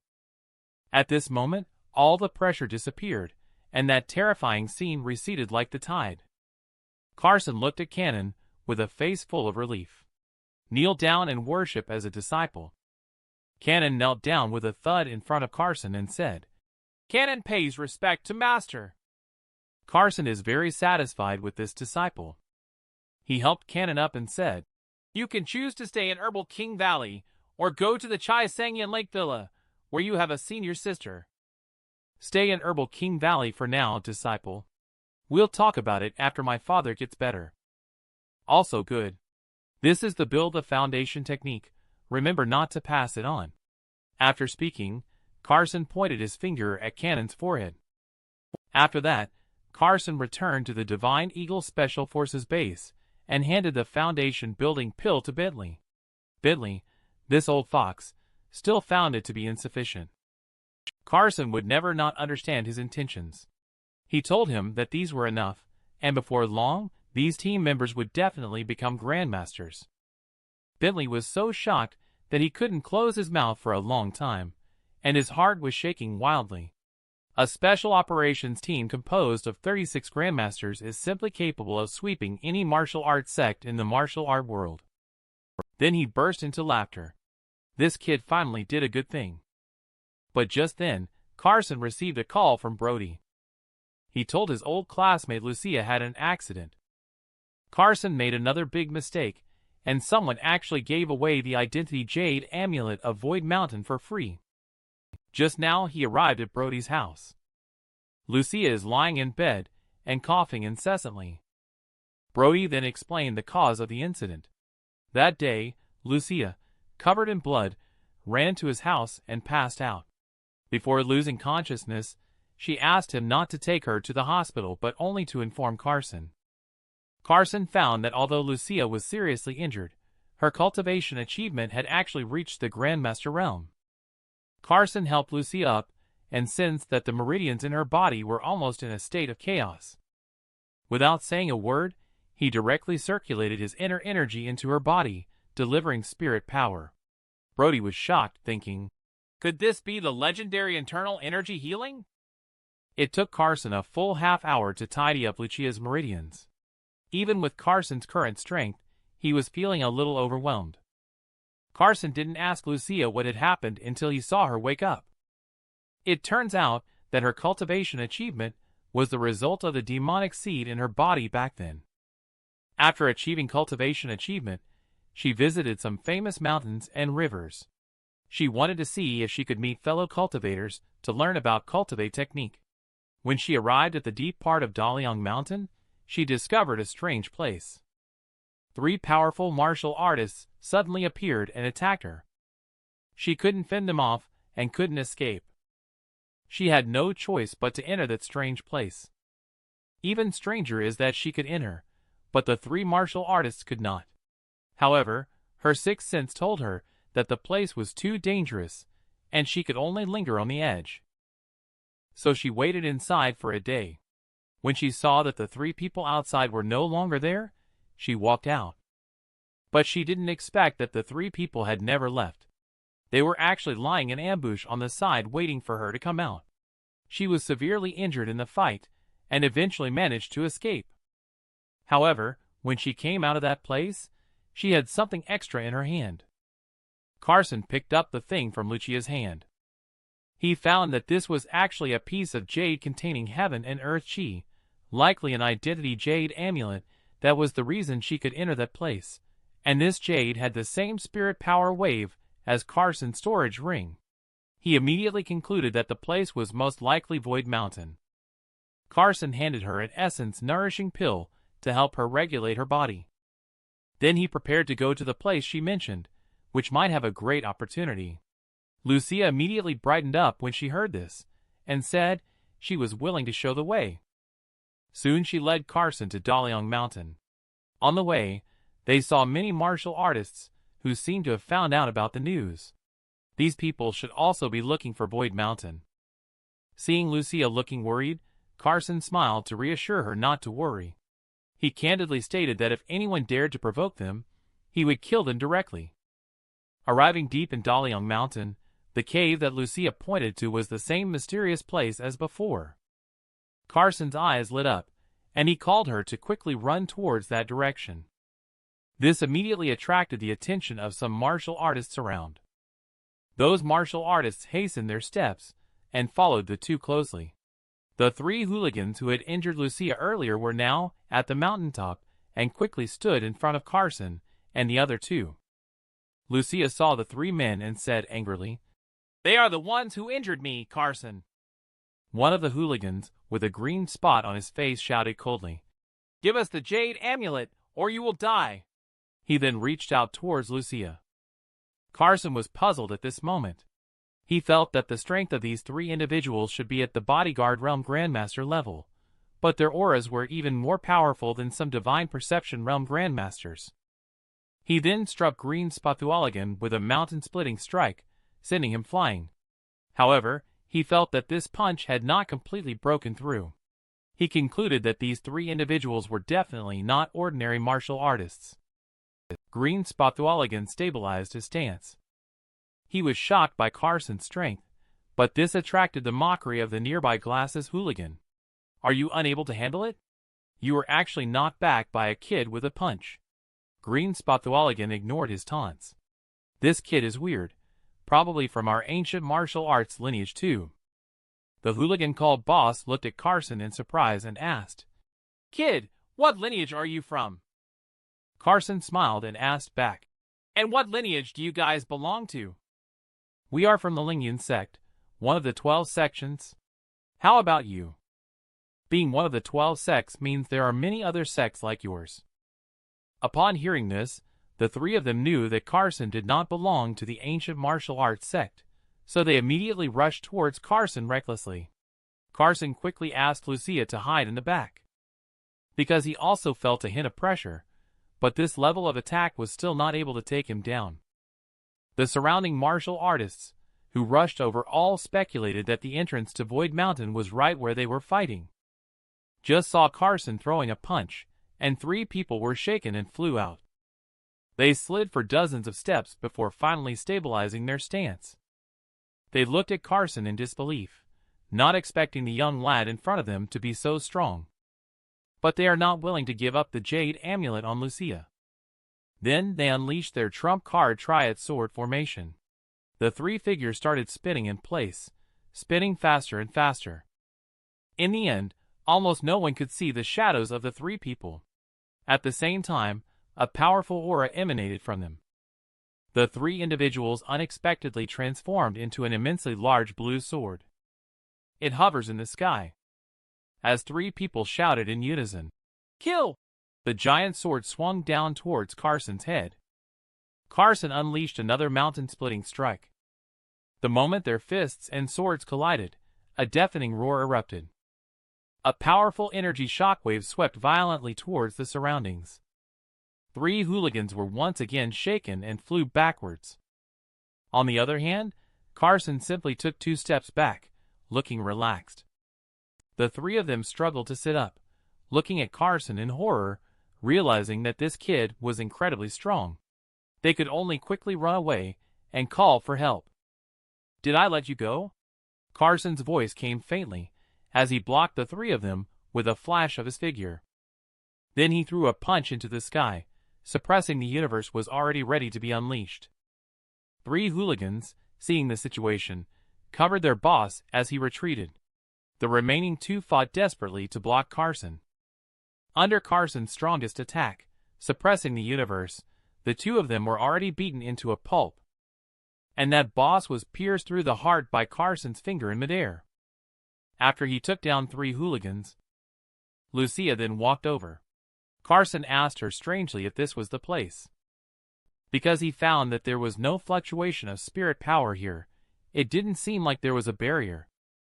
Lucia positively told him that this is the place. He speculated that Void Mountain is very likely a suspended small world that appears randomly in location and time. A few days later, more and more people came here. Lucia reminded Carson that they might provoke a group of hidden old monsters. Carson replied confidently, It's okay. If others don't offend me, I won't offend them. If they offend me, I will eliminate them.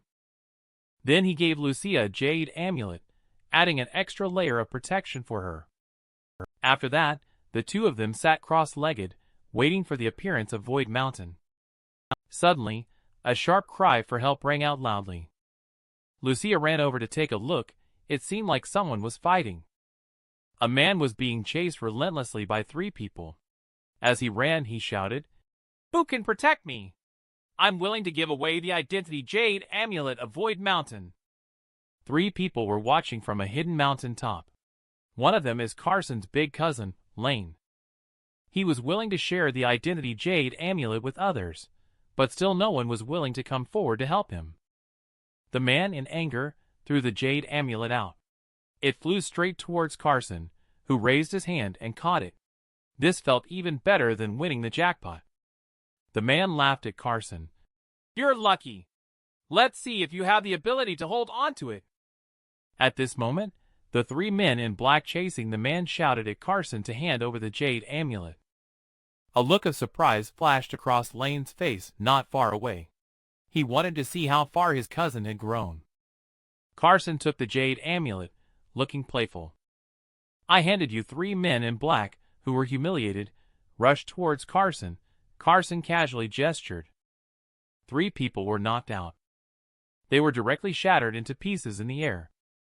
Lane's pupils suddenly contracted, and his heart was secretly shocked. He then looked at the elder master next to him, wondering what realm the kid's cultivation achievement had reached.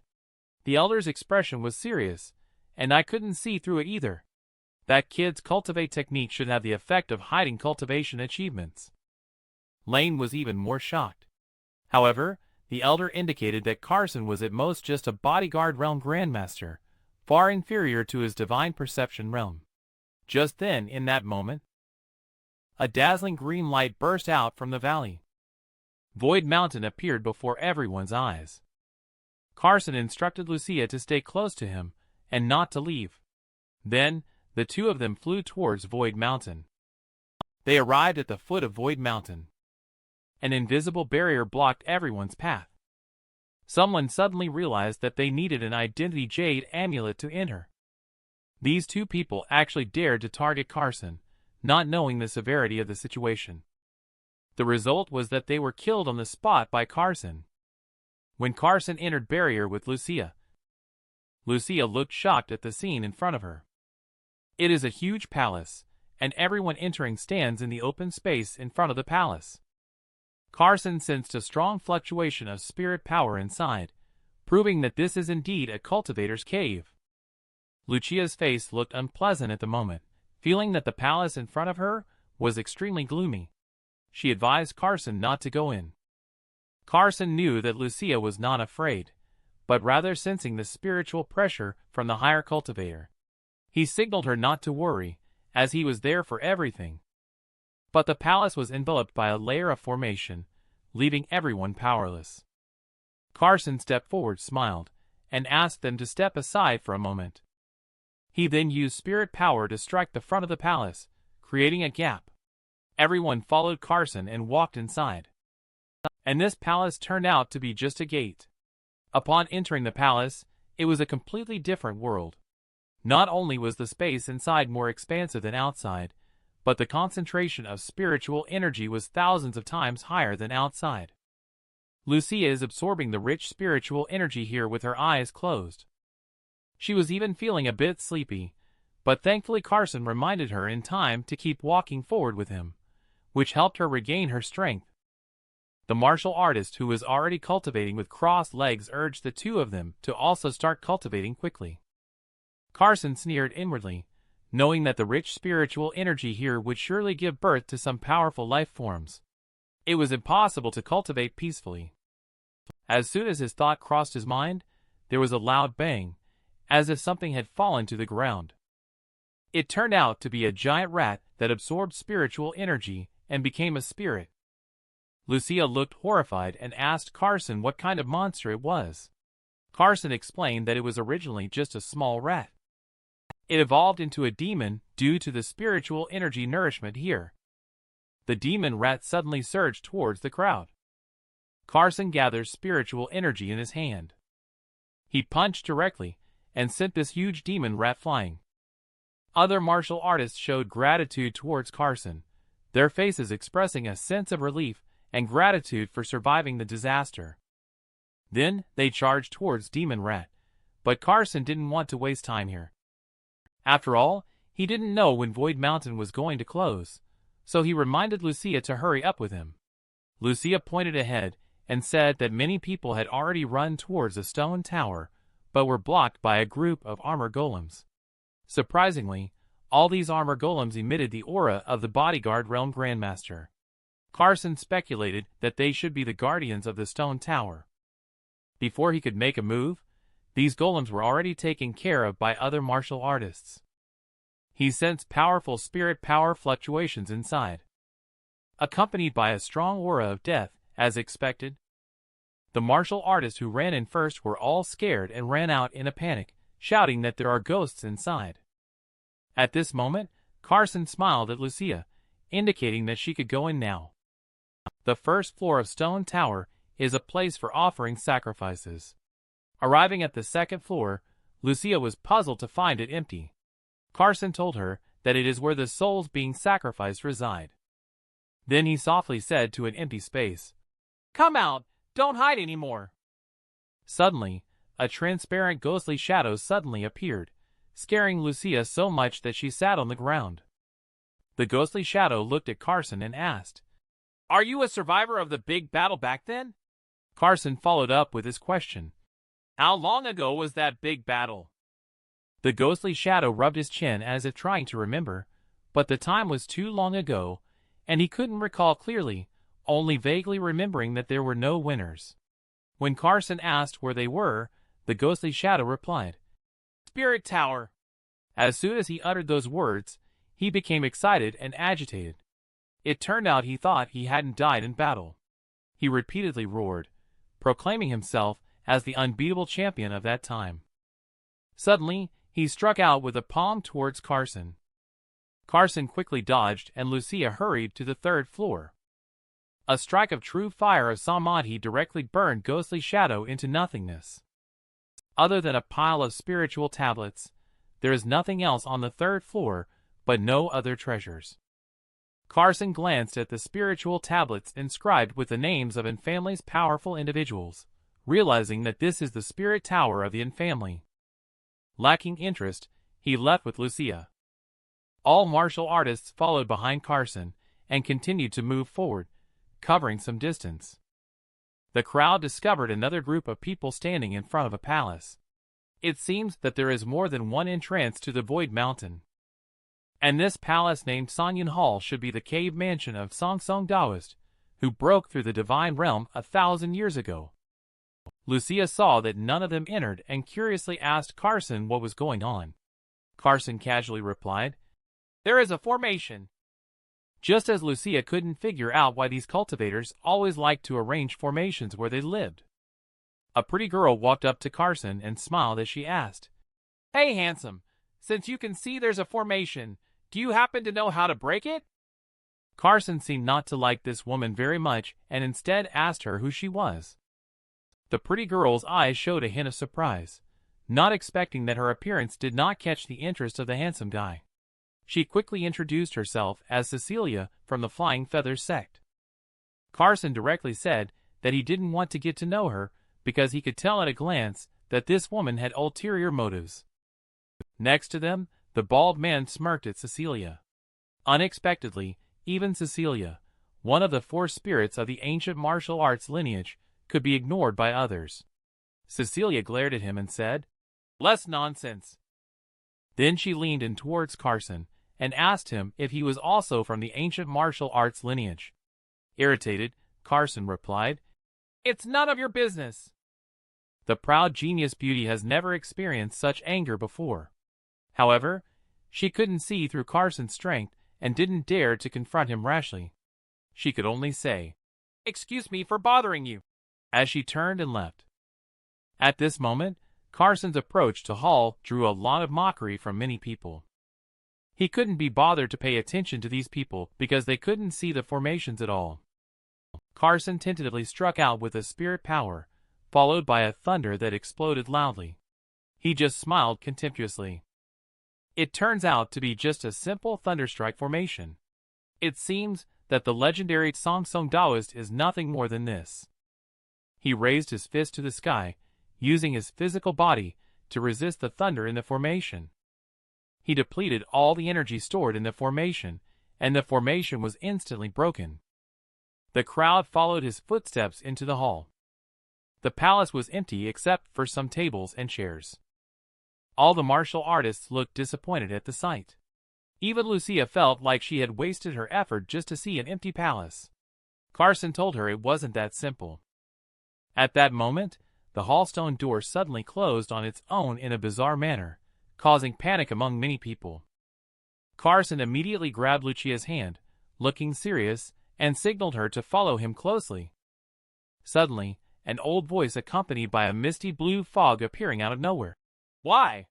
Why is it that I clearly see that door, yet I can never find a way in? What is the reason for this?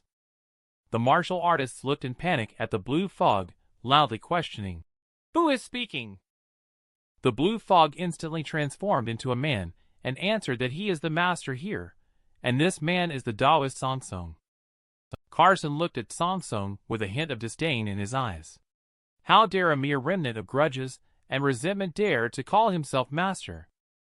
Upon hearing this, Song Song became extremely angry and struck out at Carson with a palm. Carson casually waved and Song Song was smacked to the ground. He looked at Carson in horror. "You turned out to be an ancient descendant. Can you give me an answer?" Carson neither confirmed nor denied it. Instead, he became more convinced that there must have been a highly prosperous cultivation civilization here, which spurred him to ask the questions weighing on his mind. It turns out that Song Song knew after breaking through to the divine realm back then that this was not the end, but just the beginning. And he clearly saw that place, but no matter what, he couldn't enter. He once thought that the door to immortality was already closed. The obsession he had after his death has now turned into a lingering regret today. Carson's explanation to him was, "The immortal realm without boundaries." But what he saw was not the true immortal realm at all. However, Song Song believed that Carson was talking nonsense, and his expression suddenly became extremely ferocious. He actually had the delusional idea of taking over Carson's body and living a new life.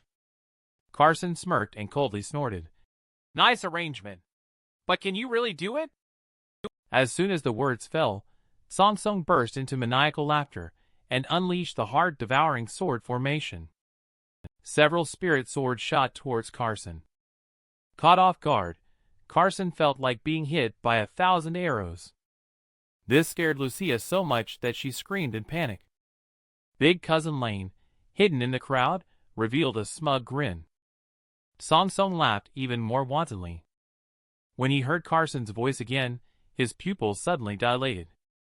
And at this moment, Carson is standing in front of him unharmed. Lucia was so excited that she almost cried. Without Carson as her support, she didn't know how to go on. Lane suddenly looked surprised. He didn't know how many tricks this guy still had up his sleeve. Song Song was so scared that he shouted in a panic, "This can't be possible!" The methods of the dignified immortal sovereign are beyond the imagination of these insignificant ants. Carson didn't say a word and threw a punch. Song Song was instantaneously dispersed in the air. Lucia finally breathed a sigh of relief and hugged Carson. When he walked out of Void Mountain with Lucia. With a loud bang, Void Mountain unexpectedly collapsed into ruins. Carson was filled with a sense of foreboding because Song Song, like the Mu family, clearly had occupied someone else's territory. But now, he didn't have the mind to think about these things because it was time to settle the score with the treacherous people who had plotted against him before. That's half of the Kai family's assets that he wants to retrieve. The luxurious villa in front of us is the mansion of the Guandu Kai family. We meet again. Carson appeared quietly in Hadley's room. Hadley turned pale with fright. Soon, the upper echelon of the Kai family gathered in the hall. Hadley told his father about the plot against Carson that happened earlier. Contemporary family leader of the Kai family is Idris. However, Idris only wants to buy Pill with double the money and threatens Carson, saying that he will not be polite if he demands half of the family property. Carson pretended to not want any money and asked Idris to return Pill. But Hadley had already given the pill to her grandpa to eat. Carson just used the excuse to directly take her grandpa's life. When this was said, the upper echelons of the Kai family began to clamor. Idris, however, remained as steady as an old dog. It seemed that he had already anticipated Carson's little trick and took out the pre-prepared challenge letter. It was the master of Master Jiang, whom he had killed before. Yulong Immortal's challenge letter stated that Idris declared that he would accept Carson's conditions only if he defeated Yulong Immortal. After saying this, he threw the challenge letter towards Carson. Before the challenge letter could reach Carson, he used his spiritual energy to burn it. While accepting the challenge, Carson added a wager to it. Idris didn't even ask and directly told Carson to speak. Carson coldly pointed at the father and daughter and said, "If I win, I want all the Kai family's businesses and your old family leader's life." "How dare you? You want to destroy my Kai family. You are unwilling to hand over half of the family property as agreed, instead repeatedly stalling and provoking me. This is the price to pay." Carson and Yulong Immortal finally determined who emerges victorious. Yulong Immortal couldn't help but exclaim in amazement upon seeing Carson looking so young. Although Carson was impressed by his technique, a hint of disdain could be seen in his eyes. "Come on, make your move. Let me see your techniques and skills in action." Yulong Immortal uses Dragon Binding Lock with just a single finger. Carson is instantly bound by invisible spirit power chains. With a raised eyebrow, he sensed that this Yulong Immortal is indeed much stronger than Master Jiang from before. Before he could react, Yulong Immortal unleashed the Dragon Cyclone Strike, a huge dragon-shaped tornado heading straight towards Carson to kill him. Carson exerted his arms forcefully, shattering the chains of spirit power. He directly smashed the originally raging tornado with one punch. Yulong Immortal was shocked. He didn't expect the kid in front of him to be so strong that he could easily neutralize his powerful move with just one punch. It is Carson's turn to make a move next. Still the unchanging Heavenly Xian Divine Fist First Form Mountain-Splitting Strike. Yulong Immortal's face changed drastically. This punch made him feel extremely dangerous. He quickly executed the Heavenly Qian Book First Form Starry Barrier. A silver light curtain instantly enveloped him, blocking Carson's attack. However, he also suffered. The powerful force caused his face to turn pale. He took a few steps back. Carson was also slightly surprised. He actually blocked it, not giving him a chance to catch his breath. Carson unleashes the Heavenly Xian Divine Fist Second Form River Splitting. Yulong Immortal swiftly strikes out with one palm towards the Heavenly Qian Book, using the second form. The Fury Star Hammer, a giant hammer, appears out of thin air and smashes down towards Carson's head. A violent collision of fists and hammers creates a mushroom cloud, like an atomic bomb exploding. Idris, who was watching the battle, couldn't help but break out in a cold sweat. If Yulong Immortal loses, then the Kai family will be in big trouble. At this moment, Yulong Immortal's face turned deathly pale as he gasped for air. He never imagined that even after unleashing the second form, he couldn't even scratch Carson. He had no choice but to risk injuring himself and use the Heavenly Qian Book Third Form. Suddenly, he bit his fingertip. He fiercely slapped towards the book. Earth Shatter, Sky Strike. Carson looked up to see countless silver orbs emitting dangerous auras appearing above his head. Yulong Immortal laughed wildly and shouted out an incantation. Instantly, all the star-like orbs descended from the sky towards Carson. Just when Hadley was feeling proud, thinking that Carson would definitely be destroyed, Carson threw a punch with the Heavenly Qian Divine Fist Third Form, suppressing the universe. A series of loud explosions in the night sky. All the starlight orbs were shattered and turned into a sky full of silver light. Even Carson felt the power of this strike, but it is still not enough to defeat him. Hadley was stunned, unable to believe that Carson was still alive. Yulong Immortal was also panicking inside. He had already used his most powerful attack, but Carson was still unscathed. Carson chuckled disdainfully and said, "If this is all your strength, then you have already lost." Yulong Immortal suddenly chuckled and said, "I admit defeat. Carson, this is my Yulong Mountain. I won't lose." Disciple Yulong borrowed the countless stars to unleash the full power of the Heavenly Qian Book. Yulong Immortal's the Heavenly Qian Book in hand kept emitting trembling sounds. Carson felt a strong oppressive aura spreading out. Suddenly, a silver light shot out from the book towards the void, only to see countless starlights intertwining in the air to form an immense and incomparable star. This time, Carson was finally not calm, because this is the power of heaven and earth, a formation left by ancient cultivators. You long immortal shouted loudly. Activate the myriad star formation! A thick beam of light shot out from the stars, heading straight for Carson. And his aura had already been locked on by the formation, making it impossible to evade. He could only face this attack head-on. He pointed his finger, unleashing the heaven-slashing move. The heaven-slashing sword faced the stormy surge and transformed into a giant sword several zhang long, heading towards the pillar of light. You long immortal sneered disdainfully. You actually dare to resist the might of heaven and earth. You simply don't know your own limitations. At the moment when heaven slashing and the light pillar touch, the light pillar could no longer advance even a tiny bit. You long immortal was once again frightened by Carson's strength, but he believed that Carson was just stubbornly holding on. Sure enough, the heaven-slashing sword was only able to withstand for a moment before being repelled. Hadley seemed to see hope once again.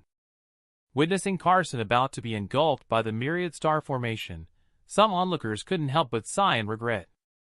Carson, on the other hand, gave a faint smile and marveled at how impressive the formation was. With a loud roar, the location where Carson was standing was blasted through. After the smoke cleared, a huge crater immediately appeared there. You long immortal heaved a sigh of relief. Hadley gloated and rushed to the edge of the deep pit to check the situation. She believed that Carson must have been reduced to ashes this time. However, the next second, the entire earth suddenly shook violently. I only heard a swoosh sound, and Carson's figure shot up from underground into the air. He reappeared in front of everyone. You long immortal immediately looked dumbfounded, and all his understanding was shattered.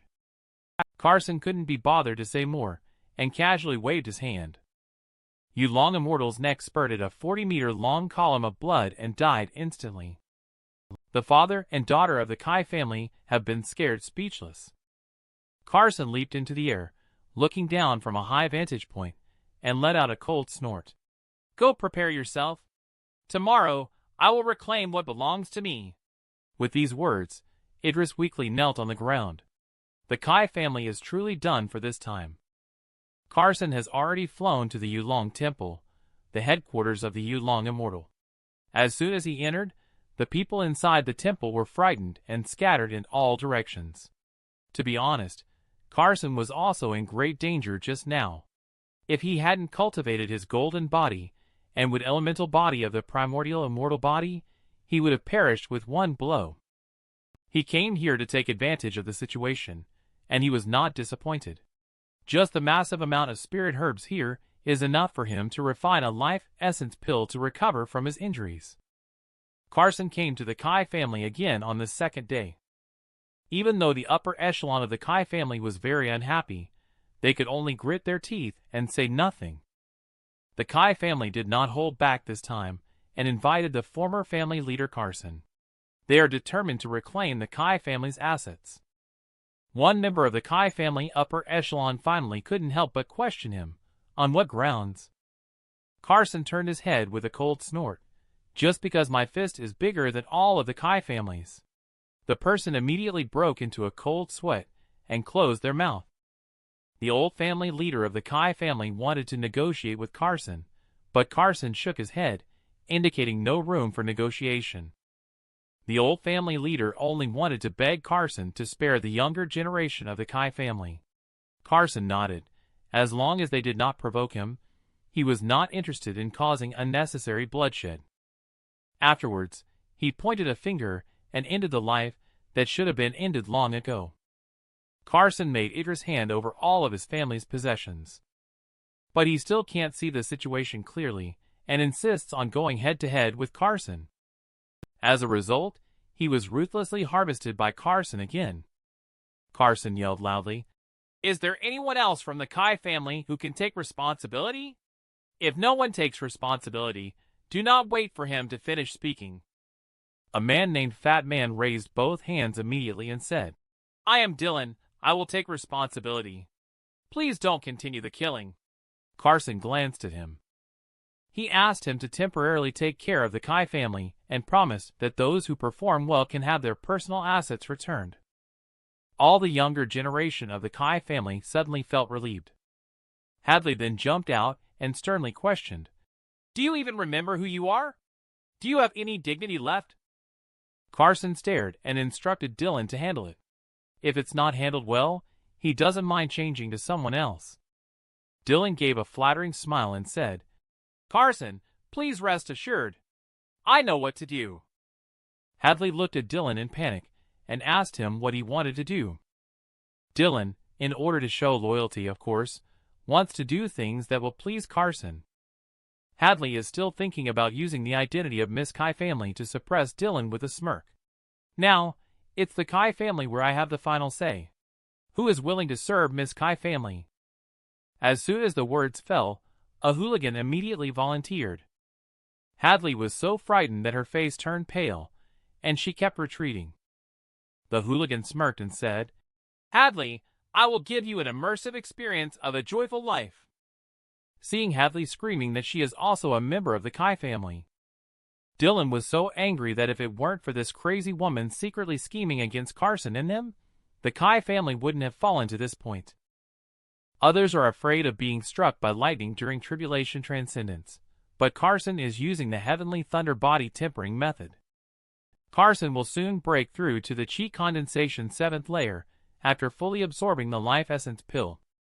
To break through to the chi condensation 7th layer from the chi condensation 6th layer, he needs to undergo a tribulation known as the small lightning tribulation. Carson is charging directly towards the heavenly thunder. After the heavenly thunder body tempering tribulation, Carson landed back on the ground, feeling the changes in his body. A satisfied smile appeared on his face. Not only is his strength solidified at the chi condensation 7th layer, but he also advanced to the dragon form realm in the Shiatian ascending dragon path ahead of schedule. If he cultivates the dragon form to the extreme, he will possess dragon might comparable to that of a true dragon bloodline. The pressure alone would be enough to make weaker individuals unable to bear it. After the battle with Yulong Immortal, Carson realized that he must accelerate the cultivation of the primordial immortal body to completion. Otherwise, in the face of such ancient formations, he might perish on the spot. With a wave of his hand, he released the water spirit essence from his storage ring and commanded it to spit out some deep-sea raw stone. The water spirit essence was very reluctant to spit out the deep-sea raw stone. Carson looked at its awkward appearance and chuckled. "It's just consuming a bit of your cultivation achievement. I'm not asking for it for free." After saying that, he handed it a golden essence jade pearl because metal generates water, which happened to be the water spirit essence's favorite food. The water spirit essence immediately became excited and started jumping around. Carson flicked his fingers and shot the pearl into its mouth, hoping that it would spit out more deep-sea raw stones in the future. Carson looked forward to watching this little guy enjoy its meal so much. He couldn't wait to see how far it would grow and what realm it would reach. After he once again plundered the resources of Yulong Temple, Carson left here, and on the way to the Kai family, a woman in tattered clothes with a hat was kneeling on the street begging passers-by. Carson recognized this woman as Miss Hadley from the Kai family. Hadley lowered her hat brim and said he had mistaken the person. Carson pressed it down on her head instead. "What if I could let you be reborn?" Hadley looked at Carson pitifully. "I believe you, but are you really willing to? Life and death, whether in order or against, are only a thought away." Hadley's downfall is all thanks to Dylan. He is also planning to cut ties with Carson and sell off all the assets of the Kai family. What he didn't expect is that Carson actually brought Hadley to him. This scared him so much that he broke out in a cold sweat. Carson has long been informed of his schemes by Hadley. But this guy is still pretending to be clueless. Hadley directly exposed him face to face. Dylan nervously explained that it was all a misunderstanding. Hadley shouted to stop. "Do you know that I was insulted by dozens of people at that time? What was I thinking?" "I was literally thinking about slicing you into 1,000 pieces, Dylan's body being riddled with bullets." Carson looked at Dylan, who had gone cold, and asked, "What's it feel like to have avenged the big feud